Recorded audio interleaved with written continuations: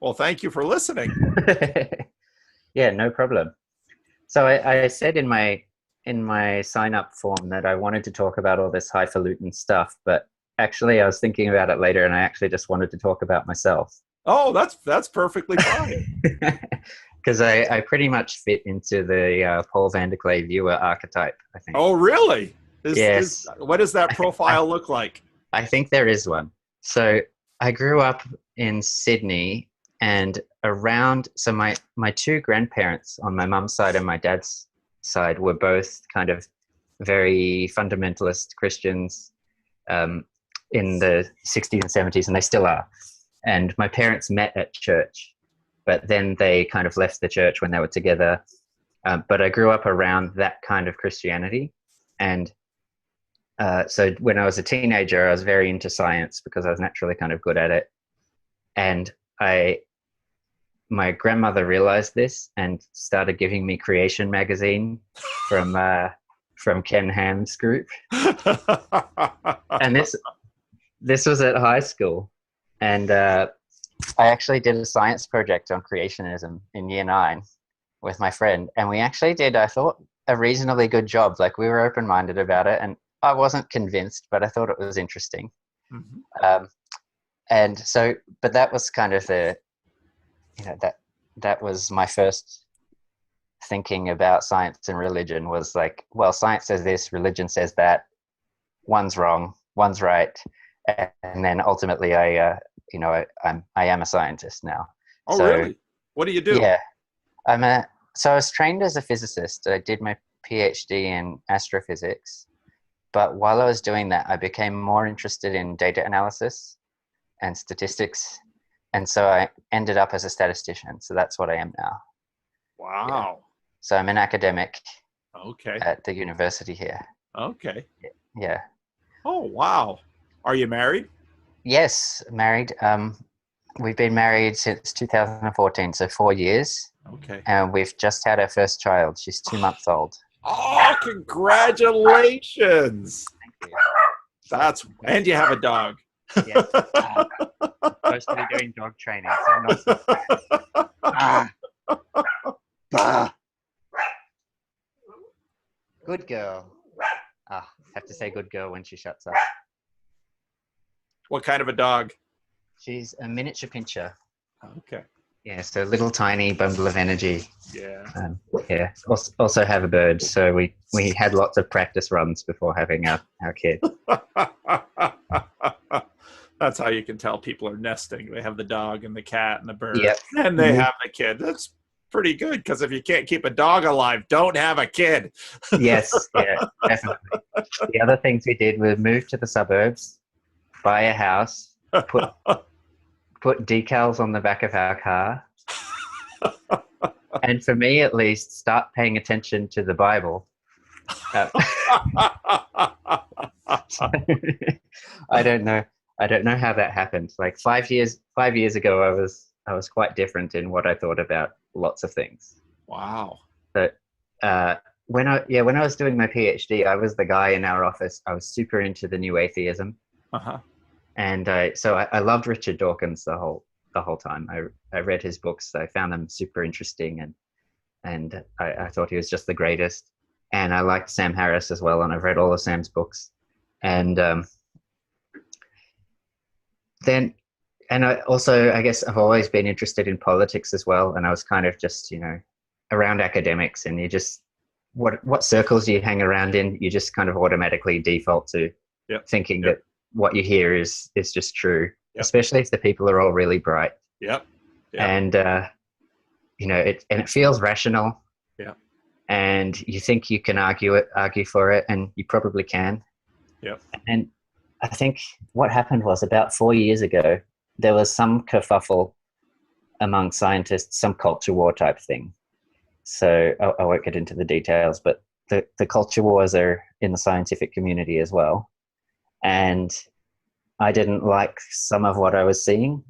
And I happened to be following Claire Lehman on Twitter. Do you know of Claire? Yeah. Yeah. And so I messaged her because I knew she was, well, at the time she was more neutral in the culture wars. So now she's not very neutral. But she's on the side that I like. Um, but she recommended I read The Righteous Mind, and I did, and Yeah. nothing's been the same since I read The Righteous Mind. Yeah. Because I was like, this is how my mind has always worked. With this whole thing with the rider and the elephant, and intuition's coming first and strategic reasoning coming afterwards. Yeah. That's what it's always been. And if I look at my grandparents were both fundamentalists. I don't know if there's maybe there's some heritable basis for being a zealot, but if I'm sure there is. if there is, I've probably got it.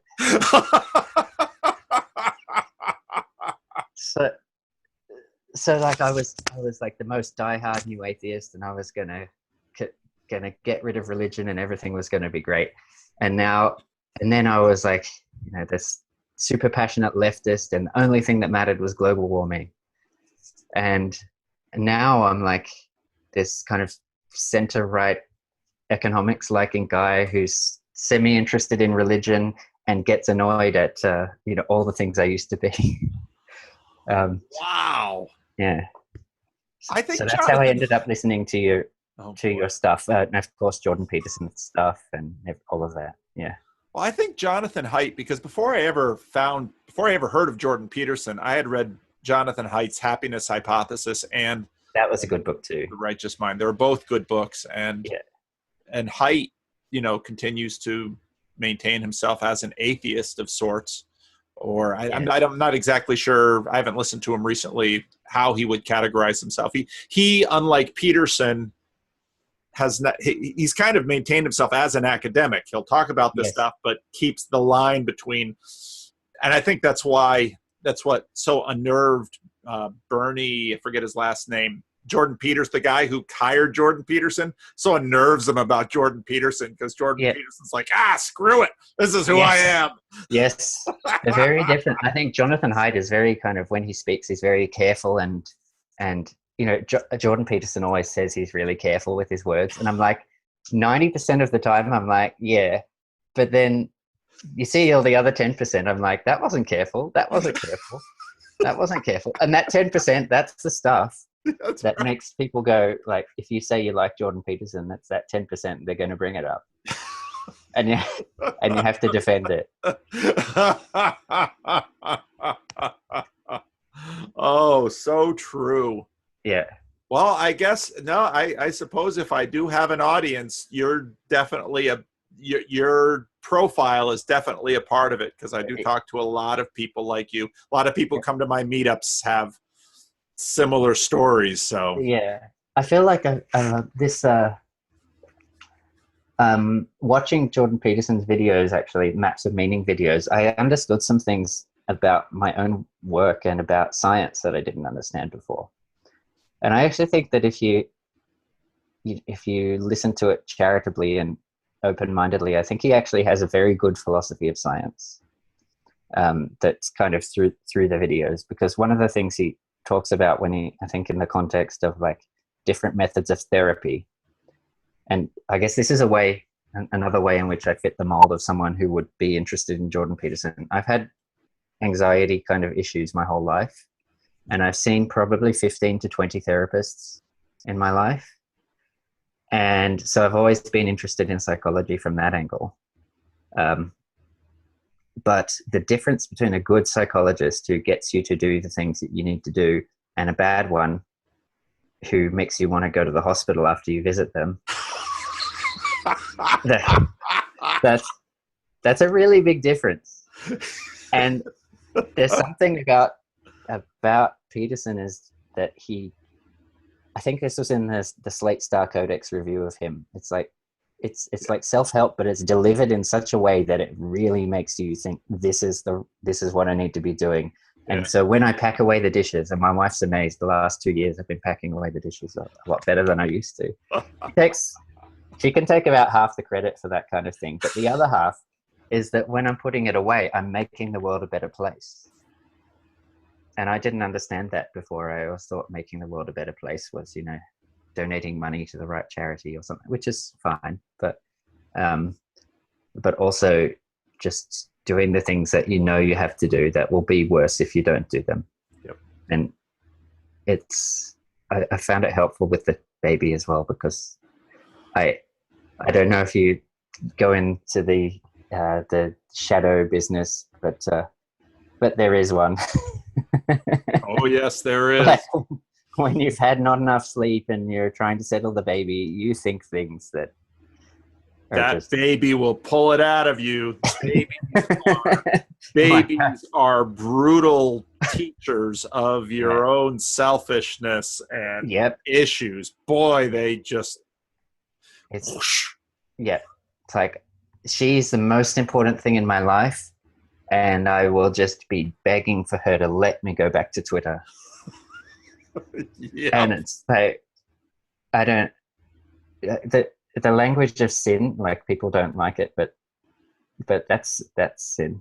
Yeah, that's wrong. Yeah, that's and we're full of it, and we can't stop ourselves. No. Yeah. And I think that's when a few years ago, when I was reading Sam Harris's spirituality stuff, so like waking up and his meditation stuff, and I practiced meditation for a while, and it did actually help me, and I enjoyed it, although you're not supposed to enjoy it, you're just supposed to observe it.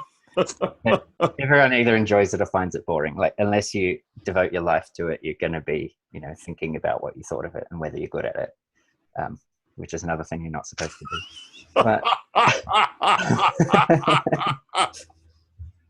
I thought it was interesting, but it didn't really help with life. It felt very passive. It's like, so if I get upset in my life, I can pay attention to the fact that I'm upset. Yeah, but I was kind of like, but then what? And I kind of have been looking at philosophies that are a bit more practical and hands-on now. I think they maybe work better for me, and I'm not afraid of religion anymore. I think there's stuff in there that's worth knowing about, and so that's why I'm reading the Bible. I'm like, there's stuff worth knowing. So what are you reading? I don't know what's going to happen, with what I believe or whatever. I think this is fun. I mean, I just finished recording a video because I'm trying to figure out what to do with this Sam Harris, Brett Weinstein, the two talks in Vancouver. So I started at the end of it, which I think is the whole thing right at the end. Okay. And I've listened to this thing at least a dozen times, and it's like, but were you paying somebody attention? hurt Sam Harris. What did they do to that man? Why is he so afraid? I mean, he's just like bundle of anxiety about religion. It's like, gosh, what happened to you? That's my impression. I don't know if this is actually a true memory, but I have a memory of being about 12, and my grandmother, so I lived with my grandmother and my dad after my parents got divorced, and my grandmother was very fundamentalist, and her pastor was over, and they were having a group, and they were praying, and I heard them. I don't know if I made this up or exaggerated something I overheard, but I think that someone had died in their group, and that the pastor has said he was going to go to the morgue and pray for him to be raised from the dead. And I was like, well, that's that's the kind of thing that puts you off for a very long time. I appreciate the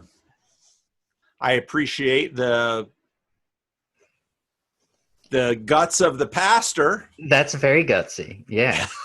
I personally never done it. Guy. I liked that pastor. I think he's still around. He was a good guy, and I would sometimes argue with him, and sometimes, I'd sit in my room and I could hear everything that was going on in the meeting, and I'd be sitting there with richarddawkins.net open or something. and then I'd go out and I'd have an argument with them about something or other. And I remember once also trying to explain natural selection to him, and it was actually a really good conversation, because we had this discussion. I feel like I did a good job of explaining what a creationist would have called microevolution, and he was like, "Oh yeah, that's sensible. I'm fully on board with that." So So it's not like, he was this super closed-minded guy who, wouldn't tolerate anyone who disagreed with him or anything. He just had he was very adamant in ways that I would be afraid to be. Yeah.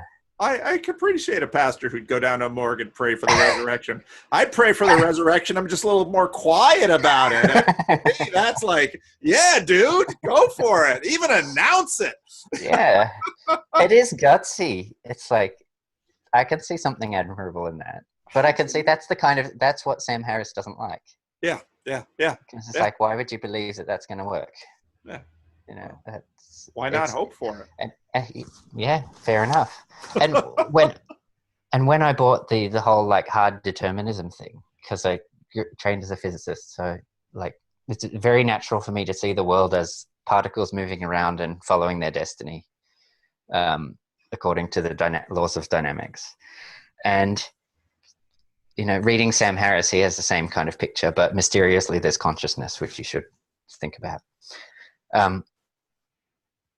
When you think that way, you get up in the morning and you think, well, I hope the particles move themselves in a way that's good. Like that. What's her name? Verizon Lisa. That's right, Verizon Lisa. Go universe. By the way, Lisa, you look good today. Yeah. Thanks, universe. You'll hear Sam Harris in the Weinstein, or you'll hear Weinstein talk about the universe arranging, and I thought, our language is so embedded with this, we're not going to get rid of it. Yeah. And I guess other things with, I'm just rambling at this point, but that's cool. You ramble well. So other things thank you. I think about this stuff like, all day, every day. If people could hear a recording of my brain, they'd think I was nuts. But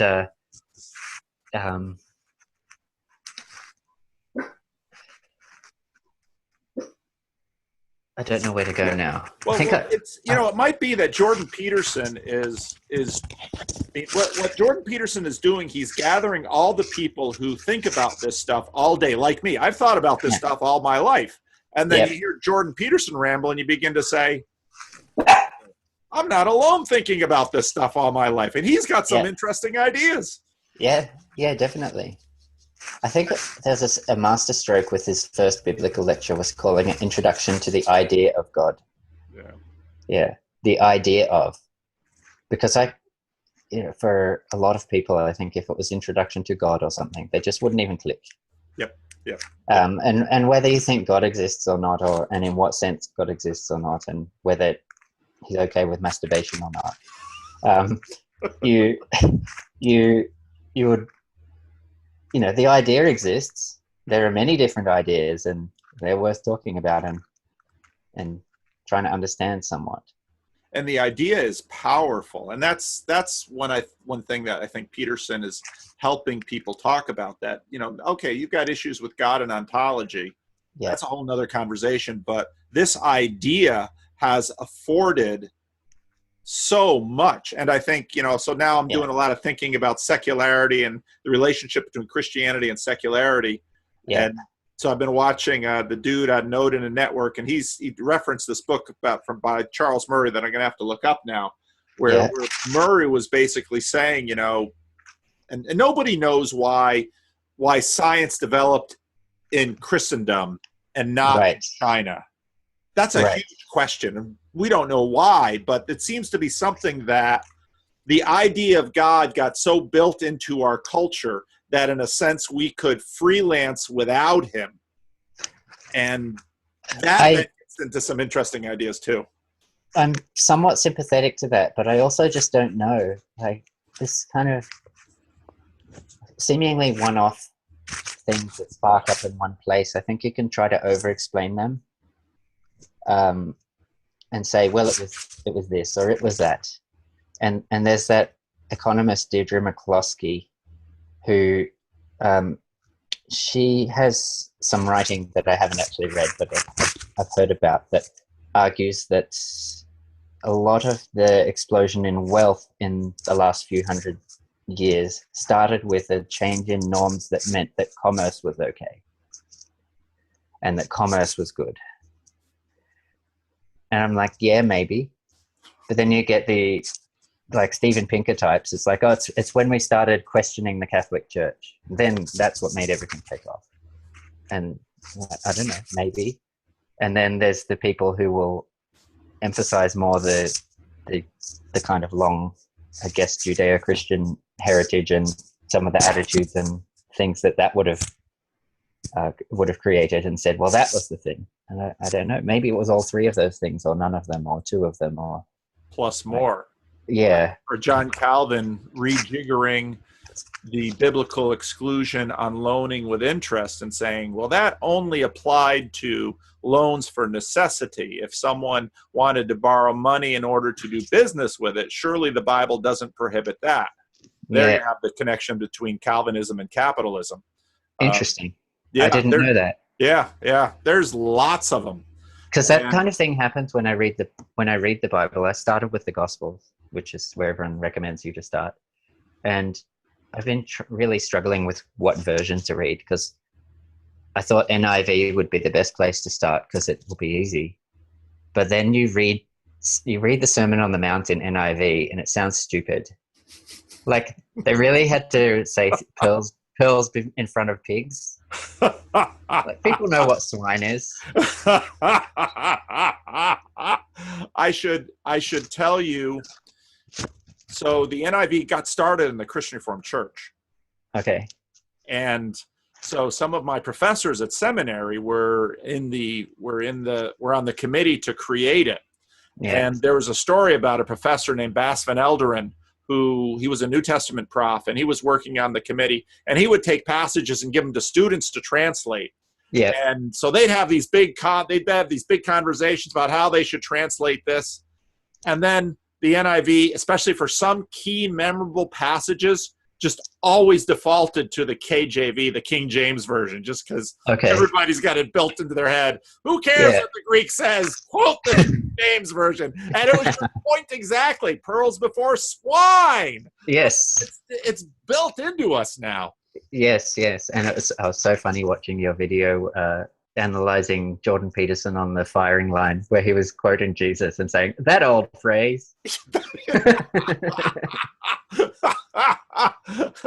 Oh, it's funny. And it's funny. The first time I read the Sermon on the Mount, I guess it was interesting, at least on the literary side. I was like, wow, it's like every second sentence is something that you just hear everywhere. Every second sentence became a catchphrase. And it's like, at the very least, it's like Shakespeare or something. Like, you should at least know about it on that level. Yeah. But I didn't really. But now I do more. So right now, I noticed that you're using ESV in some of your talks. So I've been looking at ESV depending on what I need them for. Okay. Because it's gotten really complicated in the English world because of the marketplace and translations. Okay. And that's why I'm glad I went to seminary back in the day when they demanded Greek and Hebrew, because it's really helpful to be able to get down a level lower and at least play around. See where all the translations came from. Yeah. That never even solves it. But I mean, if you think going into Jordan Peterson is a rabbit trail, the Bible is the king of all rabbit trails. Yeah. Look at this. This is nothing compared to what. Yeah. I feel like I've realized that I'm never going to solve everything, obviously. I think I got that from Jonathan Haidt and Thomas Sowell. But I think sometimes I go into a subject, I'm like, I see that this subject has something in it that it's worth mining. There's something good in there. So a couple of years ago, I thought economics was it, and I'm still interested in economics now, and I've taught myself some, and it's part of what made me realize that a lot of my old politics would have been a disaster had it ever come about. But I studied physics for 8 years.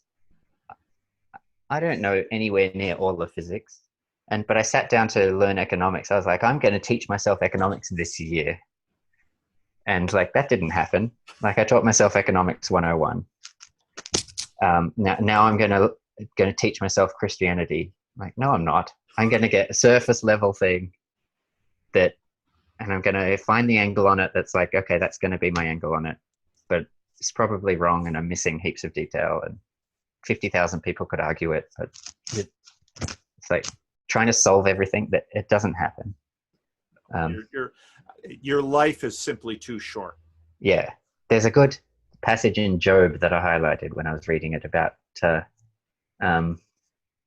something about paying attention to your ancestors because your life is short or something. Yeah. I'm not aware of that passage. I'll have to look that up, because that's another thing that Peterson, just in that last 3-minute thing at the end, and I found that in other pieces, that, he makes the point that we need these structures to, intermediate between us and the rest of the world, because life is just too short. We just die. Yeah. So. Yep. And another thing that his lectures made me more comfortable with was something I had difficulty squaring with the kind of particles moving around view of everything. Not that there's anything wrong with particles moving around. So, I might send this to my friend Luke Barnes, who I recommended to you. He's a cosmologist who's a Christian. And, he spends all his workday simulating particles moving around. So there's nothing wrong with particles moving around. God loves moving particles. We can just say it. Yeah. So I was trying to square that with what statisticians do a lot of the time, which is, you get this data. So say someone is shooting free throws in basketball, and they're practicing free throws, and they do 20 attempts and they get 15 of them in. And then from that, you want to say something about how good that basketball player is at shooting free throws. Now, what statisticians will do, and they'll all do this, is they will come up with something called a parameter, which is just a quantity. It's a hypothetical quantity that is a number that describes how good the basketball player is. And then they'll say from the data, which is 15 shots out of 20 were successful, they'll say, okay, given that data, what can we infer about the value of this parameter, which describes how good they are? And then if they want to predict future shots, they'll then use the estimated value of the parameter to predict the future, and to account for the uncertainty about the fact that you don't actually know the value. You can compensate, you can vary the value a bit, see how much that affects the predictions. So that's what statisticians do. But this parameter, this doesn't exist. It's nowhere. And I was at a conference once, and there was this crazy guy with a long beard and hair, and he was giving us ostensibly a statistics talk, and it was all weird. But he said parameters are ghosts. Oh. They hardly ever exist. So a statistician will be confronted with some data, and then they'll use it to estimate quantities which don't exist. And they'll just do this without thinking that there's anything weird about it, or that there's anything non-materialist about it. That it's completely an abstraction. And the other thing that's interesting about that is that the data doesn't tell you how to extrapolate from the data. To do that, you need another structure. You need something that statisticians will call variously, depending on what school of thought they're into. You need a model, and you need something called a prior. And this is all the stuff that you need that isn't the facts, that you need to put with the facts before the facts can do anything. So I don't know how well I did at explaining that. That was really good.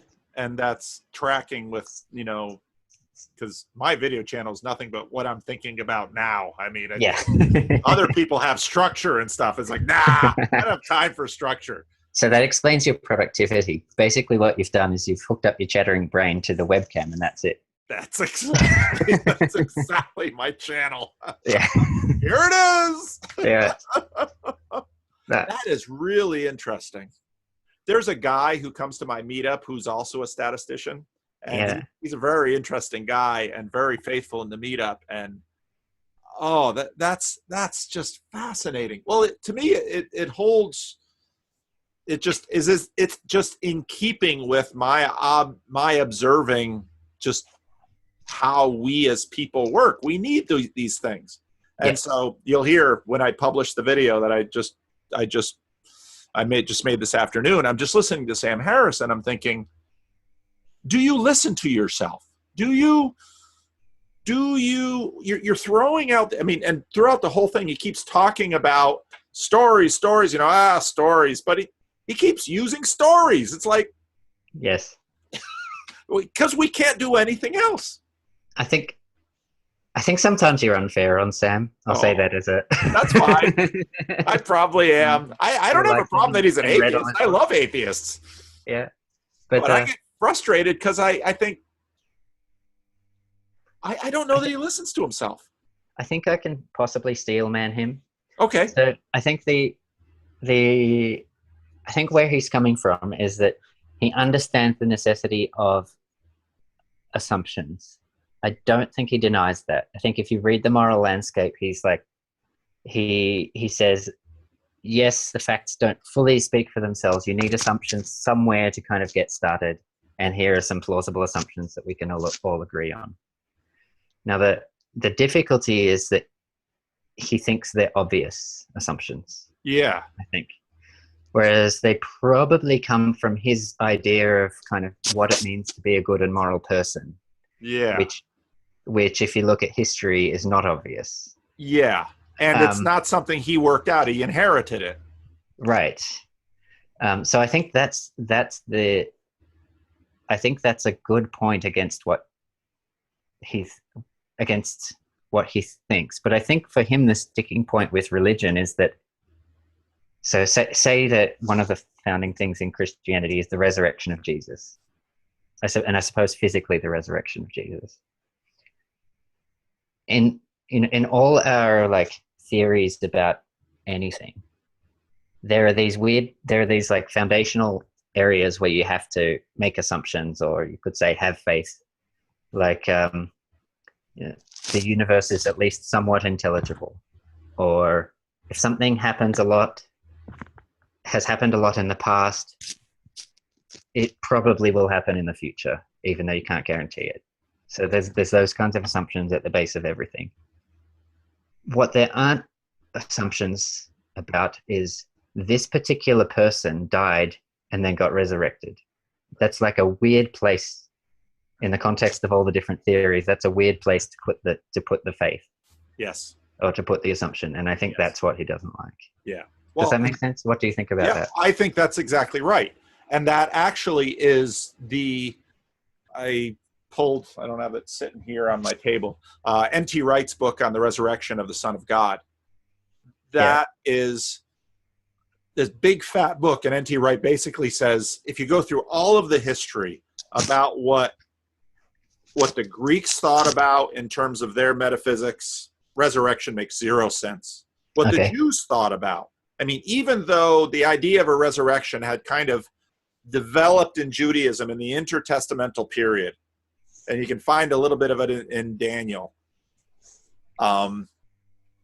This, N.T. Wright basically says there's no other way to explain the existence of Christianity other than these disciples, something happened. And it wasn't an individual vision. Yeah. Whole group of them all at once. And so the best, Occam's razor is that the simplest way to understanding what happened was that they touched this guy after he came back. But you're exactly right. It's like, I don't, what does that mean? And that's why, I love your story about the guy going to the morgue to pray for the resurrection of the dead. People have been playing with this idea on TV lately. And it's a fascinating idea because... On the TV? What shows? Well, there's been a whole bunch of shows on American television that have been playing with people coming back from the dead. Okay. And what that does. And most of them aren't any good, the shows. Yeah. But if you sit down and you imagine this, because I think about it sometime. Okay, so let's say my father, who died 5 years ago, would knock on this door and walk through this door. I don't know what that would do to me physiologically, just the shock of that. Yep. And then what is that going to do to me relationally? Yes. Okay, what, we're going to go down to Social Security and get your number back? You know, you're going to have to start eating again. You would be in chaos, the bottom part of chaos. Oh, yeah. Not the little bit that appears within the oval. That's right. That's the right. big one down there. Yeah. So I have zero, you know, for when people say they just can't stomach this, I think, yeah, you're paying attention, because most of the time Christians that kind of blithely embrace it, it's like, okay, but I mean, if you just stop and think about this thing, it is mind-blowing. And then, you know, if you listen to my sermons, usually around Easter, I'll talk about it, because I think about the fact that, so in the stories, Jesus comes back, they touch him, and I would want to take, okay, let's go see Pilate, you know, let's march, and this is just where we go. And I think you're right in terms of the Sermon on the Mount.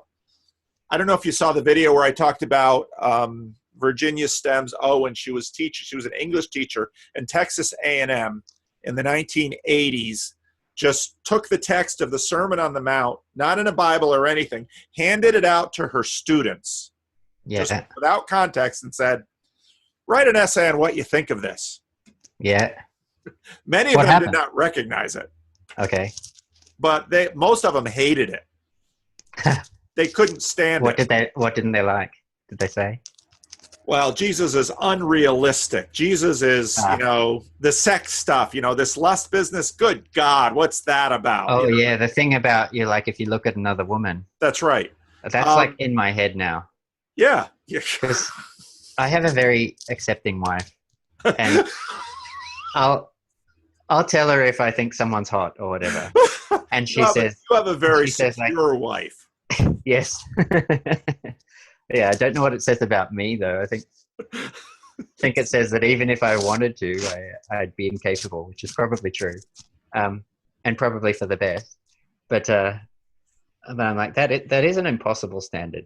Yeah. But you know, what do you expect? I suppose. Like, try holding yourself to a standard that you're not currently achieving, at least, is probably good. Yeah.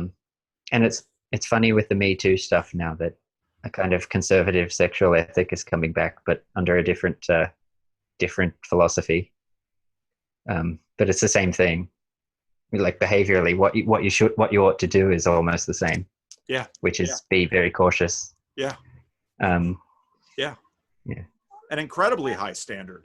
Yeah. You know, in some cases, the new morality of the left, I look at it and think, wow, good luck. Yeah. I think I don't know whether this is going to go up, but you know, maybe I'll show it to my wife and she'll say, nah. Because you know what academics can be like. I won't say are like, because it can be. There's stuff I did in my early 20s. I was extremely awkward. I was a physics guy in a physics department who was shy and didn't have many friends and didn't meet very many women in the physics department. And because there weren't many there. No, there are more now. There were fewer then. It's you know, some of the stuff I did, and like I look back on it now with embarrassment. I don't think I should have, you know, been booted out of my PhD or something. But if I did it to the wrong person, well, you know, to someone who thought maybe I should have been, then that could have happened. And it all seems very random. Yeah. This kind of thing. It's like, and same with the blow-ups of people that say something that makes a firestorm and then they get fired, like the Brett Weinstein thing and that kind of thing. It all seems very heavy-tailed, to use a statistics phrase. I don't know if you know what heavy-tailed means. It means something where it means a distribution where there's a lot of probability near zero. Oh. And a small probability of something extremely large. So there's probably thousands of academics every day saying something, you know, that would annoy someone or, violate a taboo of someone, but nothing happens. But then you just never know if you might be the big one. And so that's kind of what puts the chill on. It means you can't say anything in public in case you're 1 in 1,000 chance that you become an international celebrity. Like Jordan Peterson. Yeah. Like, it worked out pretty well for them, but there are others that it hasn't worked out that well for. I'm sure there's plenty of them, or at least a few of them. But I think you're right. I think most people, I think we fail to, why is the story of this guy going to a morgue and praying for the resurrection such an outlier? Why don't most pastors do that? We are there's so much if you pressure. Really, in some sense, if you really believed it, why wouldn't you? Like you were saying. That's right. Yeah. That's right. And that's actually one reason why I find your channel appealing, is that you don't signal that very much. YouTube is a place for people with little to lose. Okay. That's why I don't have very many things up. I have some statistics lectures and some videos of my bird. But you don't signal the stuff that would trigger Sam Harris. You don't say it very much, apart from, say, criticisms of him. Yeah. But I should be nicer to Sam. I get it from both sides. People are like, you're too nice to Sam. Other people are like, you're too hard on Sam. So I don't know. Sam isn't watching. So yeah, exactly. I'm not worried about it. Yeah. But I think it's like I'd listened to several hours of you before I heard you say, I believe in the coming, the world to come. Or something. And you said, in the world to come, I'm going to study this or something, or I'm going to do this. And I'm like, you're actually a Christian.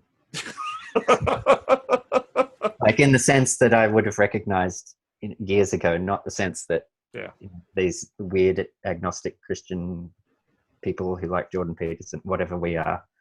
Well, that's what, the big game, is he or isn't he? This is where,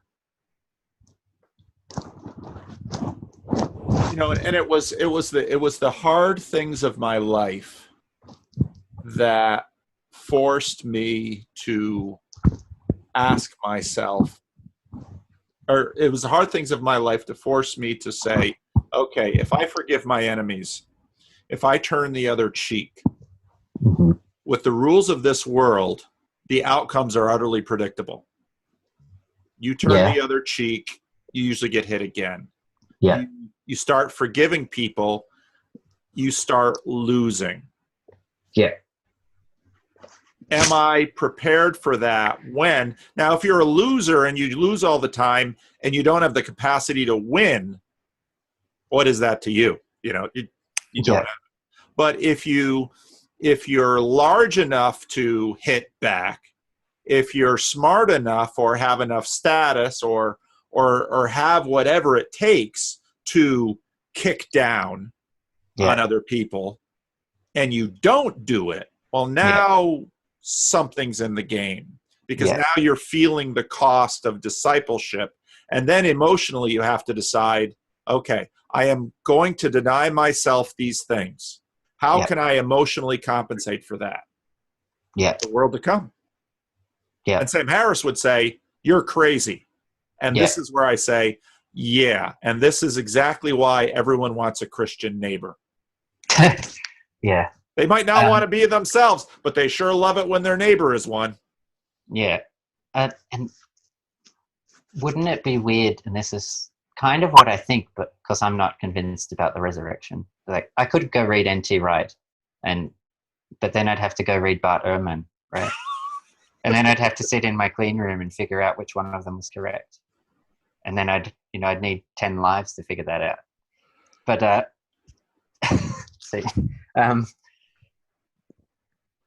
could it be that believing something that isn't factually true, and I'm not necessarily saying it's not, is the best thing that you could do? I don't see why that could be true. There could be things that are false that, if you believe them, they're the best thing to believe. This is the Brett Weinstein act as if the gun is loaded. Yeah. And I'll talk about that today. And Sam Harris just at the end talks about it and basically says no, or yes and no. I don't. So so you've got one person over here that because they were raised in a Christian home has never thought through the resurrection of the dead and what that means, can simply say, oh, I believe that's real. It's a kind of a facile belief. Mm-hmm. One of the things I like about Peterson is he leaves open the honesty, which I think is exactly right, that, okay, your belief is not well earned. It's just simply part of the package you were given. Now, maybe that's a wonderful package to have been given, but it hasn't cost you anything yet. So that's where Jung's comment that Peterson adapts about beware of unearned beliefs. Now, I think there will be. I'm a traditional Christian in many ways. I believe in hell. I believe in the second coming. I mean, go right down the line of the Apostles' Creed, and I buy it. So that troubles people. So fine, be troubled if someone's upset by that. But that doesn't bother me a bit. But where was I going with this? I think there will be a lot of people who God welcomes into his kingdom who are utterly surprised by the whole affair. and Sam Harris in the talks basically says, I'm going to hell. And I'm thinking, oh, I don't know, Sam. And I know a lot of Christians would be really upset hearing me say that, but I say that, and I can defend that theologically by saying no human being in this world has the right to designate that for any other human being. Right. That is God's job. So why play that game? I've imbibed enough Christianity to know that that's what you're going to say. Yeah. But it's not your job. No. And so why not act as if, and there's actually a Christian Reformed minister that was writing about that. Why don't you act as if everyone is saved? And I remember talking to my father about that book that this guy read, because my father is also a pastor. My father said, that's what we all kind of do.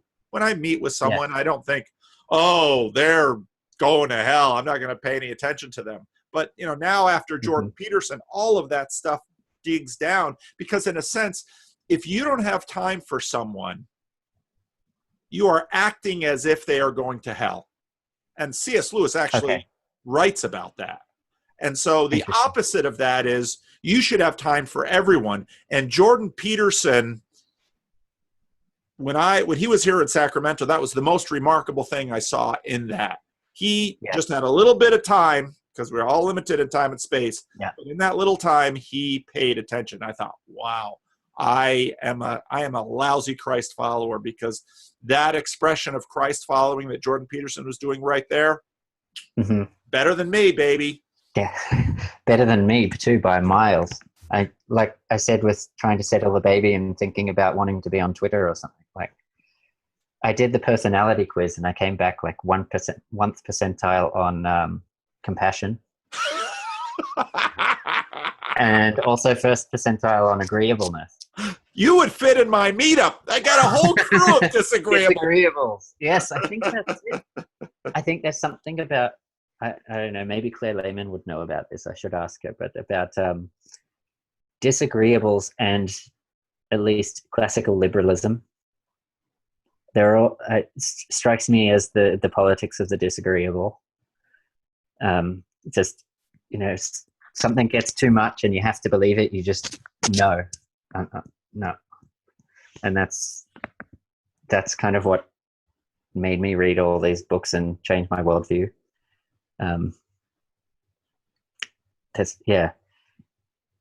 Something's been nagging away in the back of my mind since you said it about half an hour ago. So I want to ask you before we wrap up, if we have to wrap up soon. But you mentioned the thing about Calvin and taking out a loan with interest. Yeah. Because that's the kind of thing that happens to me when I read the Bible.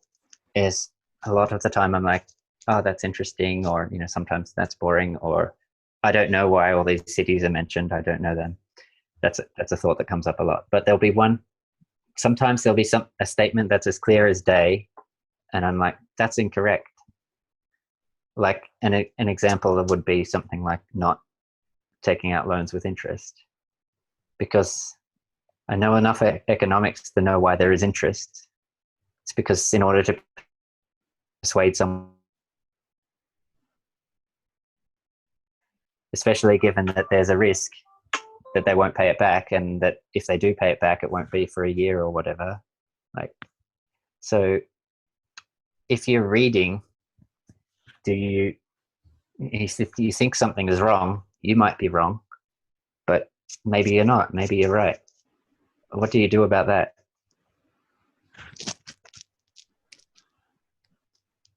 See, I don't have these. I don't read the Bible that way. Okay. And that's I guess partly why I get frustrated with not only Sam but all of these people on the stage, because they're talking about how Christians read the Bible, and I think, yeah, I've never read the Bible that way. I could understand why, you know, and again, this is what I do for a living. Well, when Jesus says, if someone asks you for a cloak, you know, give it to them, and give them something else too. Well, what's going on there? Well, you're living. Sorry, do you mind if I take this call? Oh yeah, go ahead. I'll be right back. Okay. Hey, how's it going? That was probably your wife. You're ordering dinner. Yes, exactly. It's lunchtime here. Lunchtime. Okay. Yeah. No, so where were we? So you don't read the Bible as if, you know, you hear a sentence and then, because Jesus said the thing about giving the cloak. There's an assumption that I find in people that they think what the Bible fundamentally is a list of things telling us what to do. Yeah. Do this, don't do that. If you read enough of the Bible and you read it carefully, you begin to realize there's all kinds of places in the Bible where people are, you know, in fact, in the book of Proverbs, there are two proverbs right next to each other that say exactly opposite things. Okay.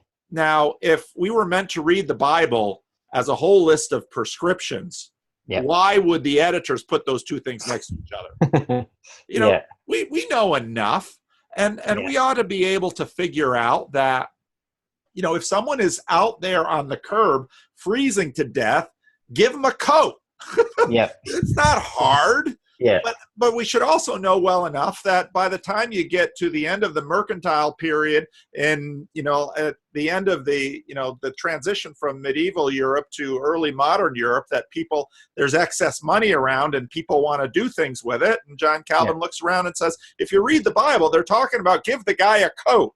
This is a different situation. Now so the Bible is by no means, in my mind, a list of things telling us what to do.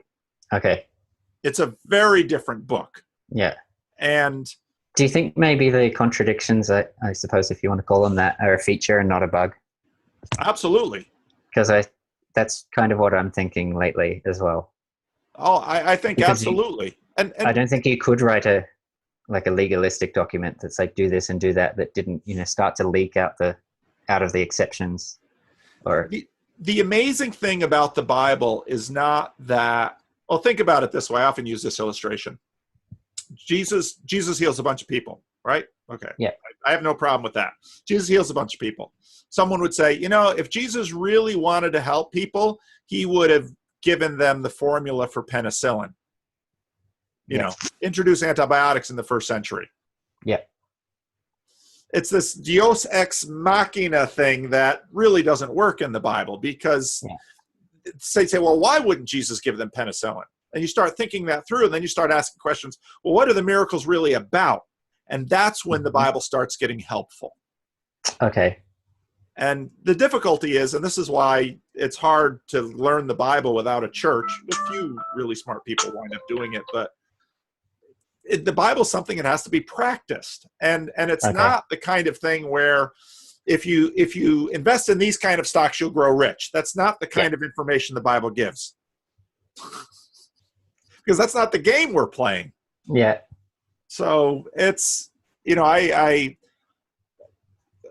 I try to think of what productive things I could do with my channel. I want to help people read the Bible better, but there's a lot of good stuff out there to help people read the Bible. The Bible's tremendously difficult. Yeah, it's really hard.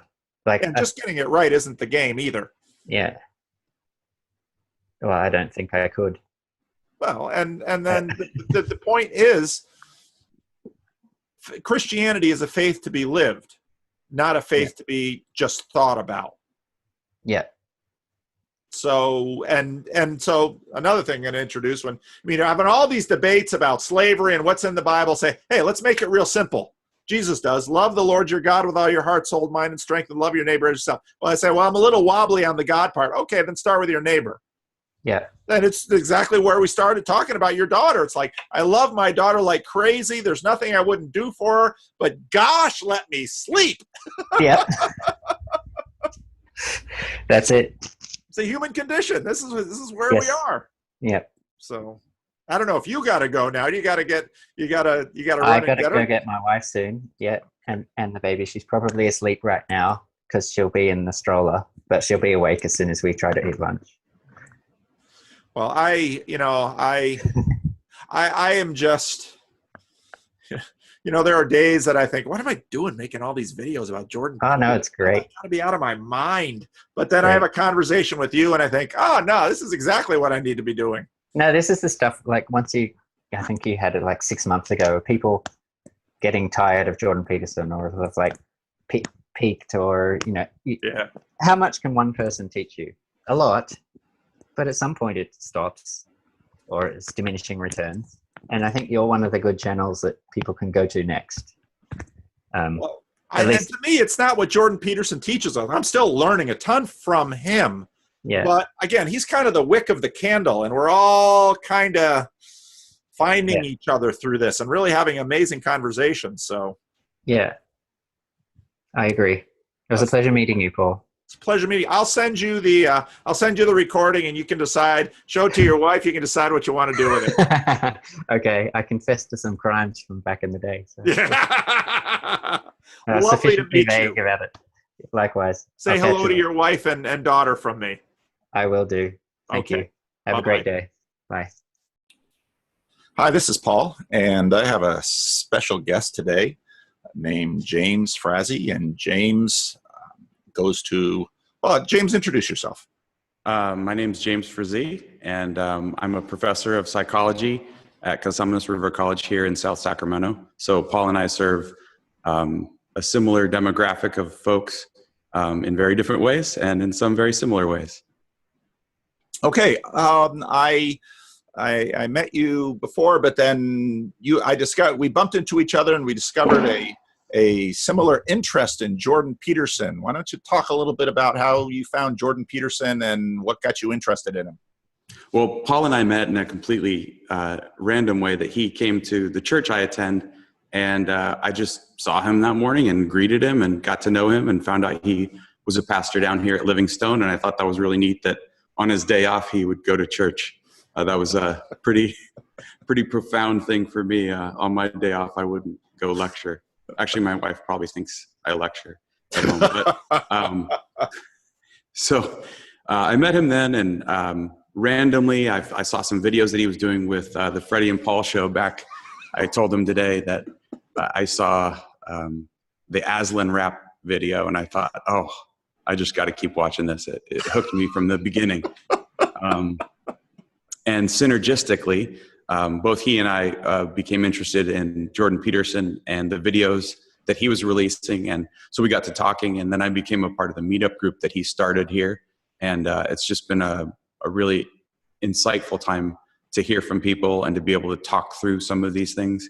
And it's been a real intense and good and learning experience to be a part of the meetup group. I just find it so fascinating. So many interesting people come and they share some really great ideas I haven't thought of and say things I don't agree with. And I like that type of thing. So it's been fun. Okay. So you first heard about Jordan Peterson from a student, correct? Yeah. So I teach at the college here, and I teach, I should have said that before. My PhD is in clinical neuropsychology. So Dr. Peterson and I have similar training. And one of my students came to me and said, "Oh, a lot of what you're talking about sounds a lot like Jordan Peterson." And in fact, the way you speak does, because you say things forthrightly that are somewhat shocking and meant to make us think about things in a deep and intense way. And he said, "You sound a lot like Jordan Peterson. Have you watched his videos?" And so I hadn't, and this was office hours. So I said, "Do you want to watch some?" And I think we picked up on one of his videos on the personality lectures. And so I watched that with the student and heard some of the similar things that I teach my students about people and their behavior, the brain. And it was also some things, I also teach statistics at the college here. And so I really enjoyed the way he described empirical methods of investigation. So that really sparked my interest. And then I kept watching and my professional development sort of took a Jordan Peterson turn. Okay. And so your professional development took a Jordan Peterson turn. What does that mean? How has he shaped you, do you think? One of the most important things in my job is being able to communicate very complex ideas about the brain and behavior relationship, which fundamentally people understand the idea of that. But when it gets to the nitty-gritty, it's very difficult to give good analogies and to speak clearly and concisely. And I teach at a community college, which has an intense difference in people's abilities, preparation. And so what I love about Jordan Peterson is that he doesn't compromise the language, but then he recognizes sometimes that people aren't familiar with things and explains it in a way that helps people to understand very complex ideas about neuropsychology. And so that really helped me to think through how it is that I'm discussing difficult concepts about the brain, and how that translates to literally what people are doing, how they're feeling. And it's been really helpful for me to use some of the language to be able to communicate effectively with my students. Okay. So what part of Jordan Peterson's, I mean, the guy talks about all kinds of things. What part of the kinds of things he talks about are of most interest to you? That's a loaded question, right? They're all loaded. From a professional standpoint, I enjoy his integration of the mysterious elements of what we don't know and how science doesn't explain a lot of things about the integration of biology or brain neuroscience and people's experience of their conscious mind. That's a great thing to think through. But from a personal standpoint, another thing is that when I was doing my training, the curriculum was you don't just focus on neuropsychology. You also have to pick something completely different from what you're doing. And so you were given these options of what you could go into. And I could have done school psychology. I could have done rational emotive behavioral therapy. I could have learned some sort of other technique, but I sought out one of the instructors, Dr. Teague. Actually, I think he's now here in Sacramento, and he's the Jungian, and he taught us a curriculum of Jungian psychoanalytic, psychodynamic psychotherapies, dream analysis. We did intense experiences where we would go for a week to a Franciscan monastery out in the middle of nowhere in California and do silent retreats where he would lecture to us during the day, but we were to do nothing about speaking at all. And that was really powerful for me from a personal standpoint. And so I began to read a lot of Jung's work and Freud and Adler. And the curriculum that we used for one of those, or one of the parts of that, was a book that Peterson describes as a fantastic intro to psychoanalytic and psychodynamic thought. And that's the Discovery of the Unconscious by Ellen Berger. I highly recommend that book. It's thick tome, but it's good stories. And it's not just the theories of these people who are having really interesting thoughts about human spirit, psyche, intellect, pathology, psychosis. It's really a great read. So I highly recommend that one. So the personal side was that Jungian and psychoanalytic thought really helped develop me as a person, Not something that I apply, and I don't actually teach that in my real life job at the college, because it's not something that's part of our curriculum, and it's something that people would get if they're continuing a course of study in psychology and really focusing on clinical aspects of that. Okay. Now, as a pastor, I went to Christian school K through 12. I went to Calvin College. I went to Calvin Seminary. I'm very much a product of my subculture. And I would have to say that if there was someone that I almost never heard anything about in all of my educational years, it was Jung. And Jung has a very negative reputation in the evangelical community. A lot of people are made nervous by him. They have concerns about the occult. They have, the evangelical community has had a long-standing suspicion of Freud and Jung. But now, as you mentioned, we met in church. So you go to church. You're a Christian, and you studied Jung. And how should Christians think about Jung, in your opinion? I don't know. My personal experience, again, the side of Peterson that we're talking about that professionally I understand is very much the neuropsych side. Mm-hmm. And Jung is much more of someone who helped me to understand myself in relationship to my community, in relationship to a larger community, in relationship to the inner part of who I am. And it really was a benefit to me personally. What should Christians view? Well, my experiences like yours, I actually grew up going to what you call an evangelical church. You actually taught me what that was. I didn't know. We just called ourselves non-denominational. And I thought that meant that all we did was not pay a larger organization. I didn't know that there was such a wide doctrinal difference. But again, that's the context you grow up in becomes your reality. And I went to a Christian school my whole life. My mother actually taught. She was a teacher at the Christian school. I used to joke, I was at my church 7 days a week growing up because I went to school there Monday through Friday. Saturday we had sports, and Sunday we went to church. Wow. So it was, I was immersed in Christian evangelical culture. As a college student going to the University of California at Irvine, I was completely blindsided by the secular worldview. I hadn't been introduced to it. I hadn't been provided with the necessary basis to understand what was happening, and it became a big challenge for me to integrate who I was and to create a system of beliefs for myself that were authentic rather than ones that I had been given from that context. So when I was in graduate school studying, and I went to church in college, I went to a little church called Saddleback.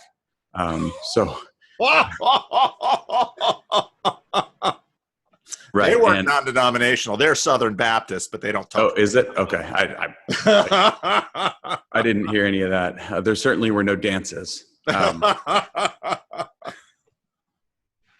a lot of people won't know Saddleback is Rick Warren's church. It's a mega church in Southern California, very important church in terms of the seeker movement. So go on. I will say this, like I watched the Freddie and Paul show from the beginning. I actually went to Saddleback when it just met at El Toro High School. So there was, it was not what it is now. I did that because my aunt and uncle lived in El Toro. It's now called Lake Forest. It was called El Toro back then.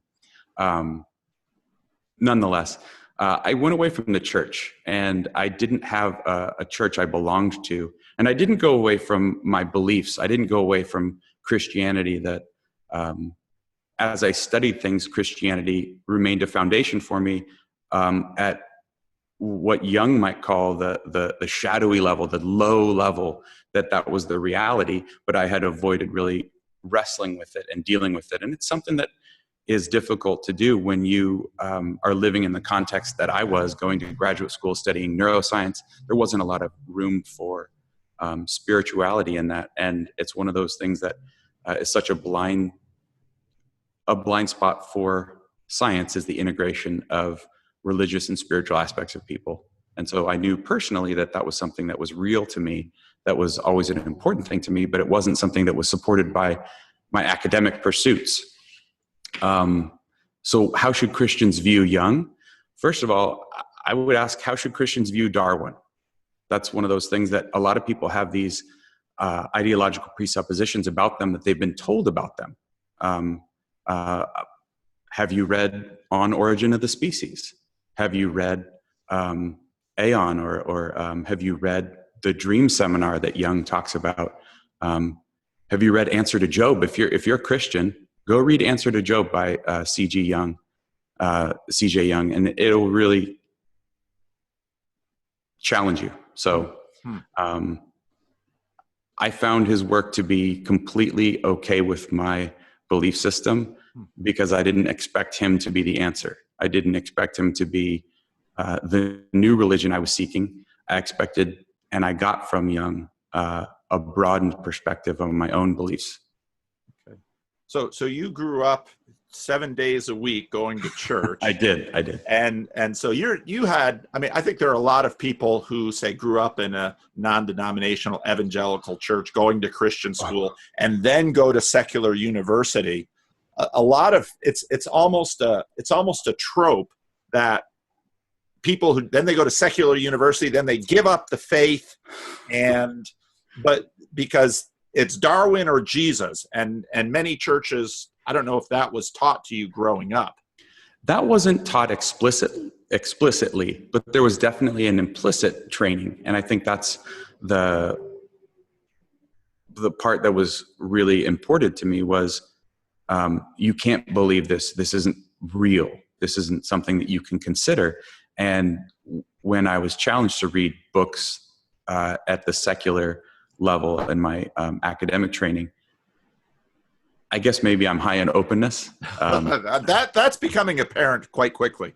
And maybe I'm high in openness, but I didn't read them as though they were going to supplant what I believed. I read them as a perspective that gains, my life's too short to think through these huge existential philosophical things. That's why tradition is so important for us, is that we can learn from others and we can know what to expect, and that we can have an enriched life, not trying to figure it all out on our own. And I was really open to reading those things. And when I read through Darwin's On Origin of the Species, I was blown away because he talks about the glorious design that God had in nature.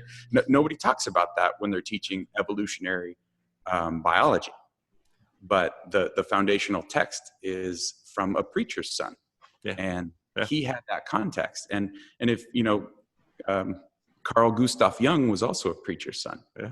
And they had that context the lens through which they saw the world, and they expounded on it, and they developed their belief systems that were separate. But I think a lot of Christians sometimes will arbitrarily write off somebody who's a thinker if they've said something that's not in line with doctrine. And that dogma keeps you from being exposed to more things. And it doesn't mean that your belief system has to change, but it does mean that you should probably be exposing yourself to things that make you think critically.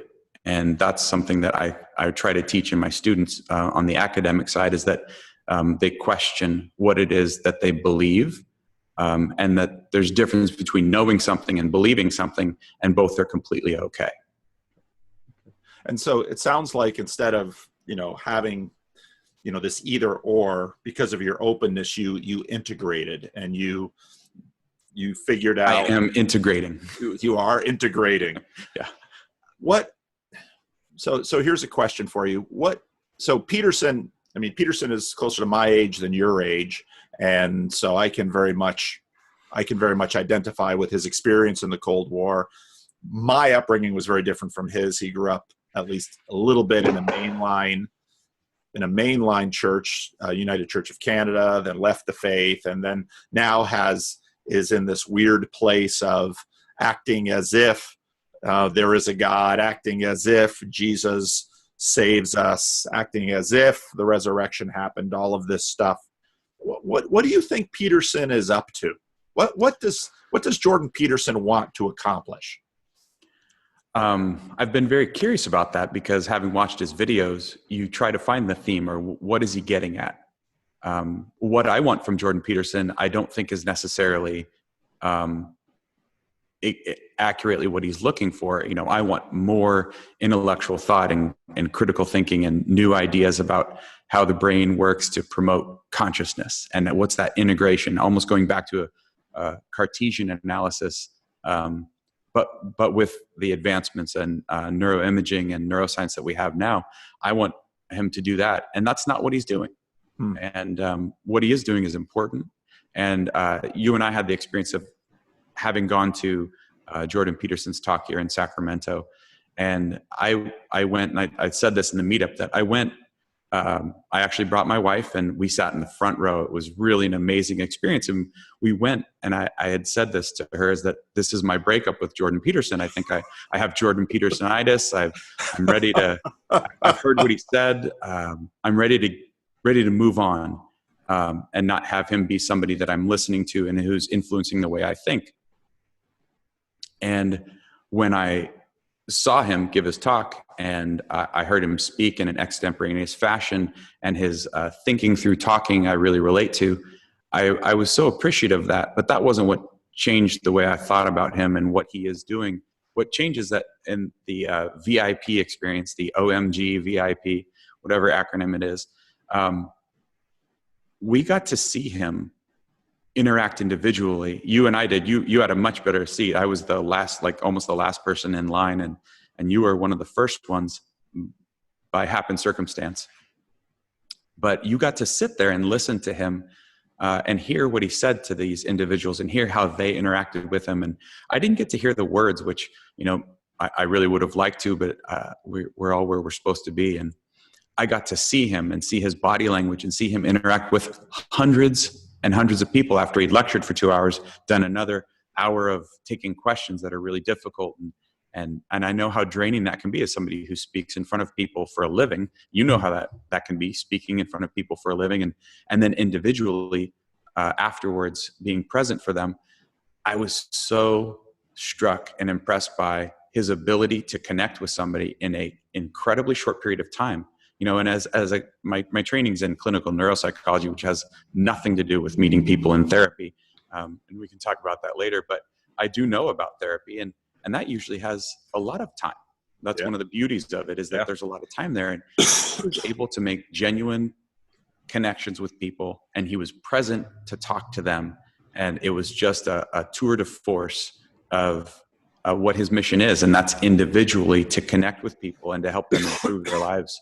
It's really a testament to what he says he wants to do, and that I saw that actually happening. So I think he's really being, at least as far as he can be, sort of like his book says, at least not lying about what he's doing. I think he really is attempting that. And I see that by him extending his tour and continuing to do that.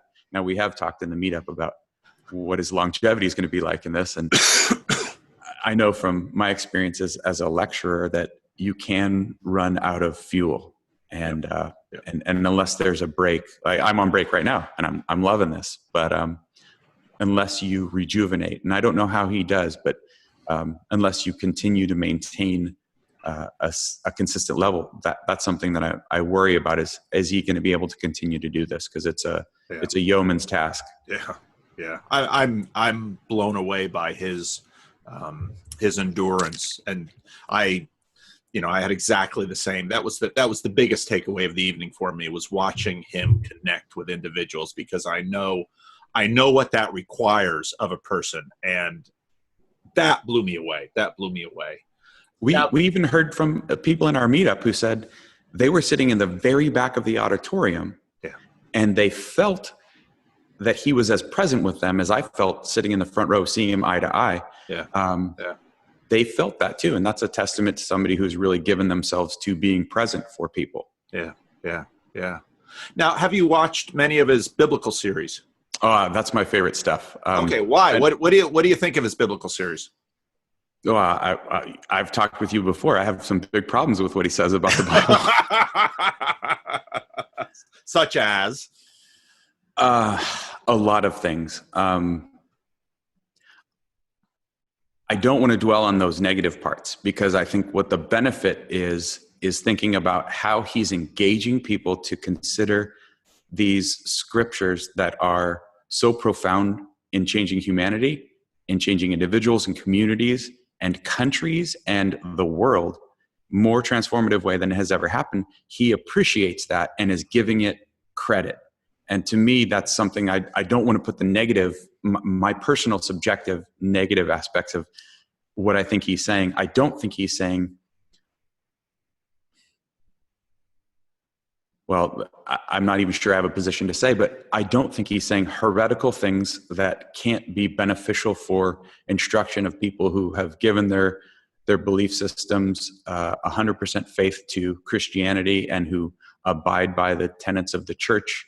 I don't think it's bad for people. I think it's something, again, where there's a profound group of people who have unmet needs and that would be served if they, and you know this as a pastor, seeing people who are so spiritually need driven, and he's providing a gateway to them to really consider what these stories, myths, realities mean for their life. And I find that to be just a tremendous boon to a lot of people. I actually use a lot of biblical language when I explain analogies, because that's the culture I grew up in. Those are the stories I read and I studied and I was preached to about and I considered and how I thought about the world. So actually in my teaching, sometimes biblical stories come up. And that's really something that also is true in Western culture. Our storytelling has been shifted by biblical narratives. And so his focus on it and his unabashed connection to the Bible is really a breath of fresh air from an academician.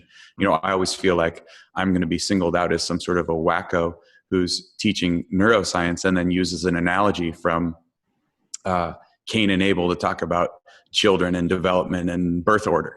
And yet here he does talking and biblical lectures that are sold out, and people really do want to hear about it. And sometimes I don't know whether or not that's his charisma or the way he speaks, or whether or not that's the stories. I think it's probably synergistically both. It's the right time, the right place, the right stories, and the right person doing the speaking. Okay.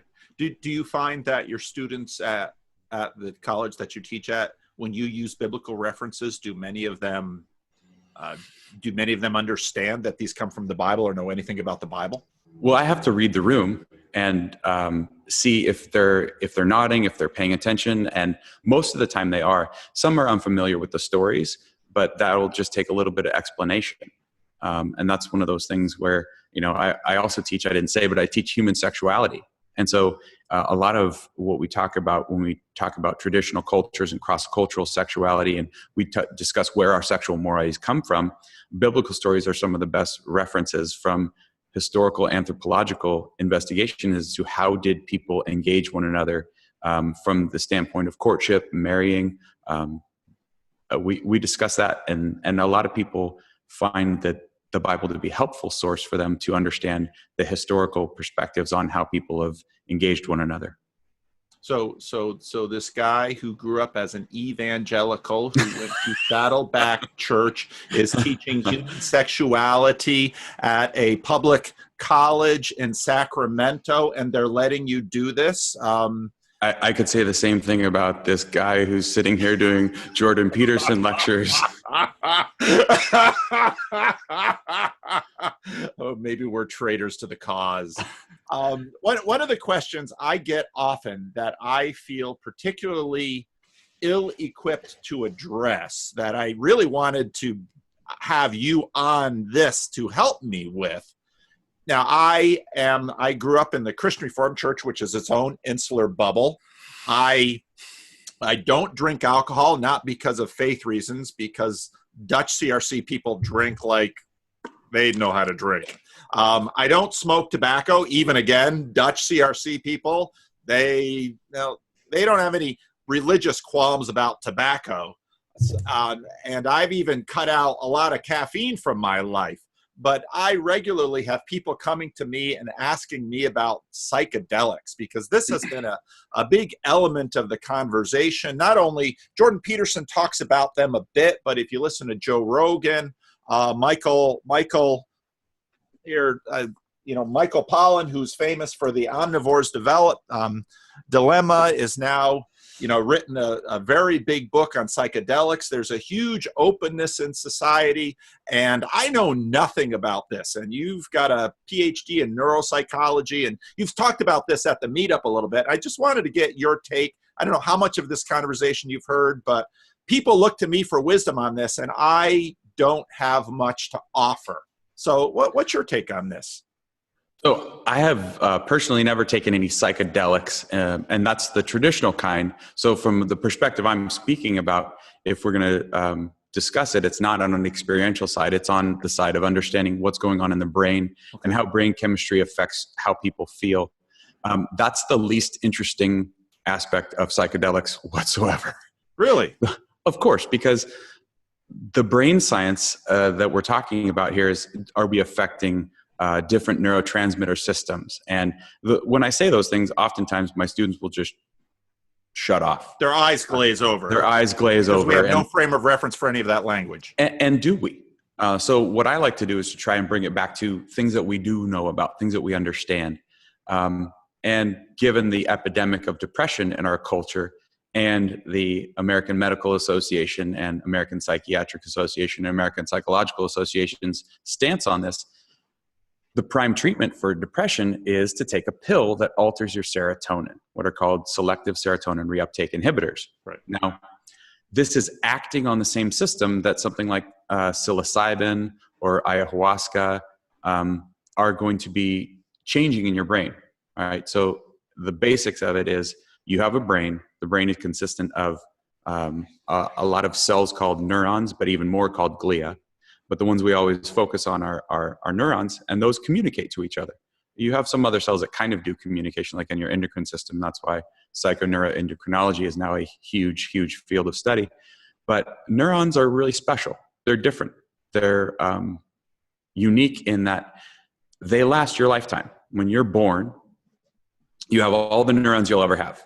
Well, really? You don't. You grow some, but it's almost inconsequential because they're only in areas of our brain for developing new memories and smelling new things. And from the day you're born, you'll have less neurons. But the ones that stay become really important because of something that they do, and that's that they interact with each other. They talk to each other. And how they talk to each other is inside they do chemical and electrical communication, but between each other, they can only communicate chemically. Now, this is where, when we're taking a drug that's going to alter that, you have to understand what's the essence by which it could change the communication. If you sent a letter to somebody overseas and I intercepted it midway and wrote something different on it, what would the effect be of that? If you said, hey, come visit us at Christmas, and I said, don't come visit us at Christmas, the reaction would be different from the next cell.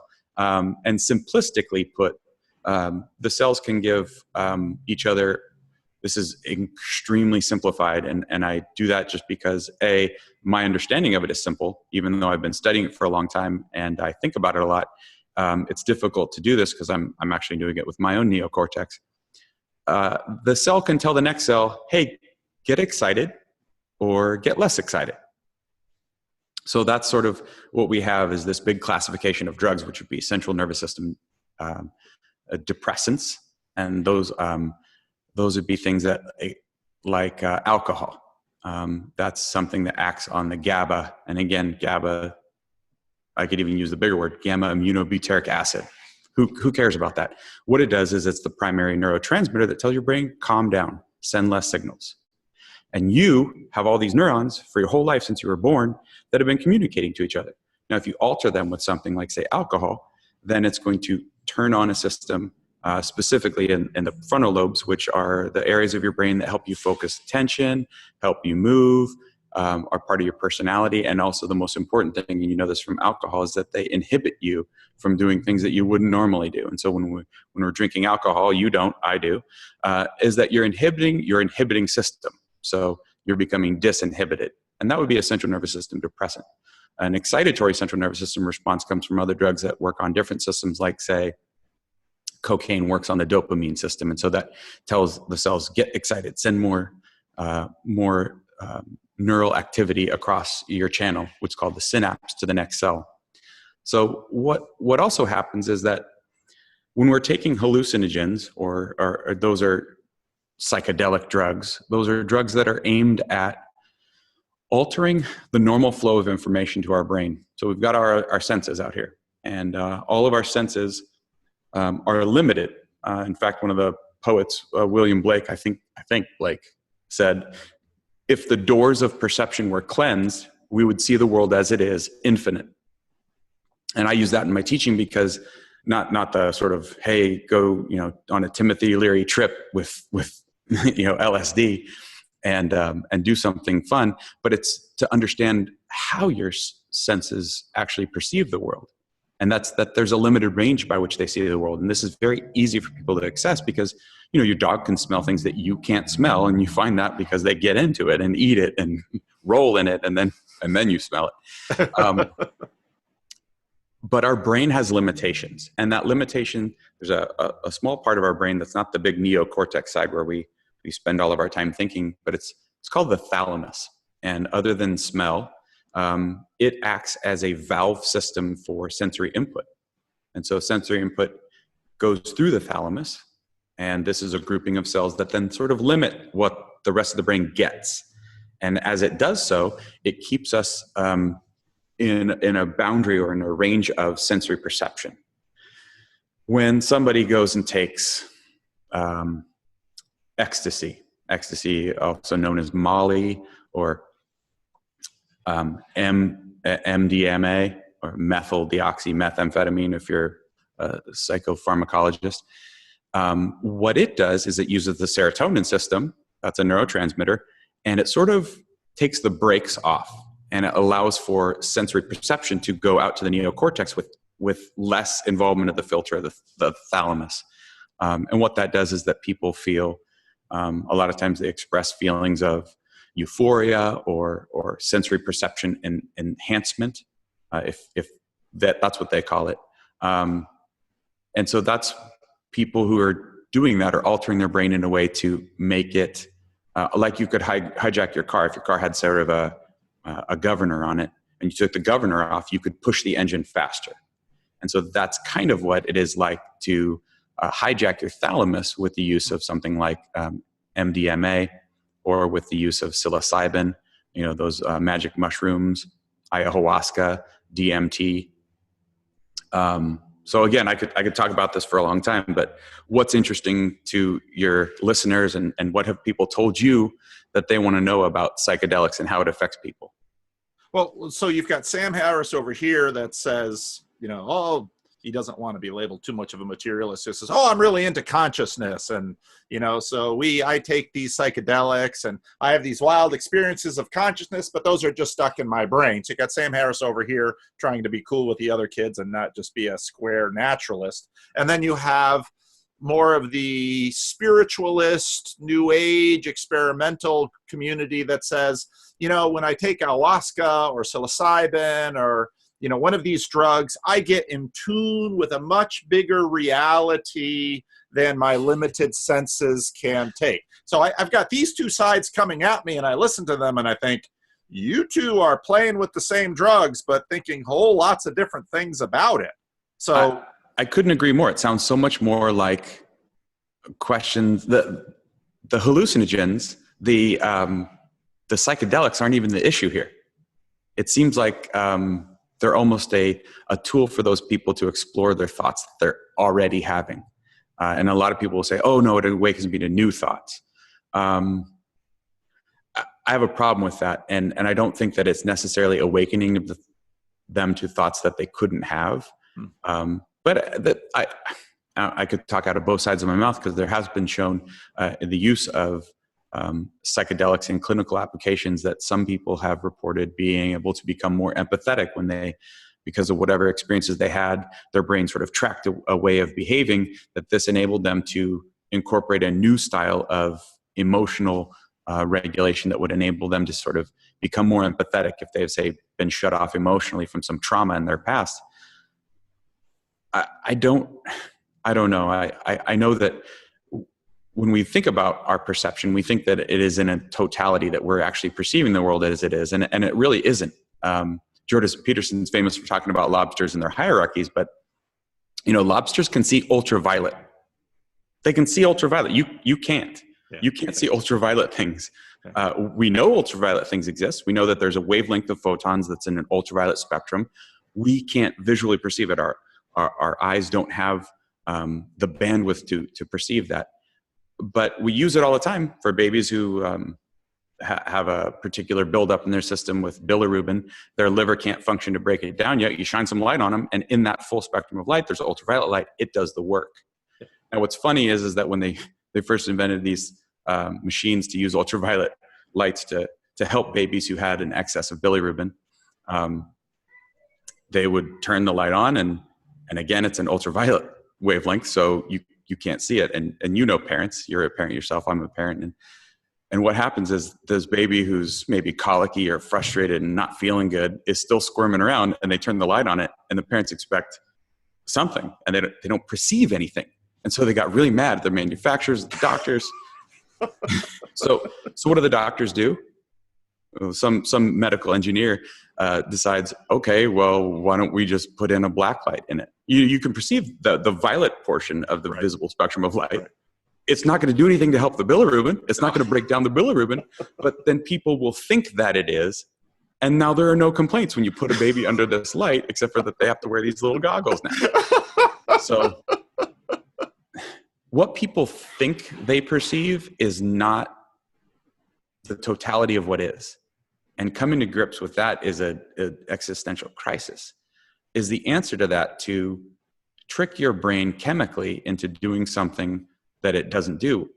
I would argue that if you don't have the context to do that in, that you're really grasping for straws, that you should try those things that your brain naturally does. You should try everything else first. You should try things that are going to give you ecclesiastical experiences that we know, breathing practices, imagery, religiosity. You should try reading, intellectualizing. You should try all these other things to engage what your mind can do and perceive in a healthy and in a stable way, because you haven't exhausted those answers. You really haven't. You haven't done the work that it is to sort of find who you are in this world, where's your place, and what does that mean for you, and how you should go about doing things. And the other question I have for people that are talking about this, like say the Sam Harris side, which is he's denying the spiritual element of people and saying that it's all happening here. I'll say to him that part of my training was in neuropsychology, was at the hospitals, and what I was involved with was called intraoperative speech mapping. And in an intraoperative speech mapping, the patient lays on the side, their cranium is opened by the neurosurgeon, actually the residents, no, the neurosurgeon never does the opening, but because the patient's under, then the anesthesiologist wakes them back up, and I come in and I do some cognitive testing with them as the neurosurgeon is sort of searching for what does this tissue do, because we want to avoid taking out tissue that's important for that person to function if we're taking out the bad stuff. It's a great idea. I had existential crisis when I would be talking to somebody like I'm speaking to you, except for your face might be draped with some sort of a field to keep it away from the surgical field. And on the other side of that curtain, I can see your gray matter. I can see the folds of your gyri, and I can see him touching it with an electrode and then suspending your ability to sort of name a picture or remember something. And there's an element of, is that all that we are? And Sam Harris would say, yep, we're just complex robots. And what you can really find out what the complexity is of this robot if you take this, magic mushroom. And I would really venture to guess that what he's actually physically experiencing in that moment is a connection to something that didn't take me magic mushrooms, but took me looking at someone's neocortex and then looking into their eyes, the window to their soul, and seeing that person, seeing that what you describe, and not you, I'm sure. You're the pastor of the intellectual dark web, but I don't think you invented the idea of the imago Dei. No, I certainly did not. But that's your language that you use to talk about that personhood, that holiness, that worthy, that dignity, the thing that we do see and we support in our society. And we've even codified it in our language of our Constitution, that people are made in that image. And that's not all that we are, as these complex neural circuitry that I've been describing, how we can alter the sort of petri dish up there. that's not the limit to what we are. When people take psychedelics, a lot of times people take psychedelics and they experience bad trips. And I think Jung would say that what they're engaging is the part of their subconscious that's the shadowy side, or the side that we want to avoid, right? That's part of us, but that we don't want to incorporate into thinking about who we are. Jordan Peterson talks about, that you have the capability, that you wouldn't have been the person in Europe to save the Jewish people from the horrible Nazi prison camps, but you would have been that person who turned a blind eye. And he uses the language of the Gulag Archipelago to talk about that's what most people did. They were all informing on each other. And that's part of you. And so when people experience bad trips, that's part of them. A lot of the literature on it will say, oh, you got to take it in the right context. Well, I'm not sure what the right context is. And if you're going to experiment with psychedelics, I would suggest that you experiment with things that can take you transformatively to a place that you haven't been before, that you would do things that are going to push you to physical limits, to intellectual limits, to emotional limits, that would also create for you a sense of newness and creativity and insight before you go messing with drugs. And the reason I say that is one of my trips, I was, not one of my trips, that's a Freudian slip. You could call them that, but one of my internships, I was at the Children's Hospital Oakland, and one of the patients I saw was a young girl who took a whole bunch of ecstasy. We didn't call it Molly back then, we called it ecstasy. And she took way too much. And it literally, there's one time, she took it one time, she took way too much. But the effect that it had is that it overrid a system in her brain. And when neurons get too excited, if in fact, when you get hypoxic or you don't have enough oxygen, they don't slow down. They actually speed up into like you redline your engine until it breaks. And that's what happened in her brain with some of the serotonergic system, is that it burned little tiny holes, little infarcts, little lacunar holes in her brain. And this poor young 17-year-old girl, with her life in front of her, with everything out there, was now apathetic, such that she didn't have any real ability to control herself. If you said, go bang your head against the wall, she wouldn't think not to. She was now sort of not an efficacious agent in this world. And I saw that negativity. And also I learned about reading some of the bad LSD trips that people had. I think it's laceric acid. There's LSD, LSA, there's a whole bunch of them. But some of the bad acid trips that people took had some pretty severe consequences to them, including when they took too much, they could have really profound paralysis. And we learned about that when we were studying the brain and dopaminergic and serotonergic systems. That's really helpful. What's interesting to me too is that, so we're getting a picture of you in this little video, and so we have James. This is the face. This is the hidden behind the face of who I really am, right? So we've got. If I took some DMT, you'd see the real me. Well, so we've got James, who grew up in church. James, who still goes to church as an adult. James, not who still goes to church. Remember, who then decided as an adult to go back. Oh, okay, who went back to church. Now we're talking about, the brain and its function, and you're talking about this formative experience that you had of doing this job of looking into the gray matter and looking at the face, because obviously when we look at the gray matter, we don't see the person.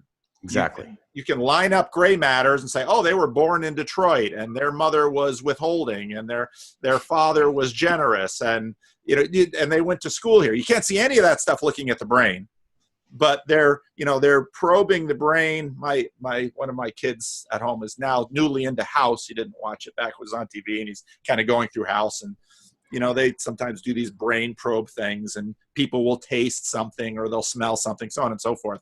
So when I was a missionary, I was one of the women in one of the communities I worked with came to me one day and said, "Oh, missionary, I had a dream about you last night." Haitians were very big into their dreams. And I said, "Yeah, what did you dream?" She said, you were surrounded by flowers and fruit. And I said, "Well, what does that mean?" It's dream interpretation, which of course Jung is very big on. And she said, "Well, this means you're going to have a lot of children." And this was interesting to me because my wife and I had one child, And, we didn't think we were all that fertile. And so we were sloppy in terms of birth control. And I kind of laughed at her, kind of Sarah's laugh. And, now I went on to have 5 children, which is a lot in North America. And biblical dreams in the Bible are very important. Joseph has these dreams that are prophetic, and Daniel has these dreams that are prophetic. So knowing, what you've said about experiences and psychedelics and you having studied Jung, how do you piece this stuff together? Is the Bible just hooey on that, and we just record the dreams that come true, and is it a selection bias, or does God actually work this way? What do you think? Well, nothing I say in statistics or in biological psychology or in human sexuality gets people so mad as to when I talk to them about the difference between sort of the biological aspect of dreaming and the sort of more metaphysical, spiritual side that we tend to think. We tend to think they have meaning. We tend to maybe record those ones that have meaning to us. And the one that I had about mopping the floor when there's all those squirrels around, I don't have any interpretation for that. So it doesn't necessarily sort of integrate into who I am. A lot of people have the experience of dreaming and then look for meaning to it. But from the perspective that I teach, and this makes people very upset, is that you don't actually dream when you're asleep. Okay, that sounds funny. Right. And I like to say those things because that gets people to think, and that gets people to consider what you're saying.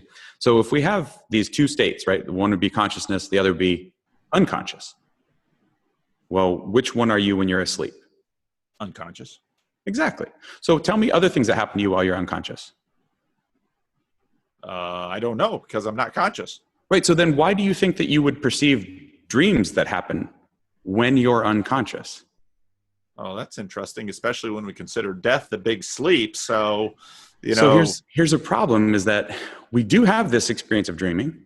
Not everybody, I think everybody, but we remember them or experience them in different ways. Right. But you're actually dreaming when you're awake.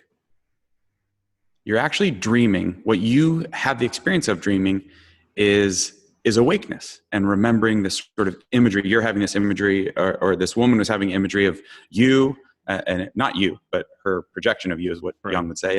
And all these flowers, these sort of symbolic flowers around. Now, if I had an EEG, that's an electroencephalogram, I have all these electrodes that are recording her brain's neural circuitry, and I had some way of going back and putting those electrodes on your brain and reversing the they only record, they don't send anything in. But if I had the ability to sort of send in that neural circuitry to you, would you dream the same thing? Absolutely not. So we have 2 different brains. You're 2 different brains. But your neural circuitry is doing a whole bunch of activity when you're asleep, when you're unconscious. So from the biological side, you don't have access to the conscious perception of what that neural circuitry would be like when you're awake. There's all sorts of people who have problems when they're sleeping, people that, there's a man who murdered his wife. There's people who have driven cars, people who have, cooked when they're asleep, boiled water. There's all sorts of anecdotal evidence of what people have done. They don't remember that at all. That's not a conscious perception. So are you saying so my grandfather was a big sleepwalker. Are you saying, so when he was somnambulism? So one of the big stories we had in my family was my grandfather used to grab my grandmother's arm and pull her arm in the middle of the night. And he was having a dream that he was rescuing her for something. My grandmother had very little tolerance for this, and finally one day woke him up and said, "If you ever do this again, I am divorcing you." And he never did it again. But she spoke to his subconscious. Yeah. So, but so you saying he's conscious or unconscious when he's dreaming and then acting on it? Because that kind of confuses my definitions of conscious and unconscious. No, you're unconscious when you're asleep. We can watch that. We can watch your sleep neural architecture. So your neurons, they have what's called a spontaneous firing rate, and they fire at a certain rate, just randomly. When you go to sleep, they slow down. And that's the general sort of simplistic way of saying it. And we can watch the sleep architecture, and it takes a certain pattern where they'll get slower, slower, slower, and then they'll kind of speed up, and then they get really fast, almost like awake, but not really awake. That's called REM, or rapid eye movement. Okay. what's going on in the brain is that your lower part of your brain during that fast acting time, it's not fast acting like we're having right now, which is awake and conscious sort of activity, but it's really fast compared to the other levels of sleep. But at that time, your brain sends a signal to the rest of your body to relax, to relax. So if you ever see somebody in rapid eye movement, the only thing that you see moving is their eye. And the reason is that the signal comes from below their third cranial nerve or their ocular motor nerve. And so their eyes move all around and do crazy stuff. But that's the only part of them that's moving while their brain's having this very fast activity. They're completely unaware of what's going on. However, if you wake them up when you see their brain doing that REM sleep, right, they are more likely to report a dream than if you say wake them up in this almost like suspended animation of what's called slow wave sleep. They are very less likely, they'll wake up and they're really tired, they're really not refreshed, they really have a hard time sort of getting up to a conscious level because you're way down at the bottom of a neural activity and you got to speed it all up. Right. If you're up at this higher level, this REM, you're probably closer to your awake conscious level activity. And so people report dreaming more now. This gets people very upset when I tell them that they only dream when they're awake, because you're not dreaming when you're asleep.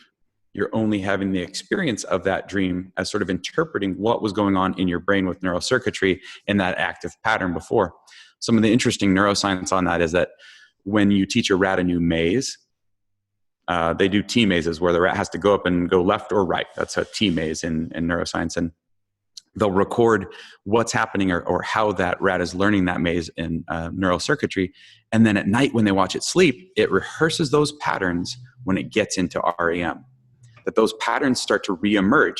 And this is something we know from studying people, is that if you deprive them of REM sleep, they will not be able to retain information that they newly learned that day. That's why I always tell my students, you got to get a good night's sleep the night before an exam rather than stay up and waste your time cramming for something that you won't be able to remember. Right. So, okay.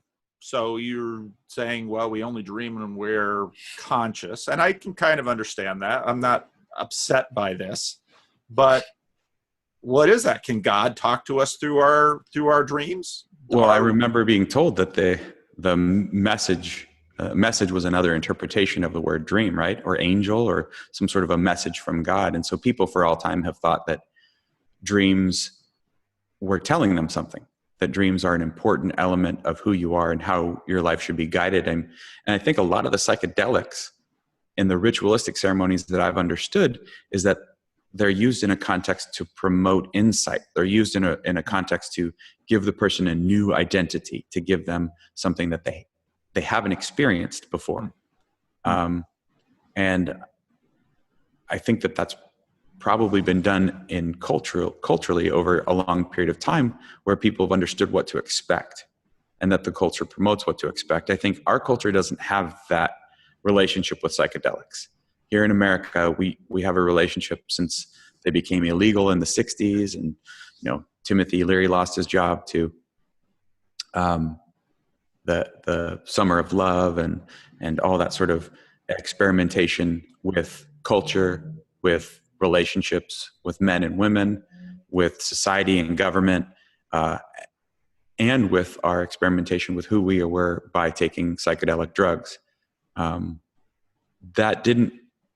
A lot of those things stuck. A lot of those changes stuck from the time of the 60s to change till now, but a lot of it didn't. And one of the things that didn't stick was the use of psychedelic medications or drugs as a part of a ritualistic way. Now, I would argue on one hand that we do need to think about the development of our youth. And I see this all the time with my younger students. The typical college student is an 18 to 24-year-old, is that they're going through some really profound changes in who they are as a person, and that we don't really have standardized ways in which we can help them know what to expect.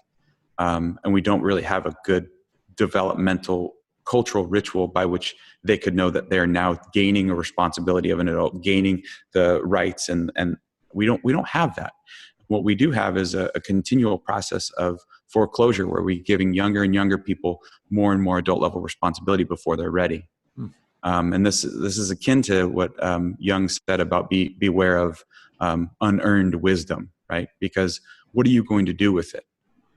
how are you going to bring that back from the hero's journey into your culture and reincorporate it into a way that's helpful to everybody? How are you going to complete that cycle if you're having these big personal experiences that are not relatable to your culture? You need to know your culture. And so I would, if students ask me, should I take psychedelic medications? I would say probably not. You probably shouldn't. But maybe. And I don't know everybody's particular situation. I do know this, that variation is the one true thing we can count on, and that people are different. So maybe, but probably not. And as a statistician, as somebody who tells people to look at the probability outcomes before they decide a decision, before they make something that's potentially dangerous for you, be very careful about it. Not that it's always bad, not that it's somehow like this, CIA and MK Ultra, that you're going to have mind control, or, the chemtrails are controlling us. But that just be careful what you're ready for, and have you developed yourself? And is this something that is necessary? Or is this something that you're just trying to experience that's different? And I would really question people as to why they would like to take or ingest these substances that are going to alter their neurochemistry in sometimes permanent ways. Well, it's interesting to me when you frame it that way. I think of the fact that perhaps our cultural attitude towards psychedelics exactly reflects our culture, because we are looking at psychedelics as, in a sense, Sam Harris of, well, we are going to use our mind like a playground. Yeah. Whereas in traditional cultures, they are saying, we're going to respect this area of life as in some ways sacred.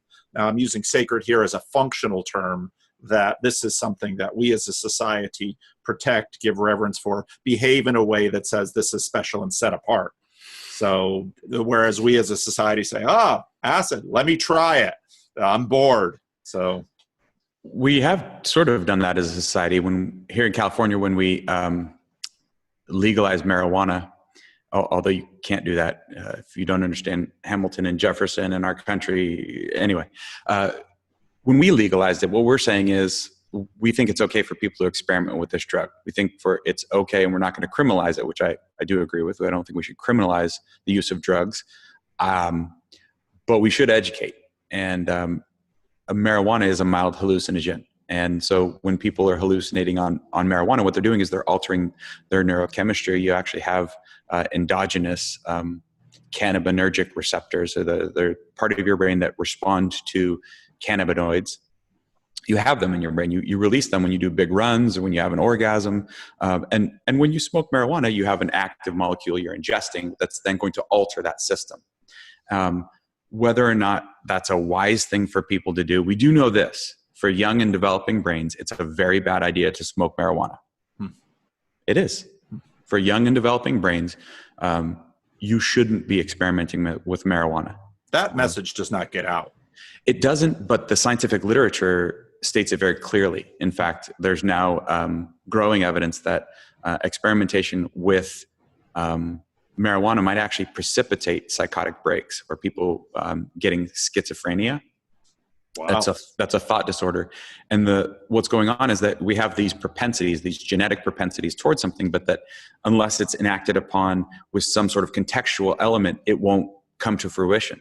And what they're now finding is that the use of marijuana is now thought to be something that can trip that can catalyze the change from somebody who wouldn't become schizophrenic to them actually experiencing schizophrenic symptoms. So that's one of those things we know they shouldn't do. In fact, we know, and this is something I do want to talk about more, which is that these illegal drugs are used far less than the legal drugs.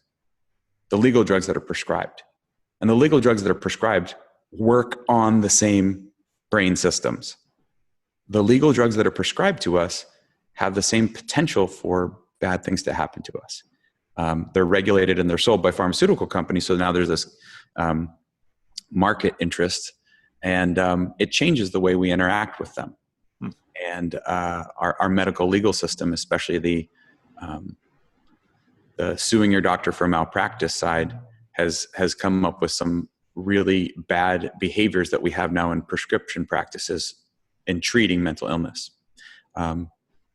We know that teenagers should not be prescribed selective serotonin reuptake inhibitors, the traditional antidepressants. We know that for a fact because what it does is, for a small subset of them, it makes them more suicidal. Like it's called iatrogenic, or doctor-induced. That the cause of it, they would be less suicidal if they hadn't taken the drug the doctor gave them. And that's the opposite of what we're trying to do. So this discussion, this conversation of how we alter our brain chemistry is a very, very long one and a very big one. It's not one that I hear. I mean, now with the increasing, I mean, if Michael Pollan, if his book continues to get attention as it has been, we might have more of that conversation. But part of my pet peeves is that I think as a culture, I think we have not done well at having broad cultural conversations in a productive way. And this is what I think is hopeful about the intellectual dark web, or using YouTube, or the capacity to have long form conversations. And I think Peterson is right that via podcasts and YouTube, more and more people are going to find these conversations accessible and productive. And then ideally, again, we model the kinds of behaviors necessary in order to have productive conversations, and not soundbite yelling and politicking, the kinds of things that we're seeing, especially in our political realm right now. Yeah. Strangely, I got to meet Michael Pollan. Really? He wrote the book Omnivore's Dilemma. Yeah. And our college chose that as a one book. I used to be a part of the one book committee at our school, and provide group where we're all, as a college, reading a book together. Yeah. And Omnivore's Dilemma was the one we chose because it went cross curriculum, that a lot of people could apply that to what they were teaching in their college courses. And we invited him, and he actually came and talked at our college. It was really neat to meet him. If you read Botany of Desire, he talks about growing marijuana and actually taking opiates. He's somebody who grew up in the culture where that was a lot more appropriate, a lot more sort of mainstream, is to experiment with those. And I really don't see that expanding to a broader community in in the youth that I see. Mm-hmm. I do see a lot of people using marijuana. Mm-hmm. I do not see a lot of people experimenting with, say, DMT and psilocybin, and that's a small subgroup of people. Mm-hmm. And so I think there's always been a small subgroup of people who have wanted to do that. And that's probably always going to be around with us. Maybe it's those group that are really, really high in openness. Yeah. But his book on psychedelics, I haven't read it yet, and the summer's almost over. So I would say I'm putting it in my reading list, but hey, if you're listening, Michael, please do the audio version so I can, I think there is hear what you had to say about it. Okay. Well, do you have anything? I've pretty much driven this conversation so far. Do you have anything on your list that you want to talk to me about, or get me to say on camera? I'm not going to hijack this with my own personal stuff. And we can have conversations at meetups. I will say this. What I see you doing is respectable, and it's honorable, and I appreciate it. And I know a lot of people that listen to you are really encouraged and inspired by what you're doing. And I know I am. I told you I ended up starting to watch more of you than I did of other people. And I think your prodigious output is pretty intense. So get help with it sometimes. Have people like me come on and talk to you so that you're not the one who's having to think out loud the whole time. Well, I mean, people often comment about that, but I am, and we talked about a little this before in my office, I do just think out loud. And for me, it is helpful. I have these thoughts, and if I take the extra step of either writing them or recording them, of taking just the additional movement of trying to get it down, I find that helps develop the thoughts. And then I record them so I can myself go back and find them and think about them. And, for me, this whole experience has simply been an extended learning process. And the fact that others are benefiting from it, to me, is just, is icing on the cake. I would probably do this for 5 subscribers, and I would be totally happy with that. In fact, the volume of email that I have coming my way is increasing, and I'm gratified by this. And that actually feeds this. The frustration I have is you say I'm prodigious. I can't keep up with everyone throwing things back at me because I got to process and integrate. But to me, the meetup aspect of it has been just a joy. I was just sharing with a pastor friend yesterday. This, even though we have women that come to it, this has been the most successful men's ministry I've ever done, just because most of those who show up at the meetup are men. But this to me has been just, I look forward to every time we do it, and I always leave gratified and refreshed from it. I play basketball every Sunday night. It's a ritual that I have a group of guys I play basketball with, and I really enjoy basketball. And when I don't get to go because of family obligations or I have to get up early or something, I really miss it. And I'm finding that I'm experiencing that with the meetup too. I will be missing my first one this Sunday because I'm headed up to a family reunion. So tell all the people at the meetup that I greeted them and that I appreciate them being there and the community that we've created. That's even going beyond sort of Jordan Peterson stuff. Yeah. No, that's true. So, well, thank you again. And I really appreciate you taking the time. I'm glad we could do this. And, I really appreciate the conversation about the brain and drugs, because this is an area that people come to me with questions, and it's like, I don't know, I'm a pastor. Well, next time we'll talk about transubstantiation and being elected. That sounds like fun. And there's a lot of folks out there that really want to be sitting in the chair you're at and being thrown questions at me on that. So maybe I pulled too many punches. All right. I really appreciate it. Bye-bye. Bye-bye. All right. We're back again. This is our second show. What's happening, y'all? And I asked Fred what we should talk about. And first topic is coffee in restaurants. So, Fred, I don't drink coffee. I do. Okay, so tell me about coffee in restaurants. Well, I like coffee in restaurants where it's iced coffee and it has mocha and chocolate in it because it tastes good that way.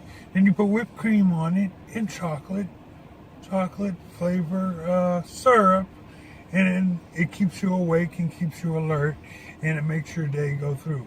A matter of fact, when I do my performances, I have coffee before I perform because it gives me so much energy that the energy is energy.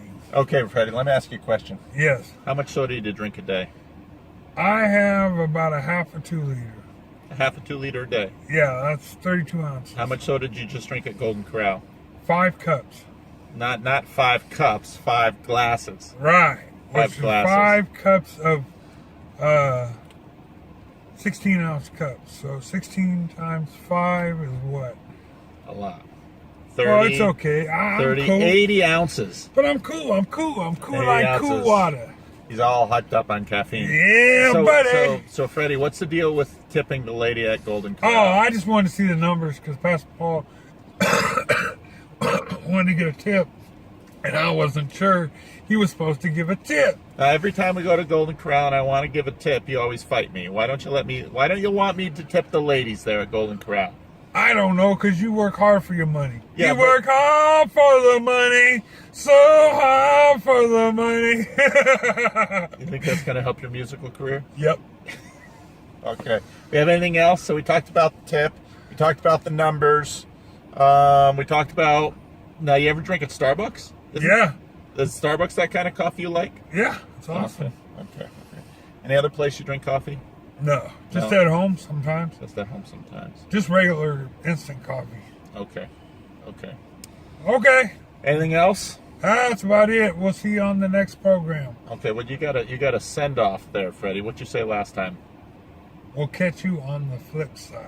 All right, catch you on the flip side. Sacramento talking. One love. Nice to see you.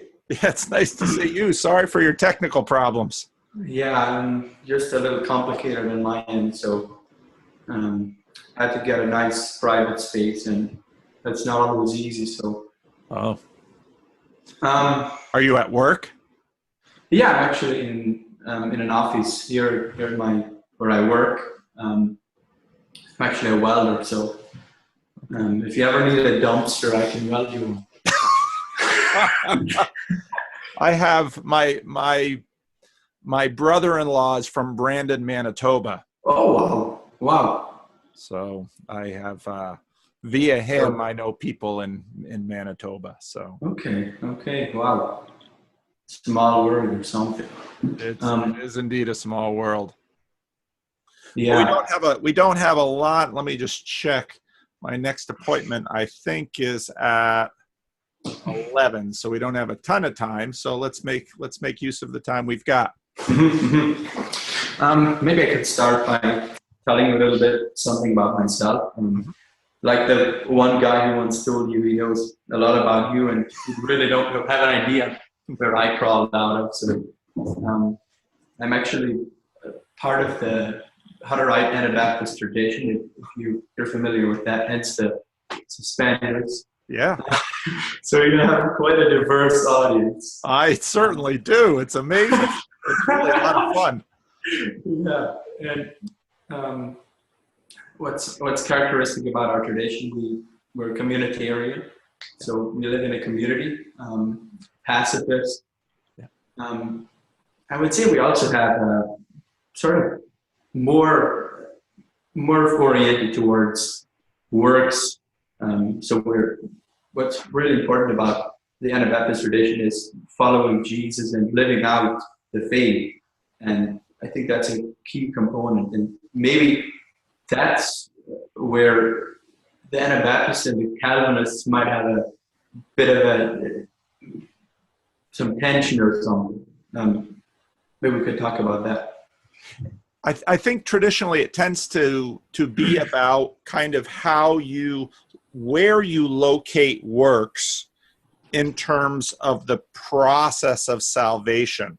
So it's really more a theological position. We wouldn't want to say that Calvinists don't want to obey Jesus. Right. and that's the thing. You'll see, we could look at this in the Petersonians, and there are these people who say, okay, it's only grace, but they sure don't act like that, right? That's they exactly act like right. proper Christians. So do they really believe that? So it's an interesting. No, that's very true. So how did you find Peterson? How did I find Peterson? Well, my goodness. I think I listened to him a year or two ago. I think I listened to his Transmillennial thing while I was cutting grass.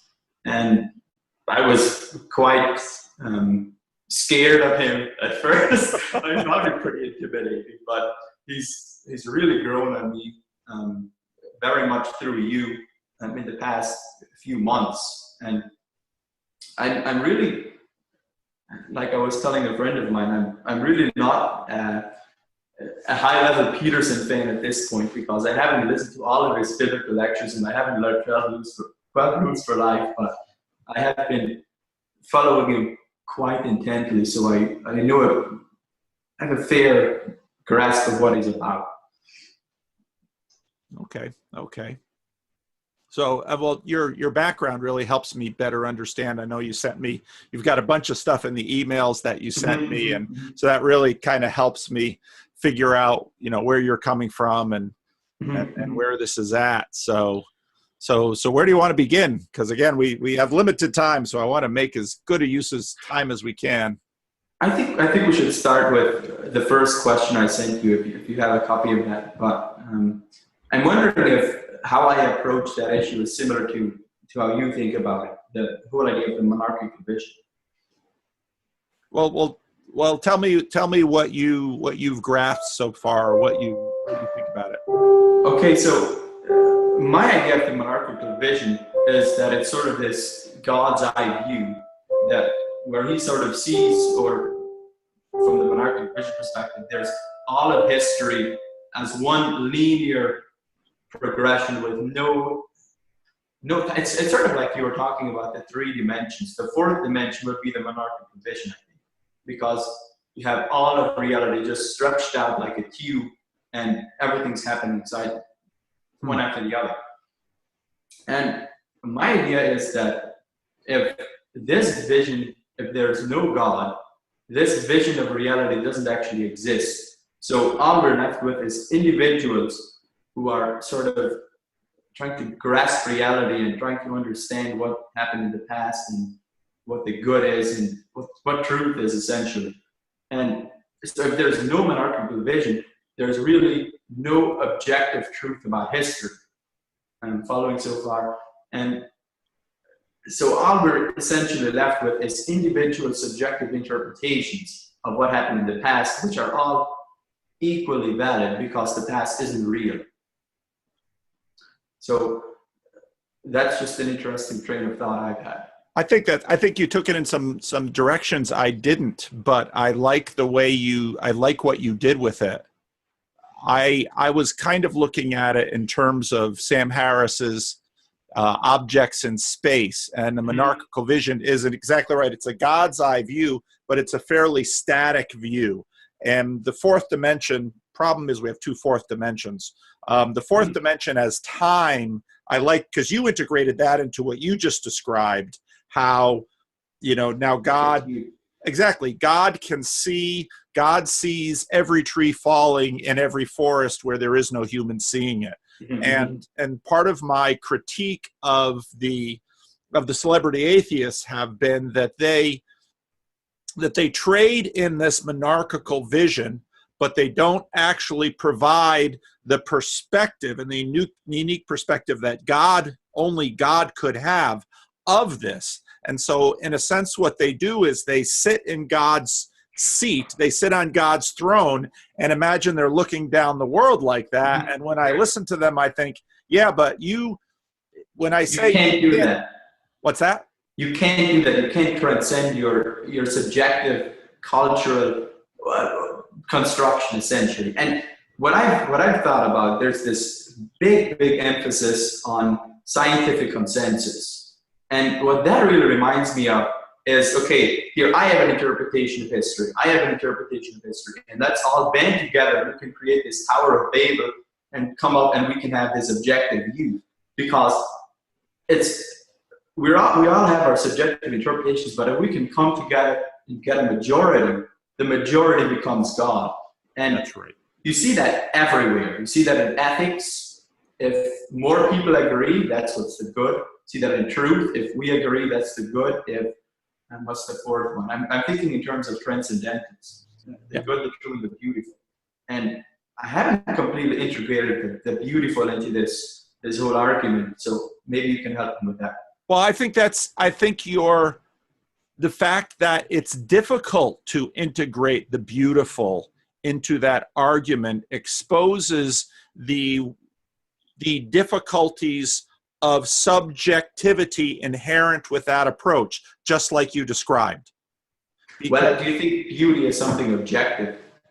Right, and I think beauty is objective, but objective beauty cannot exist without the subjective. By nature, beauty integrates both of those things.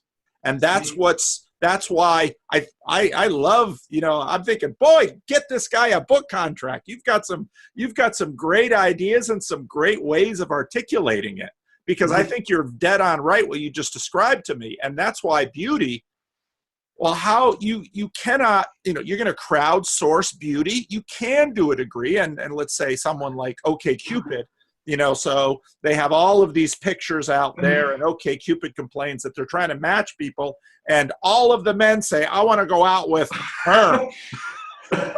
So there is a hierarchy, but it's more complex than that, because if you're looking at a two-dimensional picture, well, all of those pictures, again, have been taken out of time, and it exactly illustrates the falseness of the monarchical vision that the objectivists state, because God can actually see all of this within time and see it without bias. And Now, someone might say, well, God, therefore, is you're defining God. And that then gets into my ontological argument where I say, yeah, but if there is no such God, then we're exactly where what you described. That we're all lost in our subjectivity. And then what science kind of becomes, and not even science, but history becomes is, well, a group of us can agree upon a least common denominator, and we'll go with that because that's the best. Right. And there were sort of two objections I came up with that. The first one is if you take a B theory of time, where, have you heard about this, where time, like the monarchical vision of time, where the past, the present, and the future are all equally real, like they exist out there somewhere, we could have a monarchical vision in some sense. Because if you take the correspondence theory of truth, here's my proposition about the past. Let's say this hypothetical figure, John, existed in 500 AD. Okay, we can point to that in the in this tube-like vision. Yeah. So on the B theory, I think we would avoid these problems, at least in an ontological sense. Yeah. What do you think of that? No, I think you're very much right. And see, what I really like about the way you've sketched it out here is you show, I mean, you very complex. What kind of education do you have? I'm really interested in philosophy, grade 12. Yeah, it's just something that interests me. Like, I graduated last year, then I came back and did a Western civilization course. It's a bit complicated how that works, but I sent you my essay for the end of the year on epistemology, which just a fascinating topic. Just the whole truth and epistemology. My goodness. Well, you've definitely got a talent for it. I can see that, and you should continue to develop your talent, because wow, thanks. It's and this is what's been fun about these conversations is that we have these hierarchies, and those hierarchies filter and limit. Yeah. And hierarchies, corrupt isn't exactly the right word, but let's use Jordan Peterson, for example. So he's rocketed up this hierarchy. Mm-hmm. What that does is it closes him off from conversations with people like you. Right. I was thinking I should find myself a lower hierarchy Jordan Peterson so that I can have a conversation with him. That's right. I'm a B list. I'm a C or a D list Jordan Peterson. That's exactly what I've been doing. And it's probably so weird to you that suddenly you have Hunter Wrights from Manitoba cramming to have a conversation with you just the last couple of months. But it's really beautiful because, again, it's so helpful to me because I get these little inklings of ideas and I vomit them on all of you on the internet, and you pick apart and you say, hey, wait a minute, this is cool, and you construct it and you see it in a way I haven't seen it, and then you give it back to me and it's like, oh wow, that's great. So I should stop emoting and get back down to the work of it. So no, I think, do you blog or anything? I mean, part of the thing is like there's the written world and then there's the spoken world. And so, and this is all part of this because obviously with a God view of the universe, all of that is integrated. Mm-hmm. And no human being can integrate. So therefore we use community to try to transcend the limitations of our subjective perspective. And then we use communication and language to try to facilitate that transcending of it. But and another interesting thing about language, I was reading Neil Postman, and his point was that even language has sort of this ideology infused into it. And he made this point about how there's Japanese and there's English, and Japanese is actually a language inadequate for the scientific worldview. You can't articulate the scientific ideas as well in Japanese as in English. So it's sort of like there's this culture that emerges, and this language is suited specifically for this culture. And within our tradition, we speak a Hutterian dialect. Like this is a sort of a German dialect. And like our foreparents started out in Moravia in Germany, then wandered all throughout Germany, and then finally came to North America. So we speak this weird language that has elements from all of the different regions we walk through. And today we're just speaking this conglomeration that's slowly being infused by English. And that's really tragic because this language is intimately suited for our culture. Like, it expresses our way of looking at the world in a way that can't be replaced. It has this constructiveness, like this Jordan Peterson way that he expressed, evolving out of time, and if you know what I mean. No, I know exactly what you mean. And it's so cool. It's just... It is so cool. And I see exactly what you mean, that, because, and also all of us, not only do we have at this moment our perspective, which is subjective in time and the limitations, but all of our histories are built into this. And what I love about your story, I mean, similar to my story, I come from the Christian Reformed Church, which has its own particularities, and then the Dutch immigration, but my father's side was Jewish. Who knows what was going on with them? My mother's side was Frisian, so another tiny little sub-ethnic group with its own language, but then the social dynamics, and again, in history, all of this stuff comes through. And so then when I talk to atheists, and they're like, and they're like, wow, there's no God. Subjective human being. Yes. I think if there is not someone watching and remembering and knowing this absolutely glorious thing called the story of humanity, this should be a loss that completely crushes us, because it is just an unfathomable loss. Maybe I'm evoking my inner Nietzsche here, in that God is dead and you're all killing him. Stop it. Yeah, for sure. And I love, and you embody in this story, think of what you embody in this story. It's magnificent. Mm-hmm. Absolutely. I should stop. I watched a conversation I did before, and I thought I talk too much. I got to shut up. That's fine. Talk plenty. I need to shut up more. You're the old and wise one, so no, I'm that. Maybe just old, but old and foolish enough to start a YouTube channel. That's right. So you've got all these ideas. What are you doing with these ideas? How old are you? I'm 19. Oh, gosh. So, what I started a few months ago was a little journal. So I try to write in it every day, and you're just watching your channel is just making me go off in all kinds of directions, and it's just wonderful. And so are you going to go to college? I mean, you're taking some things. Go to college. I'm not going to ask you. I'll tell you. I'm kind of frustrated with the whole institutional learning thing right now.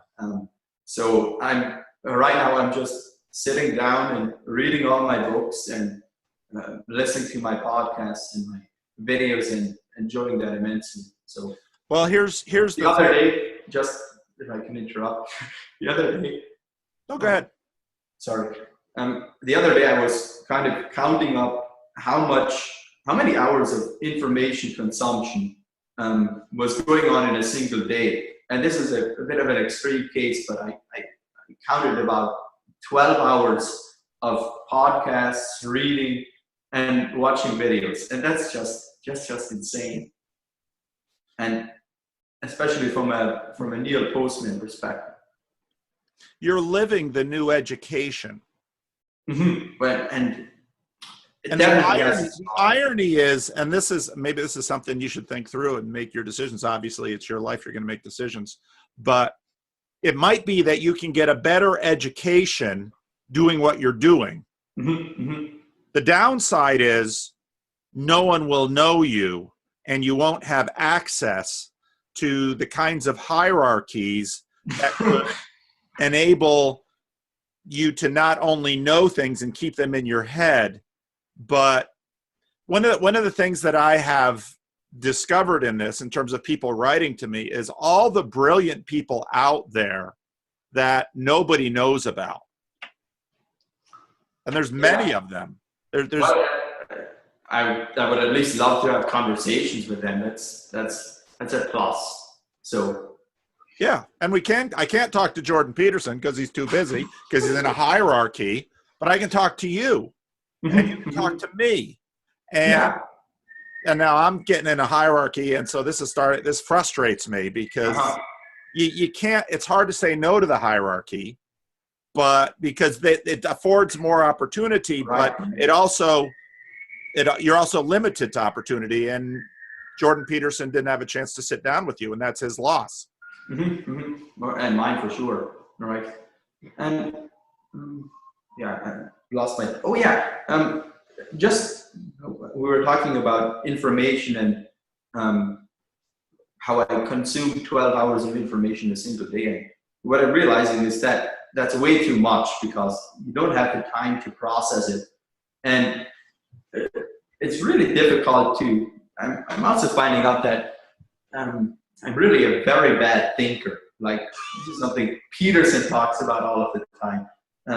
Somehow he's advanced to the level where he can have these 2 or 3 different personalities fighting out in his head over an idea. And that's just not something I can do in my head. I need to have a conversation with someone or write it down, but I'd really like to develop the whole thinking thing. So. But you're only 19. Your brain hasn't even finished developing. Well, I hope not, because I don't want to have this kind of a brain for the rest of my life. Long way to go. But that capacity that Peterson talks about, I'm not a psychologist, I'm not a doctor, I only play one on YouTube. But I suspect, the continued development that your brain is going to go through from 19 to 25-ish, that it's those higher level of functionings where you'll be able to, in a sense, differentiate the voices in your head and the community of watchers that you have and talkers that will continue to develop. So, but you're right. So you're stewarding your own education, which means that you're not limited by some of the hierarchies, but you're also, it's very hard to know what's best. Yeah, and with Peterson's whole critique of the universities, there's another thing to keep in mind, I guess. Well, and I recommend, my kids don't always listen to me. 2 of my kids have gone to Calvin College. I do recommend that people take a look at religious universities. Now, part of the reason for that is, so what I think we have going on in the country is this progressive liberationism, which I've talked about before. That is, in a sense, a religious structure. Okay? That's an ideology. It's a religion. Yeah. What's happening, what you have, at least at religious colleges, is that there's at least competition between an old religion and the new one. And what I see happening, for example, in the Christian Reformed Church, you've got old and new ideologies battling itself out. Whereas I think what has happened in a lot of public universities is that they have no resistance to the new civil religion. And that pretty much is what Peterson is complaining about. And I think he's right. At least at a religious university, there's another powerful perspective within the university that says, not so fast there, progressive liberationism. We're going to critique some of what you're asserting here. And some of them, I guess. But again, some I would guess some of the Christian universities would completely go along with the progressive liberationism, because they can see some of the positive aspects and they just ride along with the whole thing. Yeah. But if you have a conservative religious tradition like your own, like mine, there's resistance to it. And at least, good, bad, right, or wrong, conservatism at least gives the past a voice and resists the tyranny of the immediate. So, yeah, that's something I want to touch on a little later. I'd like to go back to our discussion of the monarchical vision. Yep. So we were talking about how the majority decides the ethical. And this brings me to a really interesting thing I read from Kierkegaard in trying to work my way through his concluding unscientific posts. It's sort of like chasing a hound or something, because sometimes you catch him and then he just gets away. It's hard to follow what on earth he's talking about most of the time, but sometimes I get these little diamonds. And he was talking about how people confuse the historical with the ethical. So this very progressive liberationist thing where what happens in the past is history will judge you, essentially. So this idea that the movement of history shows what the ethical course of action is. And this also reminds me of sort of what the new atheist conception of ethics is, and it's really different from what ethics actually is. They seem to think that ethics is equivalent to human flourishing, or ethics, the good is equivalent to what works or what helps promote survival. And that really isn't the case, because I don't think the good can be reduced to pleasure or pain or survival or non-survival. And what Kierkegaard says is, he talks about how there needs to be this single individual who stands alone and pursues the good, seeks to follow after God, seeks to follow after Jesus, irrespective of what, if history smiles upon him or how people in the future will think of him. He needs to pursue the good courageously and not care what other people will think. And I think I've gone on long enough. You'll forget my entire train of thought. Oh, you're doing well. I was thinking of this in light of Peterson. Peterson is sort of doing this. He's sort of this individual who stands alone, and yet he's on top of the hierarchy. He has these millions of people following him. And we see all of the criticism, so we think he's standing alone, but is he really, right? Is he really that alone? Is he really that courageous? And I think this is something he said himself. So any thoughts on that? Well, I think you're exactly right. And this again gets back to the difficulty of the limitations of our capacity to see and to apprehend. Is he alone? In some ways, yes. In many ways, no. Mm-hmm. And reality is often like that. It's yes and no. And so is he alone? Well, he feels like a lone voice out there, because there are many powerful institutions mm-hmm. and what I think in a New Testament, Jonathan Pageau, I think nicely laid out, principalities and powers out there that are standing against him. And part of what's so heroic about the Jordan Peterson story is that in a sense, it's one dude taking on the New York Times and the university industrial complex. And what really impresses me about that is, if I listen to the ideas that he promotes and just the whole conservative Christian message he brings across, it really amuses me to think of what the far left types must be thinking, that this is a message that's going mainstream.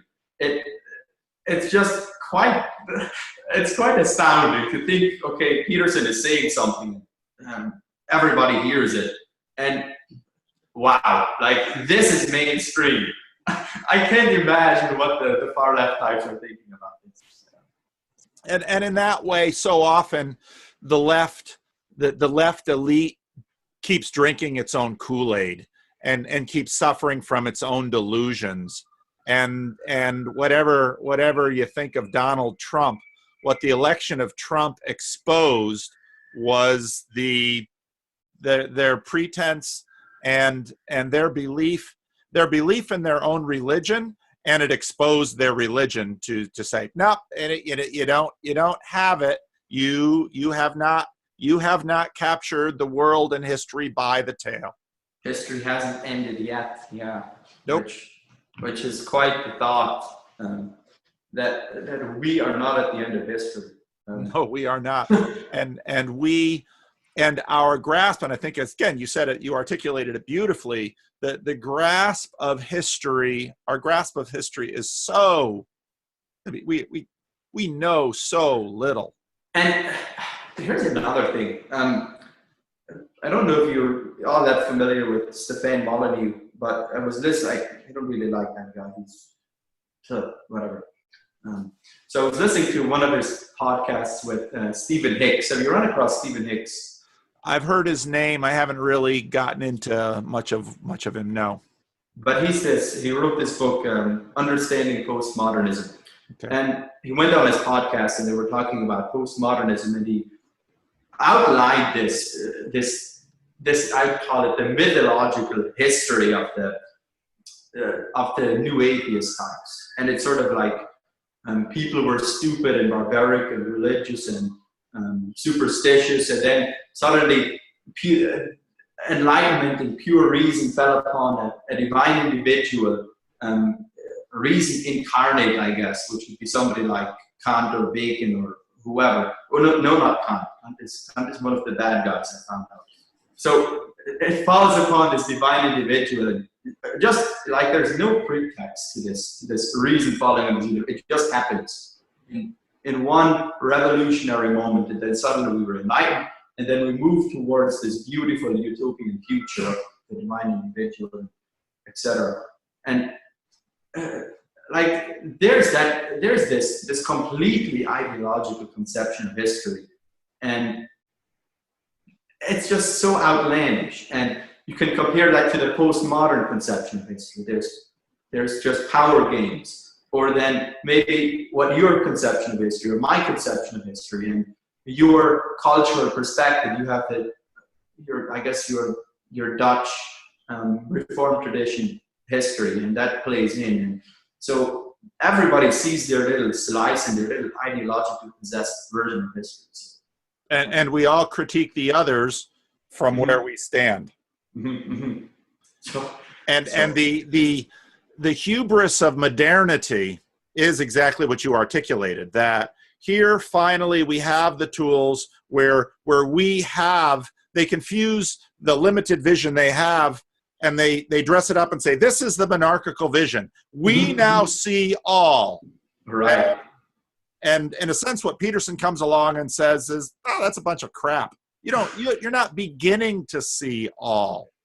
And in fact, you're forgetting what you say you're supposed to know, because if you actually paid attention, you would realize that the more you're learning, the more you don't know. And as in that Neil deGrasse Tyson video that I played, the more you know, the larger the frontier is, because by knowing A, now I see that I don't know B, C, and D. Well, now I know A and B, so A and B all have 3 windows into the world we don't know. So the more you know, that the amount that you now know you don't know expands exponentially.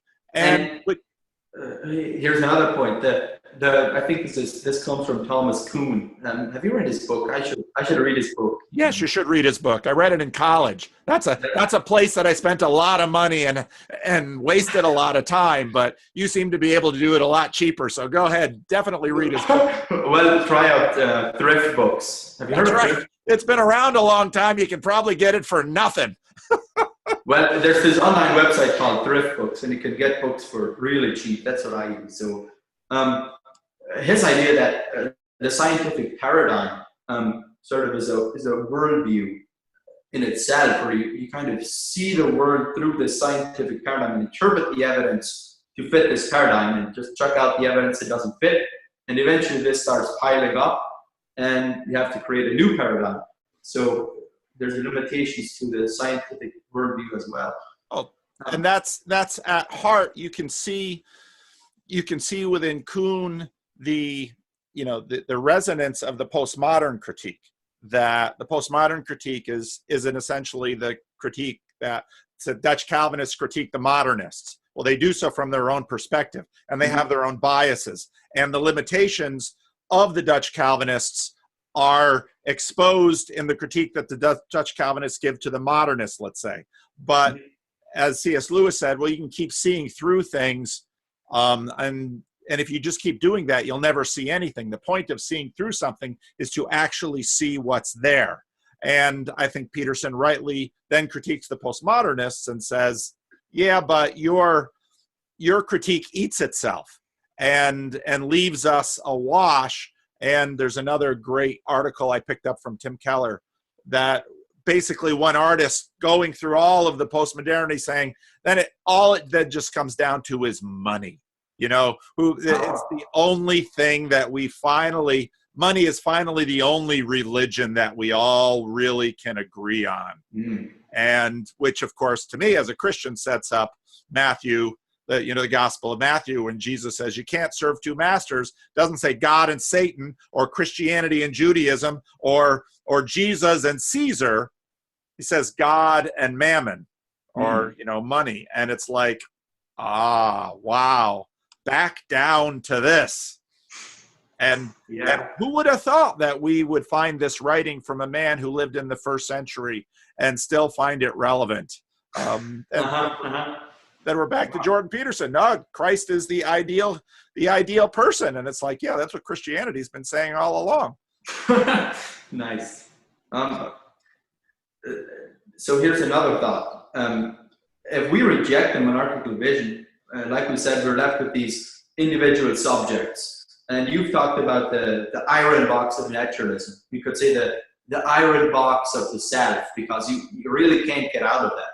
Right. And it seems to me one of the disagreements between Sam Harris and Jordan Peterson is that, okay, they see that we're all these individuals, and we need something to unite us so that we can get this hierarchy of the majority and get our way to consensus truth.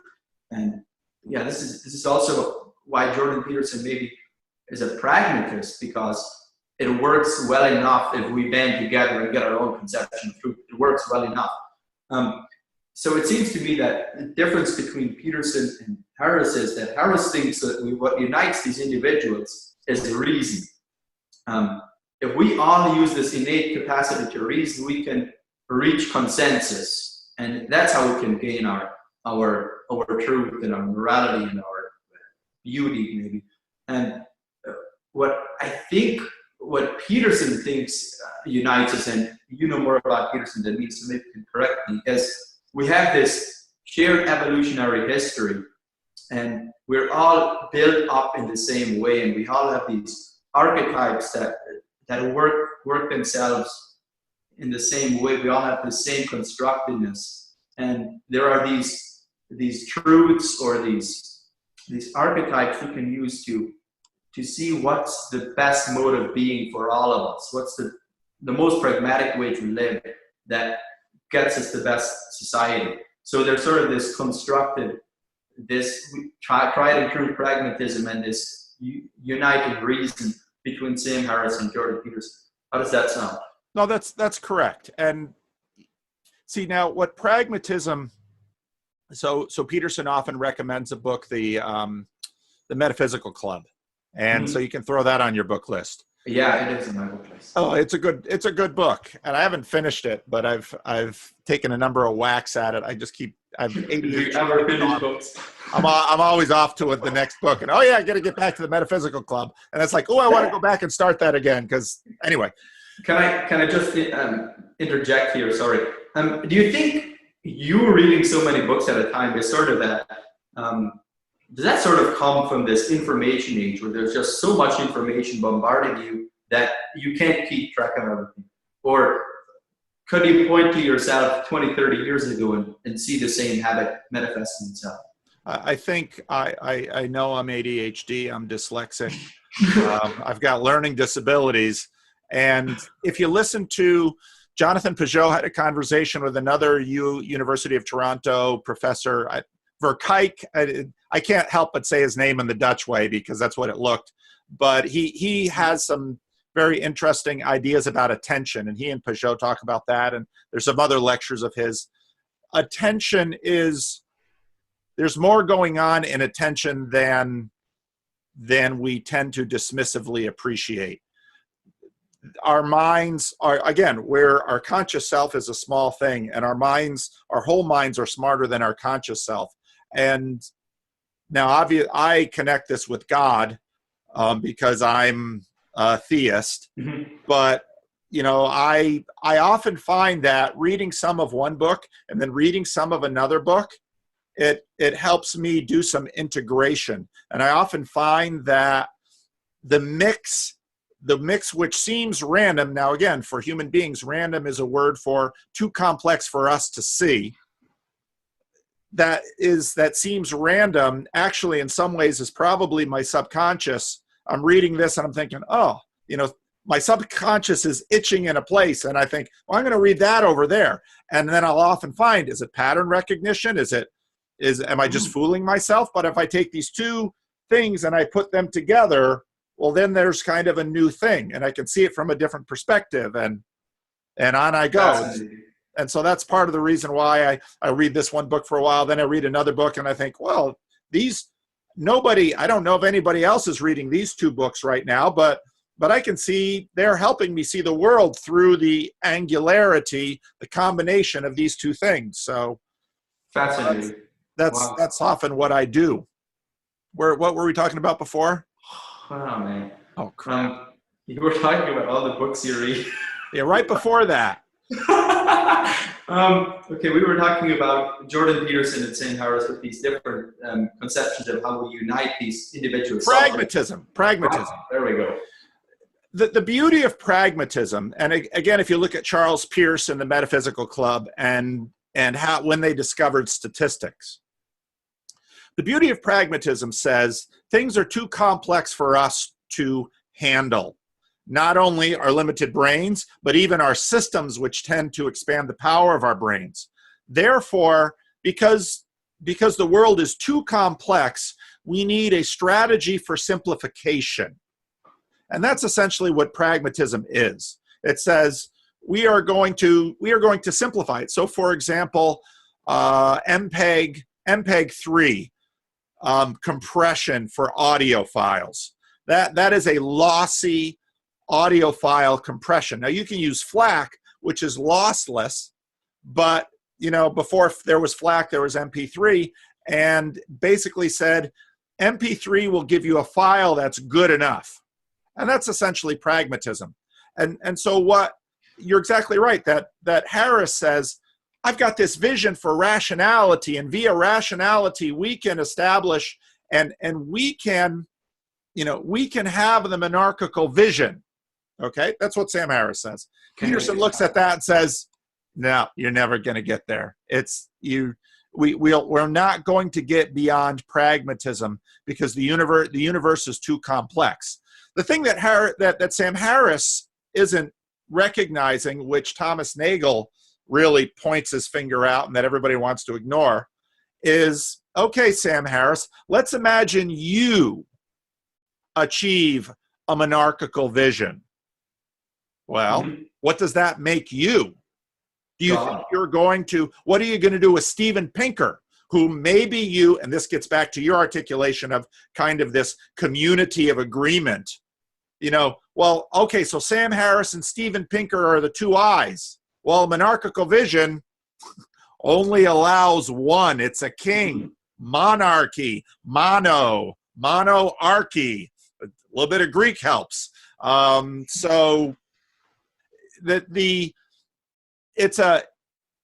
some point, this is what's always hilarious, is the celebrity atheists say, these religious people can't agree. And I think, and you guys are? Right. So if Sam Harris establishes a monarchical vision via rationality, he becomes God. And as a religious person, I say, yeah, there's a long history of us wanting to be God. And it starts in a garden with a man and a woman and a tree. And so this is where Peterson, so what's lovely about Peterson is I think he recognizes the complexity that religious systems have always engaged with. And so when he reads the Bible in a sense, and what he says, you know what, this is, and I've laid this out in my previous few videos. If you really want to know humanity, you need as much data as possible. And this idea that via psychology we will know ourselves, psychology and sociology, well, that's what those do. Is it's the lie of the scientific monarchical vision, because they don't have near enough data. And here's the thing. Here's the thing about psychology and medicine. It seems to ignore the fact that, like we said, each individual is constructed from a specific historical past, from a specific cultural context, etc. You can add infinite amount of tiny little things that differentiate individuals. And now you want to take the averages across these individuals and construct something that's going to fit each of these separate individuals. Forget it. And again, they're trying to take this average and get this monarchical vision, and it's just not going to fly. No. And I think part of what's happened now is via Peterson, we are learning enough to know that this system that we put our faith in won't get us there. And that's what Peterson's exposing. And so the likes of Sam Harris, they're at the end, that the asteroid is coming, baby. It's gonna hit. You're a dinosaur. And sorry, the old you had a nice run, but really World War I killed you, and you just haven't recognized that you're done. Yeah. And that's it seems to me the new atheist modernist types, they really haven't owned up to the postmodern critique at all. And it just always strikes me as naive or something when they continue to just articulate these things that have been talked about since the 1800s, and you just need to get more sophisticated. Yeah. And Sam's trying. You know, he's got consciousness, and he's doing psychedelics, and it's like, well, I can be cool. I can do consciousness. I shouldn't be flippant and mean, but you're gonna get a lot of thumbs down on this video. but that's how and he looks at me and says, "Oh gosh, you're an Iron Age religionist," and I'd say, "Yeah, but you know what? You can learn a little something from the Iron Age, because that was as real as 2018." And another thing about the Christian worldview that fits with this is that somehow it manages to fit into every culture and every different time period. It manages to twist its way into this culture and fit. You can have modernist Christians, you can have postmodernist Christians, you can have African Christians, you can have whatever. It just fits with every situation. No, that's right. And the craziest thing, the Bible, blah, blah, blah. The craziest thing I find about the Bible, I've told this story before, so missionary goes into the jungles of Vietnam and translates the Bible into their language, but then the war breaks out, so has to leave, and leaves them, first helps them, first gives them, written text, because all they did was speak their language, gives them written text, and then teaches them how to read, and then translates probably only the New Testament or maybe the whole Bible in their language, gives it to them, and then leaves. And the people start to read it, and they do something with it. Mm-hmm. Go to that, translate, give them a copy of, give them a copy of a chemistry text, translate it and give it to them. They're going to use it for toilet paper or to burn. They have no use for it.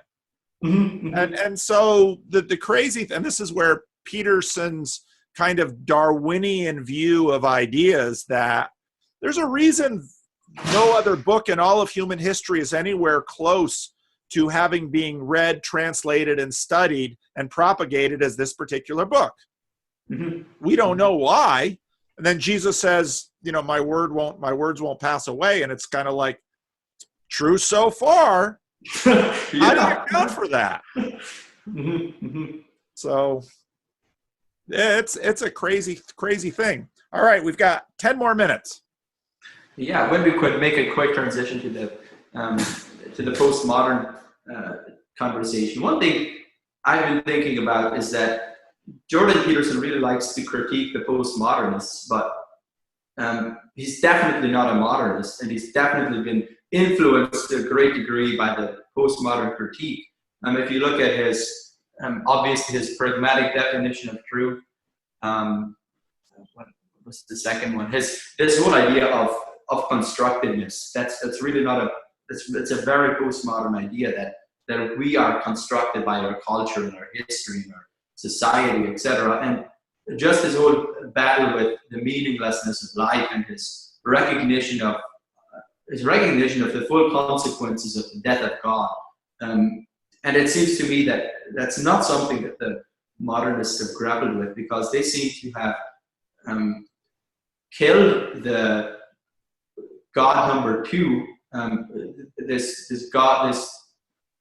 object in the sky. They've shot him down with their arrows, but they haven't dealt with the monarchical vision, the real problems associated with killing God. It seems to me that if you look at God, is sort of the foundation of truth, of goodness, of beauty, and they've sort of blown out the foundation, and these things are just hovering in midair, and they want to keep them anyway. And the postmodernists come along. You have actually no right to these hovering Platonic ideas, like it's sort of this Platonic definition of truth, this Platonic definition of goodness, this Platonic definition of beauty. Well, you have no right to these things. They just blow them out of the sky, and we're left with the meaninglessness. And now Peterson comes along, he sees this landscape, and he wonders, okay, what can we do? How can we fix this problem? So, no, I think I think you articulated it very, very well. Peterson is hard to categorize. Mm-hmm, mm-hmm. He's got enough modernism in him. He's got enough postmodernism. He's got some pragmatism. And when he says to Sam Harris, you haven't taken Nietzsche into account, that's what you just articulated is exactly that point, that they really haven't figured out what Nietzsche has said, nor Dostoevsky. Mm-hmm. Those are huge critiques of that perspective, and that they're just not aware of it. But that's, again, that reflects our incapacity to actually attain this monarchical vision. You can't. We've got 24 hours a day. We've got to use at least a third of them just to survive. There's so much to process.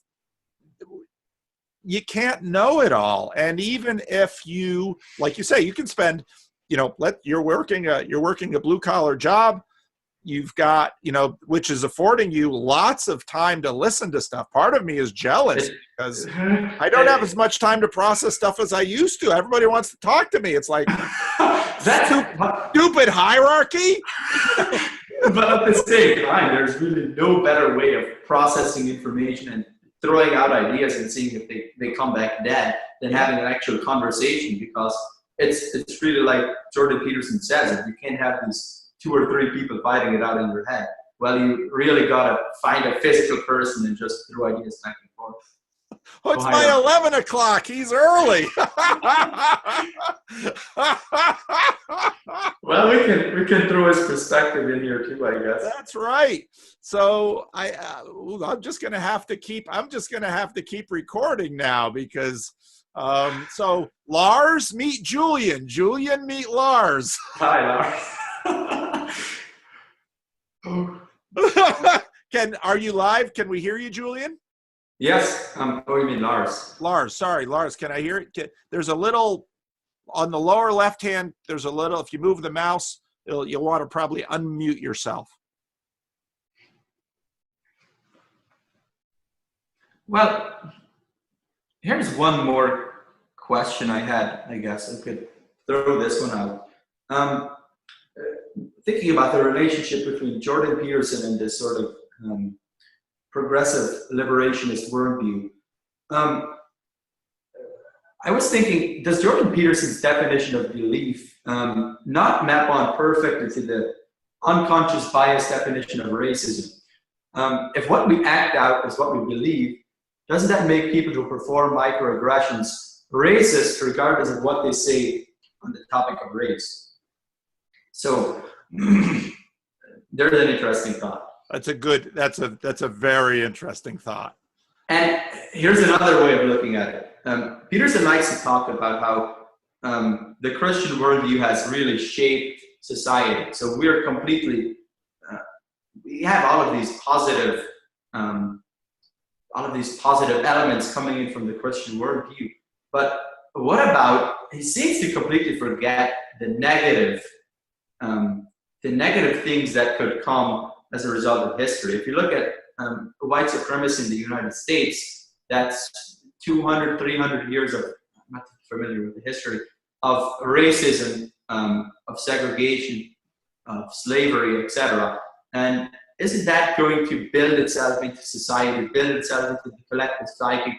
Isn't that going to have a constructive negative impact that we also want to fight against? That's right.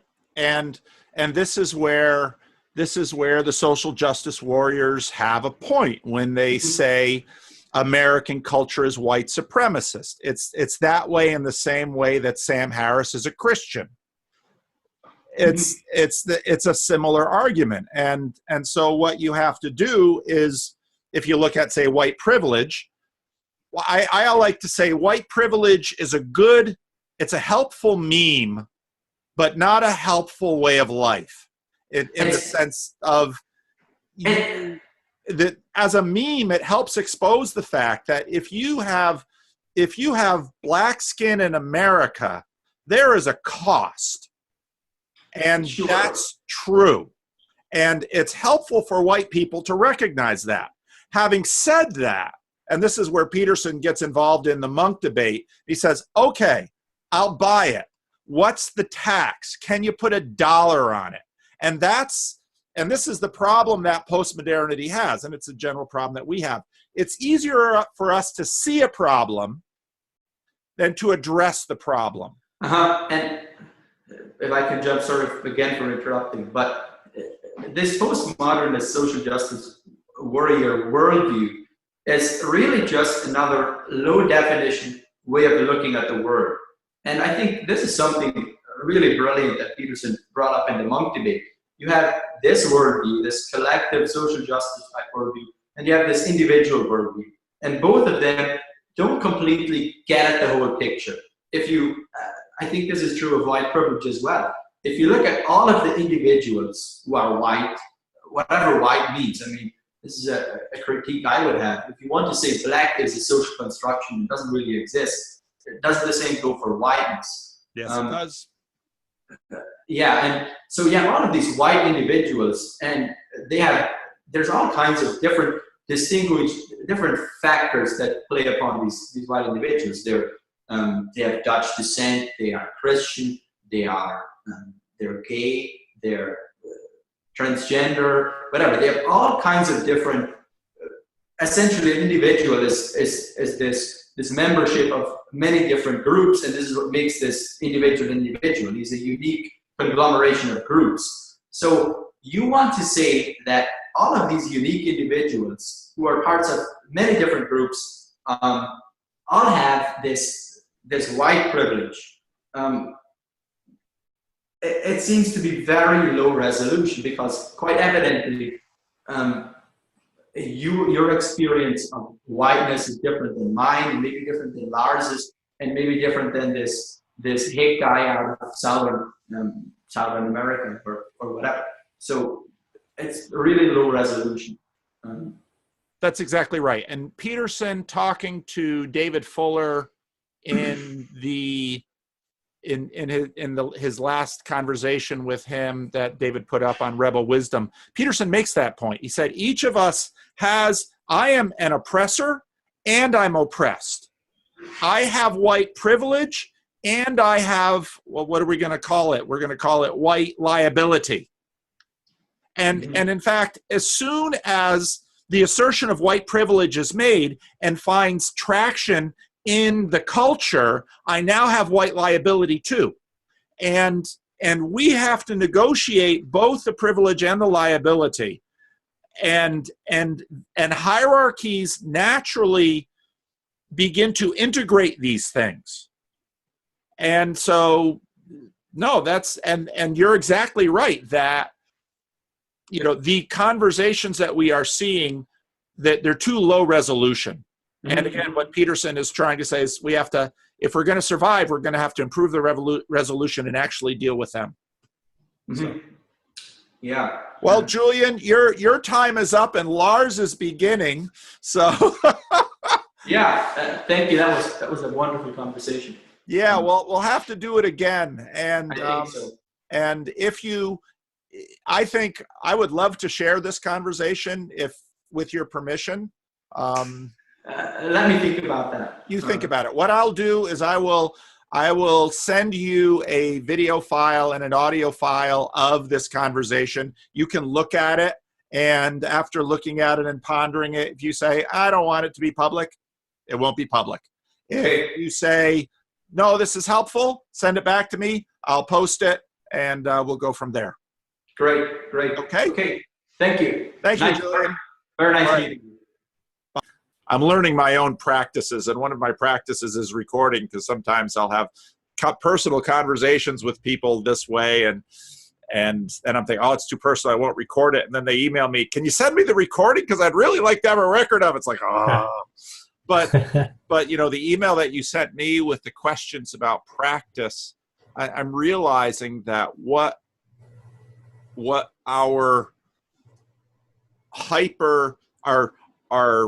our very diverse context added with the value, a very high valuation of diversity itself, is leading to is that the implicit ways that people have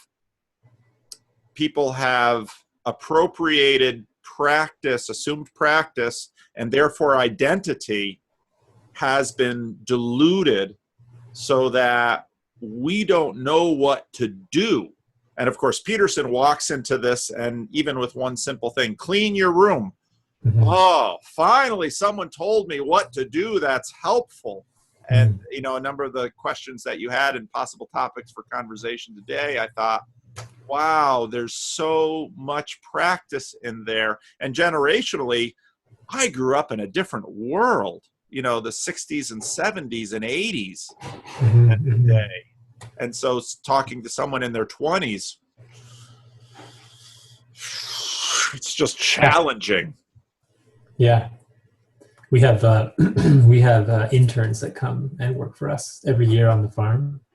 And we're noticing more as we get older that they stay the same age. And that it's getting like, sometimes the communication is very different than it used to be because people are different. Yeah. Mm-hmm. And the generation, I mean, in a sense, you can think about the fact that, let's say the Dutch immigrants who founded the Christian Reformed Church, they created a silo where generationally, things were just passed down. And what has happened now is we've removed the silos because in the Christian... They're tyrannical. That's right. They were tyrannical. They were racist. So we removed the silos. Now everybody's just out there in the field. Mm-hmm. Okay, now what? We're not all the same. And there's all the little sub-silos of the homes we grew up in and all of the unique things that come up from the bottom there. And so it's an incredible, again, it's an incredible learning experience for me to appreciate the challenges that people in their teens and 20s are facing just to try to begin to put together the foundational pieces for a life.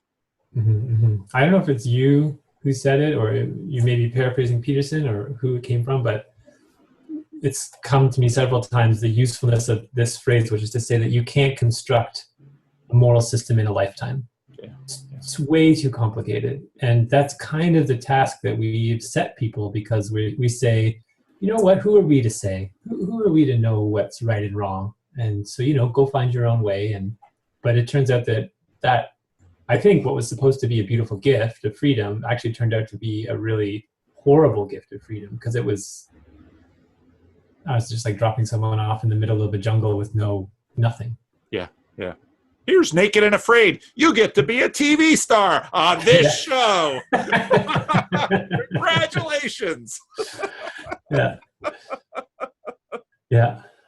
And it's for me, for sure. I was thinking that I was even thinking today that it was really the practices. That's what I think I even said that before. That's what got me so interested in Buddhism. It's like, I've learned some pretty interesting things. I've had these interesting experiences, but now I need to work them. Like, I need to do something with them. I can't just sit around.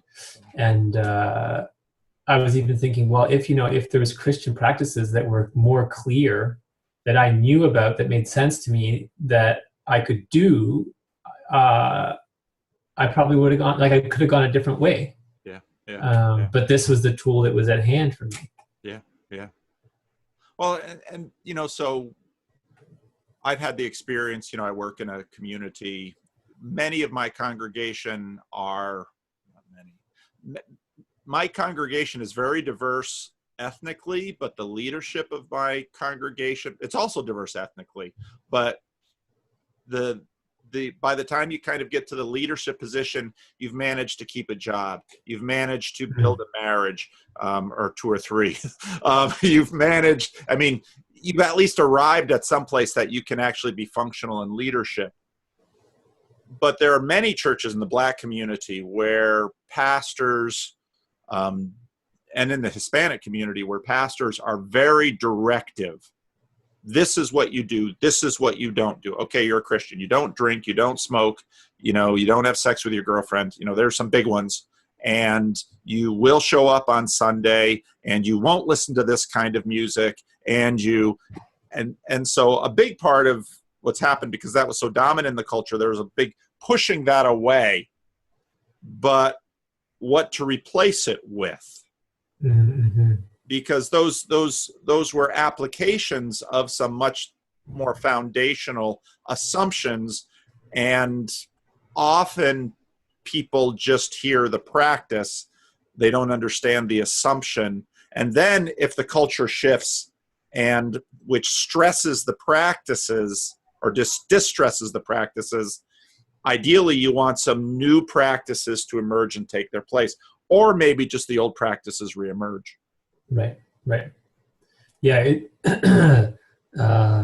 it came up recently in some of the talks and things that I've been attending from my teacher, and it's not enough to just do something, and it's not enough to just be able to articulate it. You kind of have to be able to do both things, both do the practices and understand them so that you can explain them. And even if you can't explain everything about them, like you can't get down to the nuts and bolts of every single thing, if you can't enact it and share it in a way that someone can understand, then that seems like you're just going to end up walking in circles all the time, because you can't make sense of things. Yeah. And what's one of the things that's true of Christianity, because Christianity has been so successful at colonizing cultures, as opposed to, say, Islam, where you must translate, you must learn Arabic, because you're never going to hit a certain level in Islam if you can't read the Quran in Arabic. Mm-hmm. Christianity has always worked from translations, but the downside of that dynamic is then what is the relationship between Christianity and practice? And I think what you just said earlier about, if there were perhaps Christian practices at hand that might have been attractive to you, mm-hmm.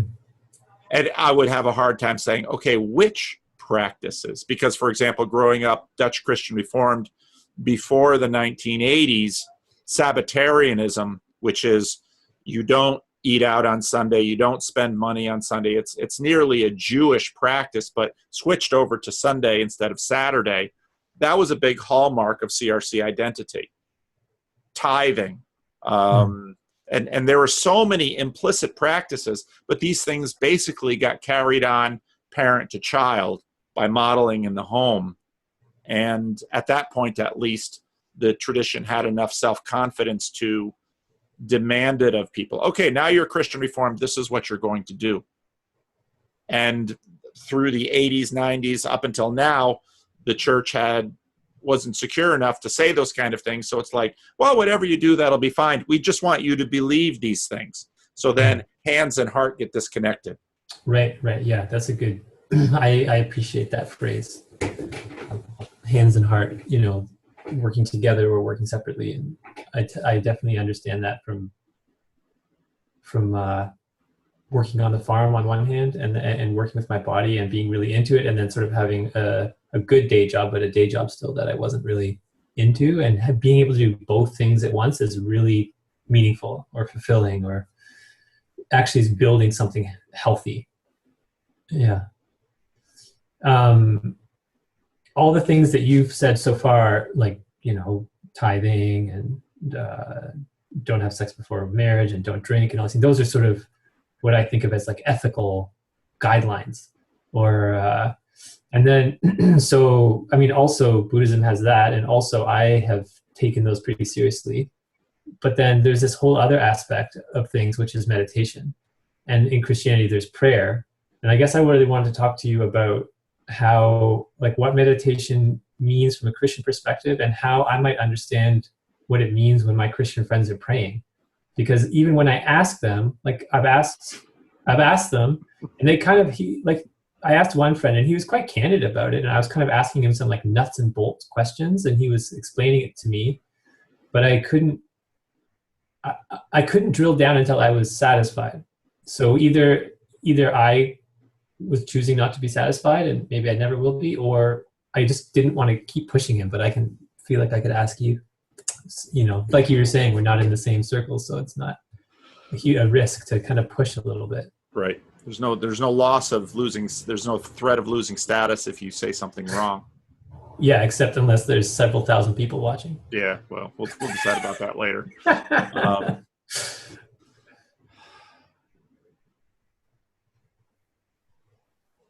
Yeah, again, I think so much of, boy, this is so hard. It's so important. Historically, when Christians have gone into new cultures, what they have tended to do is just simply instruct the catechumens, which is this Christian word for people who are being brought up in the faith. They instruct the catechumens in their practice. What's important to understand with Christianity is that nearly from the start, it jumped cultures. And in fact, if you read, let's say, the book of Acts, one way to look on the book of Acts is that the DNA of how to transcend a culture is right there at the beginning of Christianity. And the first internal fight that Christianity had within itself was over practice. It was over circumcision. It was over food. And so what happened with the Apostle Paul was that Paul in the book of Corinth, Gentile Christians write to Paul and they say, should we go to the pagan temple for social ceremonies that we are socially obliged to attend? A Jew wouldn't. And they want Paul to answer that question for them. And Paul doesn't. In a sense, he says, here's the theology, find your answer. So when it comes to prayer, I learned how to pray from my parents.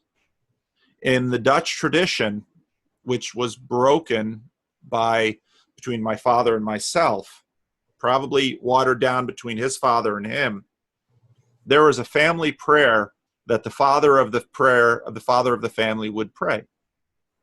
And prayer, I think for many was, I wouldn't say it wasn't individual, but there was but it was very communal. And the fact that you pray in church together, often led by a pastor or an ordained person, an elder, could be a lay person like an ordained person. This was your practice of prayer. Along within Christianity, there's just so much diverse practice within Christianity because it's so radically multicultural. It's very hard for people to answer these questions and not be idiosyncratic. Protestantism didn't help because what Protestantism tended to do was say, oh, here's the biblical practice, when everyone thought their practice was biblical. I don't know if that helps you at all.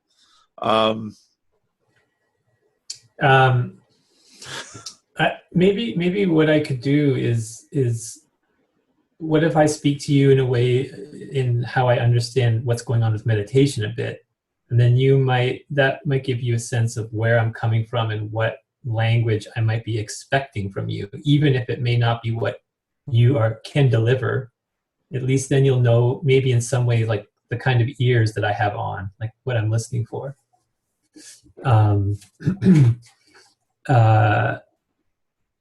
Some of the things that I encountered with meditation, Buddhist meditation, that I hadn't encountered before in my life, growing up in Canada, was this notion of concentration. So it seems to me that one of the things meditation helps you develop, and it was raised in that excerpt I sent you, is that almost all spiritual systems have this element of helping people enhance their ability to concentrate. And I think one of the reasons for that is just so that basically you can start to track your desires, so that you can kind of like at least know when you're desiring something, and you don't just desire it, you know that you're desiring it, and then you can choose otherwise. And so you can use ethical practices like, oh, I should go to church on Sunday, or I shouldn't drink, because then every time the opportunity to drink arises, you have this stop, right? That stops you for a moment and gives you the chance to reflect and say, will I do this or will I not? And if you don't have that rule, you're much less likely to do it. You're just likely to just do it, or do it in a less reflective way. And so when you're meditating, they're always saying like, bring your awareness back to the sensations of breathing, or bring your awareness back to your practice, whatever it is. For certain people, they'll have different kinds of concentration practice. And then it's like you're training the mind over and over and over to sort of stay put. And then you start to learn when it's wavering. And in that way, you sort of you gain a little bit of mastery over the kind of madness, the normal crazy mind. Like there's this, if I can remember correctly, there's this Zen story about a guy riding a horse, and he's just furiously riding down the road, and he passes this guy, and the guy calls to him, he goes like, hey, where are you going? And the guy says, I have no idea. I have no idea where this horse is going.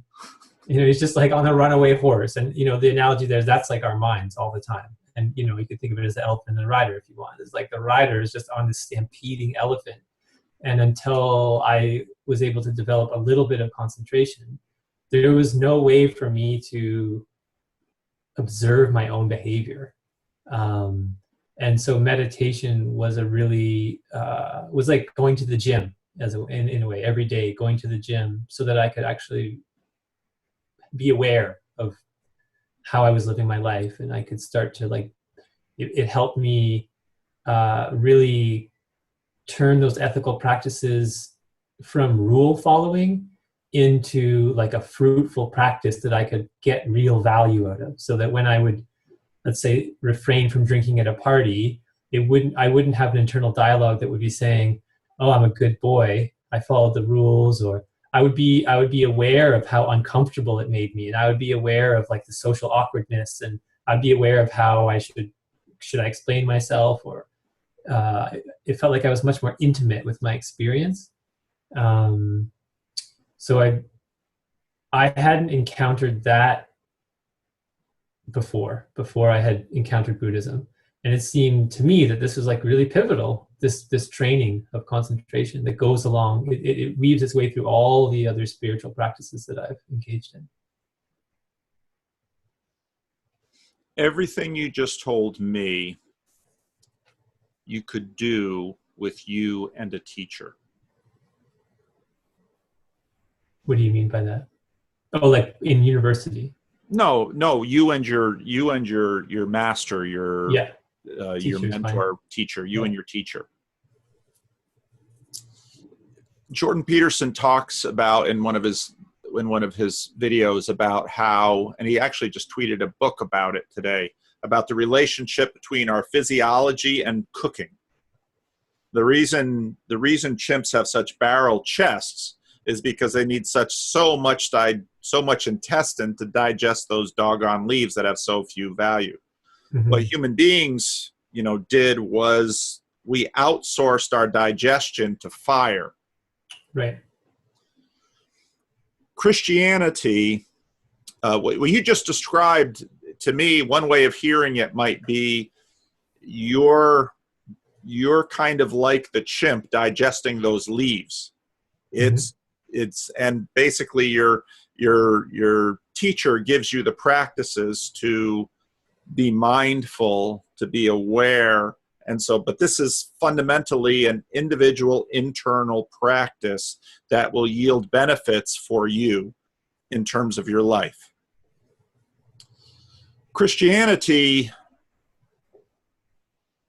and it's hard to talk about Christianity because it's so diverse and so broad and so many cultures. Christianity is in some senses like outsourcing much of this to the community. And when one of the questions I get regularly from people is, do I have to go to church? That would kind of be like someone coming to you and saying, I want to be a Buddhist. Do I have to meditate? And you might say, well, you don't have to do anything. But if you want to appreciate the benefits of this practice, you have to practice. Right. There isn't, it's the question doesn't make any sense. And so what Christianity, right from its beginning, was never something that it's too hard. Language is so hard. It wasn't merely something that an individual could do and achieve. Right. It was always a function of the community. Mm-hmm. Which makes our present cultural context really hard on Christianity. And when you see, so when Sam Harris and Jordan Peterson are talking, and Sam Harris says, well, it's the belief, but, the buildings and the music and the art, and Peterson jumps all over him and says, mm-hmm. No. This Peterson, and we could talk about Peterson's hypocrisy, is inability to act out this aspect of Christianity, that mm-hmm. Christianity outsources a lot of this to the community. And then once it's outsourced into the community, the individual then is going to have to somehow figure out how to internalize what is in the community and then eventually be able to lead the community in this. Mm-hmm. Does that make any sense? Yeah, it does help me to understand it a bit better. Maybe let me try and reflect on what you said and then add to it, and then we can see where we're going with understanding. So what you're saying is that you perceive Buddhist practice, certainly in North America, is quite focused on the individual, and they're focused on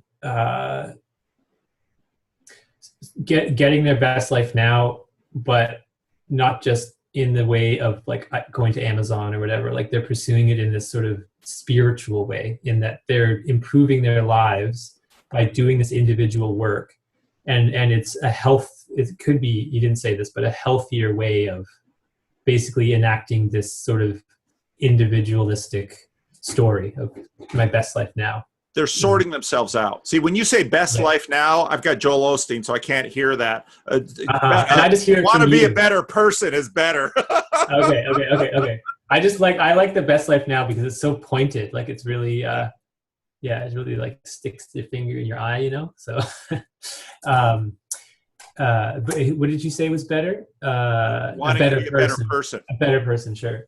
Or having your life work better or something like that. Yes, sorting yourself out. Yeah. And then in a Christian context, then you kind of enter into the community and you may not understand or even know what the practices are initially. And you kind of get there by engaging in the community and by sort of following the others.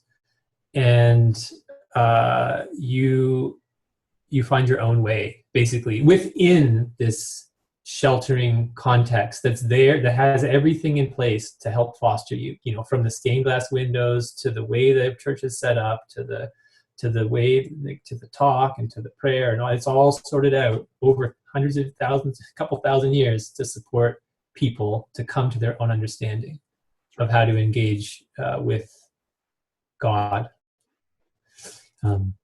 Well, and there, I mean, with that point, well, what is the goal of these people? Mm-hmm. And mm-hmm. you know, it's to embody the city of God, right? And I just wanted to think about that because obviously that is a big point. I don't know enough about it to be able to just sort of go back at you or like to say anything back about that. But now I want to reflect back about Buddhism now that I've got it. In the way that I practice, you know, there's this concept of the bodhisattva, right? Who returns like all the time, is always returning to alleviate the suffering of all beings. So it's kind of an endless, it has no end in terms of that there is no end point conceivably, you know, until all beings are alleviated from suffering. So I don't know how that fits in with the idea of a teleology in the sense that like there's a goal, but it's kind of it's an endless goal. I don't know how that works, but what I found in my own practice, and one thing that I think separates, what I would think is something that separates like a religious Buddhist from a kind of modern secular humanist who is also using Buddhist technology to make their life better, is that someone who's a religious Buddhist does have a sangha, which is a word for Buddhist community, you know, and they go on retreats with their sangha. You know, they don't go on they may go on retreats at a retreat center where they don't know anyone, but they're probably going to spend most of their time with their sangha members on retreat, you know, with their teacher, and they all have the same teacher. And in my own practice, just over the last year, I've started to develop like really wonderful relationships with the people within my sangha. And, you know, we talk once a week, like we're reading through texts together and sharing about our lives using the texts. And I think we're doing all the kinds of things that most people would do in religions. And as a result, I mean, the practice is much richer and the whole experience is much richer. So for me, I don't know if this is a matter of faith or not, but in my estimation, when I meditate, there's this concentration aspect that helps you live a better life. But the more I look at my own life, the more I see that there's not so much of me there at all. Like there's this notion of interdependence or interbeing. And so the whole concept of I'm going to be a good person only really exists within the context of the whole community. There is no good me without others. So it's just, I guess maybe I just keep finding all these overlaps where it's all like layers that all just line up, but there's obviously big differences. And I don't know, I just keep coming back to these two ways of interpreting the world, because here I am from a Western kind of culture, but here we are in the midst of this chaos that we're living in right now, where there are like all these rules have been tossed out so we can all have our own lives. And then I've picked up this thing that's like this strange foreign thing, and I'm always kind of looking over my shoulder saying like, well, hey, did I miss something? Like, is this really it's given me the position to be able to honestly look at my life, and then also honestly look at like Christianity, instead of looking at it with the kind of like angry eyes of someone who's already rejected it but is just looking for more reasons to more clever rationalizations. Yeah, well, I that's really helpful, hearing you think out loud on this. That's really helpful. I think there is, jumping into, there are going to be, channeling some Peterson here, there are going to be limited numbers of ways for people to live. and obviously to share a practice and to have community and to strengthen one another and to be able to rely on another. I mean, that's obviously in many ways superior than alone, if it can be maintained. Because obviously when you bring other people in, well, suddenly you've got the issues of the ego. And from listening to the recording that you sent me, obviously in Buddhism, the ego is front and center in terms of what must be addressed. And just practically, ego is often the death of how many communities. Somebody's ego. It's just a human. That's just a human factor. So, you're going to find in religions incredible commonalities that are simply a function of human beings. Right. And then there's going to be this other layer of differences. And I think, one of the differences are going to be articulations of goals.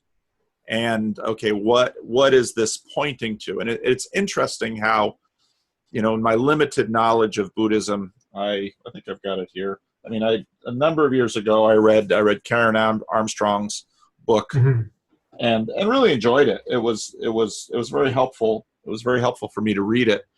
But to address suffering is so foundational in the Buddhist narrative that's very much a telos. That's very much a goal, that the elimination of suffering. That's different. There's some commonalities when you get, say, to the Genesis 3 story, where the man and the woman rebel, and then God comes in and the serpent is cursed. And the man and the woman, they aren't cursed, but the Hebrew word there is more like frustration. And so right there in the choice of that, frustration is basically acknowledging a degree of productivity with suffering in pursuit of an outcome, a good, because that's what So I'm just thinking out loud here. It's very interesting thinking about, the relationship between these religions. And also interesting, again, because someone, Peterson, had mentioned in one of his things, which I think is dead on right, to be a Buddhist in Asia, in a place where this has deeply formed the world, versus this transplanted European thing that we live in here in North America. Very different things. Very, yeah. And I part of then to think about how the frontier changed America and changed American Christianity. We had an event. I actually missed it, but I heard about it from my friends. We held an event where we had some of our pastors, and we have an Eastern Orthodox pastor, and they were talking, and we began to talk about evangelism, and the Eastern Orthodox pastor said, well, we haven't started doing evangelism. And we Protestants just kind of shot back. What do you mean you haven't started doing evangelism? Well, we haven't set up our cathedrals and our monasteries yet.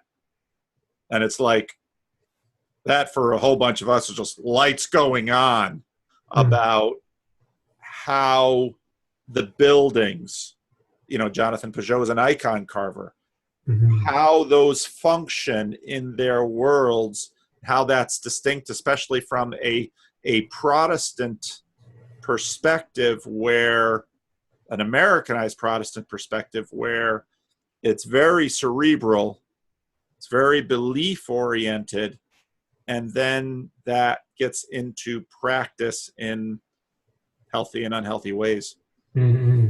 This just came up for me. I don't know if it's helpful, but there's this distinction between different flavors of path, like different flavors of Buddhist path that one would experience. So different traditions will approach the practices in different ways, depending on what that lineage decided was the best, or the most appropriate or whatever. And some paths are called wet paths, and some paths are called dry paths. And the dry paths are ones of you do meditating, but then you also spend a lot of time reading. So you spend a lot of time learning about doctrine and learning about past commentaries, and you read the sutras a lot, and you sort of come to understand things intellectually and be able to speak about them before you may have had direct insight into the deeper aspects of life, deeper aspects of reality. And then the wet path is more you don't read anything. These are extremes. You sit around literally meditating all the time in these really strict, very, I think he even said rigorous environments. And you just meditate and you meditate and you meditate, and you're given, could be koans and Zen to flip your head upside down, and, you keep meditating for 10 hours a day until you do have the experience. And then once you've had deep, direct experiences of reality, then you go and you study it to sort of put words to it and explain it. There's a similarity. So when someone in my great cloud here, in my internal cloud of witnesses, is yelling out, within the last 30 years, and Dallas Willard, you'll hear me mention him in a number of my videos. There's been this it's a large movement in Christianity in North America that focuses on practice, and it's called Christian formation. Richard Foster was a Quaker pastor who wrote a very popular book in the 70s and 80s called The Celebration of Discipline. And this book is basically a manual for Christian practice. And so you will have instructions in meditation, instructions in a whole variety of Christian practices that you can find practiced and expressed in various places in the history of the church. And then what happens is, in my experience, what happens is that, say, Dallas Willard, Richard Foster, and a group of people within this faction of Christianity will, promote this as this is how Christians are formed. And this has been a growing movement this has been a growing movement in Western Christianity for a number of decades now. It's something that's always been around, but it kind of, like you say, it's kind of the other side of what I articulated first for you, which is probably the majority practice of Christians growing up in North America. Right. And my take on church history is that, and I don't know about Buddhism, but my take on church history is that the Bible doesn't set down, here are these practices in Christianity. Judaism does that much more clearly. But the New Testament, part of which is because Jesus teaches these things, which are sometimes more like koans than, right. Turn the other cheek. 1, 2, 3. Yeah. Right. Okay. Turn the other cheek. Okay. But you begin listening to Jesus say, okay, Jesus, you just said, turn the other cheek. But here in this story, they were going to kill you and you slipped through the crowd. So that can't mean, this isn't a practice in that every time this happens, you do that. Yeah. Right. Well, I guess to me, I wouldn't call that a practice, I guess, but to me, those are rules. And rules are different to me than practice, because one can follow rules and just follow the rules without actually working what comes out of the friction that the rules provide. Like, to me, the rules are kind of like the road, and you're kind of like the vehicle, and without the road you can't go anywhere because there's no friction. But if you don't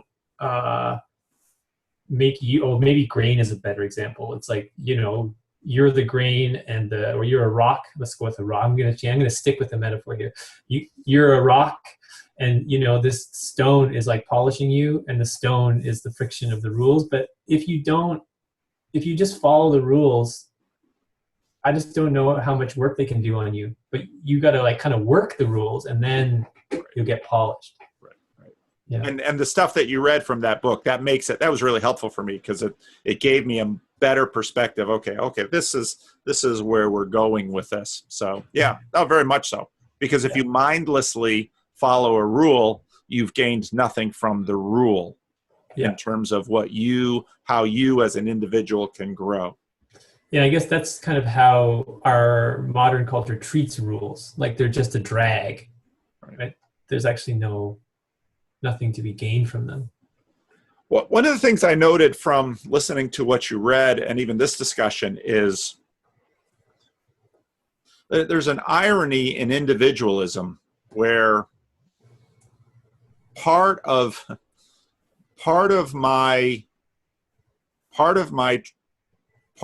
I'm doing this is to see through the illusion of the self. That sentence itself is kind of a koan. Who are you speaking? Are you like, this is like a Buddhist, someone that Buddhist is saying this? Yeah. Yeah. Well, I'm just trying to understand this. Yeah. But I'm trying to see then you get down to Descartes. I see the illusion that my ego is. Well, what's seeing the illusion? Right. And there's, ironically, in my first articulation of the ape's belly and the community for Christianity, there is a sense in Christianity, and this comes from the Apostle Paul in the book of 1 Corinthians, where Paul talks about you're the members of a body. And you can see there in that conversation that Paul is having with the Corinthians very much the dislocation of the self and the ego in submission to the community, which is the body. And then in Christianity, there's obviously a strong emphasis on what is called mortification, which is a fancy Latinized word for dying to self. Jesus says, take up your cross and follow me. Paul says, present yourself as a living sacrifice. Well, if you understand that literalistically, the word picture, you usually you take the animal and you put the animal on the altar. Yeah. And Paul is saying, you flop on the altar, which leads to the old joke that the only problem with living sacrifice is they keep crawling off the altar. So it's interesting how these various elements play within the whole. Right. And I think it does seem to me that in human life, as long as it's been, that the ego is always kind of is the biggest problem, like a huge problem that undergirds many other problems. And so to me, it would make sense that it would, like the trying to see through the illusion of the self, or to mortify the ego, or to pacify desire, would run through any religion that has withstood the test of time. But then, as you said, it's a question. Then the differences become in the ends, maybe that they seek. Well, and my question would be then, and this is where in Christianity you get God's will.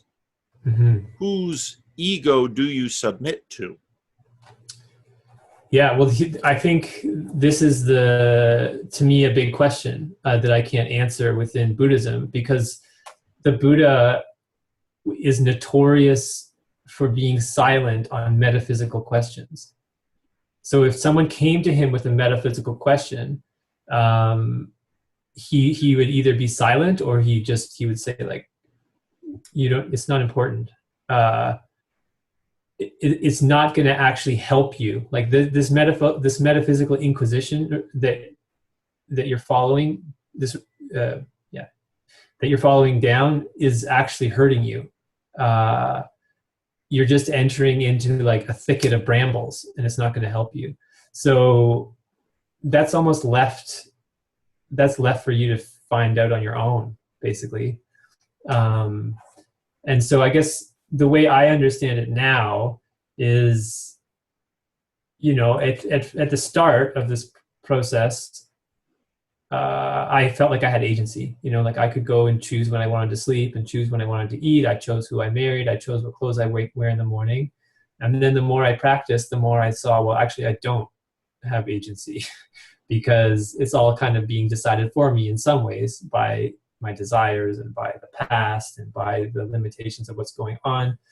And now I get the sense that I do have agency again, because I've learned how to choose. Like I'm choosing suffering, or I'm actually choosing the discomfort in my body rather than trying to run away from it. So rather than responding to anxiety by like having another beer, or responding to fear by running away, now I choose to stay with my fear, or to like allow the anxiety to exist. But I'm always going back to my teacher to ask questions and to get more direction. And so I think the way that I'm experiencing Buddhist practice in terms of authority right now is that you kind of put your trust and your faith in the teacher, who at the extreme is the Buddha and his what he discovered. And so you're kind of never done. Like you're never, there's no final authority, because you're always deepening your relationship with your true nature. So you're always uncovering more and more and more of the delusions that the ego, or the distorted mind, or like the mind that's trapped in the dualistic world, sort of throws at you. So I mean, it's a really good question. Where does authority lie in Buddhism? And one way I could answer that more simply, because I'm kind of working it out as I'm talking, is the Buddha's always saying constantly, he'll say something to a group of people, and he'll say, well, go find out for yourselves. Don't just take my word for it. Like, go and try it. Go and do it. Go and have a direct experience. So there's this strong thread of direct experience. Yeah. So go and have this experience for yourself, and then decide, is this beneficial or harmful? And at the same time, then so that's one hand. On the other hand, he's saying like, oh, well, something is good that does not cause regret or weeping. And, something that's good does not cause regret and does not cause weeping. So on the one hand, he's telling you to go and experience for yourself. And on the other hand, he's pointing you to say like, okay, this is what I found. Here's what I think is the truth. And so I feel like it's always like and I could be wrong about this because I'm new at it, right? But it could be like it's always like you're always catching up to the Buddha, and he's always ahead of you because he gives you a direction, and then you like test it for yourself. Is it true? And then he can offer you a new insight into the nature of life. And because the practice has given you more faith, then your ability to follow him to realms that you would never could have conceived of before increases, so that you can continue down the road all the time. So No, I understand. Yeah. But you're acting out of authority, because the practice, by accepting, in a sense, in obedience, even though that's not the language you're using, in obedience to the practice, there is implicit authority. Yeah. And there is a telos. I mean, the telos is enlightenment. Right. And the bodhisattva, comes back, if I said that word right. Yeah. Comes back. Yeah. And it's like a variation or an addition to that initial. Yeah. Mm-hmm. This is hard. This is hard stuff. Yeah. Well, I mean, in this time of, where we threw away the silo, as you said, like in general, not just in the Reformed Church, but in general, now we're kind of left with all these pieces everywhere. And one of the things that I took from you that I've chewed on and it's really helped me a lot is I basically have distilled my interest in Peterson down to one question, which is, where does authority sit? Like what is the basis upon which we make our discernments? Like if we're going to decide that something's good or something bad, why? Yeah. What is the ground of that? And that seems to me be a pretty fundamental question that like a church will ask, like I asked about the question of how does a church renew itself? Like why does a church decide to split? Yeah. And to me, that's when a group of people can no longer agree where the seat of authority is. Because if they could agree on that, they could even get through really contentious issues. Yeah. And so here I am, like I picked up this thing that was lying around on the level, like, we all like people are seeking equality all the time, but equality means that everything's the same. So there's no way to discern this from that. And so here I picked up this Buddhism, which has status. It's not just it's equal to everything else, but and then trying to to try and work it into this strange person who is like partly secular, but now Peterson and you are like helping me understand that the secularity is enmeshed with Christianity. So there's secularity, and then there's Buddhism, and then there's Christianity. It's all mashing together, and it's a mess. It's a mess. Yeah. And maybe one more thing I'll say is just, I think one of the reasons that I have settled into Buddhism, or that it makes sense to me, is because if I can just sit and I can watch my breath and I can come to know some very, very basic facts about myself, then that's like, I'm kind of starting at zero, really. So that seemed to be like zero for me. And I could understand that as the basis for authority, that like, okay. Yeah. There's some similarity there with René Descartes, right, in terms of starting, although for Descartes, obviously he had himself, but then God at that point was, I mean, if you look how God functions for him, well, at least I know I'm here, and God wouldn't let me be fooled. So, then off he goes. The most interesting question.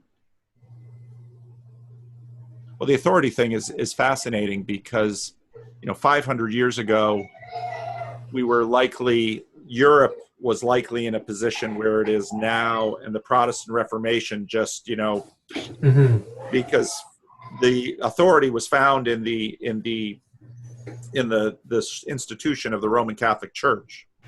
But everyone knew that the church was enormously corrupt. I mean, at one point you have 3 popes, and the ecclesiastical offices are being bought and sold. And so then the Protestant Reformation relocates authority in this text. That's interesting. I'm rereading Neil Postman's Amusing Ourselves to Death. And I'm reading it again. This is like a year later from this. It's Neil Postman really as much as Jordan Peterson that got me going down this path. And because the first part of the Peterson Harris conversation, Peterson's just kind of leading the charge and Harris is following along, kind of capitulating. The next part, Harris is going to start getting into texts. And it's very interesting, our conversation with respect to this, that early on, at least, before there are texts, there are often practices and there are words, there are spoken words. And Neil Postman goes into the fact that texts are different things. Texts very much change authority. And Postman tells the story where someone is having their doctoral examination. It's all oral, and Postman's saying, isn't this interesting that this whole thing is oral? And then there's a footnote in there where the guy basically refers to a conversation and not a text. And the examiners stop him and say, this can't be. And the guy says, yeah, but there are other witnesses and it's still a witness to it. And they say, yeah, but what if all of us agree, yeah, you passed, but nobody writes it down? Would you be satisfied with that? And you begin to see where authority lies in its different manifestations, because I'm not even sure we're quite sure what a text is. Right. Yeah. So, you're in many ways, as you've described Buddhism to me, authority lies in the unmediated experience of it's in the unmediated experience. And when people in our culture say, well, now I know, that's often what they mean. It's an unmediated experience. Right. Authority lies in texts. Well, what's that? But still different today. It makes me think that, sorry. No, go ahead. I guess it's the direct experience is like putting your hand in the fire. Now you know not to put your hand in the fire. But then we come back to we can't construct a moral system in a lifetime. And it's foolish to ignore the inheritance that we have, the massive inheritance from our ancestors. So it's like if you take this direct experience on the one hand and you allow it to be guided through a text from the wisdom of our ancestors, that's kind of maybe a better way of saying what I was saying before, is that you have this ability to experience directly, so you have to kind of work that first to get good at it. And then there's the text, which points you in the right direction. So, there's the ethical guidelines, there's the conversations about doctrine, and there's all these things, different practices that you can work to come to use the great gift of, having a body and having a life to then come to direct understanding of what the texts are actually pointing to. Well, and one of the things that Peterson actually gets to a degree that Sam Harris doesn't seem to get at all is that most of the text of the Bible is narrative and poetry. There are some rules in there, but even the different religious communities could be understood by understanding which parts of the text they emphasize and how they use it. So even, I think Peterson would say that the a priori structure, which we inherit from 3.5 billion years, is in a sense written into our DNA and manifest even physically in the structures of our body. We see a certain amount of light spectrum. We only know that there's ultraviolet because us white-skinned folks start getting dark and sometimes burned. Otherwise, we can't see it. Now, what is a text? A text is, you might say, well, a text is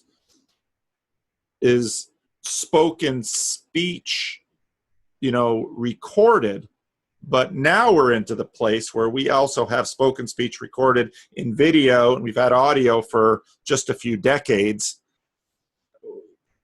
I mean, we have no idea the maelstrom we're in the midst of with all of this, especially when it comes to authority.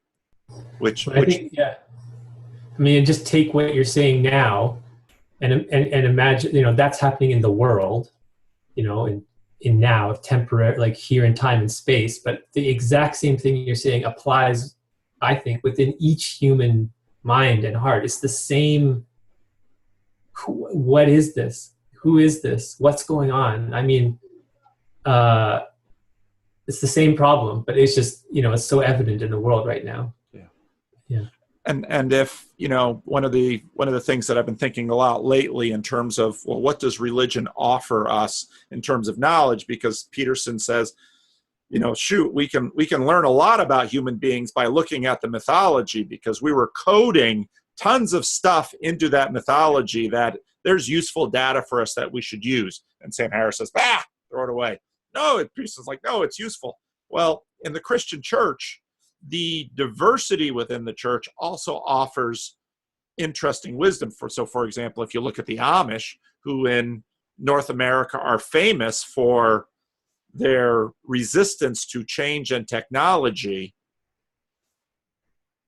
you know, you begin to say, well, I'm certainly not going Amish, but maybe in the midst of the maelstrom, they have a point. Because they intentionally set walls, and notice how communal it is. They intentionally set walls around the community and say, yeah, we'll put a phone in the barn, you know, but we won't put a phone in the house. Right. Yeah, we actually work with quite a few Mennonites that experience leaving messages and writing letters and that kind of thing. Yeah. So even in the community of the various churches, you've got these experiments coming, and they're all experiments in embodiment. And there are, you know, there's obviously a cerebral level, there's a textual level, there's a verbal level, there's a practical level, and there are in fact so many levels that just as there's not enough time in any single individual human life to construct your a priori structure necessary to process a world of objects, so also there's not enough space in any individual human being, even within that short life, to process that. And so therefore the embodiment also must be expressed in community. And that community then only is shaped when there are norms and authorities governing practice and tradition and so on and so forth. So you see the Pageau scaling going through time and beyond individuals in order to this, you know, what Peterson calls the equilibrated state, where it's, you know, it's in some ways the Pageau version for the city of God, where, you know, it scales at every level properly. Right. Well, many thoughts arise, but maybe we could stop it there. Many thoughts arise indeed. Yeah. Well, and again, for me, this is what's been, again, to people like, oh, all this talk about Jordan Peterson. No, it's not the point. The point is he has opened up so many conversations. And as a Christian, I say, oh, that's God using him. But yet Peterson, for all of his talk, and you'll hear this in the video I just made earlier today, for all of his talk about embodiment and mythos and practice, which is in Christian terms something that we might talk about sacramental, that this bread and this wine are the body. And as a Protestant, I don't mean scientifically, just as Elvis's guitar, well, you're not going to take apart the bread and find Jesus in it, just like you're not going to take apart the guitar and find Elvis in it, or Elton John in it. But yet, but yet Peterson doesn't practice. So in some ways, Peterson is like a Buddhist scholar who doesn't meditate. Right. Yeah. And what would we think of that? And I think that's in some ways that's the downfall of his project, because I started to see a real split between the message and the messenger, and it's very confusing for people who don't want to enter into his project with, like, they have reservations. It's hard for them to just hear his message without being overwhelmed by his mannerisms, by the asides that he says, by his like anger, by all these different things. And but he's a human like the rest of us, so I'm not slighting him in any way for that. And the question you emailed to me about, to what degree does the pastor have to embody the message?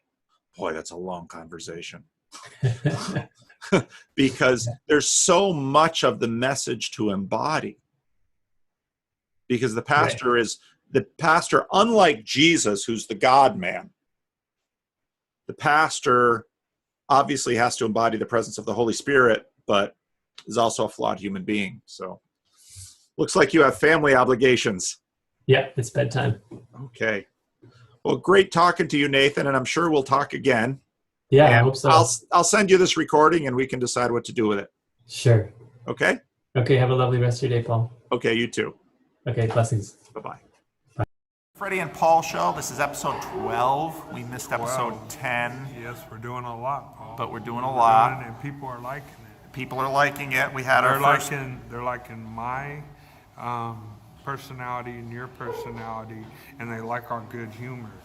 So God would really like the way we're doing things, because we're putting his name first and other names last. Okay. So Janice writes, and she wants to know about this verse. The verse says, "Faith cometh by hearing, and hearing by the word of God." Oh, I got it. So okay, so I think I know what this means. This means if you have faith, then you can understand the Lord. But you have to explain your faith by what you're doing to understand what you're doing. If you don't understand what you're talking about, it's not going to make sense. Okay. All right. Good. Well, Janice, hope that answers your question. If you have a follow-up question, let us know. You tell her what you think. Well, I think faith comes by hearing, and hearing by the word of God. If we can't hear it, how do we believe? And this gets into the message of Jesus and the resurrection. How can we believe the resurrection if we never hear about it? Partly because who believes that a man would rise from the dead? So faith comes by hearing, and hearing. Plus, you can do all things through Christ that strengthens you. Okay. Very good. All right. So, Freddie, want to talk about Thanksgiving. How was Thanksgiving? I had a good Thanksgiving. I went to David Lindner's, and we had a good time. We had turkey, ham, mashed potato and gravy, stuffing. We had pumpkin pie and chocolate mousse pie. Okay. So, and everyone was cool. Everybody got along. Everybody was cool, and it was awesome. Did you do a rap? No, I didn't. No rap. Okay. No. All right. But I'll do one next week. We'll do one next week. Okay. So we don't really have a lot of time right now. We're supposed to do one together, but we'll save that for next week. Okay. And we're going to do a coffee. We're going to do a Starbucks coffee special at some point. Right. We're going to go live to a Starbucks. Could we get together Tuesday? I don't know. I'll talk to you later, and we'll check my calendar. Okay. All right. That's anything else, Fred? Let's hope the Kings do a whole lot better. They're doing all right, but they played Houston okay, and they were down by 30 or 40 points, and they came back and they only lost by 12. So. But the Raiders are doing very well. The Raiders, go Raiders! Yeah. Raiders are doing very well. Carr, Murray, Cooper, who else?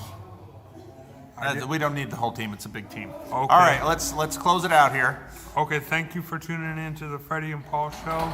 There'll be more likes and more things to tune into. Thank you very much. God bless you. In Jesus' name, come on, Paul.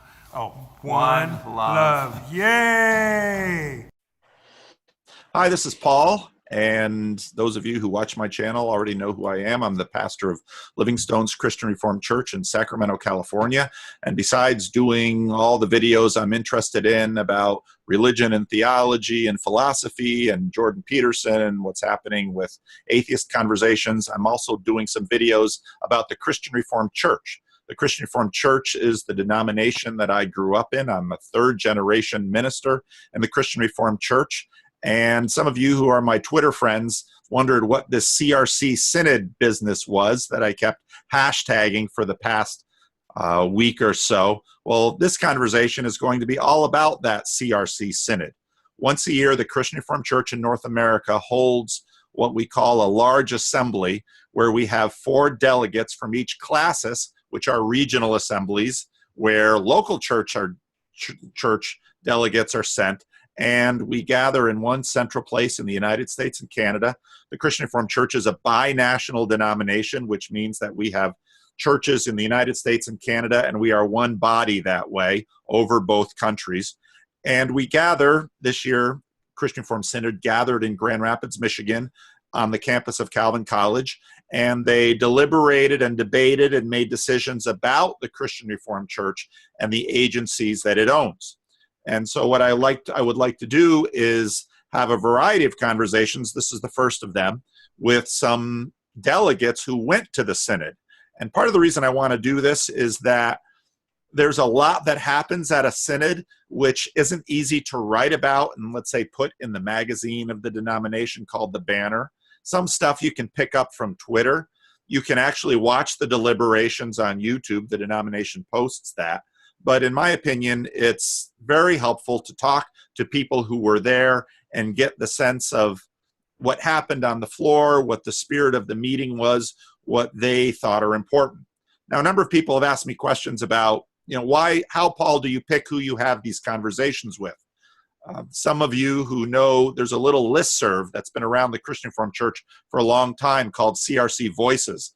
And I often pick people that I know from CRC Voices, partly because I have a long history of having conversations with these people, and I know that they'll be good conversationalists, and I trust them. So that gets into a little bit of the selection in this. And so today I've gathered 3 delegates from this year's synod, and we'll go around and have them each introduce themselves, tell us where they, in this case, all of them are pastors, where they pastor, a little bit about themselves, and then we'll jump into the discussion. So Richard, I've never done a video with you. I've done with Rob and Rod, but why don't you introduce yourself a little bit? Just so that I can trip and fall and they can clean me up afterwards. That's right. My name is Richard Bodini. I pastor the Holland Marsh Christian Reformed Church just outside of Newmarket, Ontario, north of Toronto, about 40 minutes north of Toronto. And Professor Peterson lives south of where I am. I have never met him, and so I will use that as a claim to fame. I've been pastoring for 14 years. I was a teacher before that, and How many synods have you gone to? Exactly, 3. This is my, I just finished my 3rd synod. But I have watched at least 10 or 12 online. Okay. All right. Very good. And Rob, why don't you tell us a little bit about yourself? Okay.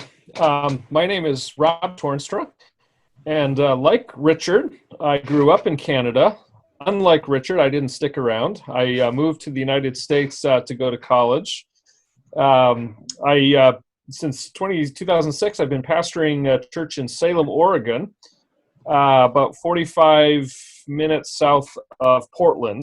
And I was a delegate from our region. Our class is Columbia, and this was my 4th time attending synod. So, it was another very good experience on the whole. Good.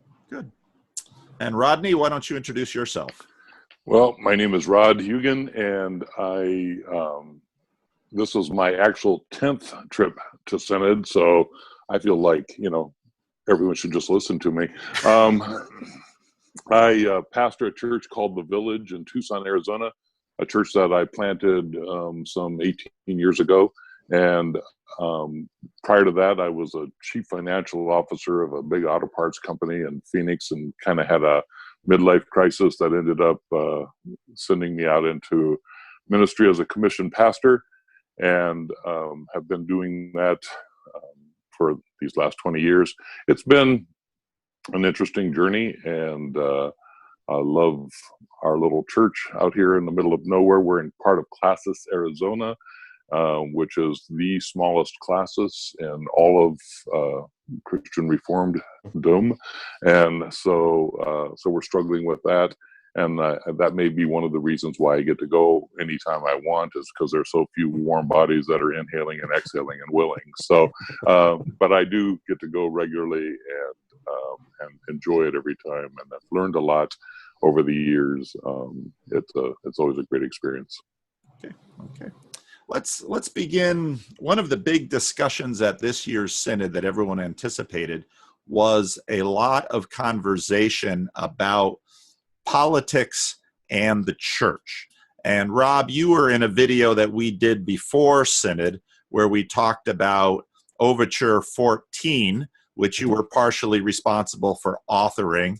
Would you just give us a brief sense of what motivated maybe I should explain what an overture is. An overture is a communication by a classis, which is a regional assembly, or a local church, or an individual member of the Christian Reformed Church, that is sent to synod asking for some opinion or some change in policy or some change in how agencies run themselves or some change in doctrine of the Christian Reformed Church. And every year, a certain number of overtures come to the synod, and first they go through an advisory committee process, and then what comes out of that advisory committee then goes to the floor of synod. And now, Rob, and in that video, we had Doug Vandegreen, who was also a voicer, participates on CRC Voices. We had a conversation about that, and I'll put a link to that conversation in the notes of this video. Rob, why don't you tell us a little bit about what prompted you and some others to send that overture and what it was about, in your opinion? Yeah, in a nutshell, we were concerned with what we judged to be oversight by the denominational, certain agencies within the denomination. One of them was what's called the Office of Social Justice, Office of Social Justice and Hunger Action, and it's their mission to promote the cause of justice in this world, or concern over issues like poverty or immigration or abortion, pro-life, etc. And we felt that some of the ideas that they were promoting were going beyond talking about specific principles, and they were going to dictating how to vote on certain issues, for example. So rather than just who to vote, what do you mean how to vote? Members of the denomination. Okay. So how they vote on what? I mean, so how they should vote on specific issues, or telling members of the CRC to contact their congressman and urge them to vote on a specific issue. Okay. And we felt that was overstepping, because it's one thing to talk about specific principles. It's one thing to say Christians ought to have a real concern for the needs of the poor, and they ought to do what they can to address those needs. It's another thing to say, therefore, contact your congressman and tell them they need to vote this way on the farm bill or on this piece of legislation. And so what we were asking for is really that we make a distinction between what we use the language of advocacy, which is articulating those principles, and lobbying, which is calling for specific and very particular action on a piece of legislation. Okay. So and you we were distinguished between those two ideas.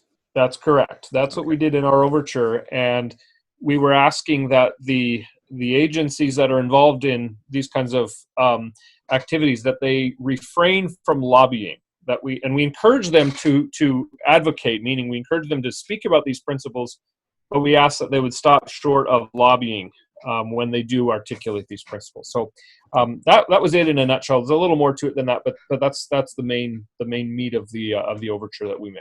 Okay. Now what happens with these overtures is that they first go, someone dreams it up, and they write it down, and it goes to the classis. And this overture was approved by your classis, correct? That's correct. And that's Classis Columbia. Correct. And then that was then sent to synod. Yep. And then once it gets to synod, before it goes to the floor of synod, it goes into what is an advisory committee. And what synod does is the first couple of days of synod, the whole meeting breaks up into these small little groups, and everything that comes to synod gets kind of pre-chewed in those advisory committees. And then those advisory committees then formulate a proposal that then goes to the floor of the whole synod. That's right.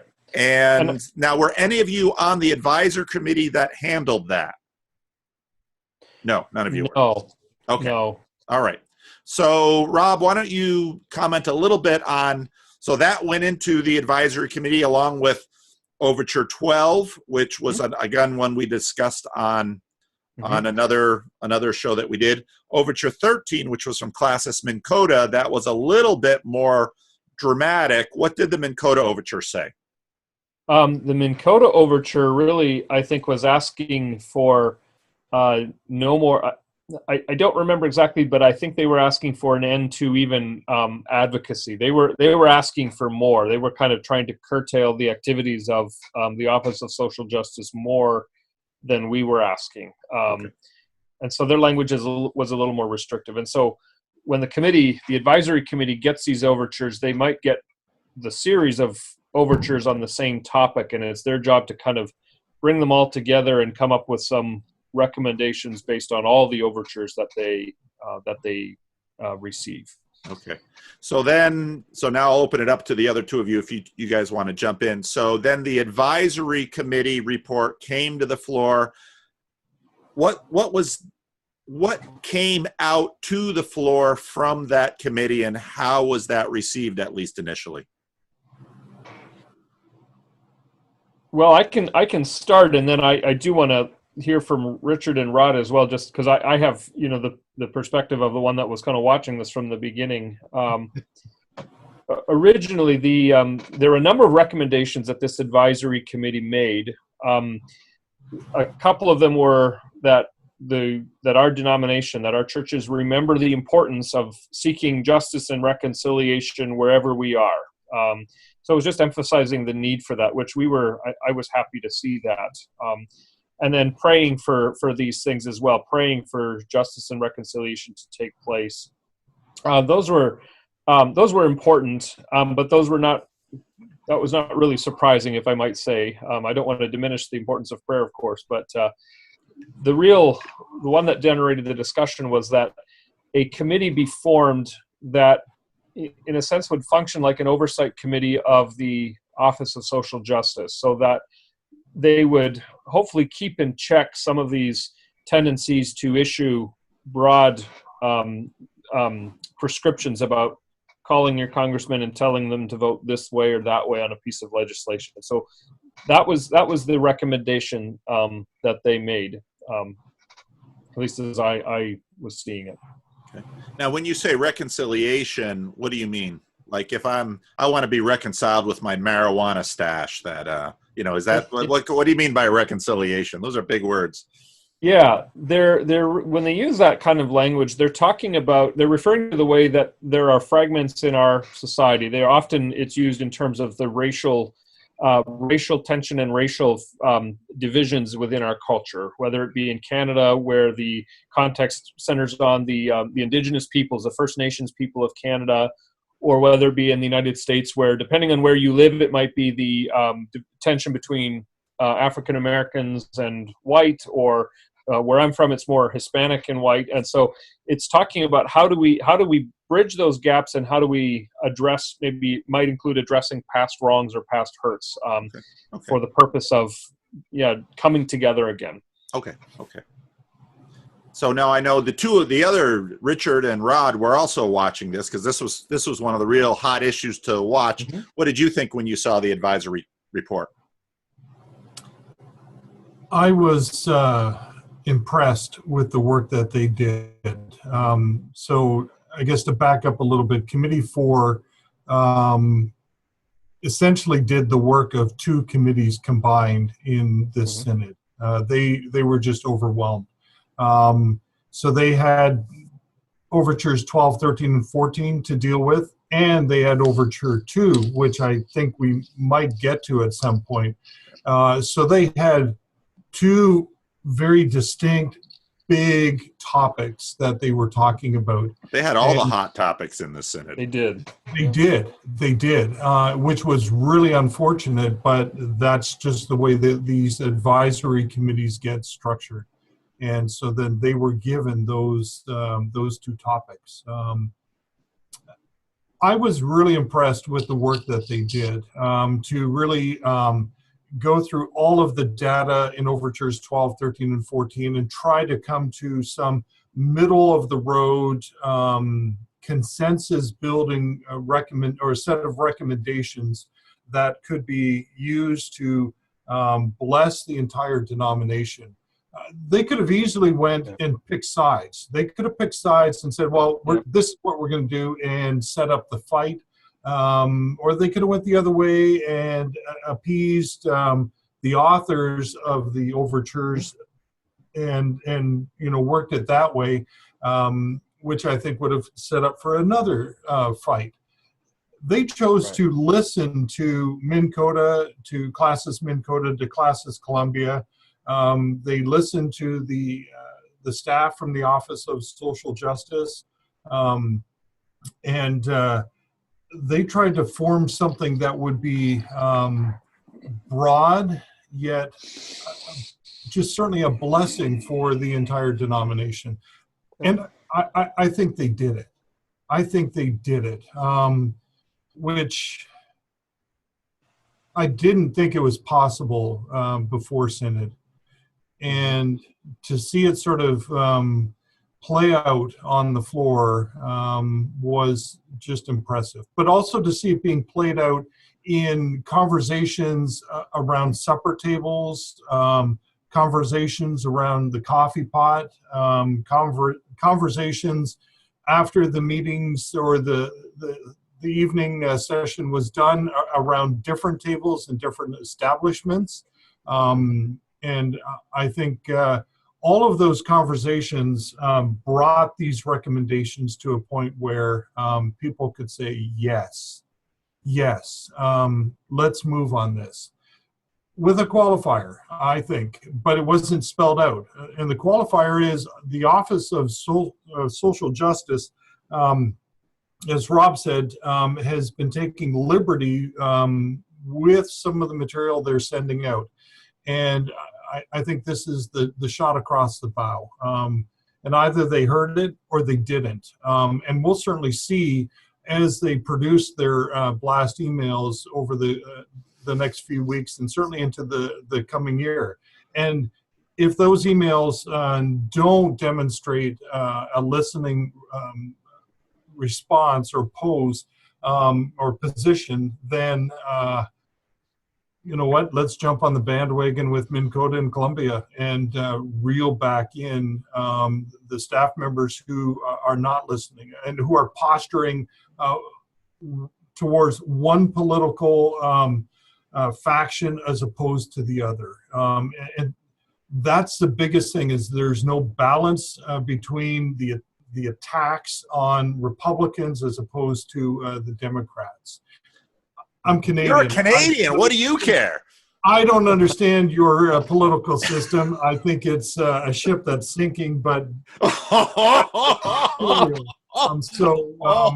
we're struggling too. But California has more people than Canada. I just want you to know that. But who did they? Hey, Richard. Who did they elect in Ontario just last week or the week before? Another Ford? No, Chrysler. It was a Chrysler. I think it was a lemon. Really going downhill. I thought Rob was a brother. I haven't heard from him yet.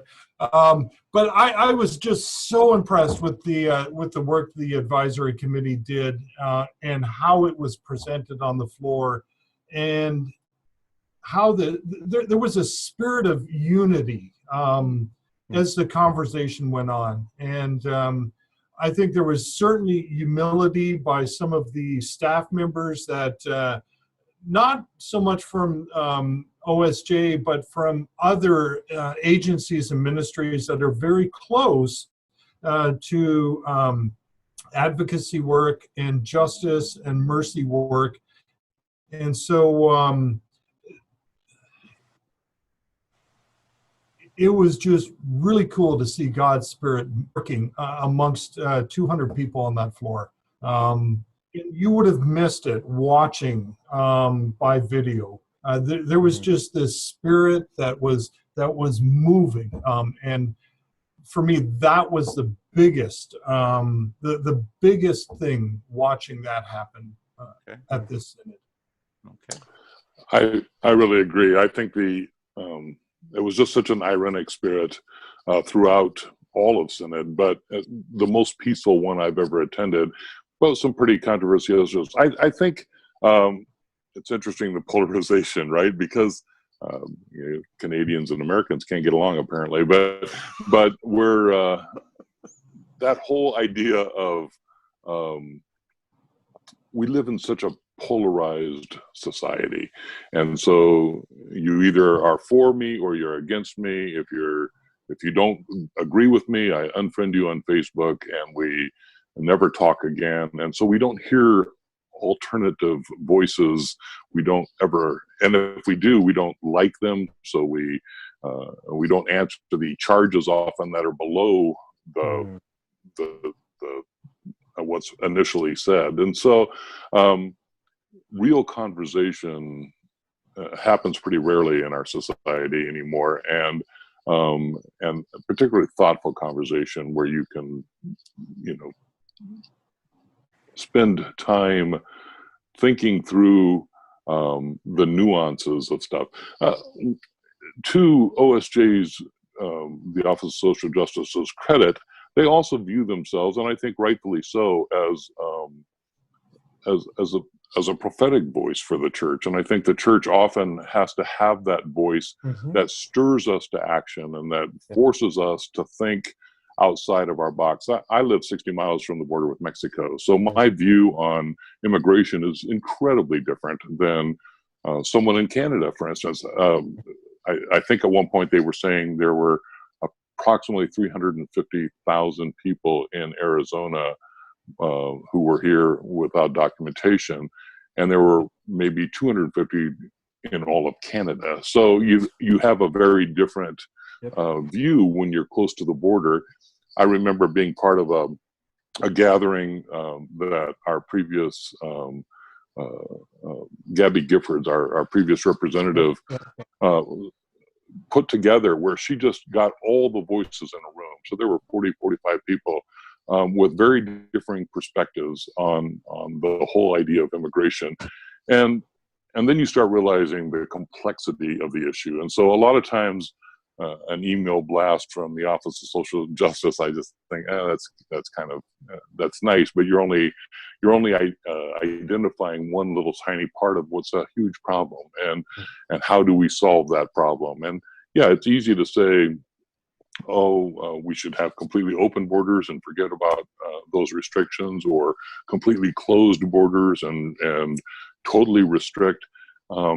And then there's real impact on people. I know several of the hospitals that have closed because of the amount of free care that they provide for people coming across the border.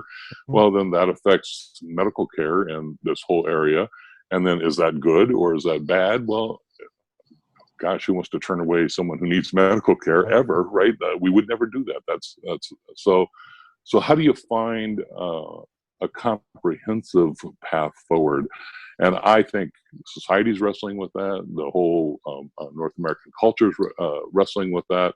And then what's what's our responsibility as Christians? Well, and if I could piggyback on that too, Rod, and also on what Richard said, I think you hit on something really important, and that was the ironic spirit in which this went forward. One of the things that was a highlight for me was sitting down to lunch. It was kind of a spontaneous thing. We didn't really, we planned it out kind of the day before and just said, hey, we should sit down. And so it was myself, it was 3 delegates from Classis Min Coda, the other classis that helped write an overture about this issue.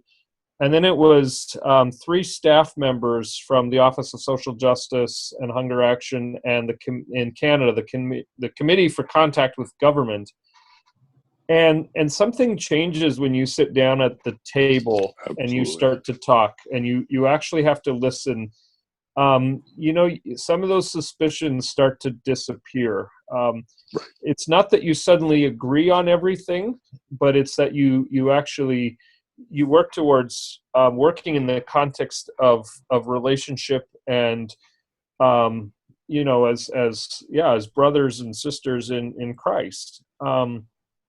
And so, when it comes time to discuss the overture, which I think came later that day or maybe the next day, I don't quite remember, you still might disagree, and you still maybe you aren't wild about what they're doing, or you're not on board with their position, but you do so with a little more respect and hopefully a little more care and attention to the person. So that was a very good experience for me, having that lunch. Now you all have talked about the fact that there was a tangible sense at the synod of hearing each other. Now, and again, all those intangibles don't come through a video.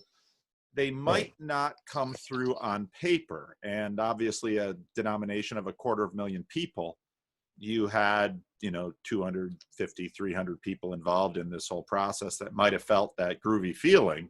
But people out there are going to be asking questions. Well, what changed? So I think email blast probably in this context is not the best choice for a description of we're blasting things. So someone who wasn't at the synod, didn't feel the feels, and they say, well, what, Rob, you wrote that overture. Are they going to tell us to write my congressman on this or that or this or that or not anymore? What would you say to someone who asked that question? Well, I was asked that question sort of last night. I for our evening worship service, we just did here's what happened at Synod, and I kind of shared, because we had people in our church that were sort of vested in this. And that's the difference between, like you said, you're at Synod and you get all the feels there, and then you come home to people that weren't there, and their questions haven't gone away, and their concerns don't evaporate just because you felt good at Synod and had a good lunch with people. You were hoodwinked. Yeah, right. Well, in all seriousness, for some, that's a concern, right? You get taken in, and are you being played? My answer to that is a couple of things. In terms of what changed, number one, I don't think we'll know for a little while. Structurally, we can put in place this oversight committee that's tasked with hopefully keeping in check some of these pronouncements that they want to make. The success of that committee will be tied to who's on that committee. How well have they heard, like what you were saying, Paul? How well have they heard some of these concerns? If they take to heart what we've raised, then I think we'll see fewer of these email blasts, and we'll see maybe a more willingness to focus on articulating principles rather than narrowing it down to specific positions that you have to take and that you have to get behind. I don't think we're going to know that for about 6 months.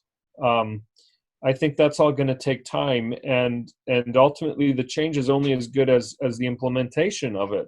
And so we'll just have to wait and see.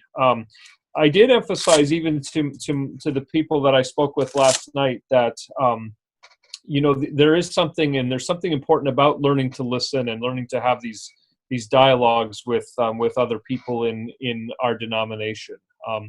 But again, that doesn't yet fully answer the question about what changed. We won't know that for a bit, I think. Okay. The church always moves very, very slowly, right? We forget that. We think, oh, we make a decision and now it's implemented and it's done. And it's not. It never is. That's not the nature of church. And matter of fact, synod itself, by its nature, is a deliberative body. It's thinking through these things, and it makes incremental steps. Right. Now, there are those who, to counter Rob, would simply say, oh, it was a horrible decision. We need more email blasts. We need very specific legislation followed and voted on, and we need to replace those legislators who would not do that. And that's the nature of a very diverse church, and a church that sees things very, very differently. And part of that is the polarization of our culture. Part of that is out of our own experience, right? My experience of immigration issues is very different from someone else's. So can I listen to them and hear them and then not immediately say, yeah, well, you're going to hell because you don't think the way I think, right? It is because you're ignorant, and I'm the smart one. This is gonna take a lot of time, and I think, will this change something? It might, and it might not. And then again, we still have to go back to the idea of a prophetic voice that does irritate me. There are times when I get irritated because somebody accuses me of something, and I feel falsely accused, or I think you don't know me, or whatever. But often that works in me and says, oh, well, maybe I haven't really thought that through, and maybe that particular farm bill is the appropriate farm bill to vote on, and that will make a real impact. So I think, given time, and time doesn't necessarily bring everyone to it brings everyone, hopefully, it brings everybody to good conversations around the table. It doesn't bring even if it's not consensus. Exactly. Yeah. So you're saying it's going to be some time. I think you're going to see changes already happening in 3 months' time. By the time September hits, I think you'll see changes happening with the information that gets sent out from the Office of Social Justice and Hunger Action.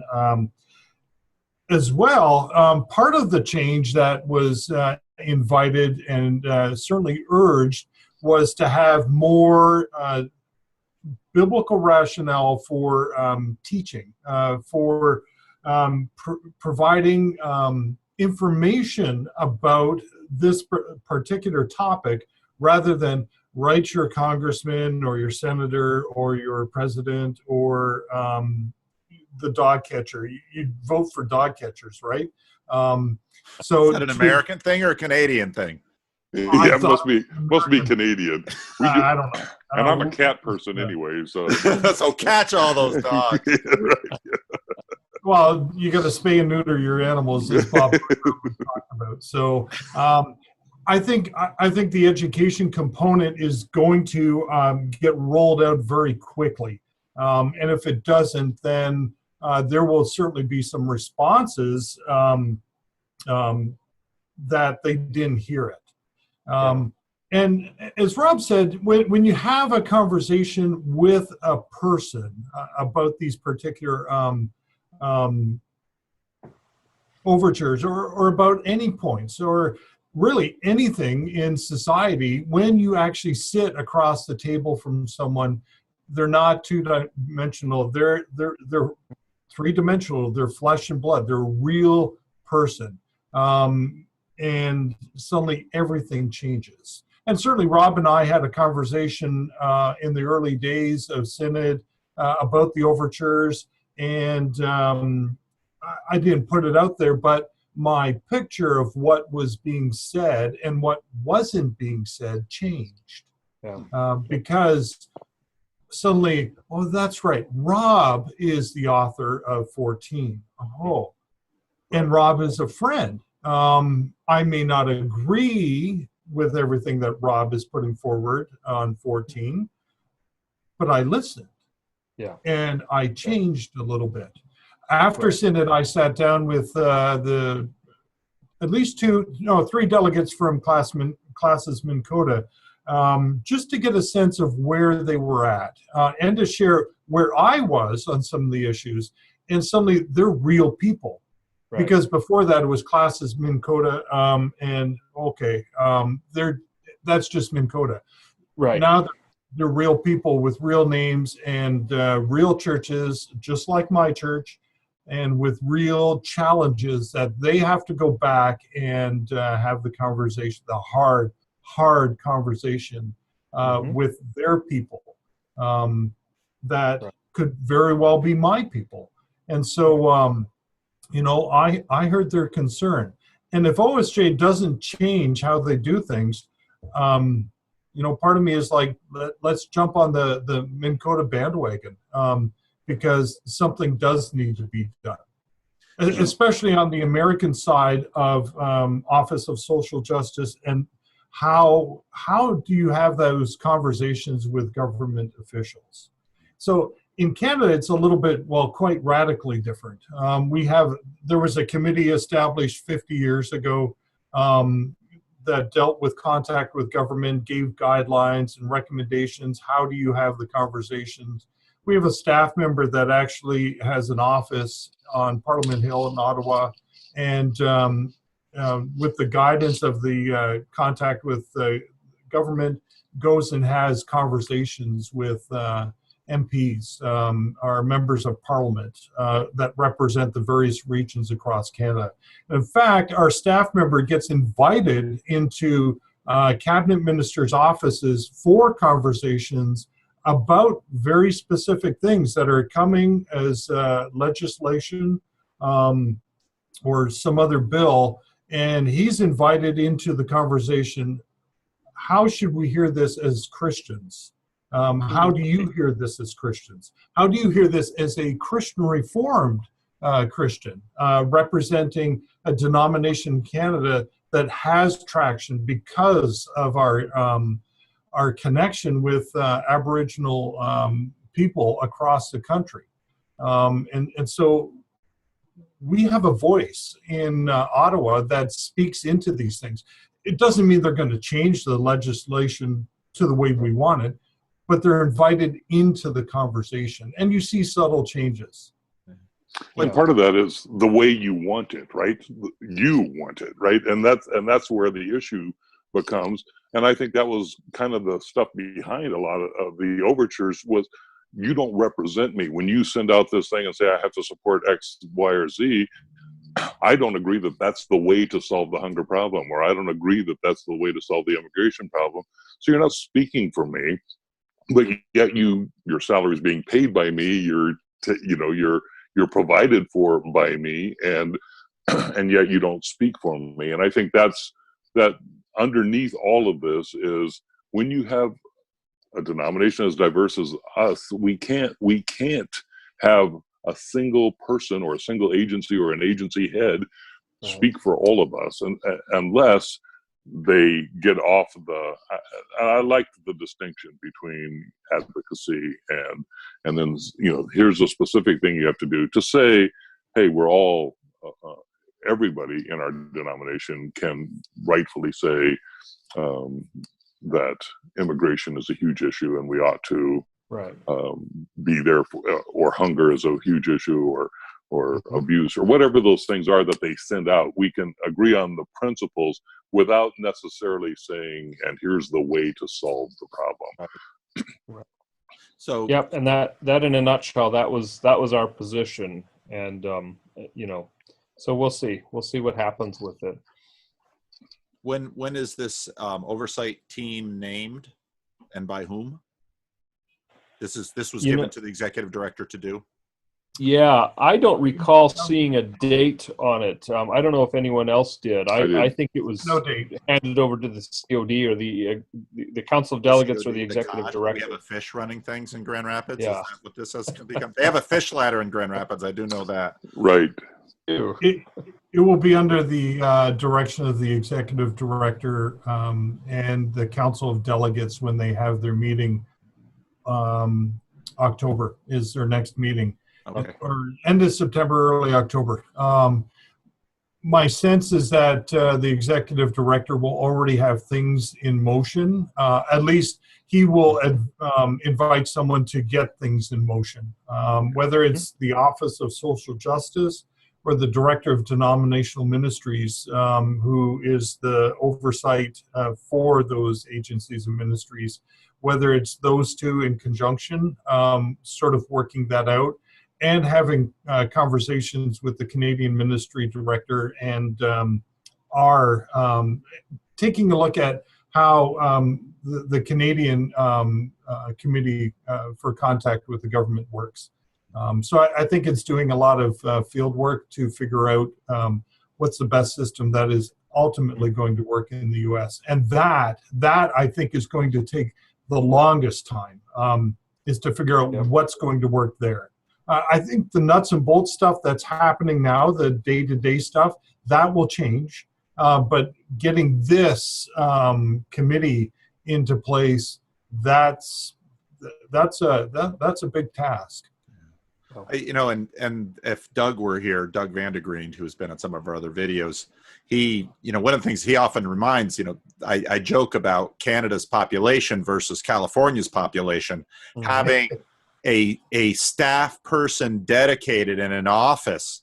I mean, in the United States, that would be like having the Christian Reformed Church maintain an office on K Street and, you know, interfacing with, you know, senators and legislators and the California state legislature. I don't know the relative size between the CRC in Canada and the CRC in California, but, you know, if we looked at that, some people might be very surprised. They'd also be very surprised at how diverse the Christian Reformed Church in California is, and quite actually how conservative it is, because you have Central Valley farmers, you have not too many dairies in Southern California anymore, but you've got a whole host of Korean churches that are a significant number of churches. So these, and if you would say, okay, well, let's find out what the Koreans would like to have happen in American politics. I think a lot of people throughout the Christian Reformed Church would stop and say, would pause, because the Koreans have a completely different perspective on many of the conversations that we're having. So I want to transition. Go ahead. Personally, I think having this committee that's going to be an oversight for doing this, you're not going to have someone on K Street, knocking on the door of the Senate. It's just not going to work. And I don't think you'd be able to get 175,000 members of the Christian Reformed Church in the United States to send a letter off. And really, 175,000 letters is not going to do very much. And so OSJ has, and you can't see my hands, they're trying to do all of this, and that's great work, but really, maybe we can only do this. So let's start with this, and let's do this really well, and then maybe we can add something.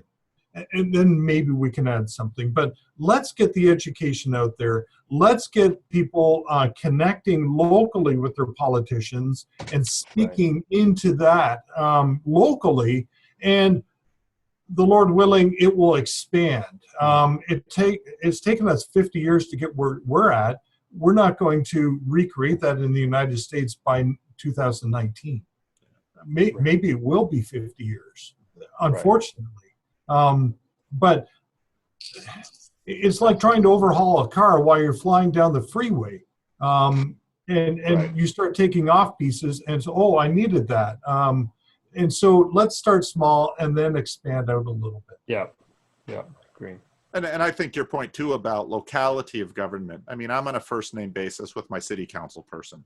Many of the issues that I deal with, and you can talk about race relations, you can talk about homeless, you can talk about immigration, you can talk about, I mean, cities and states in the United States manage so much, yet so much focus is on the federal government. And at some point you just have to say, well, how can we gain perspective? And I think part of the difficulty that I see is we have become so so mesmerized by this media vision. It's kind of like the Eye of Sauron in Lord of the Rings, that now we're focusing on these children who are separated. Then it's South Korea. Then it's, and so we're kind of like zombies following the media stories, whether they're from CNN or MSNBC or Fox, and we're just all following along. And we're in our two little groups and we say, yep, that's what we are. Nope, that's what we are. And so then that whole division just then comes into the Christian Reformed Church, and here we go. And to have a denominational agency doing this, following that, to me says, let's take a step back and have some real conversations about this. So there's my little 2 cents. Let's transition to Overture 2. Now, maybe Rod, you might give us. Bev has been on Voices for a long time. She's written about this on Voices quite a bit. Rod, would you give us a little background to Bev and this conversation? Sure. Bev Sturck lives in Oregon and no, she's in Washington. I'm sorry, in Washington. Everything north of Rod. I knew that, right? Yeah, up Canada, there somewhere. California. The West Coast. Who really cares? Yeah. She has a passion to deal with sexual abuse in all its forms, and particularly, I think she's just been someone who she visited our church last year, and I just watched her walk around, and she's talking to every woman in our church and hearing story and listening. She just has a passion to help, and then also a passion to do something about it. And so she wrote an overture, and she listed some very specific things, which I can't enumerate, but that the church ought to do to deal with the power inequities, the abuse issues, and those struggles. And she wrote this overture, brought it to her church, and it did not get forwarded, as they often do, by the church with the local church's blessing. They liked parts of it, but they didn't like it in its totality. It got forwarded to the classes, and the classes also did not forward it with their blessing, but with a also liking parts of it and wanting parts of it. And therefore, it came to Synod as an overture from an individual. In the 10 times that I've been to Synod, I don't recall that ever having happened before, where it really got a voice, or where we really listened. It might have gotten shoved into a committee, and then the typical language of Synod does not accede to this to this request, or to this overture. And this was very different. It was very different in that I think it struck, and obviously this is in the midst of the Me Too movement and all these other things that have been going on in our world as we discuss this. So maybe the specific timing was right, but it just, I've never seen anything impact a synod quite the way that did. And I've sat through some pretty contentious synod things, and this wasn't in contention. Actually, did this go far enough? It was almost like we need more. We need to have more of a discussion. We have to, and I know that there were parts of it that people struggle with and will, but it was just an interesting thing a phenomenal thing to see. And I love Bev's passion for this. And she and I have had lots of conversations over the years, and there are times, like she's zealous for this, right? And like any zealot, she can push my buttons sometimes. She'll say the churches, never talk about pornography, and I'm thinking, gosh, our church does it all the time. So sometimes I feel like this disconnect, because you're like, really, your church doesn't do that. Our church does that all the time. So but her zealousness, I just admire that, and that it is a singular focus for her. And because of that, I think what she wrote and what she offered and what she pushed forward just caught the attention of Synod, and I think was just a powerful moment on the floor and in our decision making, our just coming to grips with the reality of the horrible pain that happens. When you talked about abuse, you want to Rob or Richard, what did she bring forward? I'd read the overture, and so what happened? I'm not going to try to even dive in and quote stuff from it, because it was very long. It was long, but it was just so wide. There was just so much good stuff, good data. We aren't doing this. We aren't doing this. We aren't doing. Okay. The one that jumps out, a code of conduct. Well, I have a code of conduct. I haven't signed a code of conduct. Will I have to? Possibly. Would I be okay with that? Probably. And would it, get me to rethink some of my relationships and how I conduct pastoral care? Possibly. Is it going to prevent me from doing some pastoral care? Probably. And is that going to have a significant impact on ministry? Most definitely. But is it protecting myself, and is it protecting our parishioners? Yes. So what are you talking about? Is this like the Mike Pence rule that's going out over the CRC? I mean, what are you talking about? A Billy Graham picture would be the code of conduct, and really expanding upon that.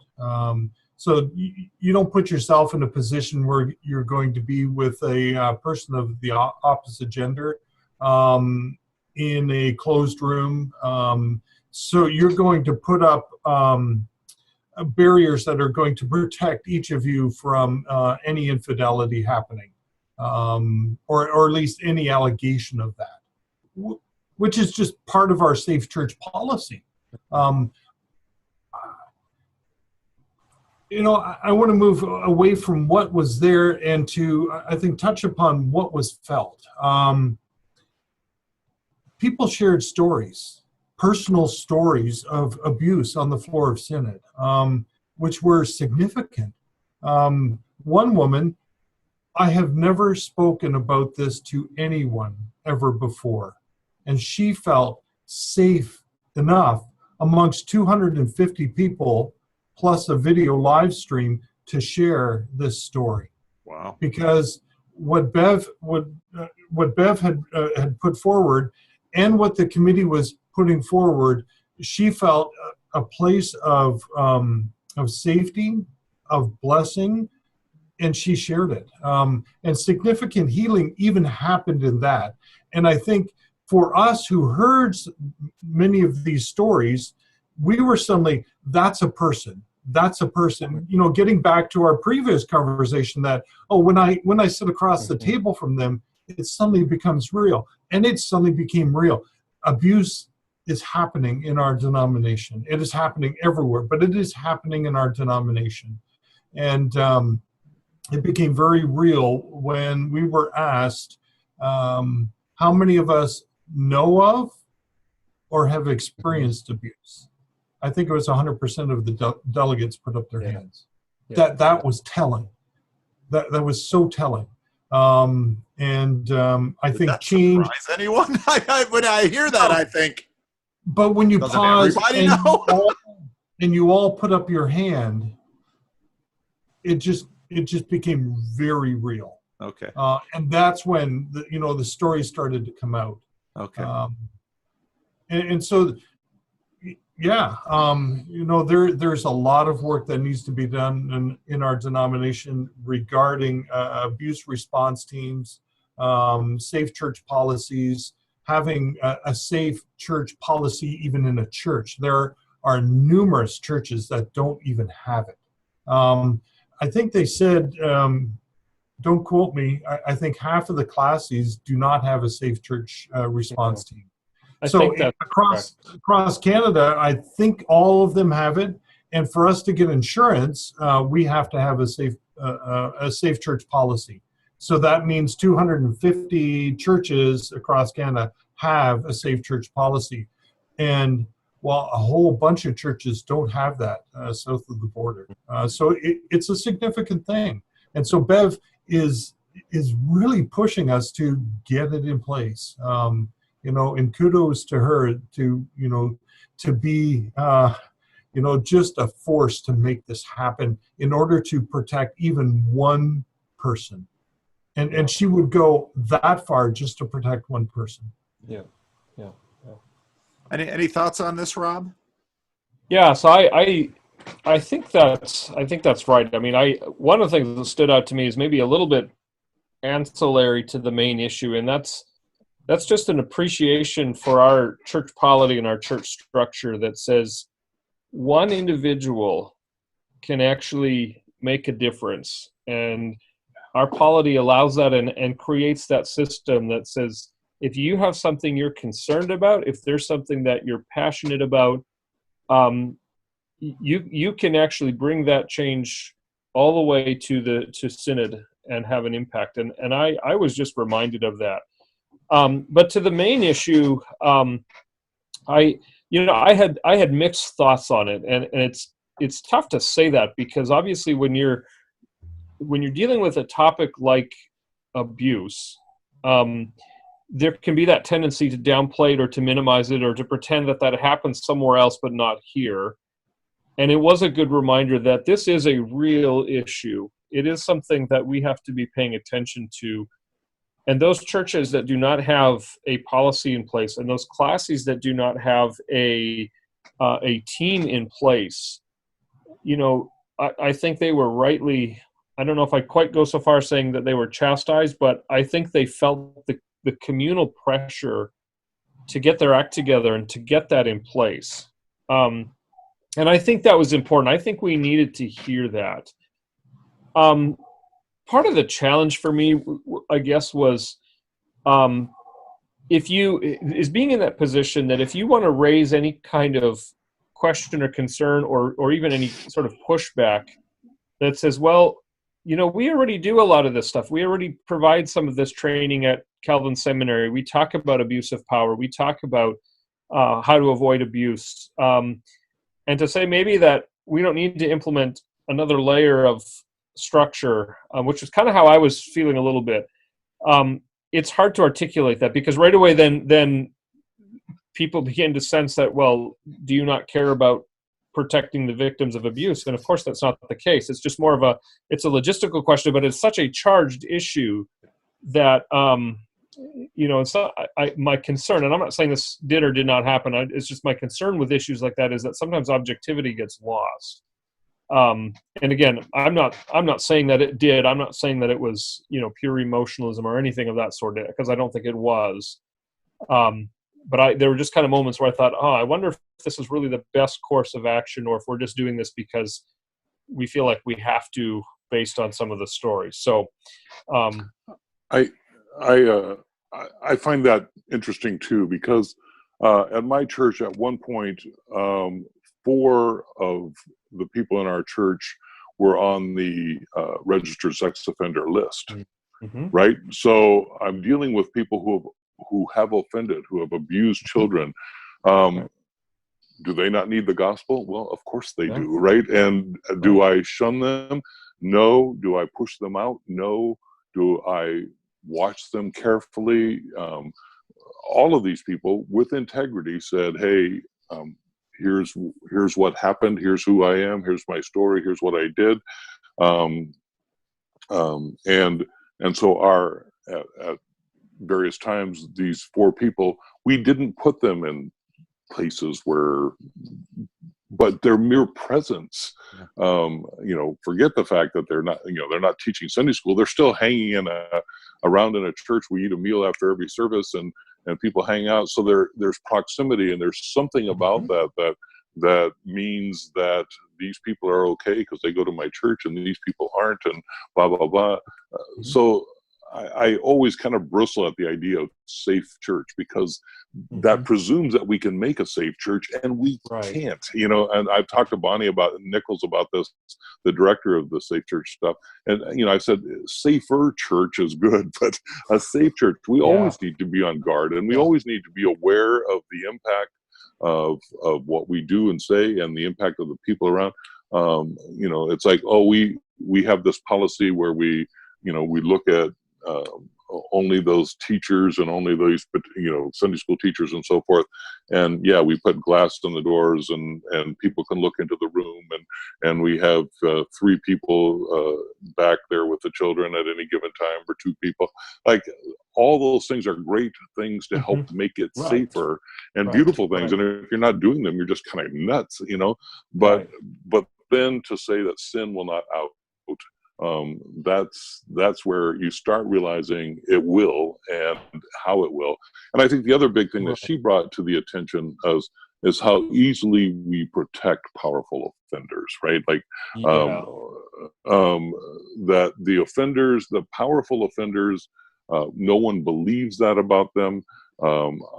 My son is godparent to a little girl who was abused, and by a relative that was higher up in a church. And, it's a horrible thing. It's terrifying to think what happened to her. And then it couldn't be, because this person is a highly, respected and honored person.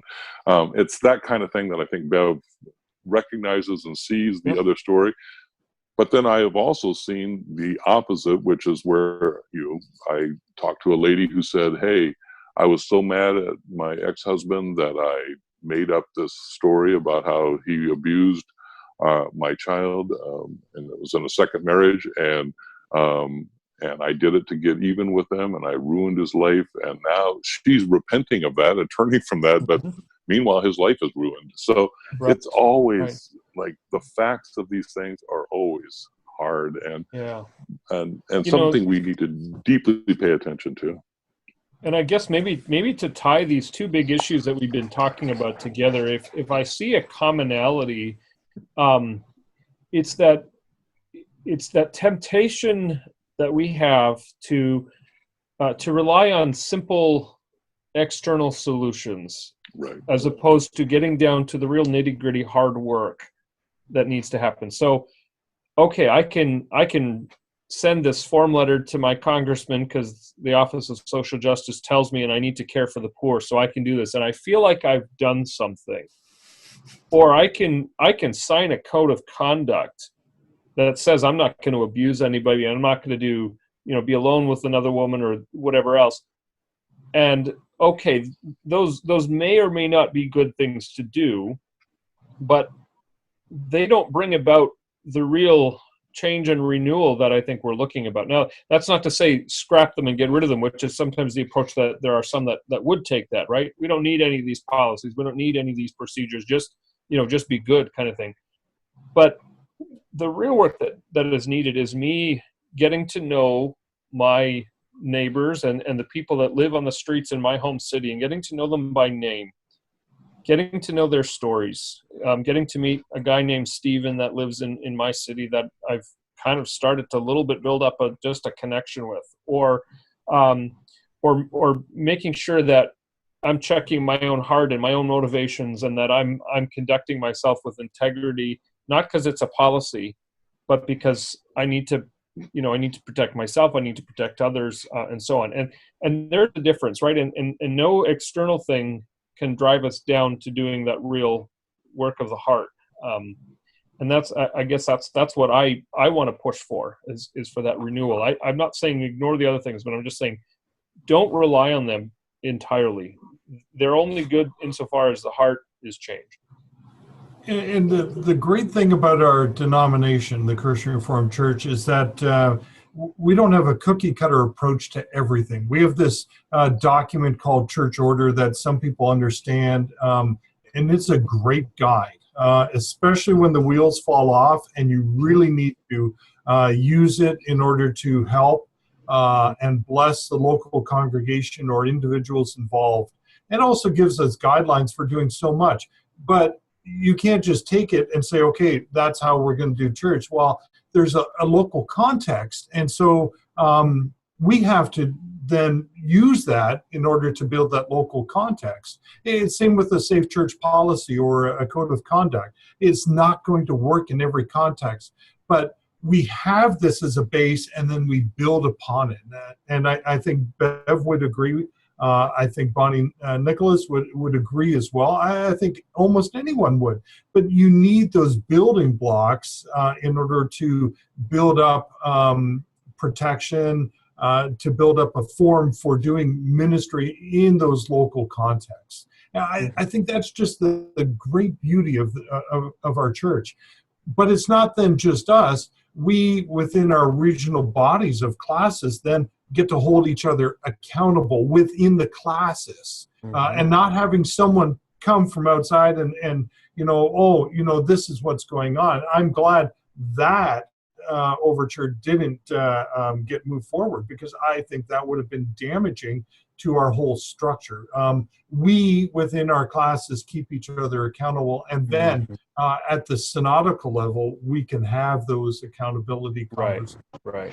And so just all of this has been a great picture for doing this local contextual ministry that then works into a larger denominational context of doing ministry that we can celebrate and hear together. I think there is an irony in this conversation, Rob, that you bring out, where especially when it's become fashionable to use the word power as an abstraction. And so often it has an evil association that, well, this person has power, therefore they're not held accountable and they can get away with sinning, with impunity, so on and so forth. And so the remedy to this is more power. And nobody stops to say, now, wait a minute. We just said power was the problem. So, well, we're going to create a structure, and it's similar to the zero tolerance policies. Well, we're going to have a zero tolerance policy. We're going to imbue the structure with power and have bright, clear lines. And then when we have those lines, then we will have a safe church. Then pastors won't sleep with parishioners. Then no one will be above the law. And to me, I listen to this and I think, I thought that's what a lot of the Old Testament was about. Because so let's say, okay, so I'm not a woman comes to my door, she's a homeless woman, she's a person of color, and I look through the little window in my office door and I say, oh my goodness, there's a woman, I'm all by myself, and so I pull the shade, or I'm sorry, I can't talk to you until I have, and so, well, now I've just done injustice to this person of color because I've been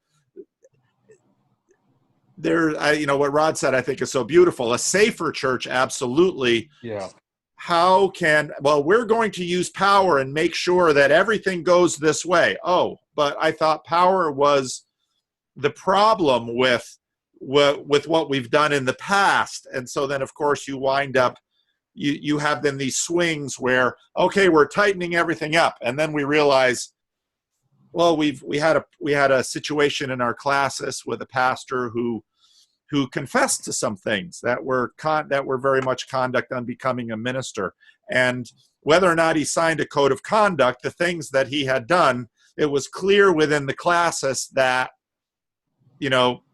this was outside the boundaries, okay? This was outside the boundaries. But this person wasn't caught. This person struggled with their conscience, and they came to their local council, and they came to the classis, and this person said, the gospel is about restoration. Can I be restored? Mm. I'm submitting to the classis and to the church for restoration, and I wish to be restored, and I would hope that someday I could once again serve the church in this way. And I'm not making that decision myself. I'm giving it to the church, and I trust you. And then classis suddenly is in a position where it says, but we have these new zero tolerance policies. And because you did the right thing, we will have to do this thing. We will have to use the power that the centralized power of synod has mandated to us, and we are going to use this power against you, and your life will now be irrevocably changed in a way that almost all of us in the classis feels betrays what the gospel is about. Right. This is in the name of, and this is the kind of thing that we wrestle with. It becomes, in its worst form, it becomes a form of legalism, right? Where that becomes what we default to. What are the policies and procedures and rules and codes of conduct that we have in place? That has to be our governing principle. That's not to say that we must never have those. It's to raise that tension and to say, if we really are people who live shaped by grace, how do we hold together truth and grace together? How do we, and that's not always best done by looking to the rule book. And I don't know what the answers are. I don't think they're simple. But I just don't want us to be lulled into a false sense of security because, well, don't worry, we've got windows on our Sunday school room, so there's not going to be abuse here, right? So, I accompanied a man in our church to the sheriff's office because he had not registered and was a registered sex offender and was required by law to do that. And so he was shaking like a leaf and terrified that they would take him into custody. And he said, and I'll go to jail. And because I'm a registered sex offender, I will get passed around in prison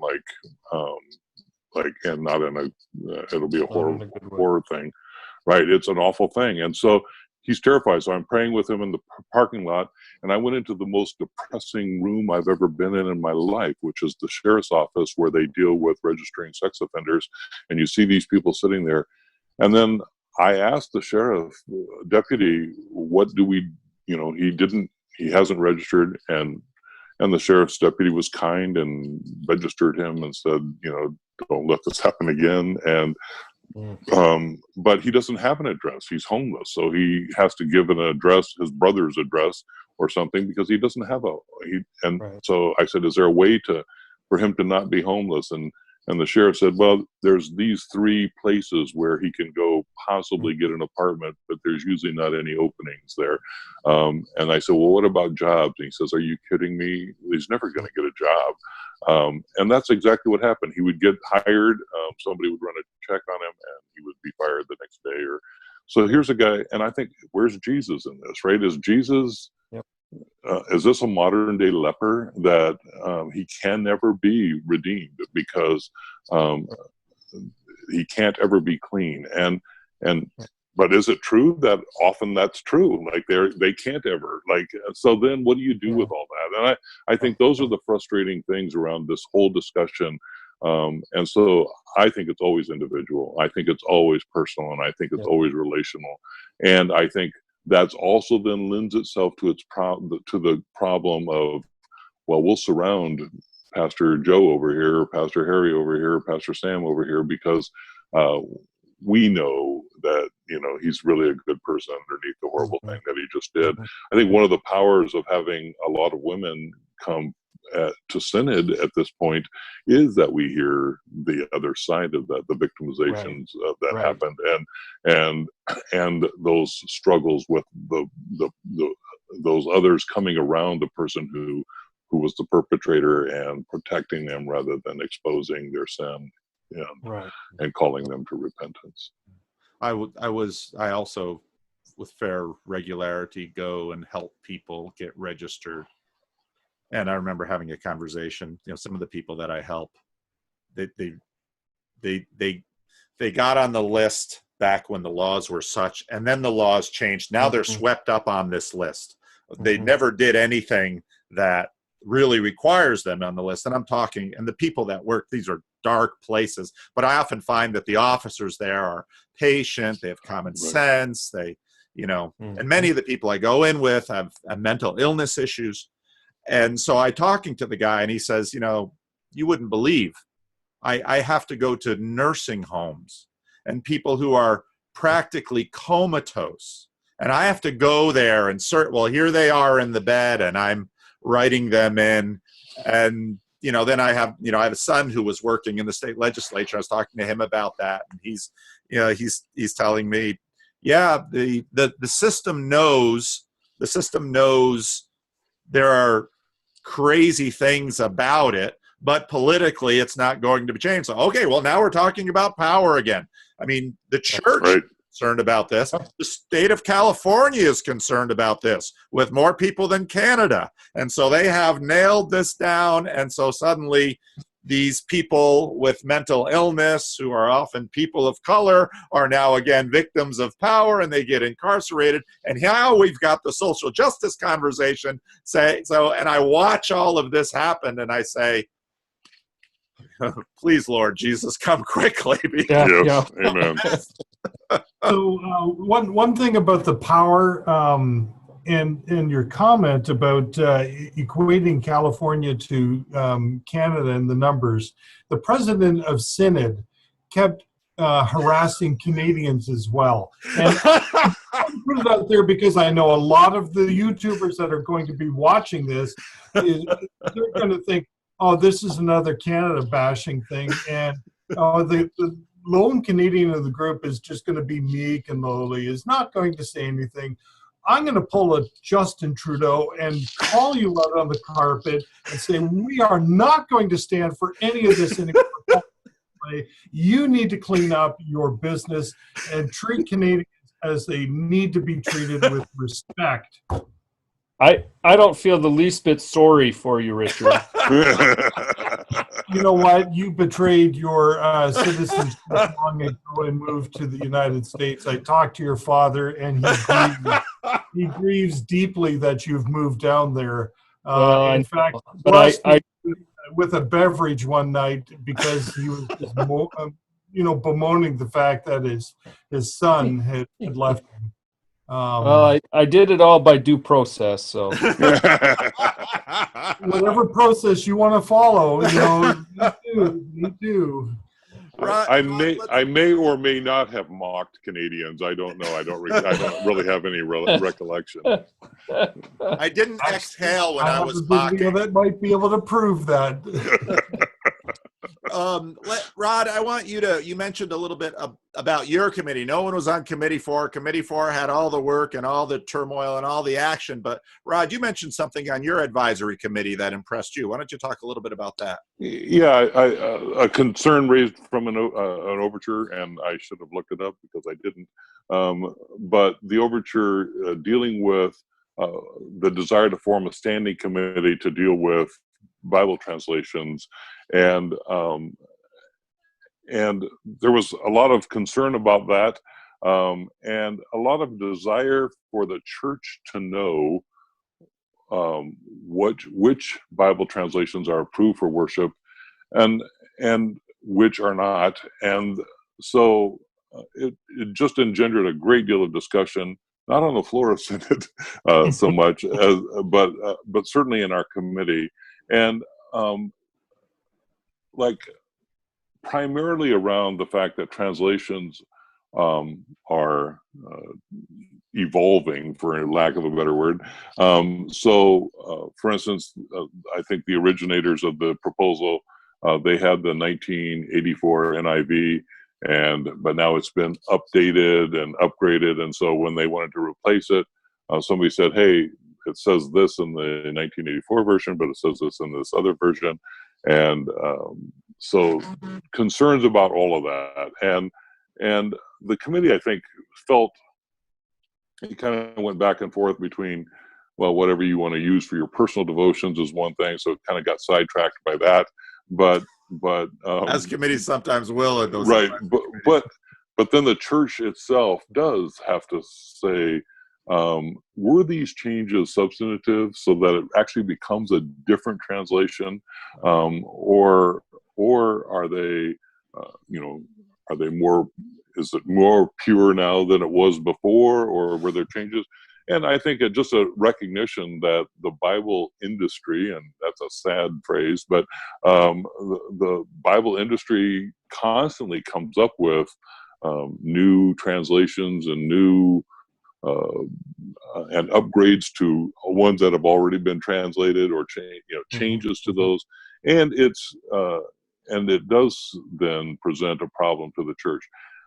I think in the committee there was the sort of longing that there would be a committee, a standing committee that could give advice to the churches on that.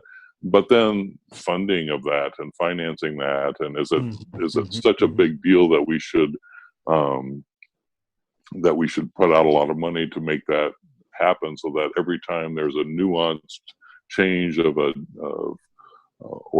different version coming out of for instance, of the NIV, should we go back then and what does that look like to constantly do that? And it becomes way too expensive. I thought it was interesting only, to the extent that the controversial idea that it is a translation that then gets changed, right? So the language gets changed. Well, if we went back to the original languages and we all agreed on this one word, and now we've changed that word, what does that mean? It also engenders a lot of discussion about how it is that scholars come to an understanding of what words to use, and then also just ever evolving language. We basically dumped it on the committee, or the council of delegates. Council of delegates. That's the word. Council of delegates. In true synod fashion. Right. We don't know what to do with this. Here's COD, and then after we give it to them and they do something, we're like, what are you doing? Usurping your authority? Right. Well, we realize that we don't have the money to do this. I think that might have come out of committee with, if money were no object, I think there was enough interest there that it might have come out and said, hey, let us form a standing committee of trusted folks that can look at these regularly. But it was fascinating, and I think says something about the Bible industry, that I can now get a Bible that fits my particular peccadillos regarding if I'm a motorcyclist, or if I'm I want the pink Bible because I'm in favor of whatever. It's just it is kind of crazy. Research or something. Exactly. Right. Yes. Right. And there's a Bible for with little footnotes and all the other wonderful things for whatever categories you want, and I think as that proliferates, and it is proliferating massively, it does become problematic for the church, I think. Yeah. Well, and there are I regularly hear calls. A church will say, we expanded our sanctuary, right, and we have the NIV 1984, but that's out of print, so we can only get the NIV 2011. And the NIV 2011 went from Valley of the Shadow of, 84 had Valley of the Shadow of Death. That when we hear that, we think, which is of course the RSV and the King James. NIV 2011 says Dark Valley. Where's the poetry? Where's the song? Right. Valley of the Shadow of Death. Dark Valley? But in Eucharitic, I think it's definitely Valley of the Shadow of Death. I'm almost positive. I have to check with Rod. Rod is the expert on Eucharitic translations and translating words that come from Eucharitic. And so, listen to Rod on it. There's a story that comes out of Calvin Seminary. Bass Van Elderen was, John Steck and Bas Van Elderen of the Christian Reformed Church of Calvin Seminary were on the first NIV translation team.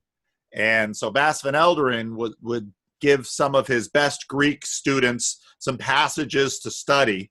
And I know some of those students. This is a generation before me at seminary. Bas wasn't there when I went to seminary. And what I've heard is that basically these students would do their best work and give it to Bas, and Bas would say, yeah, that's how we're going to translate it, or that would be the best way to do it, but let's just go with the King James. You're not bothering people. And the difference wasn't that much. Well, Bas isn't there anymore, so now we live with the dark valley instead of the valley of the shadow of death. No, that's a great point, and that gets into all of these complexities that you have in the life of the church. And Zondervan's is no longer in the Christian Reformed Church. Zondervan's used to kind of be our house, but they were bought out by a multinational publishing company. So, out of Canada. Probably. Yes. Well, let's have one more go round, and any final thoughts that you might have, and if there's something you want to plug, go ahead and plug it. And go ahead. Well, I'll start.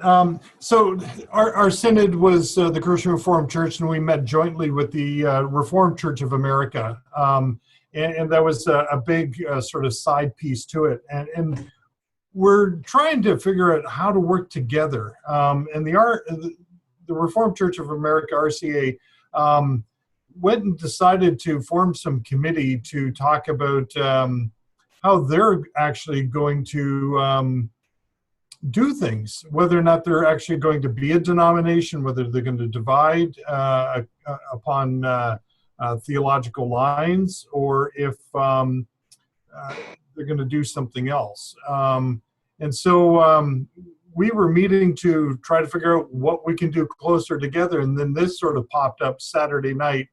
And we're like, or at least I was like, oh, okay, well, sort of put all of our conversations that we had jointly together on the shelf, and we'll cautiously step forward, and we'll see in 2 years' time whether or not the Reformed Church of America will be in existence, or if they're going to come banging on our door. Let us in. You want in with us? Dad's the mom is finally coming back home to live with the kids. Got kicked out or left 160 years ago, and now mom's finally coming back home. And are we going to peek through the little thing? Oh, we can't let mom back in. So, no, you can't live with me, Mom. Slam. So for me, that little portion was like, this balloon, it's looking good, and suddenly it got popped. And I'll be watching what sort of happens with the Reformed Church of America in the next 2 years, and what kind of directions they're going to be moving in. And it'll be kind of fascinating, especially with some of the conservative congregations, because they're anticipating 2021 and our report on human sexuality. And so there's lots of waiting and looking and waiting and posturing. And part of me is like, just toss it out. Let's sit around the table with 10 of us and let's hammer something out and get it done. And maybe by 2020, we'll have something in place. So that was my thing. Best synod ever, I think. Wow. Personally, just from the collegiality, the Holy Spirit movement, and I've seen it in other synods, but this one certainly was all over the place. And I think building bridges for better communication, being able to sit across the table and not wanting to lean across it and beat the crap out of our brother and sister, which has happened in other synods, physically and, just in words. I too was deeply touched by the, as I said, irenic spirit. It was just such a peaceful, but not peace in the sense of people not hearing each other.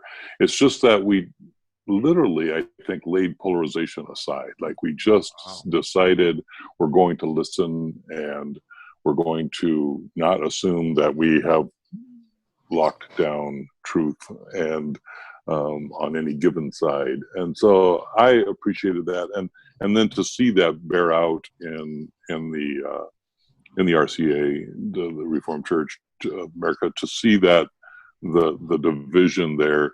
But even that, I think, at least from people that I spoke with, there was a, hey, maybe we can't live together, but how do we then not live together well? And I have some appreciation for that, a good deal of appreciation. I have a very diverse church, and I have people all over the political spectrum and all over every other spectrum, and it's easy to make your little Facebook stand about whatever it is you want to make a Facebook stand about, and drive a wedge between people. Or you can all sit down for dinner, which we always do after our evening service. We always have dinner together and sit down with that person and have to look them in the eye and say, the things that we want to say. And then it becomes a whole different world. And so, yeah, I just appreciated it. I agree. It was the best synod of the 10 that I've attended. It was the best. Wow. Yeah, and I don't have a lot to add to that, but maybe just kind of to echo some of those thoughts from just a slightly different angle. I just finished reading a book. It came out 17 years ago, so I'm really late to the party, but it was Putnam's book, Bowling Alone. Some of you guys may have read that, and in there he talks about he talks about a lot of things, but one of the things that kind of stuck with me is he talks about the loss of schmoozing, that old art of just talking to people and maintaining those informal relationships, and how important that is for the health and vitality of community. And there was a lot of schmoozing at Synod this year. It occurred to me that a lot of the work done at Synod was done after hours at over a cold beer or glass of Coke or Pepsi or something like that, watching the Stanley Cup or watching the NBA. You could look at that and just dismiss that as, well, everyone just kind of needs to decompress for a little bit. But I really recognized how important that informal connecting really is. And I think that's what contributed to the overall tenor of Synod this year, that it, there was a lot of that just hanging out, and okay, you don't see eye to eye, but I mean, I was sitting and watching the Stanley Cup final game and Mike Hogaterp was next to me, and I didn't even realize it until later who the guy was, but we were chatting and just having a good conversation, and then all of a sudden, oh, I see who this guy is. Okay. But that's the point. The horns didn't give him away. Right. Exactly. So, just to see that, because I don't think you'd necessarily find that everywhere, right? But we had that, and I enjoyed that, and I think it was to our health and well-being as a church that we still had some of that going on. Amen. Yeah. I wonder in 2017 we had Inspire, which was in Detroit, where the denomination had, I was really happy to see the denomination do this, where we had an event where there wasn't an agenda for the conference in terms of we're going to do business here. And I think this synod too, you never quite know how full a synod is going to be. 2016 was a very full agenda. Right. This agenda wasn't terribly full. No. And that, I think, could possibly also play a part in it. And I wonder if we have, Thursday to Thursday or Friday to Thursday, this is synod when we do it. I do wonder if we couldn't. Now we've got this council of delegates, and then we're going to throw more stuff on them and blame them for acting on it. But, I wonder sometimes if looking ahead at the agenda, we might be able to say, and it's terribly difficult logistically, I get that. We don't want to make D. Recker's life any harder. D helps run the whole Synod thing. There you go, D. Name out. D might watch this, so hi, D. Love the job you do. But I think there is something about a little bit of intentionality where you've got a synod to adjusting its pace so that you do have time to be together off, Right. out of the advisory committee, off the floor, and get to know each other person to person. Right. There's no substitute for that. Especially, I've been reading N.T. Wright's biography of the Apostle Paul, and it's a wonderful book. It's nicely pitched so that you can enjoy it as a pastor. You don't need Greek or Hebrew or a theological education to enjoy the book either. It's a lovely book, and one of the things that comes through in that book was, this dynamic new thing that the New Testament church was, where you had slave and free, Greek, Jew and Gentile, Scythians and those from Antioch coming together and breaking bread and building those interpersonal connections. While, okay, we're gonna have a lot of things to fight about, but if we've got this thing together, well, maybe we can make a way forward. And so this I think is part of the initial genius of the church.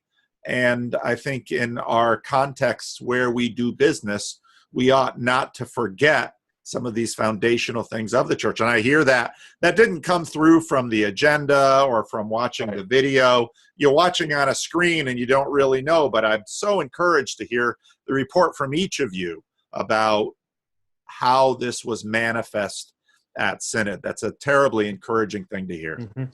So. Yeah, that's right.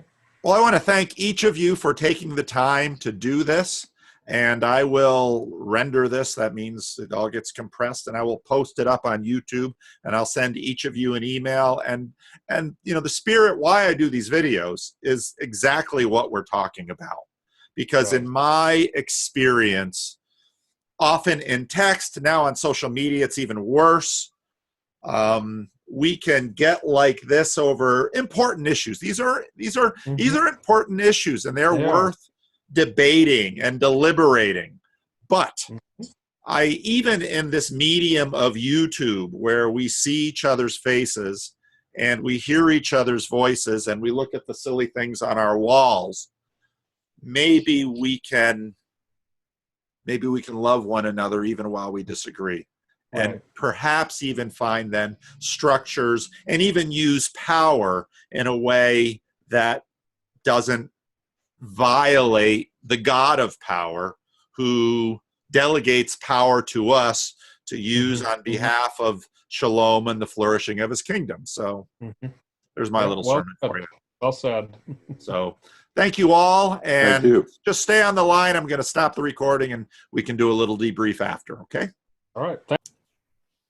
Hi, this is Paul, and joining me today is Sid Helema. Sid, I'm going to let you introduce yourself. How would you like to be introduced?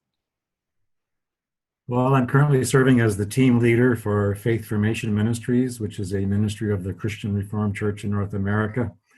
I kind of see it as one of the final seasons of my working life, so to speak. I've served as a professor at Dordt College and a professor chaplain at Redeemer University. And it's a lovely calling to, at this stage in my life, be developing a new ministry for the denomination. So what is faith formation? Well, the verse that I'm always drawn to is in Galatians 4, where in exasperation, and I picture Paul almost throwing his hands in the air, says to the legalistic Galatians, "Don't you know that you are my dear children, for whom I am again in the pains of childbirth until Christ is formed in you?"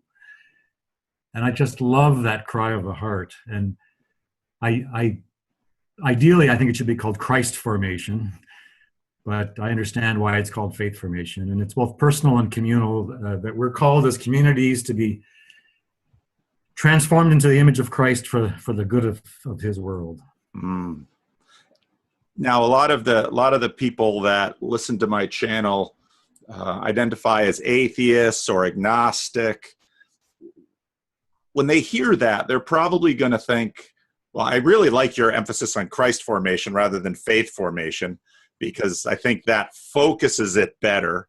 But what do you mean by being formed into Christ? Well, first of all, there's Christ in Jesus and that whole complicated thing. But so what do you mean being formed into Christ? Well, I love Paul's language of... This Paul is the Apostle Paul from the New Testament? Right, the Apostle Paul. We're at a number of points, most notably in Colossians chapter 3. He speaks of dying to the old self and putting on the new self.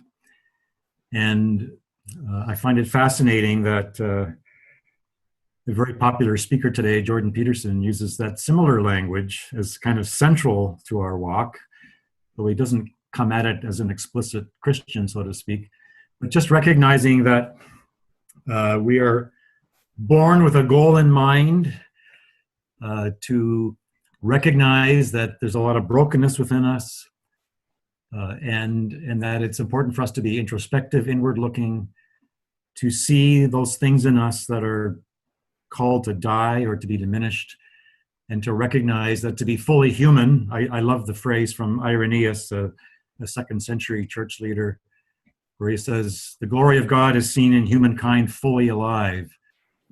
And so I believe faith formation is that journey of recognizing the brokenness in oneself and putting on what the scriptures call the character of Christ, or the mind of Christ, growing in what the scriptures call the fruit of the Spirit, of love, joy, peace, patience, kindness, goodness, faithfulness, gentleness, and self-control, that sort of thing. And if we were to translate that into, because we are going to talk about Jordan Peterson, that's the conversation we're going to have today, but in kind of Petersonian language, he often uses to get rid of the dead wood. And so that would be the taking off, getting rid of that dead wood, burning it away, and then the new growth, which is the growth into Christ. Talk a little bit more of that burning away. What does that look like? What does that feel like? That sounds painful. Well, it is painful. I love the way C.S. Lewis describes it in Mere Christianity, where he's actually quoting a friend of his, where he says, "Imagine that you are a house under construction, and at first it seems like kind of a fun little project going on, and then you realize that walls are being ripped out and such things." And to put it from metaphorical to practical language, to recognize in my own heart the impulses to put myself on the throne, to make myself the center of the universe, to seek my own agenda at the expense of others, and to see this in me, this intertwining of, on the one hand, wanting to put on the fruit of the Spirit that I mentioned earlier, and to seek noble aims, versus recognizing as well the desire to look good, to be manipulative, to not be completely honest and vulnerable with others. So there's so much when one looks inward that one can see needs to be burned away. Yeah. Now, one of the questions I get often is, okay, so you're a pastor and you're talking about Jordan Peterson online. Are other pastors aware of Jordan Peterson? Are they thinking about Jordan Peterson? And then Sid and I, we first met face to face at a conference that Sid did out in Sacramento for one of our sister churches, Granite Springs Church, with our Sierra Leadership Network program that myself and Kevin Adams do together. And so then I mentioned Jordan Peterson to Sid, and his eyes kind of lit up. And I said, well, let's have a conversation. He says, well, let me get a chance to study up. So this is proof that there's another Christian Reformed pastor who is interested in Jordan Peterson. So how did Jordan Peterson come across your view, and what were some of your first impressions? About a year ago, I had coffee with a church leader in our classes, and he mentioned to me how intrigued he was by Jordan Peterson's writing and also his YouTube presentations.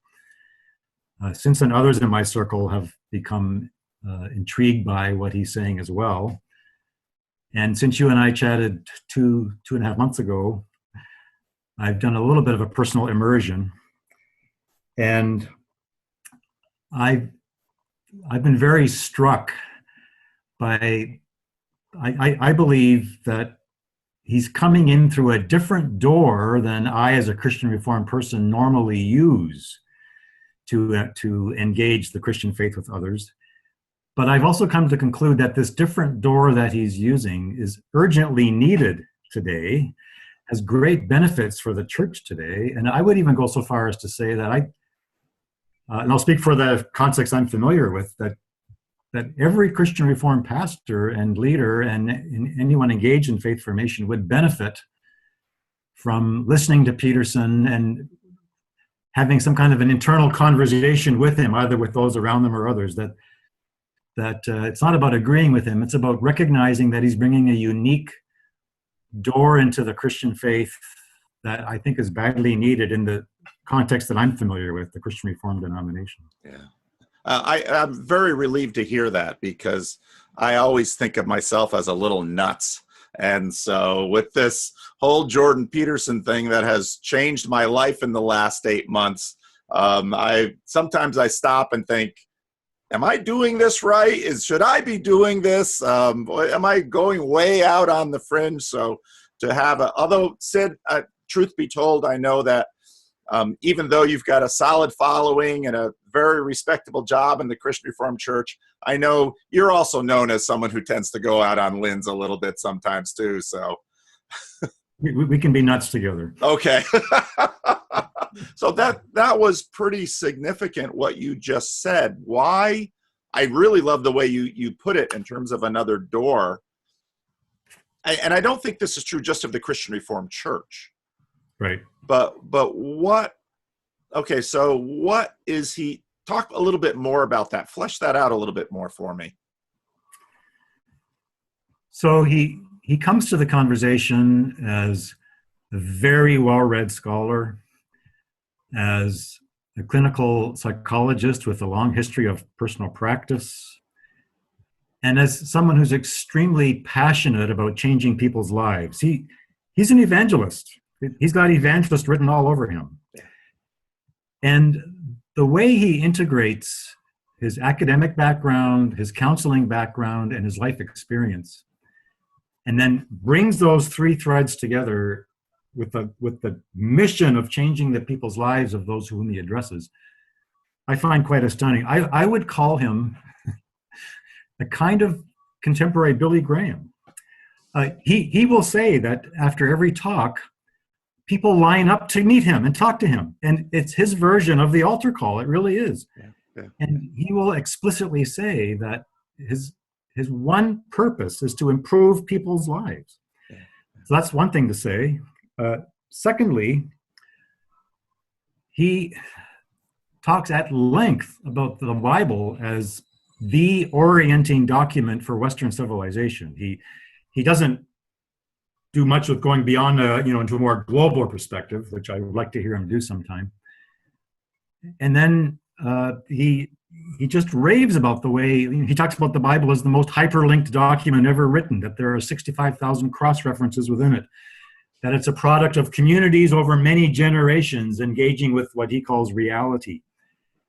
And then he works with the Logos in Genesis 1 and John 1 as that which brings order to chaos. And then he basically makes an evangelistic call that each of us would take responsibility for following the Logos in bringing order into the chaos of our own lives and the chaos inside of us.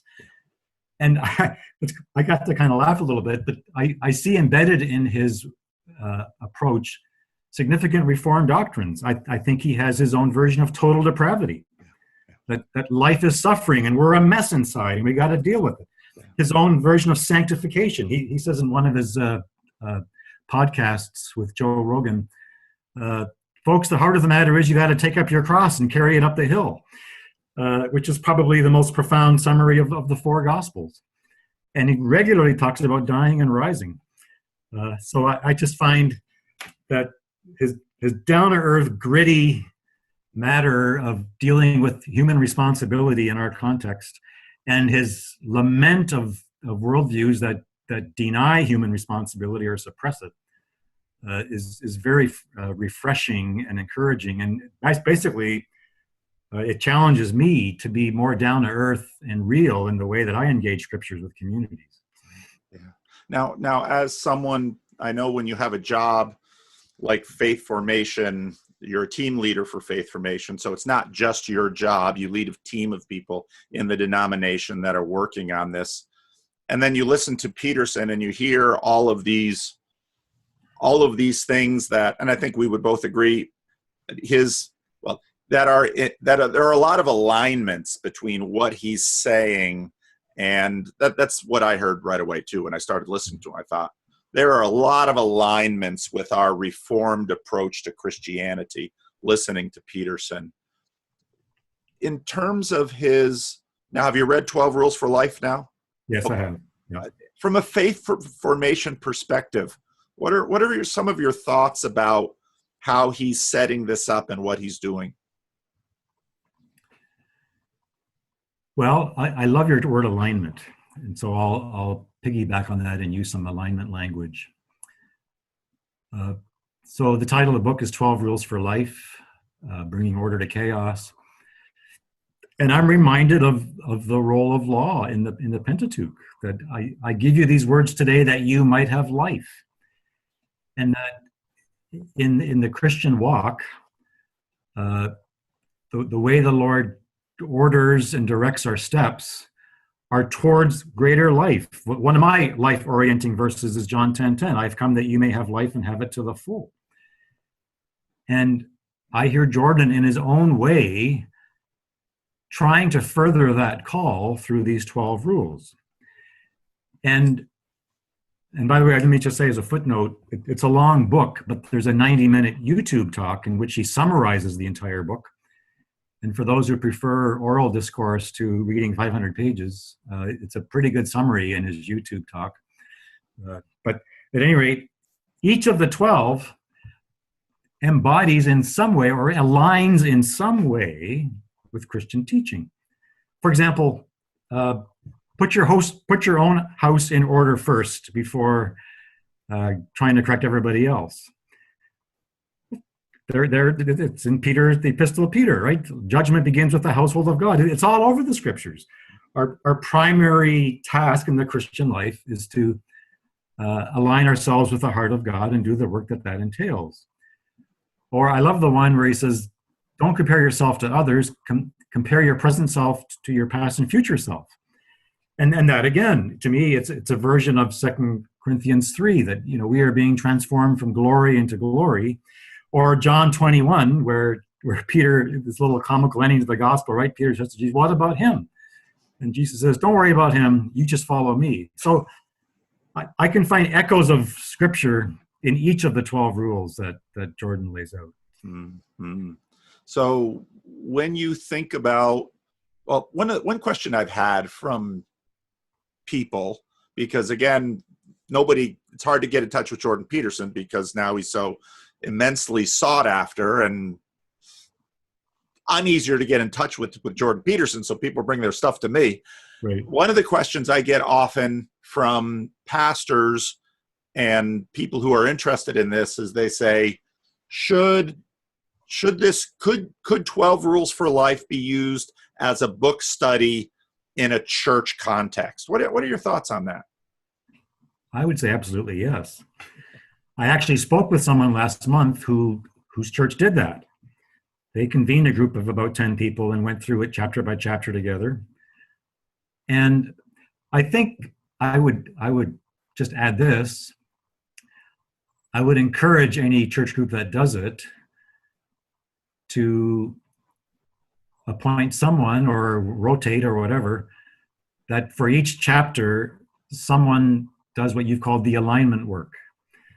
That says, oh, here are significant ways in which the teachings of this chapter align with biblical teachings. And here are perhaps some divergences that we might want to be aware of. I find another one of my life verses, which, by the way, is also significant for Jordan Peterson, is Proverbs 27, is iron sharpens iron, so one person sharpens another. And he has said, too, that his goal in his teaching is to learn from his audiences, that he's continually eliciting feedback and noticing things, and that after every time that happens, he revises his own thinking. And I think that's the approach the church needs today as well. And I would encourage church groups to go through the book, taking it as one piece of iron, sharpening our own iron, and then discerning through that sharpening where we might benefit and where we might say, well, no, I don't think we want to go there, which to me is what a big part of what following Jesus involves. Now, another, probably the most common, so I get a lot of email now from people who are watching Jordan Peterson, and they've tried sending an email to Jordan Peterson, but again, there's millions of people that want to talk to him, but just a tiny group of people want to talk to me. And so they send me emails, and the most common question I get, most common story I get is something like this. I was an atheist, and I, maybe grew up in the church a little bit, just a tiny little smattering of Christianity presented to me. And then, my parents got a divorce or something. So we didn't go to church anymore. And so then I've been living my life, and now they're somewhere in their 20s or their 30s. And, they've listened to Sam Harris and, this reason scientific, that was all. But now they're not yet in middle age yet. They're reaching the end of their 20s. They're getting to 30, and they're listening to Jordan Peterson, and they are not so sure about this picture of the world that says everything is facts, and if we get our facts aligned reasonably, we can provide for ourselves the things that we want. In fact, they get to the point of saying, I'm not even so sure of myself that the things I want are necessarily what I really want. Right. And they've gotten a little bit more life experience, or they've in their 20s, they did too many drugs, they were promiscuous, and you and I as pastors understand it's a very common story. Right. But so now they've been listening to Jordan Peterson, and they hear what he's saying, and they say, I'm interested, I'm curious about God, I'm curious about the Bible. And I kind of want to believe. What should I do next? So if someone sent you that letter, said, what might be some things you might respond with?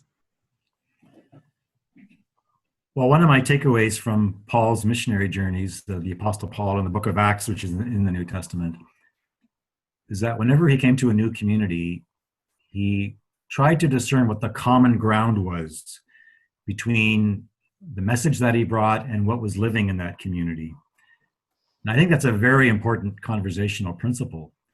So if I received an email like the one that you just mentioned, I would begin by inviting the person to expand on what they said in their email. I would, if they were local, I would find a coffee shop. If they weren't, we'd try to Skype or whatever worked best.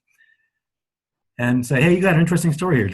Please fill out your story. And if your story includes a journey with Jordan Peterson, just describe what it was about what he said that especially hit you in such a way that you knew you needed to take a step of some kind.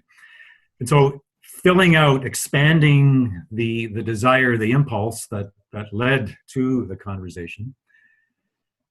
And then going back to your alignment word, when someone is in that place of religious, spiritual searching, there will be things said that will line up in some way with something in the scriptures. That's inevitable. And probably there will be something in what touched them in Jordan Peterson's writings or talking that also in some way lines up with something in the scripture. So I would get kind of a four-sided conversation going between the person, myself, what they heard in Peterson and what I hear in the scriptures, and try to connect the dots. But my own MO is to be very slow, very gradual, to flesh out each of the dots as much as possible first, so that some form of trust imbues these four dots so that there's a foundation to gradually deepen the discussion and connect the dots in deeper ways.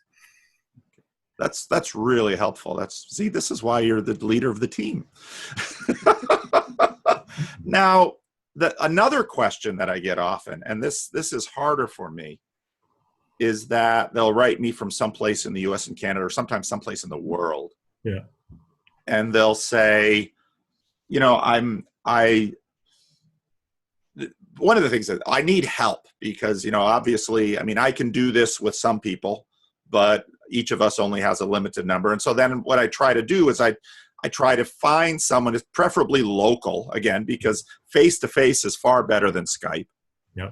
Where you can hopefully establish a relationship where there can be some kind of repetitive rhythm, because for human beings, that's really foundational. And I'm sure in your faith formation, it's not, boom, here's one thing. It's, we have to talk about formation involves routine and rituals and healthy habits, so on and so forth. Yeah. And so then the natural thing for me is to say, is there a church? Now, I think you and I both know once we mention church, we open up a field which is, people say, oh, I love diversity. Well, when it comes to the church, we got diversity because there are churches of unimaginable varieties and near infinite idiosyncrasies in the world. And so someone writes me from some obscure, yesterday I got a letter from a guy from Italy, and he's trying to sort this out. It's like, oh boy, Italy. No Christian Reformed churches in Italy. I almost always start with a Christian Reformed church because that gives me a baseline. There's some things I can assume about Christian Reformed pastors that I have a lot of confidence in because this is my tribe and we know our people. Right. But very quickly, that gets complicated because they've got all of their internal stuff. They've got their story. They've already been sufficiently formed. And churches are these communities that themselves are deeply formed. And so probably another question I get asked repeatedly is, how do I go about looking for a church or a pastor or a person that can help me on my next steps to, and again, people aren't saying, I want to be a committed Christian. They're exploring, okay? And I'm on the same page as you. When people come to me, I'm not going to corral you into anything. I want to explore with you, okay? Yeah. It's not my job to take over your project. It's my job to assist you in your project. So with that whole church question or finding a mentor, how would you respond to that question? I think generally I would first try the mentor route before the church route. It's basically one significant insight of our time is the deeply relational character of spiritual companionship.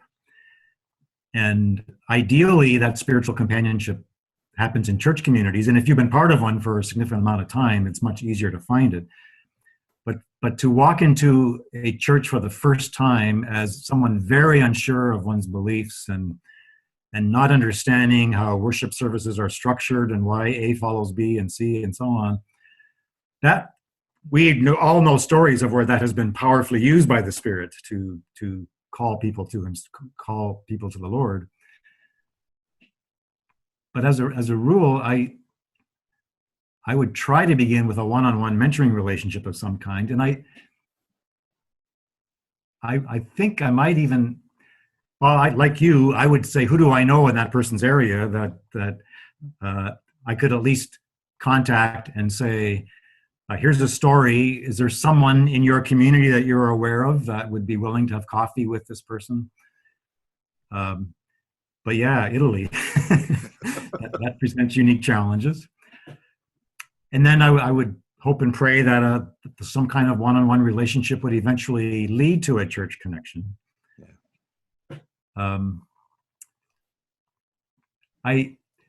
Getting back to the previous point about the 4 dots and connecting them, I think providing a safe place where the initial desire can be fleshed out in more detail and become a comprehensive life story requires a one-on-one relationship of some kind, to the point where I would even sometimes say that if I was absolutely incapable of finding someone in the proximity of the person, that I think I might suggest an initial Skype conversation of some kind. Because digital relationships, with what we can do now, I think, you and I are 4 time zones apart and 4,000 miles apart, but I feel like I'm sitting in your office. So I would begin with some form of a one-on-one relationship. And that's I mean, one of the challenges, even though the little ripple I've made in the Jordan Peterson pond is small. I mean, even someone like me, who obviously, because I have a YouTube channel and 7,500 some odd subscribers. Yeah. I mean, I get quickly overwhelmed in terms of the number of people that I can disciple or meet. And so right away I saw with this, so I'm happy I'm a denominational pastor, because I do have a network and I do have friends, and there are people I can call sometimes, but the world is a very big place and it's full of people. I'd say the third question I get, because now I've been doing this for a number of months and patterns begin to emerge.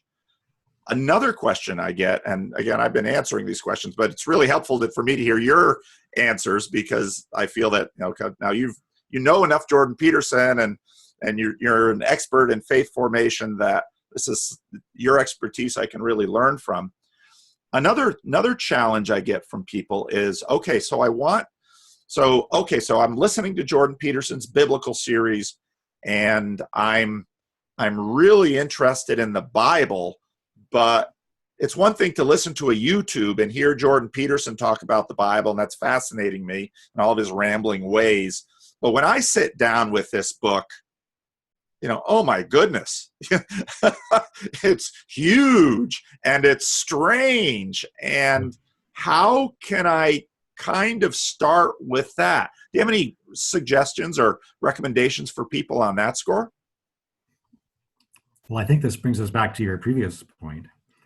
Right away, we think of the Ethiopian eunuch, right? And the Spirit saying to Philip, this is also in the book of Acts in the early days of the church, where a visitor to Jerusalem was going home, and he was reading some verses from the book of Isaiah in the Old Testament, and was utterly baffled, confused, didn't know what to do with them.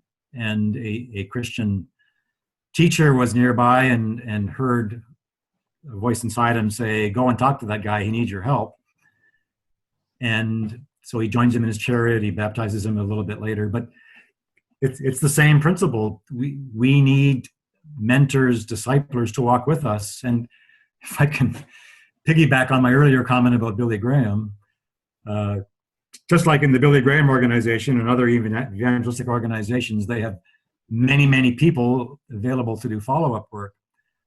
I wonder if a new role in the Christian church today might be something called digital disciplers, where we're recognizing that there are new ways in which the gospel, or the pre-gospel, and I think I would call Peterson's stuff pre-gospel, preparing the soil for the gospel, that there are fresh ways in which these words are getting out, and now we need fresh ways of building on what this work is doing.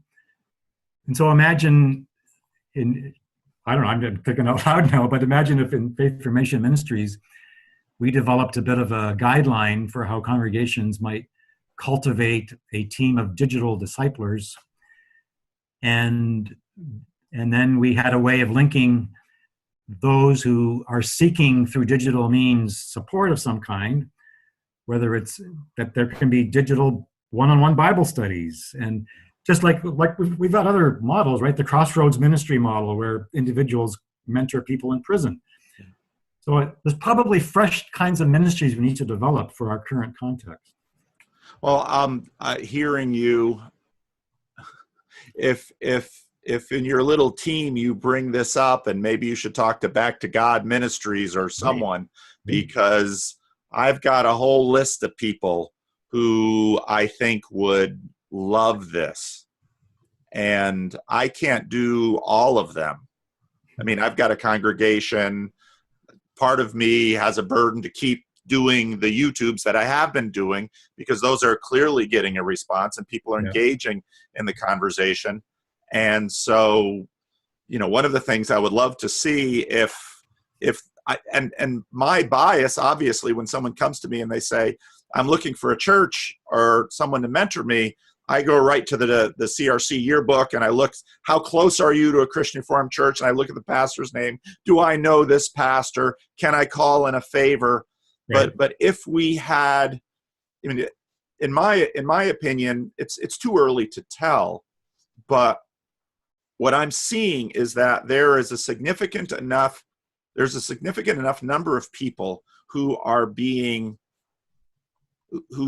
who are having questions and a desire for conversations raised by this Jordan Peterson phenomenon to warrant, we're a smallish denomination, to say, you know, who out there is reading his book and I know there are other pastors. I mean, some are talking to me, some are talking to you that are curious about this.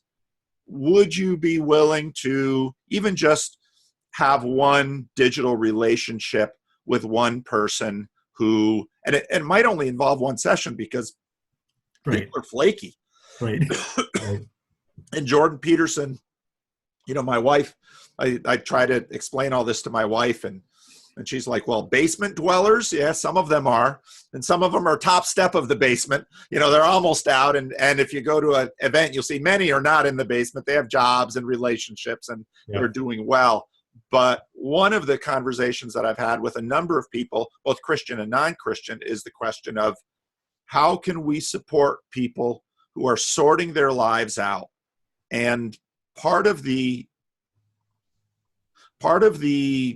disaster of our contemporary cultural situation is that many people are disconnected. And many, many people, from a Christian perspective, don't actually know a living, breathing Christian that they could possibly respect. Yeah.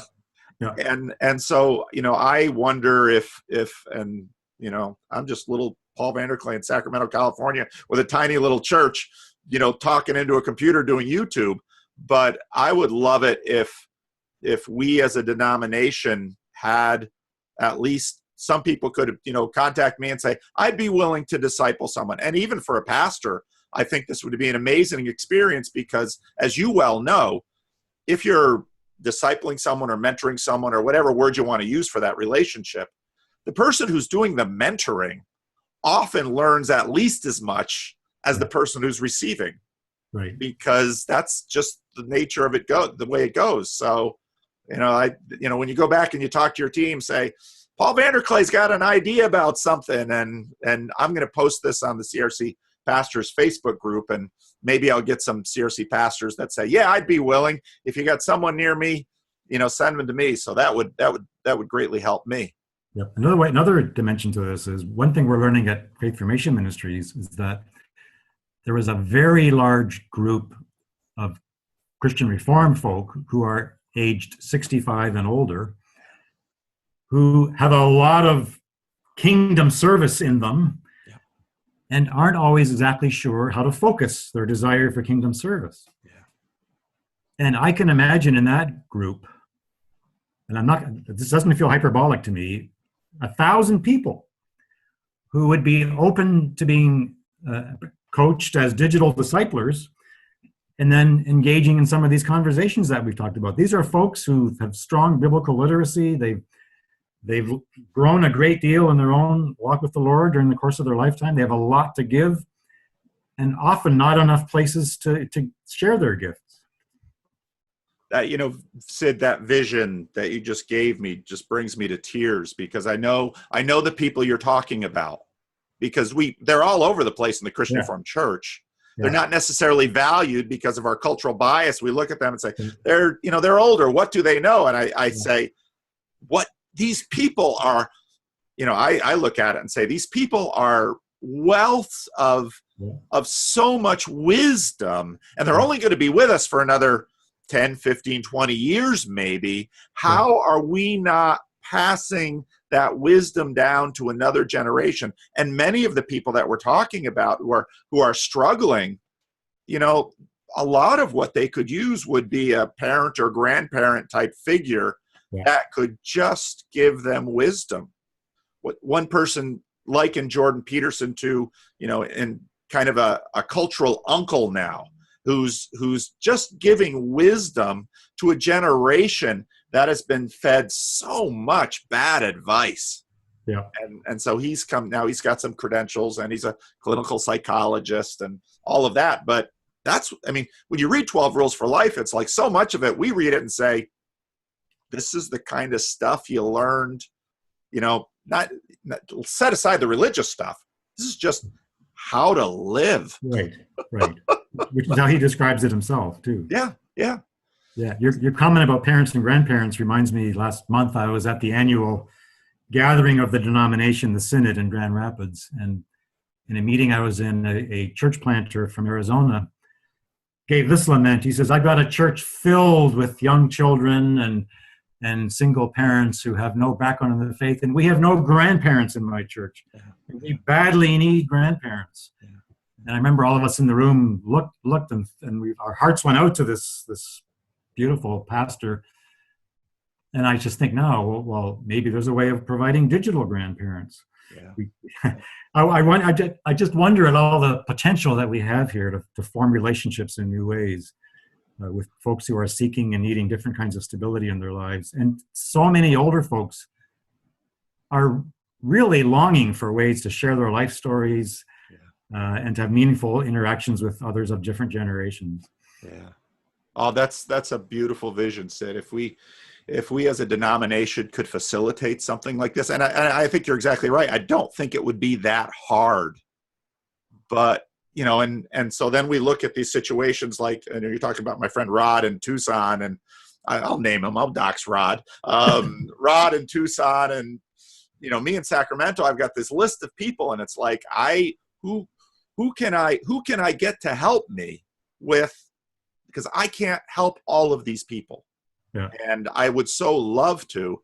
And it breaks my heart that the church at this point seems ill-equipped or unable. And so if we could, you know, take better steps in that regard, you know, that would be wonderful. Now, we've focused on a lot of the practical things. So I'd like to kind of have a little free-flowing conversation. Now, so when you read Peterson, what kinds of wonderings, so we've kind of seen kind of the practical application of him. What kinds of things is he forcing you to grow in or to think about, or some of his ideas that are challenging you?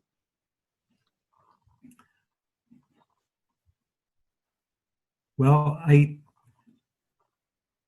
I'm really moved by his ability to name things clearly. And like he said in one interview that every page of Rules for Life went through 15 drafts. For him, getting every word right is very important. And what that discipline has done for him, he has learned skills in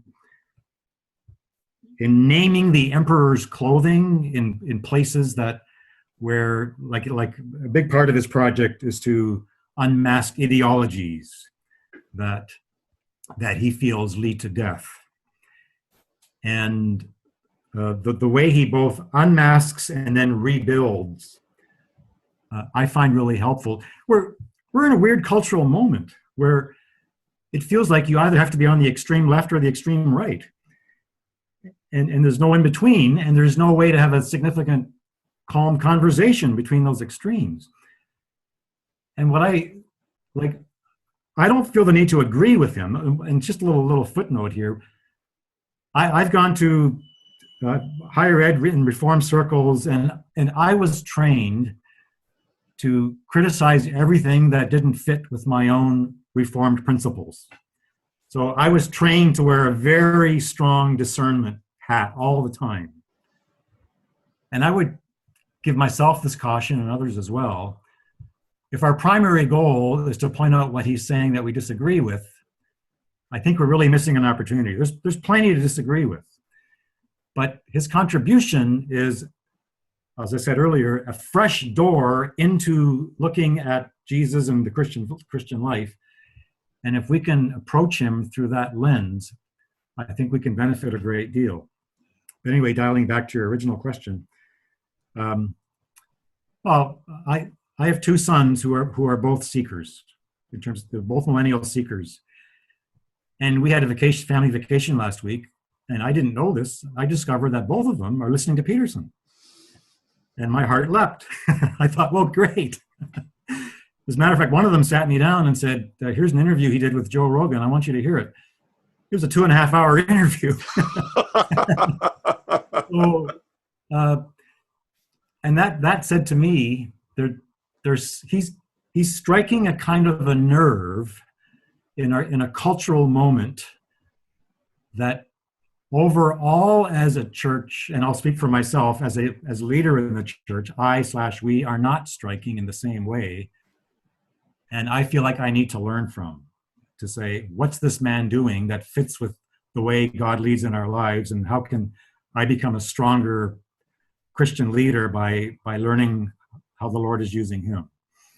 Yeah. Well, that you just perfectly articulated my mission. I saw a number of things when this got going, but the thing that struck me was, here's this guy selling out this theater for money in Toronto, and he's not trained in the Bible. He's working through this stuff. He's thinking out loud. Right. People are flying in from all over the world to hear him do it. He's getting hundreds of thousands, if not millions of views on YouTube. Yeah. And how many churches don't I know that have empty seats? Right. And how many young people don't I know? I have, one of the things that I started doing is I have a meetup, a Jordan Peterson meetup that meets here at Living Stones. And we had our 10th meeting last night. And people have a variety of backgrounds in that meetup. But, one of the individuals said, I grew up in church. And I heard this thing they called the gospel. And I had no respect for it. It didn't, it just seemed wrong. And so I left all that. And I started listening to Jordan Peterson. And, well, I'm pretty sure what I heard in the church wasn't right. I know that. But I'm starting to look for what was Jesus saying, and how can I fit that into my world? And I hear that and I think, okay, so you have this Canadian professor of psychology out of University of Toronto that made a name for kvetching about pronouns and this is what's getting you to rethink Christianity. I'll take it. Yeah, absolutely. And I should learn from him. Yes, me too. Yeah. So do you have any questions, or, I want to give you a chance to. Well, I'm fairly new to listening/reading Jordan Peterson's work. It's interesting.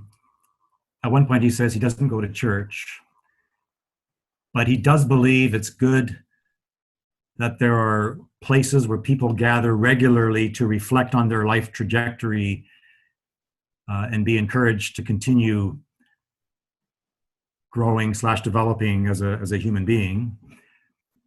I mention that because he focuses very much on the individual, and partly because he sees that group identities on the right and on the left have morphed into ideologies that are not life-giving. And of course, he's an Alberta cowboy by upbringing, so he has a little bit of that Lone Ranger individualistic spirit in him. Yep. But at the same time, the theme that he says over and over and over again is, if you want to benefit someone else's life, get your own house in order. That there's a symbiotic relationship between personal responsibility and corporate benefit. And so I'm curious to see, as his own thinking develops, which it is continually doing, if he will more intentionally add a corporate dimension to his thinking, which of course, because currently it's so individual centered, which he believes is important because individual responsibility is key to his worldview.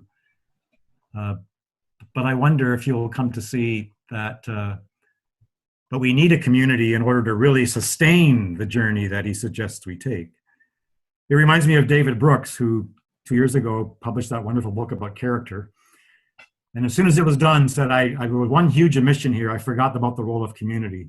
And that's got to be my next book. And again, David Brooks is also a kind of a pre-evangelist kind of writer in our culture. Yeah. So there's some parallels there, I think. You've just, so we have this meetup, and this is a point I keep making at the meetup, I keep making on my videos. And when you said Billy Graham, I don't know if you've watched any of my videos, just watch Peterson's videos for now. You don't have to watch my videos, but my videos are thinking out loud. But, I was very much tracking with you because as a pastor, I know you can preach an amazing sermon and someone can be brought to tears in your church, and they'll come up after and they'll say, Pastor, that sermon changed my life. But I, as a pastor, know if you don't have a structure in which to build this into your life, if there isn't a container, if there isn't a group, if there isn't a community, this is why the church is so important in terms of Christ formation, because a psychologist should know we are formed by our context. Yeah. So if we say, I want to become that kind of person over there, the question, this is a Dallas Willard thing, of course, the question is not intent. Well, I intend to be that person. The real question you have to ask is, what do I need to do every day to become that person? Yeah. And as human beings, there's a world of things forming us around us all the time, from the media, from the culture, mostly the people we're living with. These are the things forming us. And so if you say, I want to be that kind of person, you should say, okay, what do I need to do every day, every week, every month? Who do I need to surround myself with? If I want to become that, I need a plan to become that. I can't just try. Right. And so when I listen to Jordan Peterson, and I've talked a lot about this in my videos, I use the difference between, I got called on this last night because someone said, you keep talking about Jordan Peterson as John the Baptist. Most people you are talking to don't know who that is. I said, okay. But the difference between John the Baptist and Jesus in many ways, John the Baptist made a big splash. Yeah. Sorry for the pun, that was unintentional. John the Baptist made a big splash. And in fact, he made a big splash that lasted a couple of centuries. Yeah. But what happened with the Jesus movement is that communities formed. And those communities formed Christ in the people. And well, it's funny you use the word Christ, because as you and I know, but probably almost nobody who's listening to this video knows, Christ is actually a collective. It's, Jesus' office. But when you listen to the Apostle Paul, this crazy term that he uses, in Christ. Yeah. What do you mean by in Christ? And we could look at Lou Smead's book on that, which is a tremendous book. But in Christ, well, that's formation. And so I'm completely in agreement. And I've asked him this question myself. People who have listened to me have asked him this question. And he's a clinical psychologist. He's used to dealing with people one-on-one. Yeah. But I think a blind side, which is ironic given the fact that he's talking about a lot of formation and context with respect to the culture war, a blind side in terms of his mission is, unlike Billy Graham, who had this organization behind him, Billy Graham understood what it takes to form people and sustain something. Peterson is just kind of out there doing, but there's nothing coming behind him. Right. And I wonder if part of the dynamic is, as he describes his own life journey, he's clearly an extraordinarily self-disciplined person. The way he structures his life is incredibly strong. But I'm not that way. I need a community around me that holds me accountable, that nudges me forward, that reminds me of commitments I've let slip. And so maybe that's part of his blind spot, is that he's so unusually gifted in disciplines. And the Christian life is being discipled, is being disciplined, right? Embodying practices. And I love the way, for example, he says, look, if you're going to set a goal for yourself, make it incremental. So every week, just add a little bit more to it. And to me, that fits so much with what we in the Reformed tribe call sanctification. It's bit by bit, step by step, keeping in step with the Holy Spirit. But I do think there's a blind spot there in terms of the individual and the community, in the way he approaches things. Yeah. Well, any last things you want to say? You've got, a few thousand people will watch this video probably. Any last comments? I've really appreciated, and don't hang up after I kind of close this part, because we can talk after I stop recording. But, I am so grateful to hear you today, Sid, because you're very much, I hear your thoughts, my thoughts coming out of your mouth on so much of this. And, they were both Christian Reformed pastors, and we've been formed by the same tribe. And for a lot of people out there who just watch me and know very little about the church, they look at me like, well, you're an anomaly, Paul, because you're a strange pastor. You're not like the other pastors I know. But I want to say, at least, if we can tout our own tribe, that there are many others like us in the Christian Reformed Church and the broader church as well. Yeah. And that it is not the case that pastors are simplistic ideologues that know three things and just annoy people by repeating them all the time and don't actually know how to know and love people. That is a cliche. So I'm deeply appreciative for what you said. And, I'm hoping that this conversation can not only help the people that watch my channel, but also help, the Christian Reformed Church in thinking about, as a pastor of a small church and a church that is struggling like the Christian Reformed Church, I look at this and say, here is a world full of people who want to have meaningful conversations. They might not be saying, oh, I want to become a Christian and I want to join your church and I want to give you money. And they're not saying that. They're saying, I want to have a meaningful conversation. And one of the things that I've noted in my meetups, so my meetups, I don't open with prayer. We just house them in the church. Everybody knows I'm a pastor, but so many of the people that come to my meetups say, this is like the only place I can go and just tell my truth about God and thinking and existence and morality. I can just tell my truth with a bunch of other people and just work on it together. And when I'm in that space, I think this is one thing I would always have loved the church to facilitate. Yeah. But I never could pull it off until this crazy Jordan Peterson thing started happening. And now suddenly I've got so much in my lap, I can't handle it. So this conversation for me has been, it's been cold water to a parched throat. So I'm deeply appreciative of this, Sid. I really am.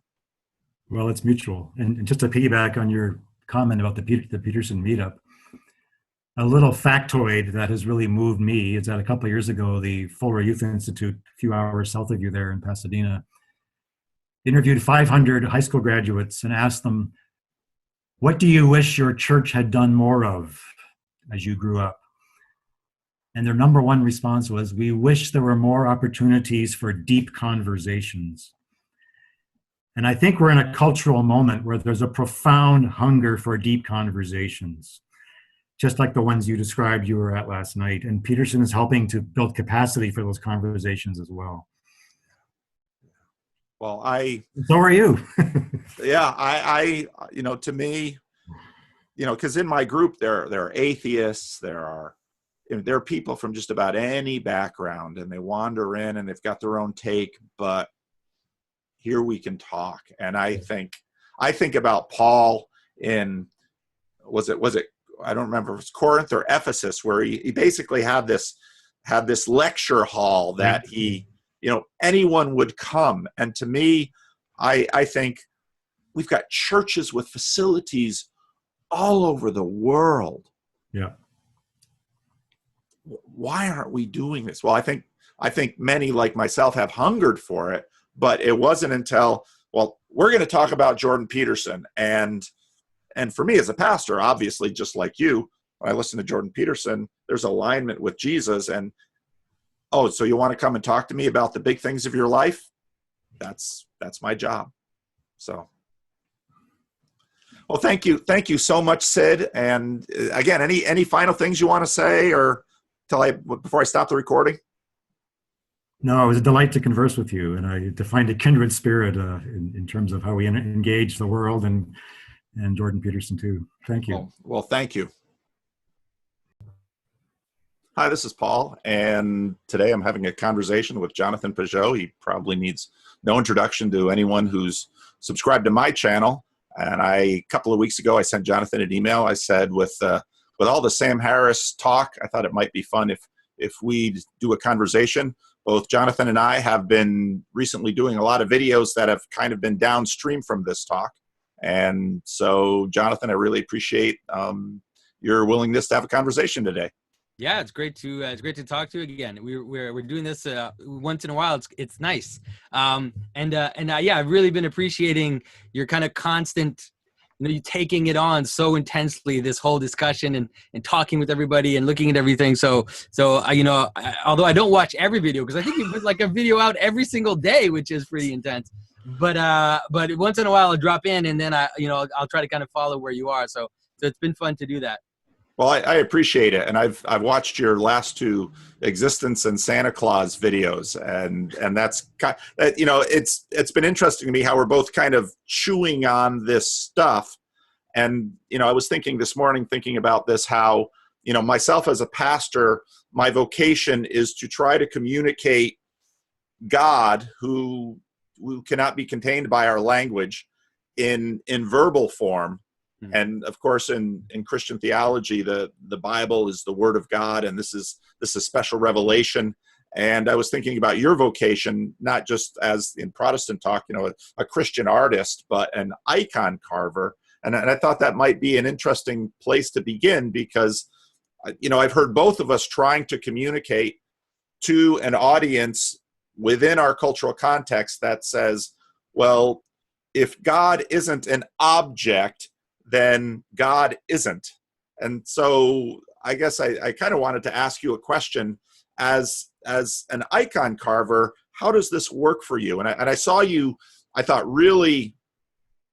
I saw you communicating about principalities and powers and using that as an avenue to talk about how God exists, the ontology of God, how God is real. And so I wanted to pick your brain on this a little bit more. So how, as an icon carver, does this connect with you? Well, first of all, I think that one of the things that I have, maybe not as an icon, maybe yes, as an icon carver or someone who views things in terms of images, is I tend to understand analogy pretty well. I think I tend to see the world with analogies. And so because of that, I can understand, I think, the manner in which God both transcends all representation, but then also fills the entire world with his presence. And so that's been really the double move that I've been trying to get people to see. We see that in the work of Dionysius the Areopagite, and also in pretty much all of mystical Christianity, this notion that God is beyond all, all being, all representation, all word, all language, everything. There's no manner in which we can fully encompass God, but that also, and at the same time, and almost in a certain manner, because of that, God fills the entirety of all creation, fills everything, and makes everything coherent and hold together. And so those two realities have to kind of always be held up at the same time. Because you get an apophatic move, which is this move of saying you can't represent God. And you see that now in the modern world. You see it all the time. People who say things like we can't represent reality, but their conclusion is that therefore everything is arbitrary, right? All our constructions are arbitrary. All our the way that we organize society, all these things, your values, all of it, it's all arbitrary because we can't represent reality.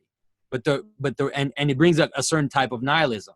I think that for example, existentialism has that problem, and a lot of postmodernism has that problem. But the right move is to do both, is to say, yes, we can't. There's an apophatic move where the world, even the world itself, is beyond our capacity to fully encompass it. God definitely is beyond our capacity to encompass his being, or his overbeing, or his essence. But like at the same time, we can see these sparks of God, the presence of God in everything. And so in terms of art, the theology of the icon is very specific about this, that we cannot represent God. And that's really important. That's one of the things that people tend to not understand about icons, is that we don't represent God. At least we're not supposed to. There are aberrations, like all human activity, there are aberrations which happen. But in the traditional icon, for example, up to, let's say, about the 13th, 14th century, you actually don't even see images of God the Father at all in Christian art. We only represent Christ. Even when we represent the creation of the world, even when we represent, the Last Judgment, all these images, it's always Christ that is represented, because the image of God appears through Christ, and then ultimately through man as being the image of God. And so that is the way that we can do that double move, where we say, sometimes they'll represent the divine as just these kind of empty circles at the top of an image, like very abstract image, or just a hand or something, which it just kind of suggests that there's something beyond, and you can't represent the actual face of God in his essence, or God the Father even. And so it's that double move that is there in that I think preserves the mystery, but then also shows us how the world lays itself out of that mystery. As I hear you talking, you mentioned how there's a tendency towards there's a deep skepticism in our current culture. And, I've both listened to a fair amount of Don Hoffman, and those conversations are very interesting in terms of Don Hoffman coming at this from a Darwinian perspective and a scientific perspective that suggests that our limited capacity to just engage common reality, to just apprehend it. My daughter took in this kitten, this feral kitten, and I've got this old dog that's almost blind, and so the dog is trying to chase this kitten, and the kitten just jumps up on a chair, and the dog keeps sniffing around and can't find it. And I'm watching this, and I'm thinking about all the YouTubes I'm making, and I'm thinking, in many ways, this is a picture of us, that we have limited capacity.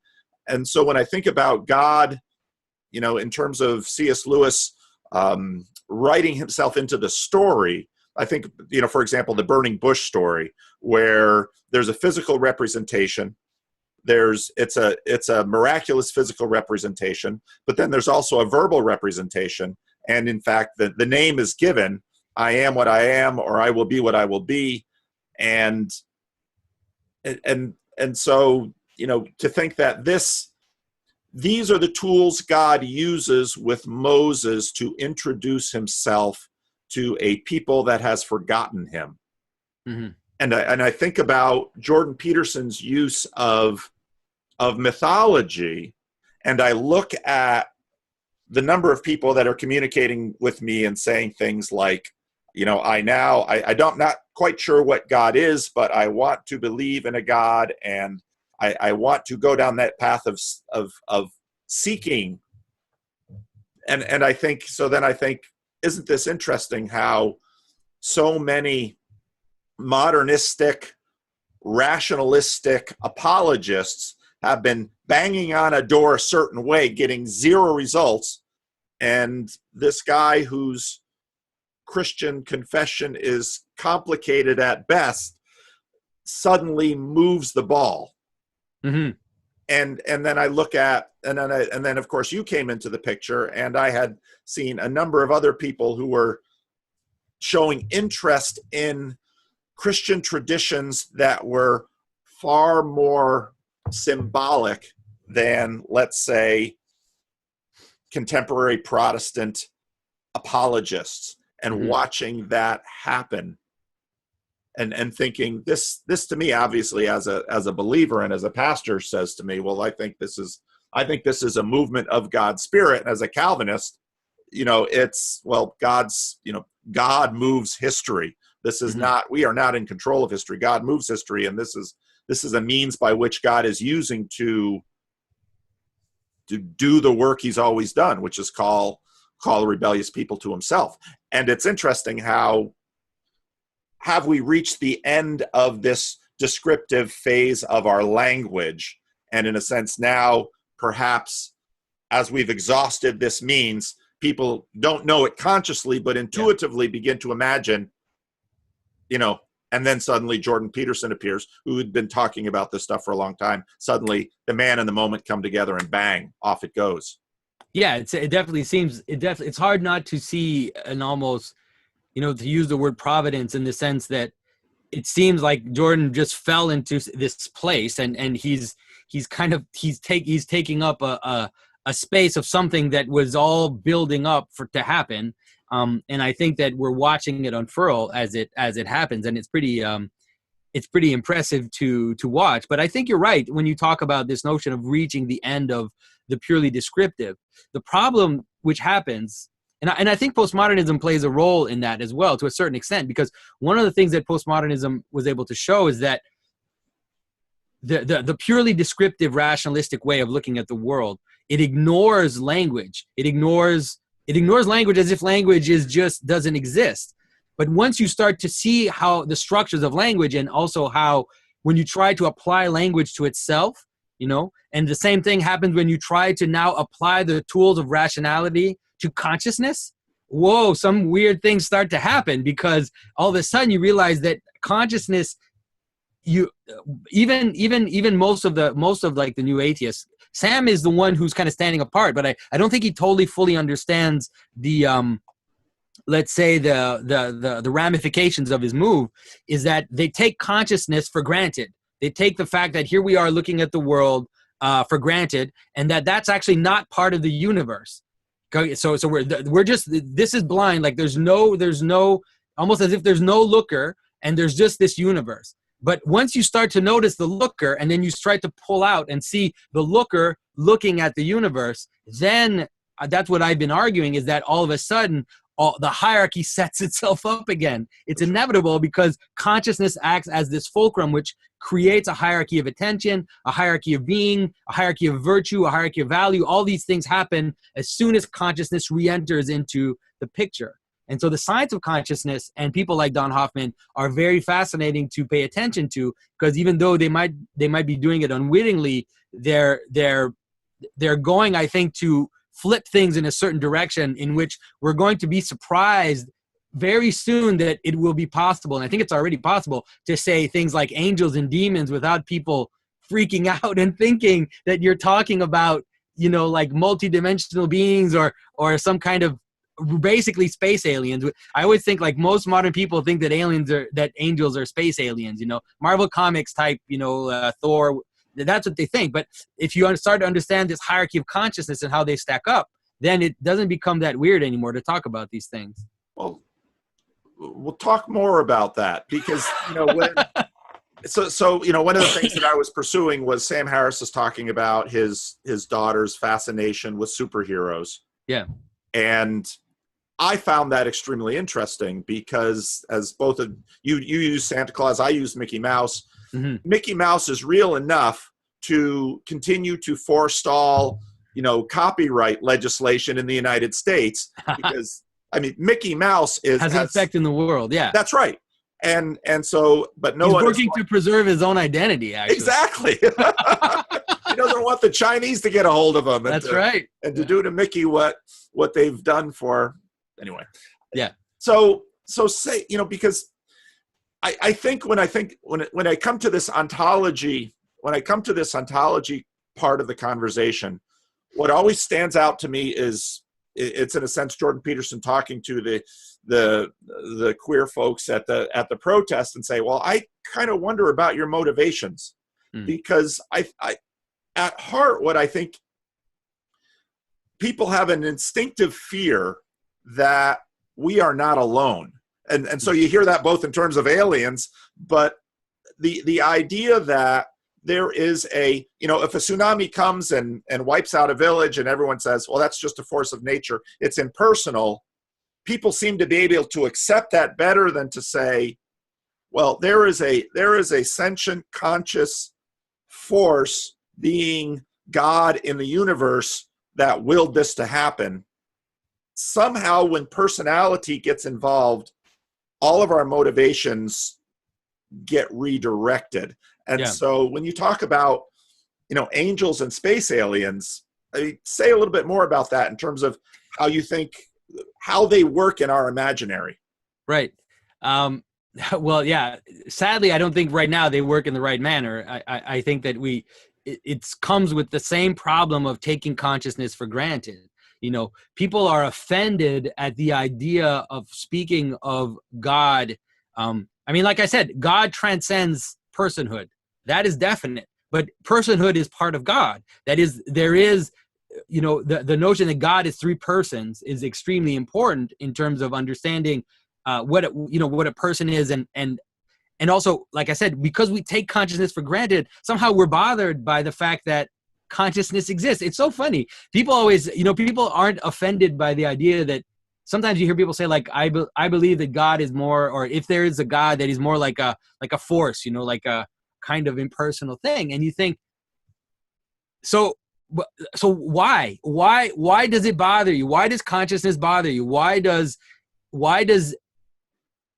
you think that intentionality doesn't exist? That it's a freak thing that exists only in human beings for some reason? It's like there are patterns. There are patterns of being, and that's what personalities are, right? They're patterns of being. They're patterns that are coherent, and they're coherent in a way that they manifest a purpose. And so that's intentionality. And within us, we have several little smaller beings. We also have all these personalities inside us that have their own little coherences, not so much sometimes. And so I don't know why that's so weird to think, because we're not that obviously one coherent conscious being, that we are but constituted with all these little consciousnesses. Why is it so weird to think that would scale up? I don't understand why it's weird. And so I that's why for me it's almost like a mystery when I listen to people. I always think it's just because you don't understand what is consciousness. You don't understand what constitutes a being, how a being is not obvious in terms of scientific analysis, that there really has to be something which pulls it together. And so to me, the once we start to see that, then angels, the idea of angels they just don't, they're not a big deal anymore. Like they're as and the idea of demons too. I mean, to me, demons are just principalities which are not united in this coherent hierarchy, and that's how the church fathers present them, anyways. So you have some usually it's aligned with a passion and makes sense because that's what it happens in us. You have a person, you have a pattern inside you, and this pattern kind of runs, and it has its own coherence. But what it does, it's pulling you away from your central core. So it's making you, resent something. It's making you hate your children. It's making you like whatever pattern that is there. And you're fighting against it. You're trying to bring it in, and sometimes you can't, and it kind of pulls you. To me, that's just it's a demon. It's a little demon that is pulling you. And if you read like the mystics, they talk about demons, that you're full of demons, or that their demons are constantly, either they say you're full of demons, or they'll say things like they're demons riding on you, like you have demons riding on your back, like all these demons that are riding on you. And I think it's just an imagistic way of saying that you have these patterns which are pulling you into death, that are ripping you apart, that are decomposing you. And so you need to bring it together. And so there are cosmic demons in a city.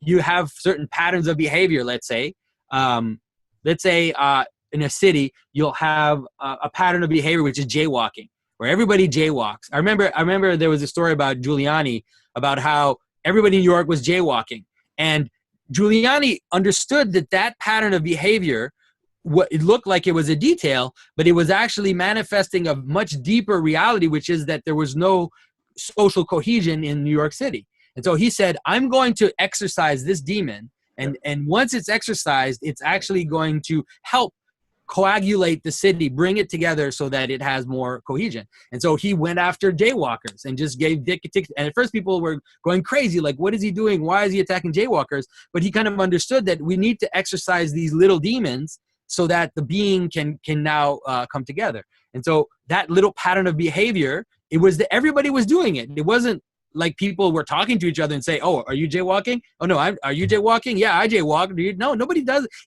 It was like this implicit pattern of behavior in the city. I mean, it could be littering, it could be all kinds of things. And once you let it go too far, then it's really hard to bring it back. Like let's say once a civic pattern starts to manifest itself in a city, where it's okay to break people's windows, let's say, all of a sudden it becomes okay to break people's windows. It's really hard to come back from that, and then things can degenerate into chaos. I mean, I lived in cities in Africa where the social fabric had been so destroyed by war and all kinds of crazy events that it was almost impossible to bring it back, because everybody had all these little demons were kind of pulling the city into all these directions, and it was nearly impossible to bring it back. I really like, so one of the things that I've done with trying to figure out Peterson and Harris was I talked about God aspect 1 and God aspect 2. And I think your Giuliani jaywalking example is a terrific example of let's say God aspect 1. And that even Brett Weinstein could say, okay, that's that use of God I can get into, that use of demon I can live with. I think, and I often, in terms of trying to communicate this concept in Pauline theology about principalities and powers, I often will talk about those types of things because I think highly secularized people can understand that, accept that. That doesn't make them nervous. The representation of demon also has within it a personal agency thing. And an example of this might be, let's say, and I often use the example of a marriage. A marriage is not a physical thing. You might say, well, there's a document that says we're married. Well, that's a representation. There's a wedding ring. Well, that's a representation. No one who is actually in a marriage will deny that marriage is illusory. No, marriage is very real. Marriage governs behavior. A marriage has a high degree of ontology that in fact governs generations of persons and deeply forms, for good or for ill, children. And I mean, and people's life. I mean, marriage is an enormously powerful thing. Marriage can sometimes feel like it has agency. And I think, but we wouldn't say, most of us don't name our marriages. We just, it's just the marriage. Angels and demons have names. Yeah. Implicit in the fallen angel backstory of demons as characters in the Bible, I mean, these are centers of agency. And so when I think about the talk about angels and demons, and especially God, the God aspect number 2 that Sam Harris, I mean, Jordan Peterson is going through his axioms, and Sam Harris stops him and says, I want to know about the God who doesn't want me to masturbate.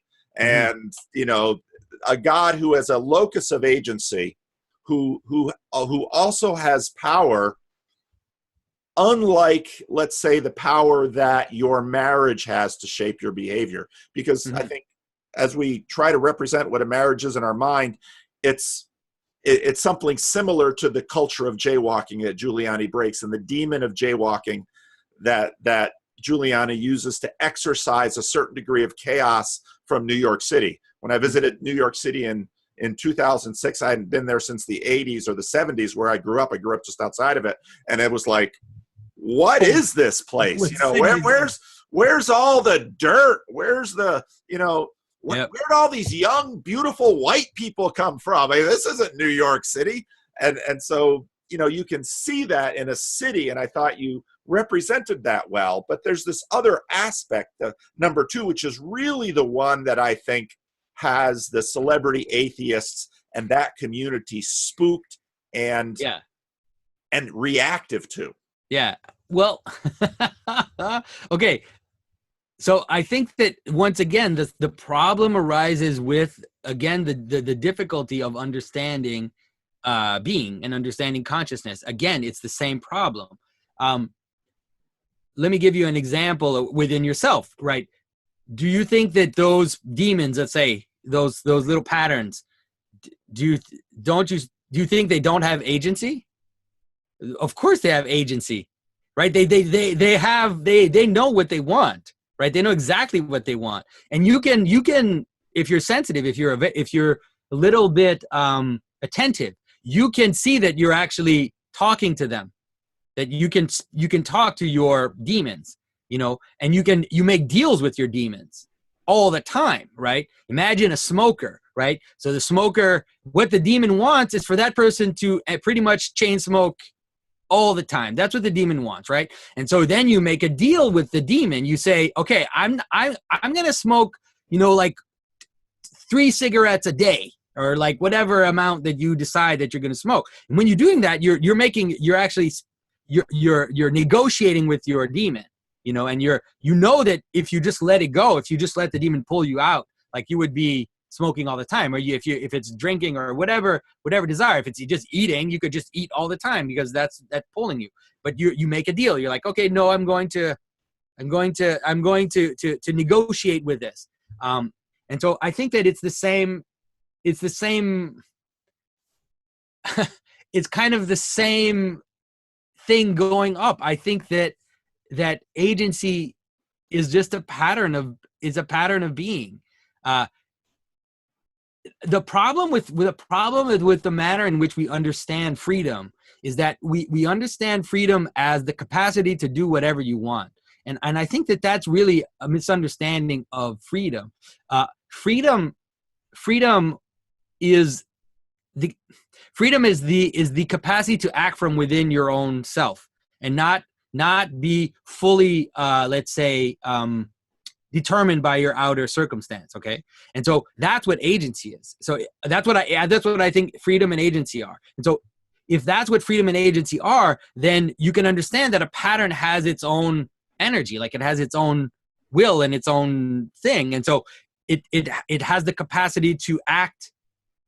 And then also, because patterns are made of smaller patterns, it also has the capacity to manage those smaller patterns and then to let themselves get pulled in one direction or the other. So there is that's kind of what I think agency is. And so to me, the idea that you can pray to like the angel of a city, it's like, that's what you're doing if you write a letter of complaint to the city council. Like, who's the city council, or who's the city? Like, you write a letter of complaint to the city. Like, who are you writing it to? You're not writing it to anybody. You're writing it to the city. And so you're actually engaging. You're praying to the city. You're asking the city to do something for you. And it can answer. Does it mean it's going to answer? Might not answer. Might answer in a way you don't like it to answer. But it can answer. And so to me, that's just kind of how it works. And so the idea that you pray to God, or that you pray to other beings, that it either be to the pastor, you pray to the pastor, you ask the pastor to I mean, people use the word prayer in such a special way. I know. It's like, it's not, the word pray just means to ask for something. That's an English issue, I know, because right. In Spanish and in Greek and other languages, the words are commonality, but when you say it in English, I just know a lot of Protestants, and my head are just going bing, bing, bing, bing. Yeah, exactly. No, you don't, but you do all the time, right? You ask someone to help you change your tire. You ask, so you're constantly praying, and beings answer your prayer.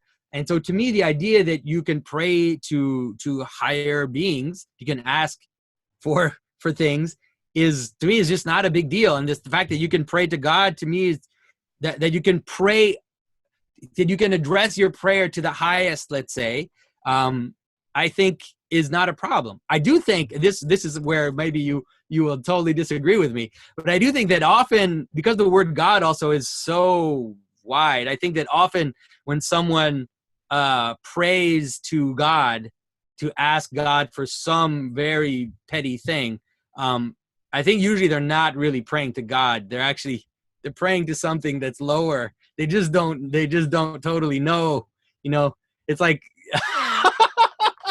so that's maybe the more, let's say, idea of a Catholic person who would ask, some saint to find a parking place for them or something like that. That's really a very kind of petty, low thing. But it doesn't mean that it's not also possible. We don't understand people don't understand, like, again, it's always taking consciousness for granted. It's not understanding the manner in which consciousness, which language, which logos participates in how the world lays itself out.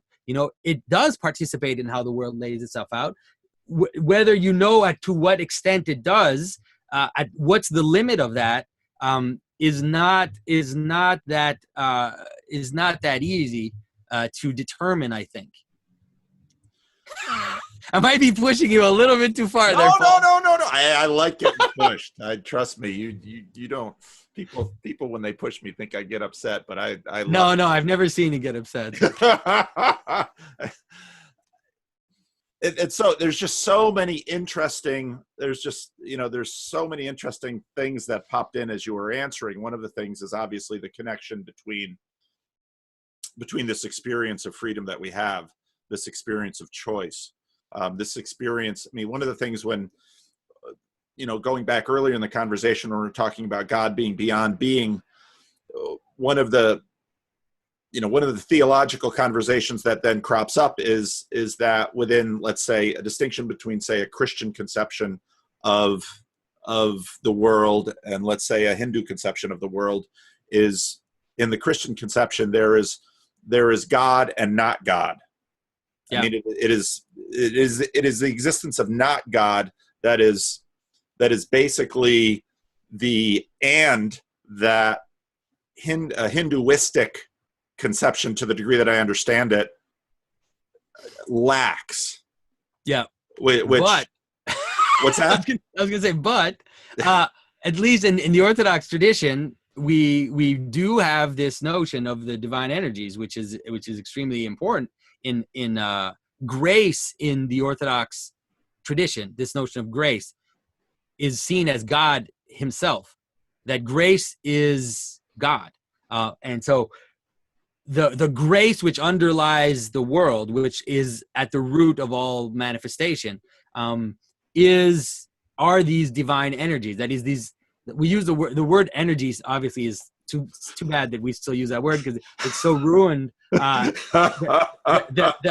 wills of God are underlying all of phenomena, and they can actually transfigure phenomena, so that eschatologically, right, in the totality of all things, God actually fills all things. So it's not to say that it's not. We usually make the distinction, at least in Orthodox theology, between essence, like the divine essence. We don't share God's divine essence, right, but we participate in God through participation. We become God through participation, and that's a way to create that absolute separation, like you said, between, let's say, the ultimate infinite and manifestation. But there's also this eschatological reality, which is that all things are called, ultimately to be transfigured and full of God, and to kind of enter into God and participate in God's,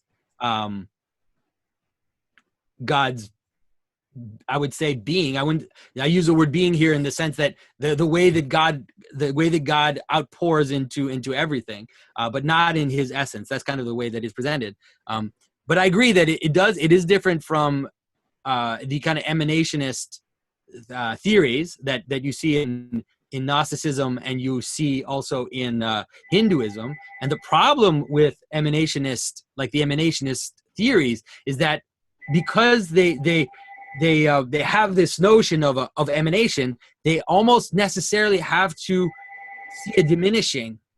So they have to see, as you move down, let's say, the hierarchy of manifestation, you have to see it almost as if it becomes evil in itself.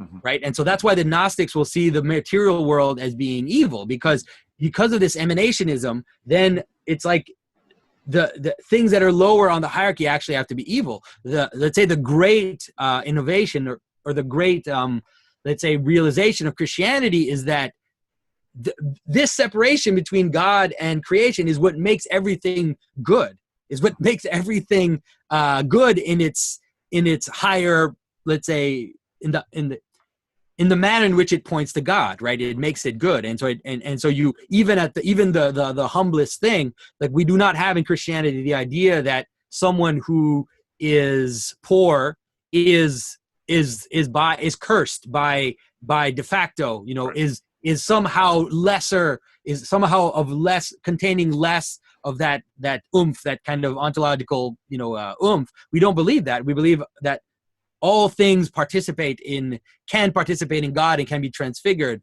no matter where they are on that kind of social hierarchy. And that's a big difference. I think it's a huge difference. Well, I think that's right. I don't know. I mean, part of the poverty of living in the West has been not an insufficient education in, and I'm sure your Orthodox theology is at least as diverse and broad as the Western tradition. How does hell then function in the system in Orthodoxy? There are different, obviously there's different theories, there's different ways to look at it. I mean, sometimes hell is definitely represented as a kind of eternal punishment, that kind of manner in which it is. But the most popular, I would say, at least in my circles, at least in the circles of the people I read and the people that I engage with, the most popular manner in which we understand hell is that the fire of hell is the fire of Pentecost. Those two fires are the same. And so the hell is the fullness of the presence of God in all things. That's what hell is.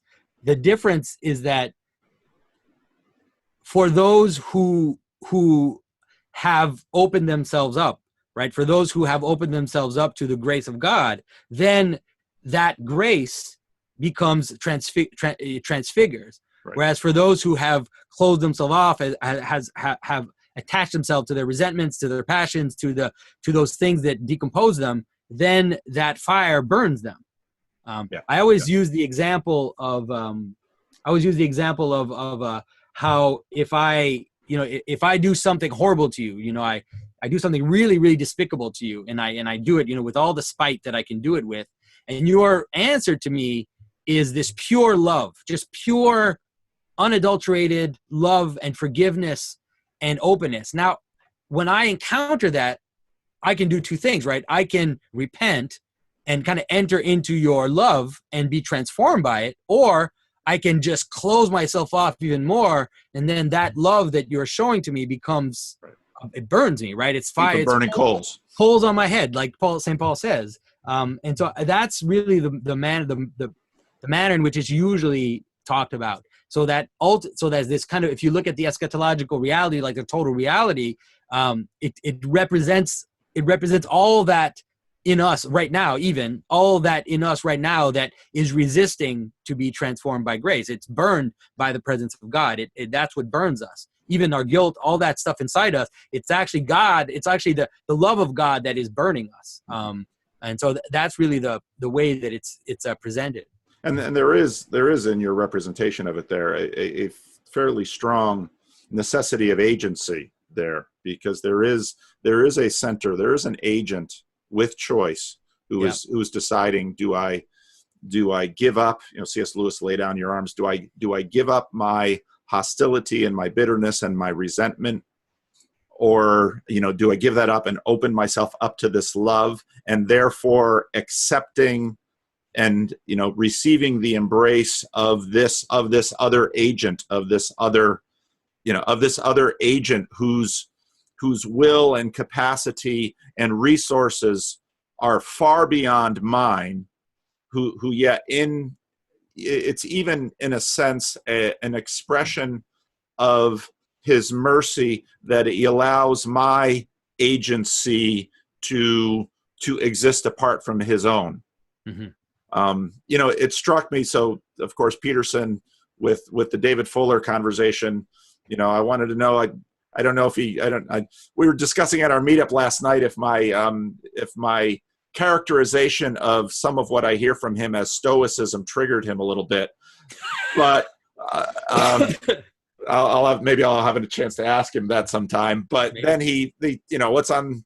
Oh, if I'd been listening, I'd know it's the city of God on the hill, which really made me laugh. Yeah. But his description of that of maximal responsibility, when I heard that description, I thought much more of something in terms of what you just described. Because at this point, people will often say, well, what kind of a God would seeing him kill me? And when people say that, I think we could use the consciousness language. You don't really understand what it's like to be in the presence of a being that changes how you look at yourself. We have this in foundational relationships with, let's say, parents or authority figures or people that we wish to emulate and we desire to be like. You turn that all the way up to infinite in the presence of God, and the light and clarity of his being exposes all of our insufficiencies, which then puts us in a place where we now have an existential crisis in terms of our identity and our agency in every aspect of our being. And so when I thought of, okay, you drag that cross up the hill, and now you're forced to be accountable for all of your use of agency in your life. When I heard that, I thought, well, you're talking judgment day. You're talking standing in the presence of God and all that would mean. And I would think if a good number of people know that that's what awaits them at the top of the hill, they're going to stay in the basement and play video games. That's hilarious. No, but I think, yeah, I think that for sure when Jordan used the term "city of God," I also was surprised because I never heard him use it before. But then when you sent me a text from Maps of Meaning, which talks about the city of God and his description of it. Well, then the description that he talks about, I have seen him talk about it. This notion of this city, which is that is the representation of order, but order in a manner which is also open, or let's say looking out towards chaos and not being completely secluded, but at the same time that is together and looking towards truth and looking towards responsibility, like you talked about. And so, yeah, I think that for sure there is something, and it's also there is something kind of stoic about that in the manner that one of the things that seems to be missing is the glory, let's say the participation in the glory, and that is something that, at least if you look at the mystical tradition and you look at this transformative tradition of what it means to be Christian, that you're meant to become, to do that, exactly what he said, to take your cross, to bear responsibility. There's all this tradition also, even in there's all these Orthodox stories about how people will take upon themselves even the the fault of others. There's all these wild tradition. I was looking at one pretty crazy tradition today about it's horrible that I don't remember her name. It was some Russian aristocrat who had heard that one of the priests in her city was having an affair with a prostitute. And so she went straight to his house, into his room, entered the room, took the prostitute, kicked her out of the room, and then got on her knees and said, "Father, I need to confess my sins." And I was like, "Whoa!" It's like that. That's the city of God. It's like, oh my goodness, it's like she knows exactly what's true, and she goes to the end of it, and then she takes it back on herself and says, and supposedly then the priest totally got converted and left horrible ways. But you see that St. Francis does that too. There's stories of St. Francis doing that too, where someone asks him, what about this priest who's living with a woman? And he kind of says, I don't even deserve to kiss this man's feet. And he gets on his knees and he kisses the priest's feet. And the priest's like, no, don't do that. You're killing me by doing that. And so there's this crazy transformation. And so I think that there's something really powerful about that. But then I think what's missing is also then this glory that you find in the lives of the saints. This joy, right? This joy that comes, this surprise of joy that kind of comes in and fills the person, and kind of indescribable joy, or in a kind of the Orthodox, they often talk about joyful sadness, like this strange mix of joy, but also an awareness of all the suffering and all the difficulties of the world at the same time. Those two things join together. So I think that's maybe what's missing. Well, it's even if let's take the representation of dragging something up a hill. Someone in my meetup last night brought up Sisyphus, of course, because you bring it up the hill and then it goes back down. And that there is, the reason, with all of Jordan's stuff about mapping meaning and all of this, I mean, the reason that dragging that cross up the hill gives the experience of meaning is obviously because there's meaning built into the world in which you are acting. Yeah. And that when you get to the top of the hill, there is joy. There's joy of accomplishment. And Peterson himself talks about, the Nazis, making people take sacks back and forth in order to completely destroy meaning. So it's, yeah. I also thought, not only was there Judgment Day at the top of the hill, and a number of people mentioned joy, but one of the things that I'm planning on, that then sent me to Plato and Augustine, because person as a city, and that then brought me back to your principality. Mm-hmm. That in a sense, what Giuliani does by finding jaywalkers is make it the city of Giuliani. But Giuliani, hate to wish what Giuliani has done with himself now. I know. It's like, too bad we have to use him as an example. But, yeah. All good. You had to bring up Giuliani. He had his moment. That's right. He had a moment. So here's a question for you. Now, myself as a minister, people will listen to me and say, well, Pastor, it's your job to try to make people Christians. Why do you want people to believe in God? Mm-hmm. Why do I want people to believe in God? It's funny. I don't see it that way. Like, I think that the idea that people don't believe in God, to me, is so kind of irrelevant, because I think that not irrelevant. Like, it's kind of horrible that I'm saying that. People will be like, "What is he talking about?" It's just that I don't know what you mean. I also don't know what you mean when you say that that they believe in God. To me, it has to be more than just believing in God. Like, it has to be an entering onto a path, right? Entering onto a path of life, and that's what matters, right? What is it that it says even in Scripture that the devil believes? Satan believes in God, and he trembles. And so it's not just about believing in God, but really entering on that path. And so I believe that that path of coming together, of turning together, of celebrating the right thing, of praising the right thing, of moving towards the right thing, I see it as the solution to our personal problems, to our family problems, to the community's problems. I see it basically as the way in which things will come together and have purpose and meaning, and not be constantly decomposing.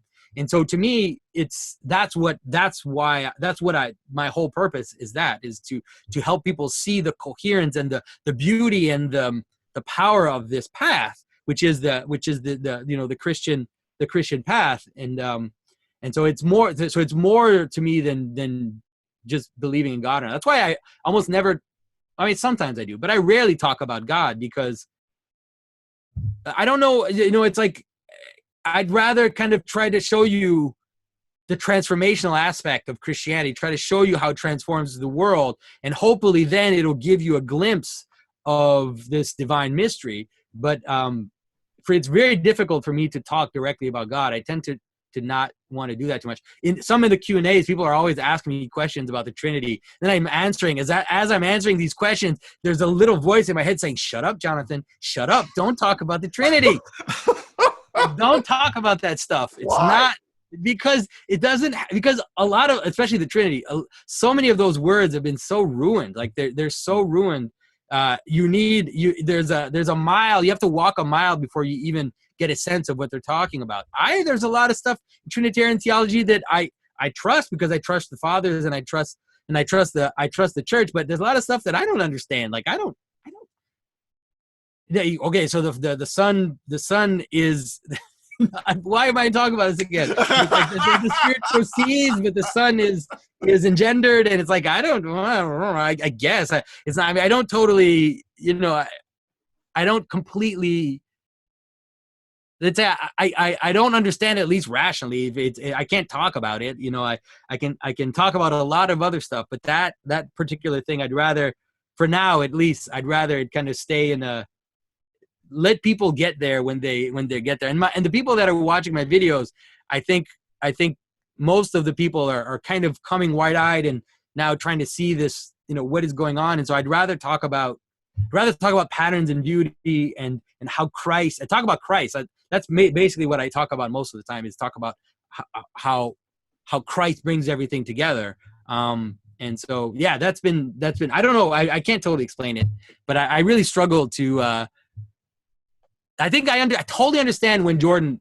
That's why I have so much sympathy for Jordan when people ask him, "Do you believe in God?" and he's like, "I don't want to answer your question. I don't want to answer that question, because that question is so loaded and it's so perverse that if I answer it, you won't understand it. Because if I just say yes, then you won't know what I'm talking about. And so I'd rather not answer it. I'll talk about all this other stuff, but then secretly, obviously." It's like I keep telling it's obvious that Jordan believes in God. He said it in so many ways. He just doesn't want to say it that way, because he knows that, especially the people asking to that, they have ulterior motives. They either want to know if you're on our side, like, are you on our side? Are you one of us? Or are you one of them? Are you one of those guys? And he's like, I don't want to play this game. I'm not interested. So I think I'm kind of also avoiding that.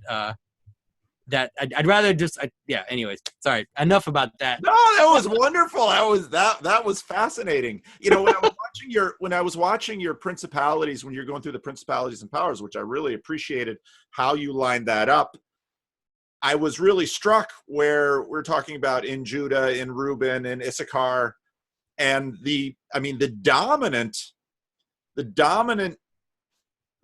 synoptics use kingdom of heaven.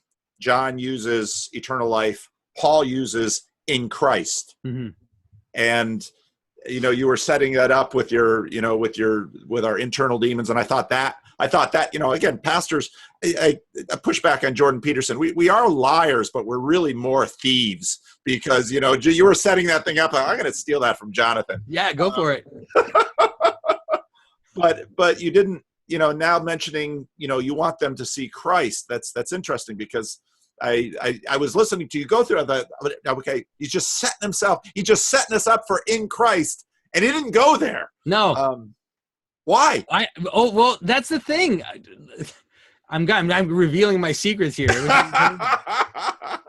That's the thing, is that the whole manner in which I speak, and I think the whole way I wish I speak is I want, most of the time, like I want you to kind of say some things, bring you, and then, because the problem with and then let you make that next step, because we've sadly heard we've heard preachers go at us for too long. Like not you, you're good, but you know what I mean. All like those other bad, all preachers. Those other guys. We've heard them. We've come at us for too much, and to just want you to, like, if you believe in the name of Jesus, and all that stuff, and it's come to a point where it doesn't mean anything anymore. It doesn't mean anything. Believe in Jesus and you'll be saved. I don't know what you mean by believe. Not sure what you mean by Jesus, and saved for sure. I don't know what you're talking about. Okay. So all those things, like, I don't know what you're talking about. And so I'd rather talk about, bring people into that kind of mystery, and then let them see for themselves where it goes. And so that's why I'm always very careful in the way that I talk about this stuff because of that. And I think it's been, a lot of it's been ruined. So let's help people understand the words, and then slowly, I always tell people, I hope that my hope, and I've said this in my videos before, that my hope is that one day most people will be able to say, "Our Father who is in heaven," and they won't have to explain it anymore. They won't have to say, but for now, you need to understand why we say Father. You need to understand why we say heaven. You need to understand all that stuff. And at some point, I do it. I can say our Father who is in heaven and not flinch at all, because I don't, I feel like I'm enough in the story that it's fine. But that's my hope, and so that's my hope for Jordan too, is that he sets up this whole story about how, this bottom up structure of how the Father, that we've kind of, all these images of different fathers have come together into this like essential image of the Father, and kind of doing this bottom up thing until we realize that there is this image of the Heavenly Father. It's part of it's built in us, this image. And so now I don't have to say that, all that stuff. You don't have to say that anymore. You can just say, "Our Father who is in heaven, hallowed be your name." Do you see what I'm saying? And so that's what I want. That's what I want. That's kind of that's what I think I need to do, is to talk about those things first, and then we'll get there slowly. Already, like the stuff about angels and principalities, I've been making these videos for like a year, and I've been wanting to talk about this stuff for a year, and I kept saying, no, it's not yet. Don't talk about this. Then the Don Hoffman stuff started coming out. I'm like, okay, this is the time's coming. Then Jordan and Sam had those discussions, and Sam keeps talking about consciousness. So at some point I thought, okay, now's the time, and I can talk about this stuff, because I think people have enough, at least people have been watching my videos, they have enough foundation that they can hear me say these things without thinking that I'm talking about Marvel Comics, superheroes. You live in other dimensions when I talk about angels. Because you go to a church, when I was growing up, people would say stupid things like that. They would say, "I think angels are beings in other dimensions." What are you talking about? Other dimensions? My goodness. Science fiction, it's like, because we have Scientology and Mormonism and all these kind of really disturbing materialistic religions, and a lot of Christians, they have that too. They just don't, sometimes it's not even conscious, but they think that demons are physical beings somehow, or that angels are physical beings. That they're not. They've never been. No one has ever thought they were. If you read the fathers, they either say that they're immaterial, or they say that they have subtle bodies. It's like, okay, what does that mean, subtle bodies? Well, I can give you examples of subtle bodies. It's like a story is a subtle body. They're all forms of subtle bodies. A city is a subtle body, because you can't totally contain it. Like it's not completely. So you have different levels of bodies. Anyways, this is becoming a rant. That's not good. This is fun. This is fun. If I were a journalist, I'd feel like I got a scoop. Jonathan Pageau and the subtle bodies. The subtle bodies. There you go.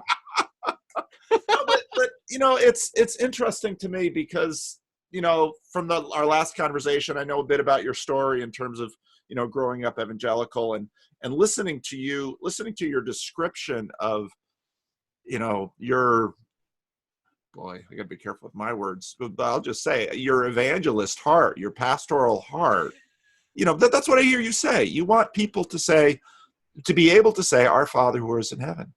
And when I hear that, I hear homecoming. I hear being at home in a relationship. Because to say "Our Father," well, that suddenly orients you with God, and it orients you with your neighbor, because it's not my Father. Yeah. It's our Father who is in heaven. Hallowed be your name. Thy kingdom come, thy will be done on earth as it is in heaven. Give us today. Off we go into the prayer. Right. Yeah. So that really helps me. That helps me on a whole bunch of levels, because for a long time I pester people, because I obviously live within a Protestant tradition, and in in a diverse context where I'll have people coming from lots of different traditions, often African American churches, and they'll just throw out words like saved. And then if I'm in a Sunday school class, I'll usually stop them and I'll ask, well, what do you mean by that? And it becomes very clear they don't have any idea what they're meaning by that, or it's simply code talk for hell avoidance when you die. And then as a pastor, okay, now I'm going to start to poke around at these things and do a little, because to gently begin to have you, that's what pastors do. So it's very interesting you're not going to sit here and make all these videos. Okay, you've got Patreon and this has opened new opportunities for you, but you as well as this isn't going to make either of us rich. I don't think so. And so what you are doing is coming out of your heart, and it's coming out of the joy that you found. And this isn't uniquely Christian. I mean, what Sam Harris is doing, I was just listening to you talk. I listened to the first, about a half hour of the first Vancouver talk, where Peterson and Harris are kind of getting a lay of the land. I mean, Sam Harris very much means well. He wants, when you listen to him, when you listen to his heart's desire, he wants, in his own words, well-being for people. He doesn't want to see people hampered by what he calls superstition. And so he's got a plan for how this can be, and this is the mission that he's pursuing.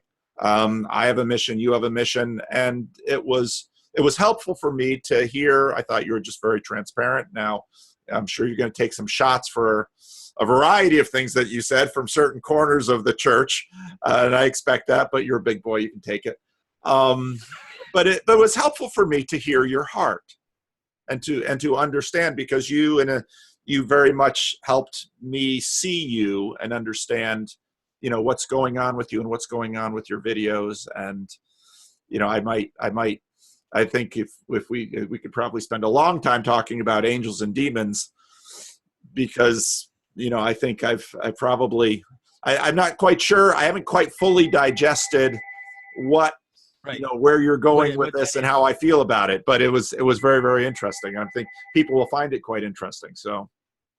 Well, yeah. Well, I'm happy if people find it interesting. I think for me, if you ultimately, it's to help. For me, it's ultimately to help people see how beautiful, our tradition is, how coherent and beautiful it is, not in a scientific sense, but almost like this powerful, beautiful artwork, like this poem that has been that has laid itself out in the Bible, and then also in the liturgy and in art and in architecture, all these things. It's just how beautiful it is and what it points to, obviously. But yeah, I know that most of the people that listen to me, they're not Christian. I'm not talking to most of the people I'm talking to are not, let's say that person that comes to church and maybe doesn't have a lot of education, that talks about heaven and talks about being saved and going to heaven in a very kind of naive and misunderstood way. It's funny because this is where Sam Harris would really be angry with me, but that person doesn't bother me much. He doesn't really bother me, because even though their understanding might be a bit off, might be a bit naive and a bit kind of simplistic and some kind of even offensive, even sometimes, they're on the path, and that structure is doing for them what it needs to do, right? It's still doing, even though they don't have the most profound understanding of what these words mean. The pattern that they're on, the path that they're on, is still doing the work that it's doing, and the grace of God is acting in that person's life. And so I'm not talking to those people. So who I'm talking to are for people who are usually very intelligent, who have gone through college, who have studied, who have read, who have studied, and so they look at these words and they can't see a more profound meaning to them. They can't understand how profound these structures are and how deep they are. And so those are the people I'm talking to, and I want to help them to see what's going on, so that at their level of intelligence, of knowledge, of study, they can perceive at least what this is about, because they're not going to go for the for the when I die I'm going to heaven bit. They're just not going to go for it because it's not enough. It's kind of naive and too simplistic. And so they need more. And I think that that's why people are been so attracted to Jordan Peterson, is because they feel like he's giving them more, that he's giving them some meat, something that helps them to understand what is going on in these stories and in our tradition that we've laid aside.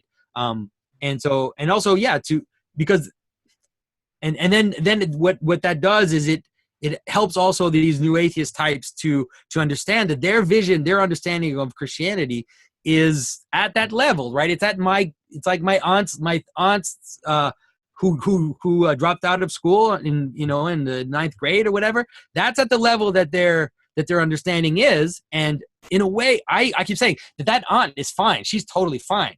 But if you think that that's where it stops, then you're the problem. It's not her, because she doesn't have the capacity to understand anymore. And that's totally fine, because human beings have different capacity. And that person can be way more virtuous, way more full of grace and full of trust, in the infinite than you do, even though they don't totally understand these concepts. But I can understand that at your level, you need something that you can hold on to and grip onto to understand what this is talking about. So I think that's been what I'm doing. That's who I'm talking to. And that's why, people invite me to do talks. It's at universities. It's always in places where I'm talking to that crowd. So yeah, hopefully hopefully it has a little effect. I hope. I know it's having an effect because, I hear that in people who write me, and they appreciate what you have to say.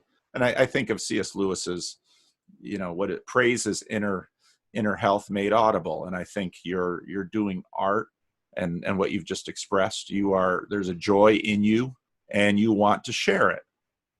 What's better than that? I mean, that's the best way to spend a life.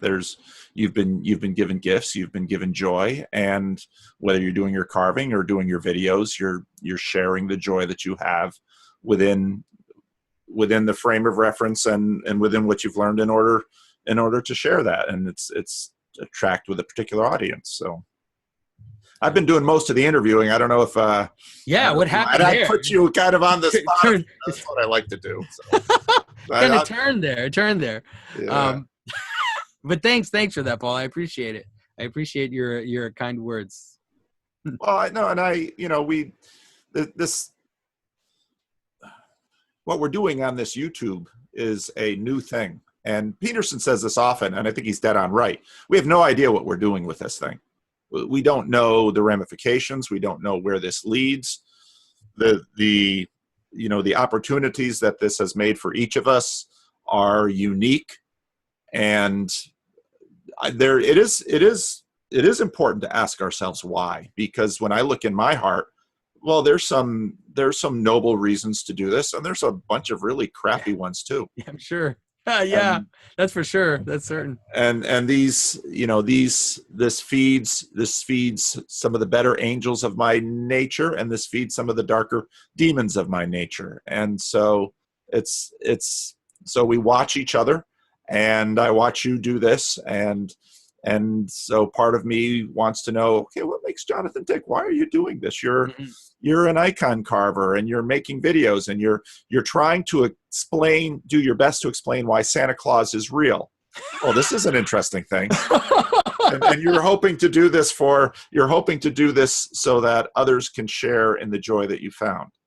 And the journey that you've had in terms of your church journey has been, and I think you said it very clearly when I heard you say, I want them to be able to pray, Our Father who is in heaven. And I think that, for me, that drew a picture of a pilgrim who has come home, of a son who has been restored to the Father, of a son who has been restored to the family. I think about Luke 15 and how the parable of the prodigal son. And so I've always seen your work as that of an evangelist. And I think, ironically, this is another debate we had last night at the meetup, is Peterson's, someone asked, is Peterson an apologist? And I thought, no, he's not an apologist like I see a lot of Protestant apologetics being done, but he is in many ways an evangelist. He's you call him Cyrus. I've kind of been working the John the Baptist thing with him, because there's a certain resonance between John's message and, hey, Roman soldiers, get your, sort out your relationship with the hierarchy. But yeah, so I don't know. I think it's cool, and I love to hear. I poke at you because I'm really happy I did, because I heard your heart, and it's a beautiful thing. So I appreciate that. Yeah, but like you said too, I mean, I think that we struggle. I mean, I struggle. Like you said, we do this, and then like we get attention. Like I'm getting attention for these videos, and I'm getting people writing me and everything. And so, to keeping that ego down has been, oh my goodness, that's really tough. I definitely have quite an arrogance. I have a strong streak of arrogance. I'm really trying to hold that back, because sometimes it comes out, oh my goodness, Jonathan, take it down a notch. So confession has been good for me in terms of that, like just to deal with this pride thing and the attention. So hopefully that God will kind of keep me, on the level, and won't have to knock me down at some point if I get too cocky. So try to keep it at the right level. Yeah. Well, anything else you want to go over today, or you think we've? No, I ended up speaking most of the time. Oh, that's cool. Yeah, well, thanks for. I think we've actually also gone for like an hour and a half, which is probably long enough. But we should definitely do it again next time. Then I'll interview you. We'll just kind of trade off. You interview me, I'll interview you, like one after the other. And hopefully I'll come to see you at some point. I hope. Yeah, I'd like to do a conference at some point and fly you out here, and I think that would be a lot of fun. There's some, the impact of the Eastern Church has been a latecomer to the American conversation, and America has been this melting pot, and it's become a neutral space in which different church traditions can communicate. And so one of my friends and colleagues and a sister church up the road has a very deep relationship with an Orthodox priest, and so he's often bringing him into our circles, and I thought, boy, it'd be fun to have Jonathan out here. And he hadn't heard of you, so your head shouldn't be that big, but he hadn't heard of it. I mean, and the Orthodox. So one of the guys from my meetup is moving to Dallas, and he says, yeah, I found a Jordan Peterson meetup there, and it's run by an Orthodox father. And I thought, that's hilarious. Well, this will be an interesting meetup. When you get there, send me some reports, because I want to know what those Jordan Peterson meetups look like. So that's funny.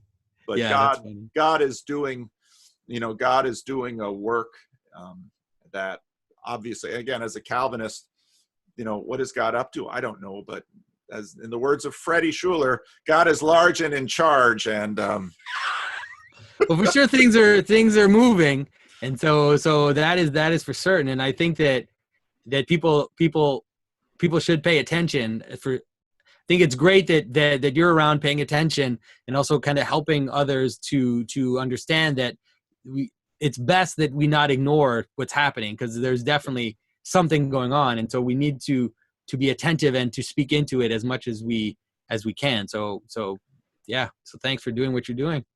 Well, thank you, Jonathan, and I'll just stop the recording now. Yeah, it's like kind of an awkward start. Don't worry about it. As I'm sure all of these are. That's exactly right. It's rather strange, because it's perfectly understandable psychologically. You get used to seeing someone in a I'm talking, and then suddenly I'm talking back, and it's your brain kind of like, I remember, when I talked to Peterson, I had exactly the same thing. It was kind of like, oh yeah, I just met him the other night. Oh yeah? Maybe 2 weeks ago. Okay. In Rochester, and it was a wreck. I went to a carving retreat with Jonathan Pageau. Oh wow! So I talked about that, but everything else on my list that I was like, oh, I got to tell him thank you for this, and like what I've learned, and none of it came out. None of it. So I'm sure he knows, and through everyone else. Yeah, he gets it. He gets it all the time. So Yeah. it's you shouldn't feel embarrassed by it. It's just the way it is. So Yeah. No big deal. Well, so you live in Rochester, and you sent, I'll tell you,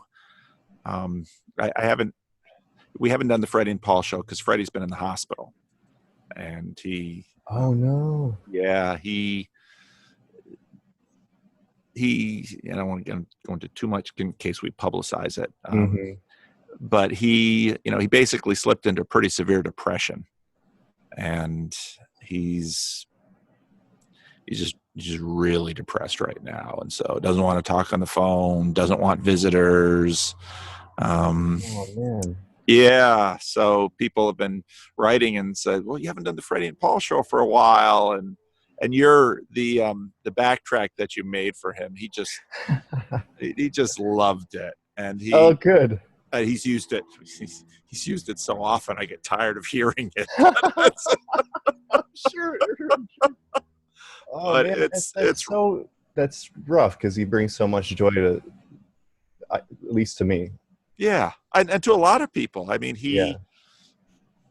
his mother, who's also a member of the church, and she shows up on the show fairly regularly.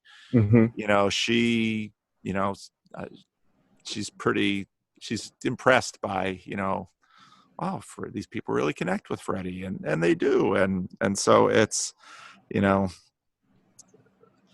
I continue to pray that Freddie, I think it'll be a temporary thing. It's happened before, and he's come out of it before.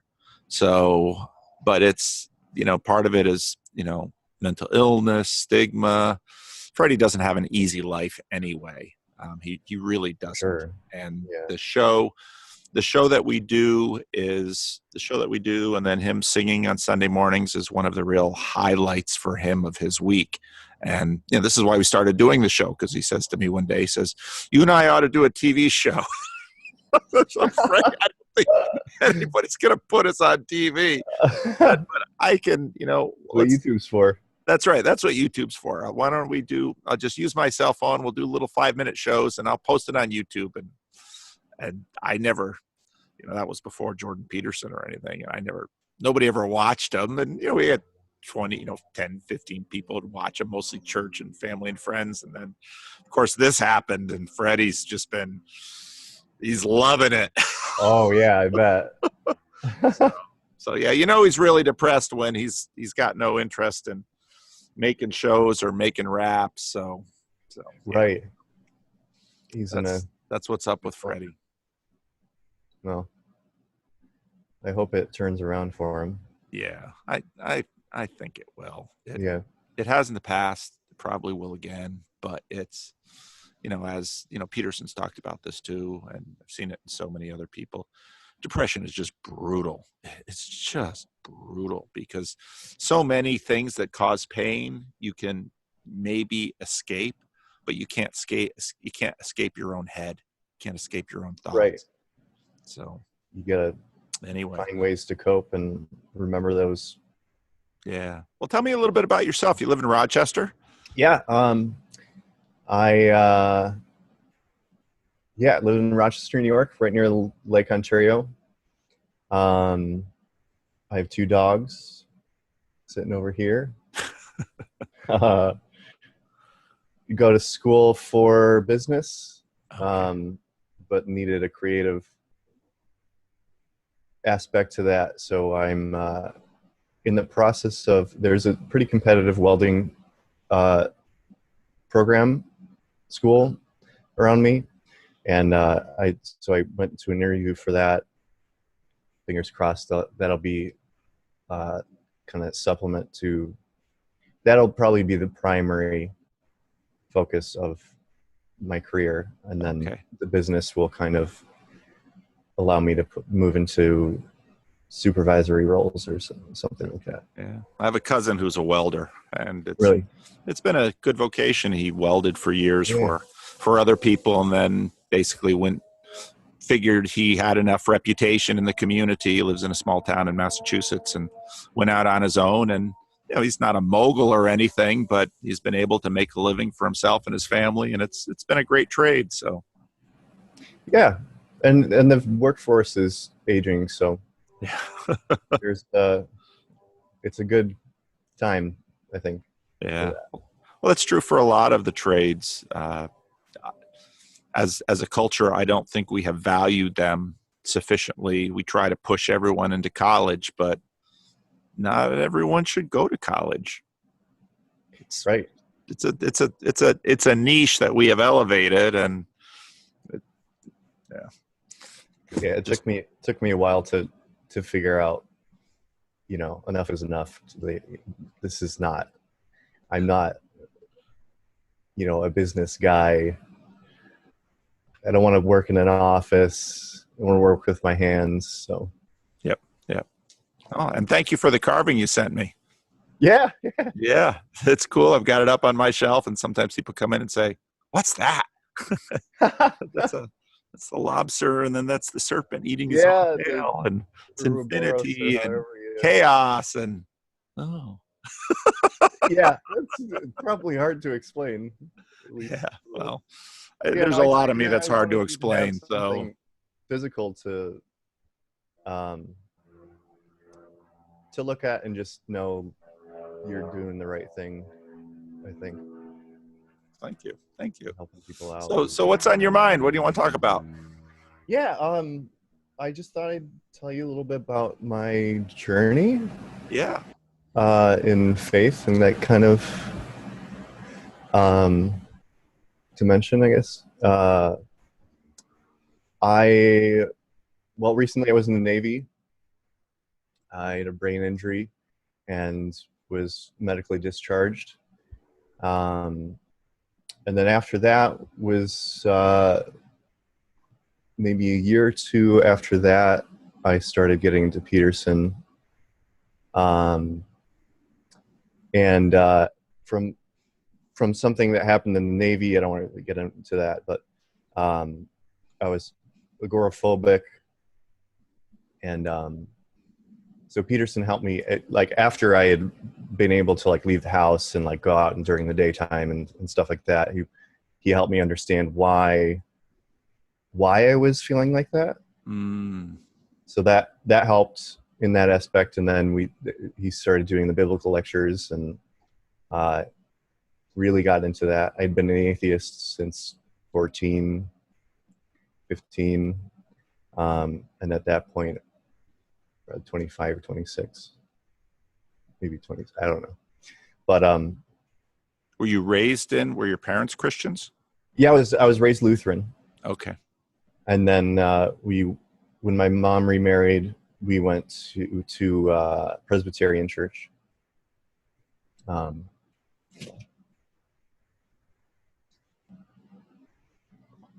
But by then I wasn't there. I had no faith, didn't find it compelling or interesting or any of that. So the biblical lectures kind of brought me around to being open to the idea of God. And then I needed to forgive a parent I hadn't talked to in 2 years, and that whole side of the family hadn't spoken with them or seen them in those 2 years. And I knew I wanted to forgive, but I was finding it really difficult. I felt justified in all the anger I was still holding on to. So I think at one point in his lectures, Peterson talked about viewing God as the kind of perfect father. And so I was able to just kind of say to myself, well, God said I should, so I will. And really work towards it. Spent a few years in therapy, or I had been in therapy by the time I watch those videos, but that kind of kicked it into high gear. And yeah, so then I started going to this Jewish temple, Reform temple, with the idea that I wanted a more disciplined religion, and I was pretty resentful still of the church. So I thought, Orthodox Judaism is very strict. There's, you do this, and it was a lot like the military in my eyes, just keeping yourself in the straight and narrow. And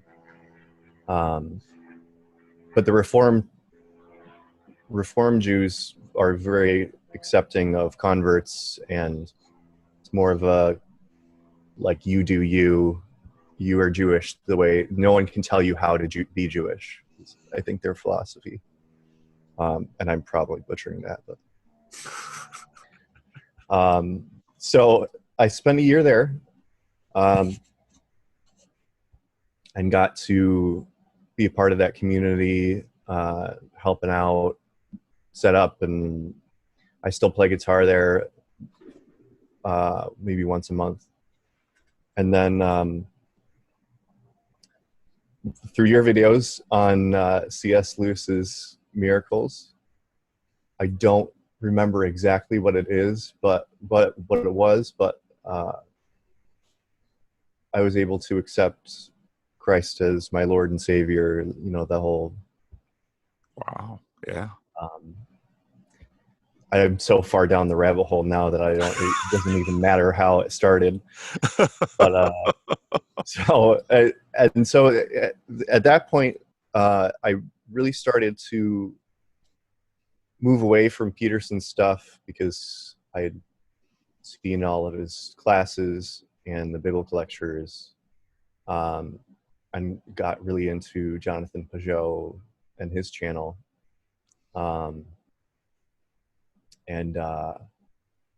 So I decided I would check out an Orthodox church.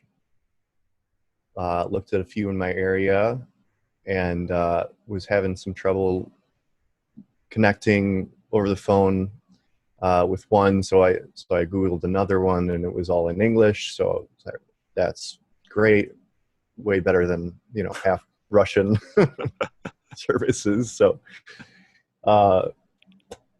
I called the priest, and he called me back in a half an hour, and went to service that, I think it was that night. He gave me a big bear hug, and there was another convert there waiting for me to introduce me to the service that Wednesday night, and what is Vespers, and here's the layout, and here's what you do. And it was insanely welcoming. I was just crazy. So I've been going there ever since. I have my chrismation, confirmation into the church on Sunday. Wow! Congratulations. Yeah. Thank you. Yeah, and that process kind of was pushed forward by I just sold my house and had some money left over, paid my car off, and then Jonathan puts up this thing at the end of one of his videos about the carving retreat in Connecticut, which is a 5-hour drive for me. So said, that's, the timing is perfect. Like I have the money for it, and so sign up for it. And probably one of the most impactful experiences I've had in my whole life. Wow. What made it so impactful? Just being, leading up to it, I thought, it'll be a great experience for me, or a great time for me to ask him about the Orthodox Church and what I should do. And I was thinking, it'd probably be even better if I just went and then talk to him about what I experienced, and then it just kind of exponentially got me even closer. But while I was there, it was at a Catholic seminary, so I could go down to the chapel whenever I wanted and pray, and beautiful art everywhere, and just, I don't know, it was calm, and we had a lot of great discussion. So there were 4 people in the carving class. There's a painting class and the carving class, with Jonathan was obviously the carving class.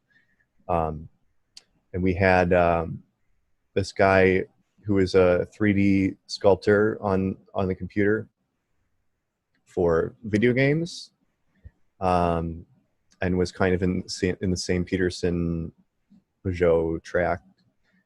And there was a Jungian psychologist who interpreted dreams and like had a degree from Munich. So she had a lot of interesting things to say. And then there was a pastor who led a homeless shelter for his whole career, with lots of great stories. And you get a lot of stories in that oh work. Man, yeah, that was intense. But yeah, it was great discussion, great environment. There was a little drama with where we were, but I won't get to that. But that's okay. It was eventful for sure. There's always drama. I'm just gonna try and get out of the center. Right. No, there's always drama in one way. Well, I did worse. Yeah, one way or another.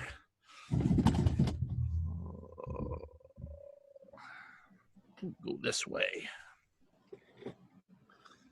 Yeah, we're redoing. I've got kids going to college, and so we're redoing rooms and waiting on a mattress delivery. So that's why I'm not in my office, working from home today. Right. Okay. I didn't realize they were that old. So was I've got 5. Oldest is, how old is he now? Oldest is 27 and the youngest is 18. Great. So the youngest is going off to college for the first time. Exciting. Yeah. Kind of traumatic. Lots of feelings. Yeah, lots of feelings. My wife usually has those feelings for me, but I was watching him pack the other day, and it's like, ugh. Oh no. But now was this a thing that Jonathan did by himself, or was he part of a larger thing? Yeah, it was. I don't know how to pronounce it. Hexameron is an Orthodox teaching organization. So there's this guy Merrick who does the painting class, who's more or oversees it more. Okay. And lives in that area of Connecticut. Okay. And then he does the South Carolina one too, which I think Jonathan might still be at right now. Okay. Yeah, so it's put on by them, and then the seminary is just the venue. Okay. Wow. So you have been on a journey. Oh yeah.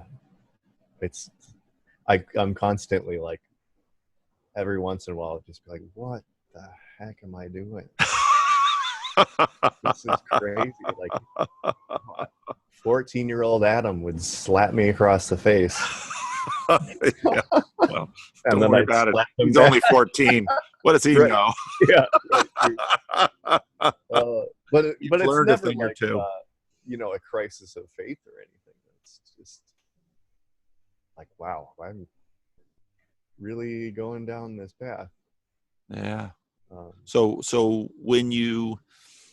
it sounds like you're very much tooled for, doing stuff with your hands. You're looking at welding. You did a carving thing. What did you carve, and what did you work on, and what are you working on? Yeah. I actually put it here so I don't have to pick it up. But this is what we carved. Oh wow! I don't Oh know wow! if you can see in the shadow, but Yeah.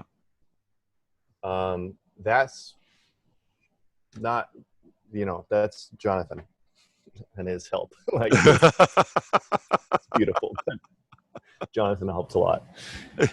And then I have Out of Reach, Angel Gabriel I did, and then I gave one to Jordan. Okay. Of Saint Nick, and he has a sword in one hand and the church in the other. Okay. Kind of chaos and order seems appropriate to give him. Yeah. I cannot imagine all the gifts and books and things he's given when he's doing these things every night. Because I saw people giving him stuff when he was in Sacramento, and it's like, okay, this is just Sacramento. He's doing this in the first round. He did like 45 cities in 60 days. Now he's doing a whole new. And it's like, dude, you're going to need a storage unit for all this stuff. He's going to have to take some communist propaganda out this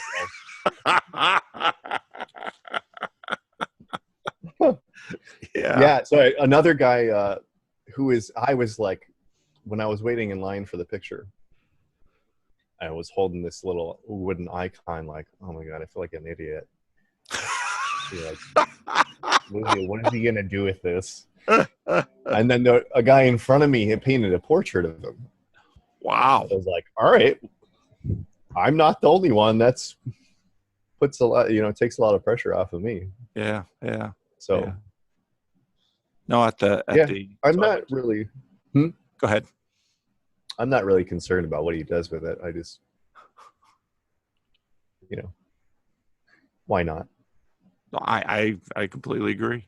I was thinking, he's given so many books.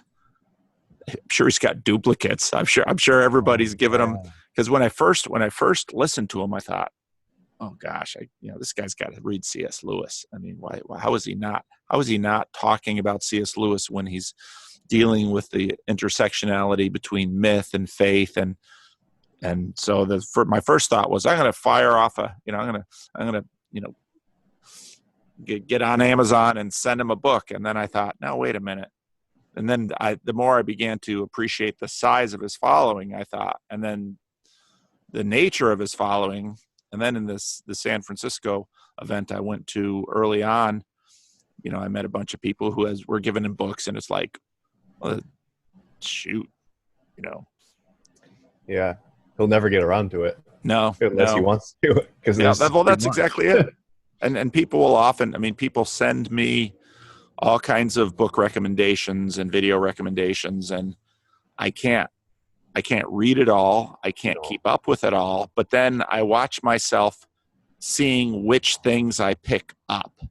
And, as a Christian, I think, well, this is God at work in my life. And I often find that, what's that? The Holy Spirit's helping you out. That's right. And these things are, boy, this is really timely, and how wonderful this person sent this to me, and it was just at the right time. And now if you're an agnostic, you're going to say, well, that's just your subconscious. Well, okay. But I don't know, if you believe in God, you believe God is working this stuff, at least if you're not a deist. When everything seems to time up perfectly, it's hard to maintain that idea that it's just, neurons, and I don't know. Well, it was years ago when I've always been thinking about books to write, and I never get around to it just because I'm way too ADHD.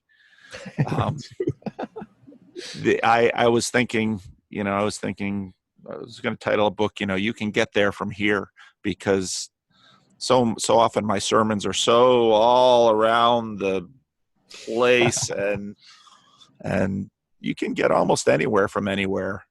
And, was that just us projecting structure onto chaos, or is in fact, as God in fact made the world in such a way that there are deep connections beneath things, and obviously all things then come to fruition in Him. So yeah, like Jonathan says, everything's pointing to the same thing. Yeah. To that end. Yeah. In some sense. Yeah. So with your welding, are you going to?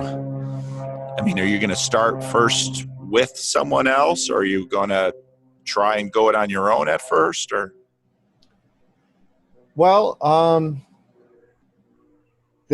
I try to keep it open-ended. I don't think I would immediately start like freelance work. Yeah. But there is a metal artist in Rochester who's pretty famous and has a team of welders, and I think that would be like right up my alley to work with him, even though it's abstract, so it's not as appealing, but still art. So Yeah. But the more realistic thing would be to find a company and then branch off at some point. How is Rochester doing? I mean, the fall of Kodak has to be just devastating for a community like that. Well, so both of my grandfathers were engineers at Kodak. My parents met at Kodak in the summer job. Yeah, and I think my great uncle was at Kodak. So everybody has someone who worked at Kodak in their family. My uncle worked at Kodak for a number of years before he was laid off. But the interesting thing is everyone was so worried about layoffs and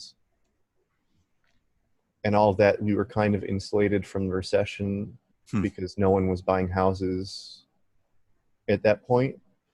So in some way it kind of smooths that out, I think, or at least I've heard. But it's hard to tell because I feel like every city like that would say, "Oh, we're bouncing back," and it does seem like that to me. Okay. Towns are expanding, and there's more stuff to do, and there's lots of events. I mean, the Jazz Fest is huge in Rochester. There's a Puerto Rican, I don't know how you, but festival in Rochester, and arts are big, and so I'm doing all right. My parents lived in. I was just gonna go over here to Google Maps. My parents lived in Baldwinsville. Okay. Out in the sticks. Yeah. Well, yeah, Baldwinsville. Let's see how far that is from. It's quite a bit further east. It's northwest of Syracuse. Oh, okay. And my father spent 36 years in Patterson, and then wanted to have at least one other church experience before he retired. So he took the call to a little church in Baldwinsville, just northwest of Syracuse, and of course loved it. He loved ministry. Yeah. He loved churches. He loved people, and but a lot of snow. Oh man, yeah. A lot of cold. if my brother-in-law weren't so tied to Rochester with his family, and I think we would all head south. My little sister is very intent on trying to get us all to move somewhere warmer. Yeah. Well, there's a lot of warmer places. You guys have a brutal winter. Yeah. Well, we were spoiled too. I think. So Sarah, my little sister, was born in California. We lived in Yorba Linda, which is kind of near San Diego. Oh yeah, it's gorgeous. Yeah. Okay. So you know. Yeah. Okay. Yeah. Yeah. From when I was 2 to 2nd grade, we lived out there, and And then Beautiful. to Rochester. Oh, back to Rochester weather. Oh. Yeah. Oh, that's painful. Mm-hmm. It's funny because all the kids, they graduate high school here in Northern California. Where do you want to go to school? San Diego. I'm sure. Yeah. Perfect weather, right by the coast. Gorgeous, No gorgeous. Until they, I want to live by San Diego. Oh, yeah? You're going to buy a house? Good luck. Yeah. Have fun with that. Right. As soon as you're done with college, you're not going to be living there. Nope. You can get a lot of houses cheap in Rochester. Oh, yeah. It's great here. Yeah. That's true. That's true. Yeah. So you're making your way into the Orthodox Church, and you're settling in. That's beautiful. That's beautiful. Yeah, and I think I don't know. I think what people misunderstand about church is it's not for you. Like if you're going to church to try and get something out of it, you're wrong. You will, but if that's your aim, I don't think that you're going to accomplish it. Yeah.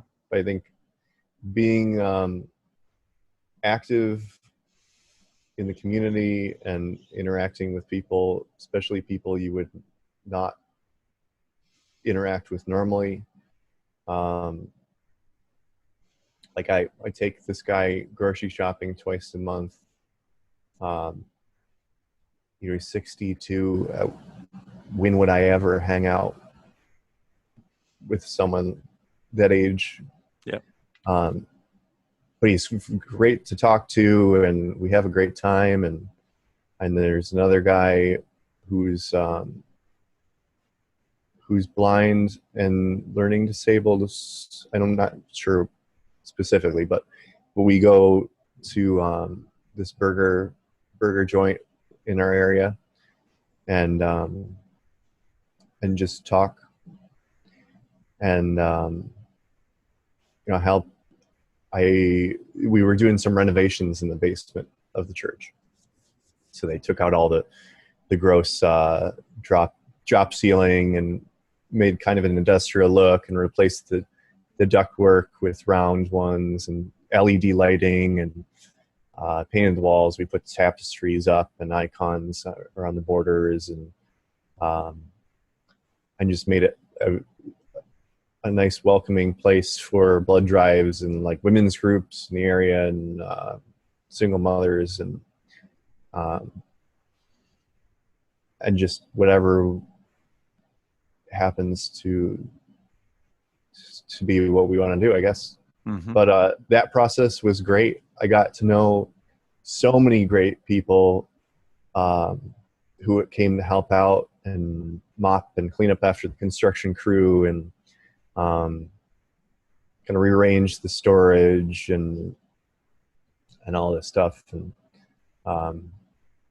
it's just been really rewarding, and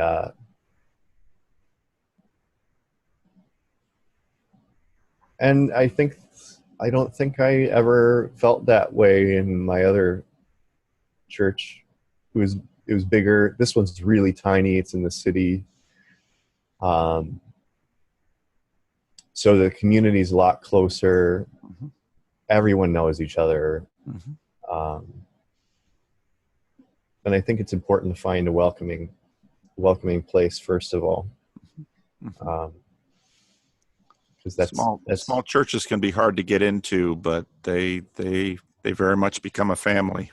Yeah, well, help out, and everybody will, No, that's right. That's right. You can't really push someone out or tell them they're not welcome if you're grabbing a mop and. That's right. That's right. But yeah, I think more people in my position, in that Peterson group, I'd just like to see more people going to church. Yeah. and experiencing that kind of joy. Yeah. Because it's so grim without, like I was just super nihilistic and before all this, and was trying to kind of find a framework for living my life, and because it's not always clear what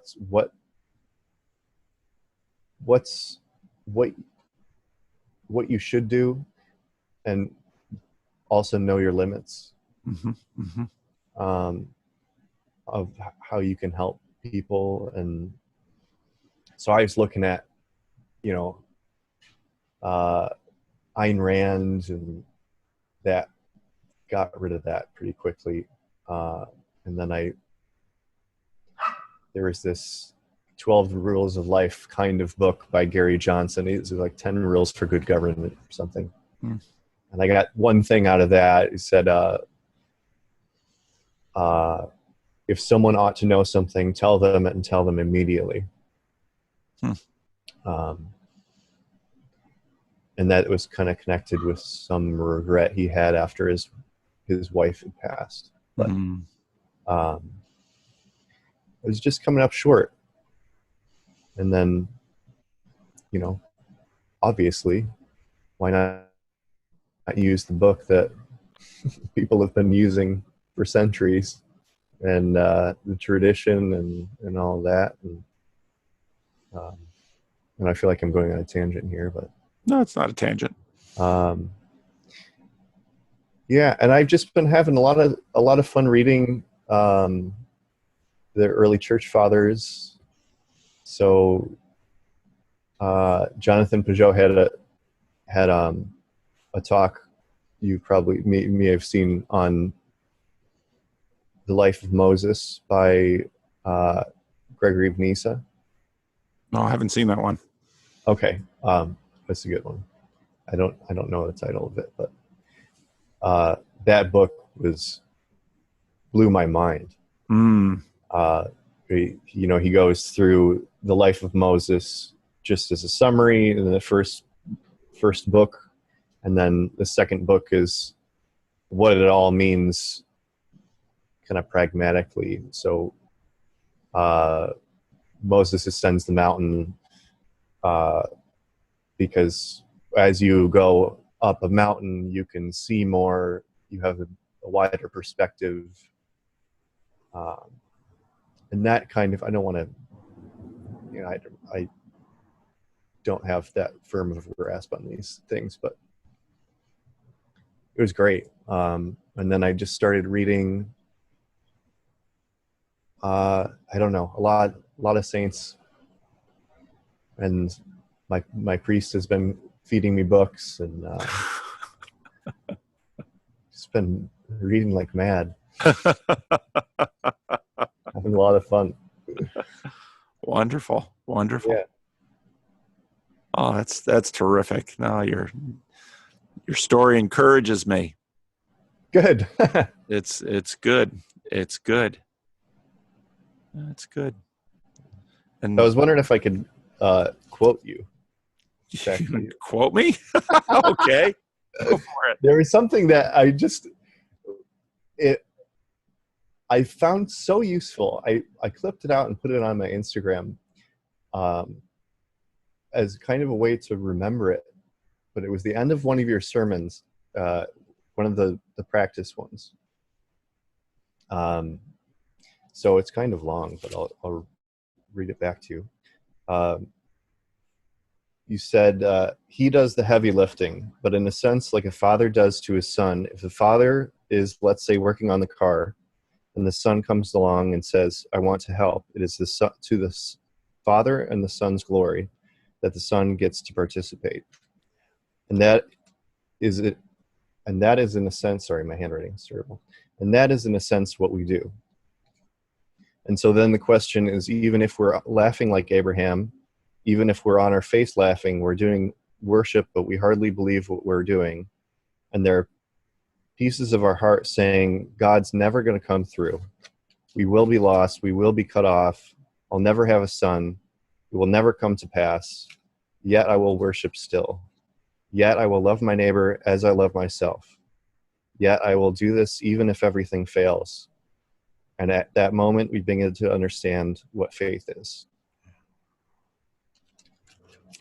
Yeah.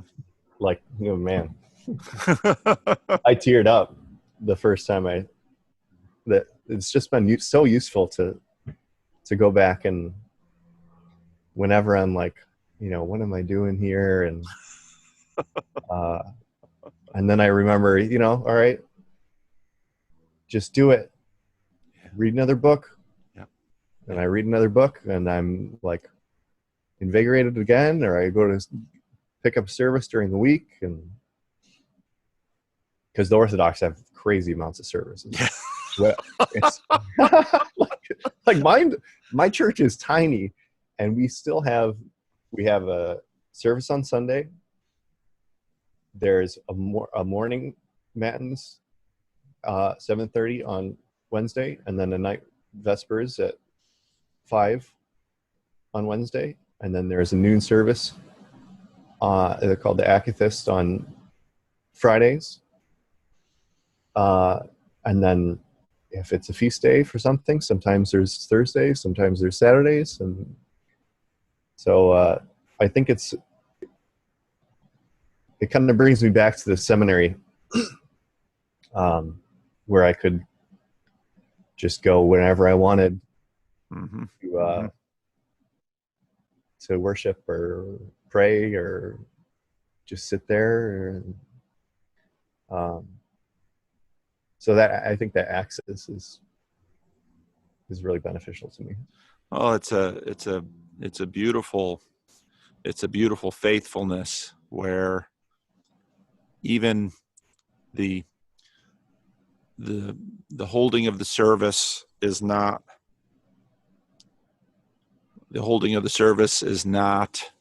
contingent upon getting a whole bunch of people.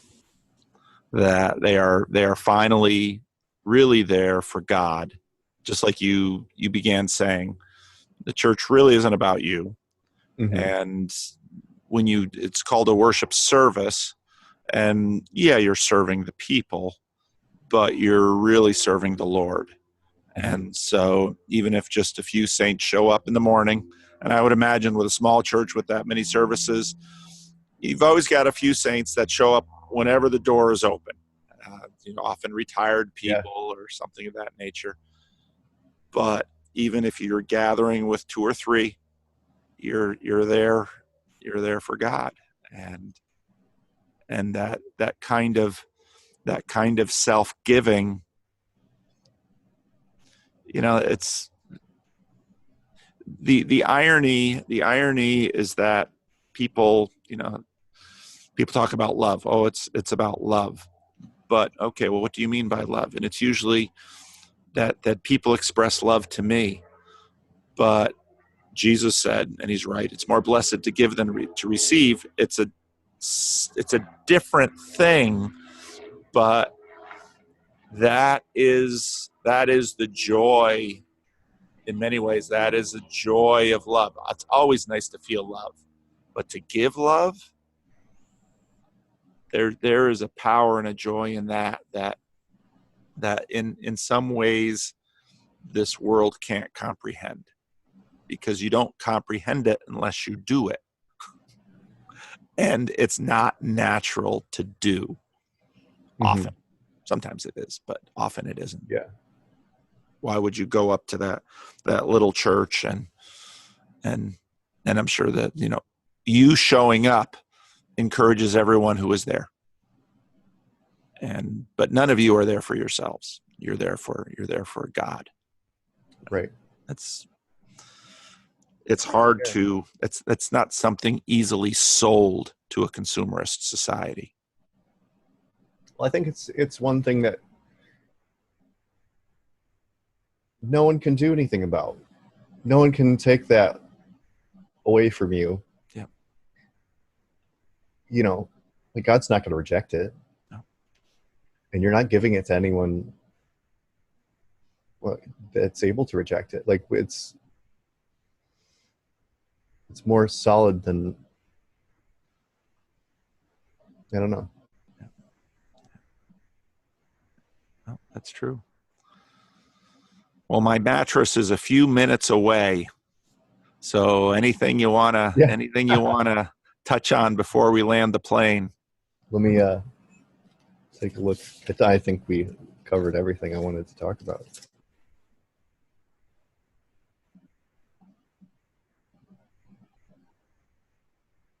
Yeah, and then just on the inclusivity and welcoming.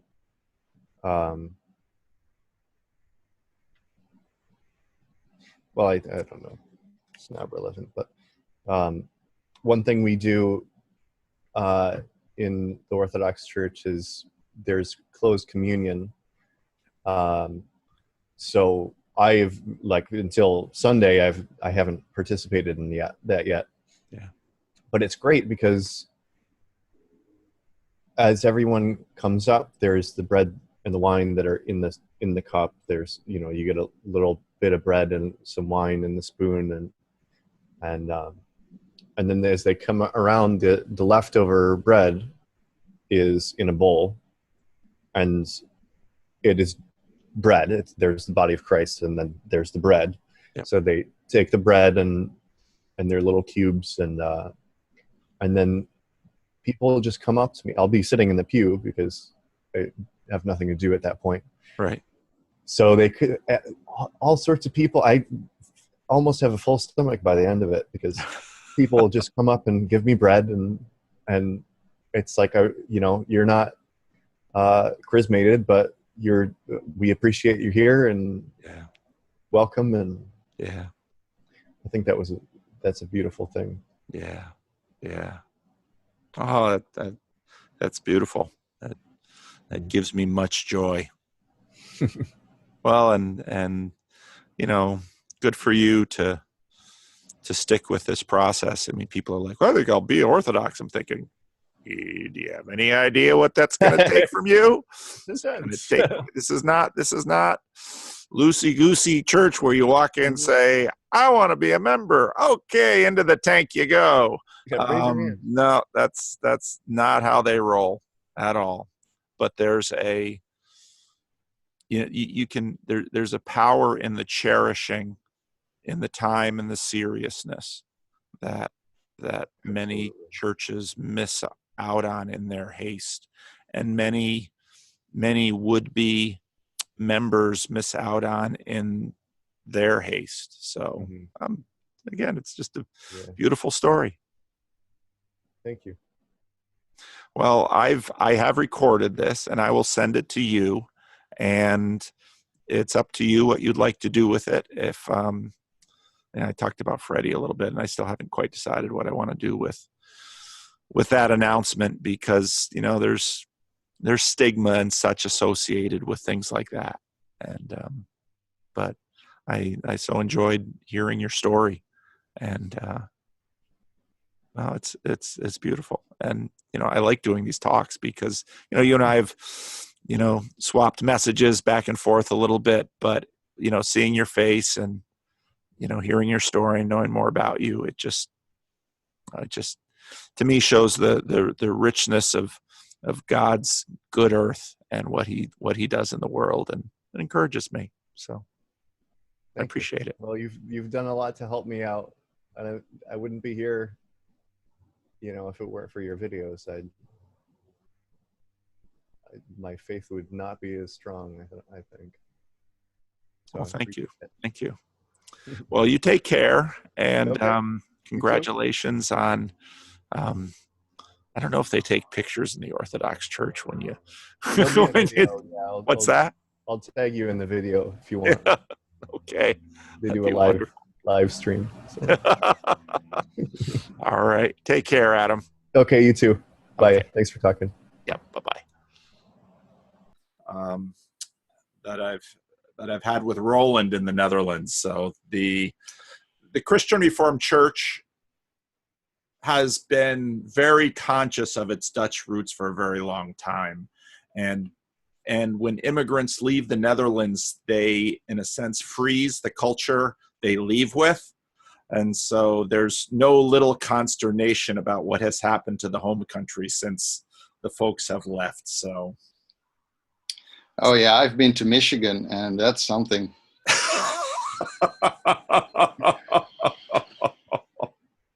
So how do you want to do this?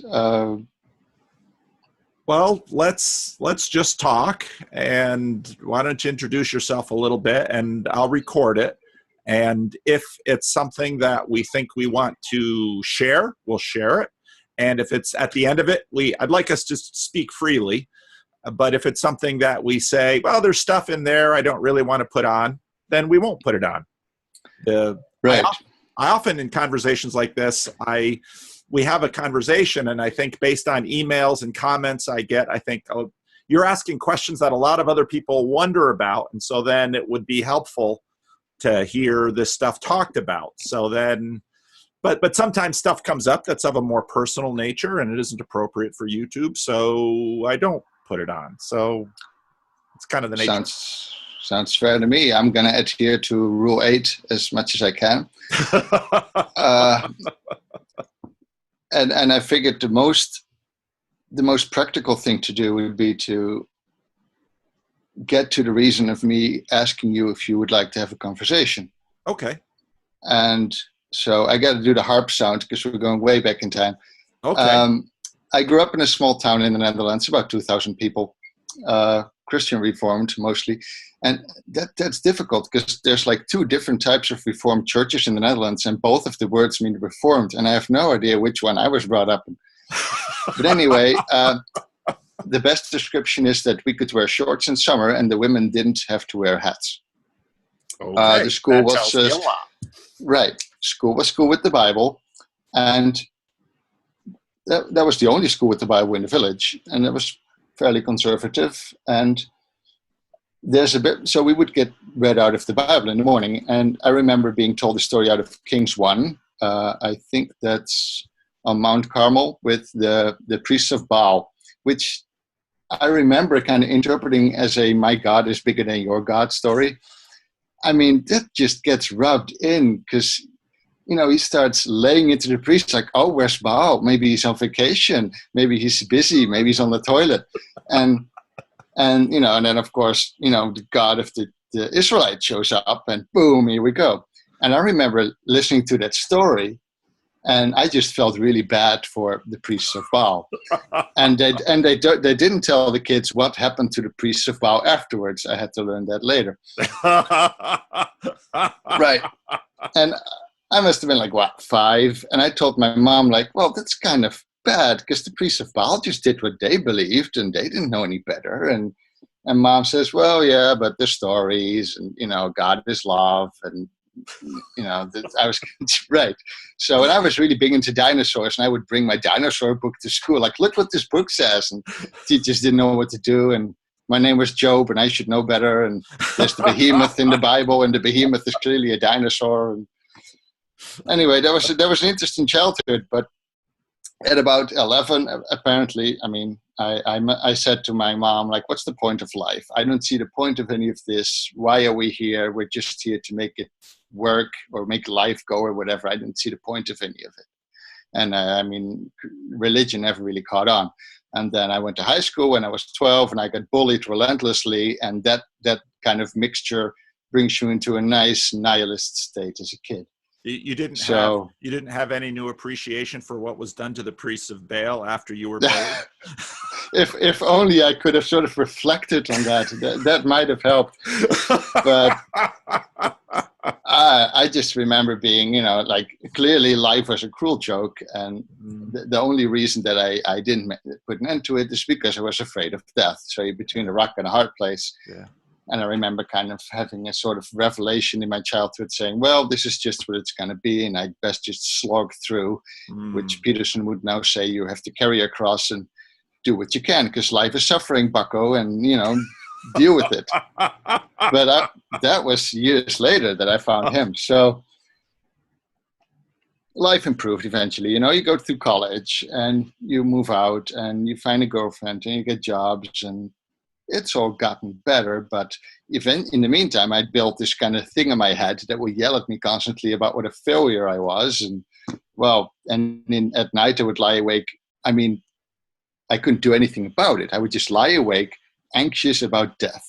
Like, well, and the walls, the walls come in, they come to you, like, you don't know what to do. Like, well, and my wife's like, what's up? And like, don't worry, I'm just thinking about death like usual. And, no, seriously, it became kind of this, well, this is what life is. And what am I going to do about it? So I shouldn't laugh. I mean, no, I'm such a bad pastor. People tell me their existential woes, and I just laugh. No, it makes it easier to talk about. It's the tragedy of existence, So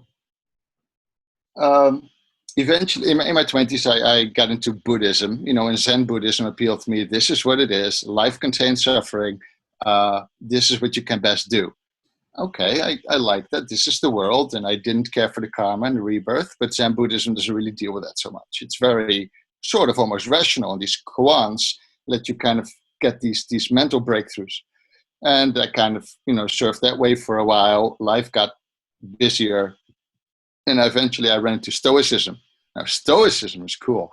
I started reading Epictetus, Seneca, Aurelius. I really liked Aurelius. And I got into this podcast. It was called Stoic Metal. Shout out. And the author of Stoic Metal, I think he's a Canadian. He journaled to himself every morning, 2 pages.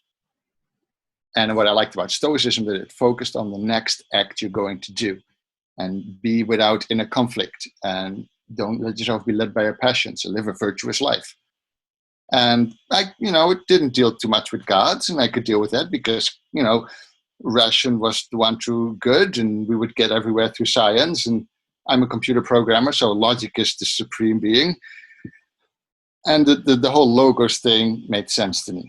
But anyway, back to the journaling. I started journaling, and what I noticed is that in journaling, there was no negativity. And I would journal like Marcus Aurelius, like to myself. And there was always this positive voice. Always. Like, that's interesting. So every time I journal, there's this positive voice. But what's that? That's unusual. There usually is only the other one. So what's this? So I was working at some point and I YouTubed a video. I looked for a video on ethics or virtue ethics or something like that. I was in the mood for that. And I ran into this 2010 video by some Canadian guy who sounds like Kermit the Frog. And he's talking about the necessity of virtue. And I listened to it, and he talks about neuropsychology. And suddenly he starts talking about Cain and Abel on the level that I'd never thought about it. And I watched the video, and I come home and I tell to my wife, we're going to watch this during dinner. I got to show you this video. And and she's like, oh, that's interesting. And I found this other video about him talking about the pathological brain and how reinforcement of negative addictive patterns create these demons in your head, and about negative emotion. And like, hey, that sounds familiar. That describes something I'm familiar with. So then you get on the Jordan Peterson train. You're like, there's a subreddit. There's all these Bible videos. There's personality lectures. And all he says kind of makes sense to me. And I kind of try to stay away from the bloody postmodernists that he talks about. Because, okay, that's fine. But, it's not really my thing. Although he did introduce me to philosophers like Heidegger and Derrida and Foucault. And like, oh, that's cool. That's interesting. Anyway, I get into the subreddit, and there's a lot of stuff there. Sometimes there's good stuff. And at some point, somebody links to your video on the axiomatic versus the materialistic God. And I watched the entire thing. And I noticed, like, I'm watching this video, and I could almost feel myself changing. It was really strange. Like, I noticed that things I hadn't thought about for so long, like religion is bunk, God is Santa for adults. All these religions are basically bunk, except for the ones I find interesting, like Stoicism and Buddhism. Those are cool. But all the other stuff is basically just, people try to figure out how the world works, and we don't really take that seriously. And I noticed that what you said about rationality doesn't get you anywhere. And I thought, hey, Peterson said rationality drives you to nihilism. And that's basically where I ended up. And you said, okay, we're this lineage of stories. And I noticed that, and I noticed that through Peterson's videos, I had started to get the urge, and I couldn't explain why, to go to church. And maybe there was something to this Christianity. And of course, I was talking to my wife, said, Mallory, am I still rational? Have I been appearing manic to you? Because she's my safety check. I want to make sure I'm not on some train here that is beyond me. So again, I'm watching a video and say, hey, you should also watch this video. And we both found it very interesting, although, she doesn't respond to it the way I do. But I noticed that it was changing my ideas about religion. Okay, so I'm a volunteer firefighter. We had fire training at a local Reformed church, one of the old ones. Everything is made out of wood. So if those ones go, you don't want to be there. No, seriously, it's all wood. It's dangerous. If those things burn, there's nothing you can do. But we're there afterwards, and I have a religious upbringing, and the fire department is very religious. This town I live in is very religious. There's 2 churches down my street. And they know I have my background, because first question the fire department asked me when I joined was like, which church are you with? And I said, Matthew says, don't judge me there. And like, oh, okay, so he knows that stuff. But we were there in the church, and I already noticed, okay, this kind of feels nice. And I'm continuously checking with myself, like, is that a real thought? Or am I craving something else? Am I craving community? Am I craving tradition? What is this? So I'm in the church, and that was fun. And we are done training, and a co-worker firefighter says, hey, would you like to come with me to church on Sunday? And they've done that before. And I was like, oh yeah, sure. Like, that's new. And now what have I done? So I journaled to myself, now what have you done? I'm like, well, maybe this isn't so bad. And, they don't know you there, so you'll be all right. And so my neighbor was being confirmed to church elder. And he's this great person, he's this person I look up to. And I think his religion makes him that partially. So I went to church, and it was fine. It went quite well. The sermon was on Revelations. 7th seal, the half hour of silence, the handing out of the trumpets, or not sure what the English words are. And that wasn't so bad. I'm like, this was kind of nice. So maybe I can try the other type of Reformed church. And then I was, okay, I'm now consciously going to church and wondering if maybe there is a God. Okay, wife, am I still rational? Because, what is this? No, seriously, Paul, I don't know what this is, and I'm trying to figure it out. But to me, it's like, okay, so clearly I don't know anything, because half a year ago I had way different ideas about existence and rationality. And what I've noticed and this is the most important thing, and this is why I wanted partially to have this conversation, about 4 weeks now, I've had no intrusive negative thoughts, and I have had no compulsive worry about death. And I look at myself in the mirror, and I don't hate what I see. It's like the best way to describe that, without sounding weird, without sounding irrational, is like I've got a new life, basically. Like things seem more real. Like, that's weird. What is this? This had better not be a religion, because that's not right. So, and my wife is like, well, clearly this has value to you. You have a hierarchy of values. Clearly you should chase this. Yeah. And this is why don't you try praying? I'm like, I'm not going to try praying. That's ridiculous. And she says, well, what do you have to get to lose? I'm like, right, but then I'd be that person who prays. So yeah, right. So what would my rational friends think of me? That's interesting. There's an element of shame there. You perceive yourself as a certain way. See, I've gone through all these things, and I've had endless conversations with myself. And I keep having, oh, this is something I should ask Paul. And then I watch one of your sermons and you answer it like, okay, can't ask that anymore. Your stuff about Ezekiel and I was telling my wife, like, if there was a preacher like this nearby, I'd go to church every day, because there's a layer of depth in these stories that he talks about. And I haven't found that yet in the sermons that I've had here. It's sort of there, it could be there, but there's not this level of depth. And to be honest, the Dutch Reformed pastors don't go out there with the intensity that you portray. You know, most of your thumbnails are with your arms out, and you're like, that's because this. And like, Dutch pastors wouldn't do that. I've been in America so, too. Right. So make of that what you will. Where was I? Oh, right. Yeah. I don't know what to do with what I am now. I don't know what this is, what I am, and where. My main question that keeps coming back when I journal to myself is, now what? And will I regress back? Because if religion is what does this, because it could be the journaling, then, well, I'll take whatever, because clearly I don't know anything. 6 months ago, I thought way different. So yeah, that's kind of the Cliff Notes, man. That's what I got. That's my life story, basically. Isn't it fun though?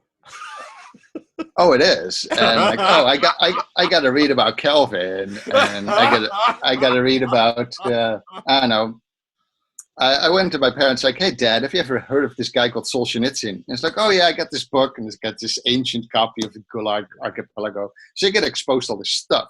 Yeah. And that's so interesting. But the religious part, I don't know. I'm trying to figure out. So I went, okay, if I went all the way back to my base state, which is what really, but to my base state of atheism, but which is what with my religious substrate, as Peterson would say, that was major. I started listening to Maps of Meaning like, shit, it's got me. Like, I can't reason around this. Clearly, I don't know anything about myself. Okay, so, yeah. Okay, so I would probably either end up, again, at Buddhism or Stoicism. Probably Stoicism. Yeah. But that doesn't give me the sense of community that Christianity gives to me, because I live in a Christian village. Yeah. On the other hand, do I want to go to church and kind of be like, about most of it? I mean, the singing, not my thing. But I kind of wait for the sermon. Like, is the sermon there yet? Like, oh, more singing. Can I maybe leave for it? I can't. But yeah, and I don't expect you to have answers, Paul, but I need to talk to somebody about this stuff. Well, to make you feel better about not living in Sacramento, there are plenty of empty seats in my church, and it's hardly like people are crawling all over themselves to get in here. And one of the things that I realized very early on about church is that there's a degree to which church is an acquired taste. And what I mean by that is, let's say, so I have a friend who flies in from Florida every year or so and goes to his Zen Buddhist master up in the foothills and spends, a week, eating, nuts and berries and meditating 14 hours a day. And sometimes he comes up in the fall and I think it's getting cold up there. And I'm thinking, yeah, would I want to do that? No, but he does. So, okay, it's an acquired taste. And there's an element to that in church as well. I don't know. Of course, you're talking to a Reformed pastor, so why would I be worried about what's happening to you? It sounds delightful. Is it complicated? Yeah. But it's what you said to me, what you said to me is striking in terms of, you're experiencing a new self. You haven't had negative emotion. That's very interesting. And in biblical terms, that's essentially called conversion, because you're a new self. Those are the terms that the Bible uses. Now, obviously, you're sitting here thinking, but you're sitting here watching yourself and saying, "Hey, wait a minute, what's going on with me?" And it's a good strategy to check with your wife, because it sounds like you have a wonderful wife who is wise and balanced, and you have a good relationship with her that you can speak honestly to each other. Those are huge advantages over what many people have. And the understanding about the singing, and that's I totally get that. There are many churches in America where people just go for the music and don't care about the sermon, but the Dutch don't do it that way. The Dutch, in some ways, the Dutch singing is kind of like Dutch food. I live in California, so we eat Thai food and Mexican food and Chinese food. There are no Dutch restaurants here, just like there are no dangerous English. Ground here, Pastor. Whoa. We're not going to talk. There's some things you don't talk about. Talk about Dutch food. The Dutch do bitter balls are great. The stroopwafels, the desserts, the chocolate, the cheese, yeah, but meat and potatoes, and then maybe a vegetable. But no, I don't know. Who am I to critique what's happening in your heart and in your life? It sounds very normal to me. When I look at, so one of the interesting things, because this has been all new to me too. I mean, I've been on this crazy mission for 6-8 months now, where people like you called me and say, "I got to talk to you because I heard something in your video." And I'm just surprised anybody watches these videos at all.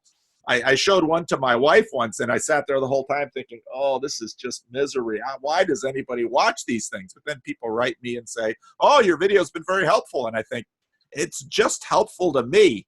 That's why I do it. So I'm not surprised by anything that you say. Obviously I have some education in a variety of, I've got Karen Armstrong's Buddha here, and I've thought about these things for years, and now none of us are products of a clean room. So I've thought about these things for years, and to me, what I'm doing is the most rational thing I can do. I was listening to, I haven't done a video on this yet. I was listening to Glenn Lowry, who is a professor of economics at Brown. He's in his 70s. He's on bloggingheads.tv. He and John McWhorter talk about race quite a bit, which for me, growing up in a Black community and my own story, is very pertinent. But Glenn Lowry talks about, he's in his 70s now, and for a while he spent time in a Black evangelical community, and he left that because he just simply doesn't believe it. And he really wishes he could believe it, but he doesn't, because it's just so useful to live within this constructed universe of a God of love and justice, of our short story being part of a much longer story. I'm not surprised Peterson is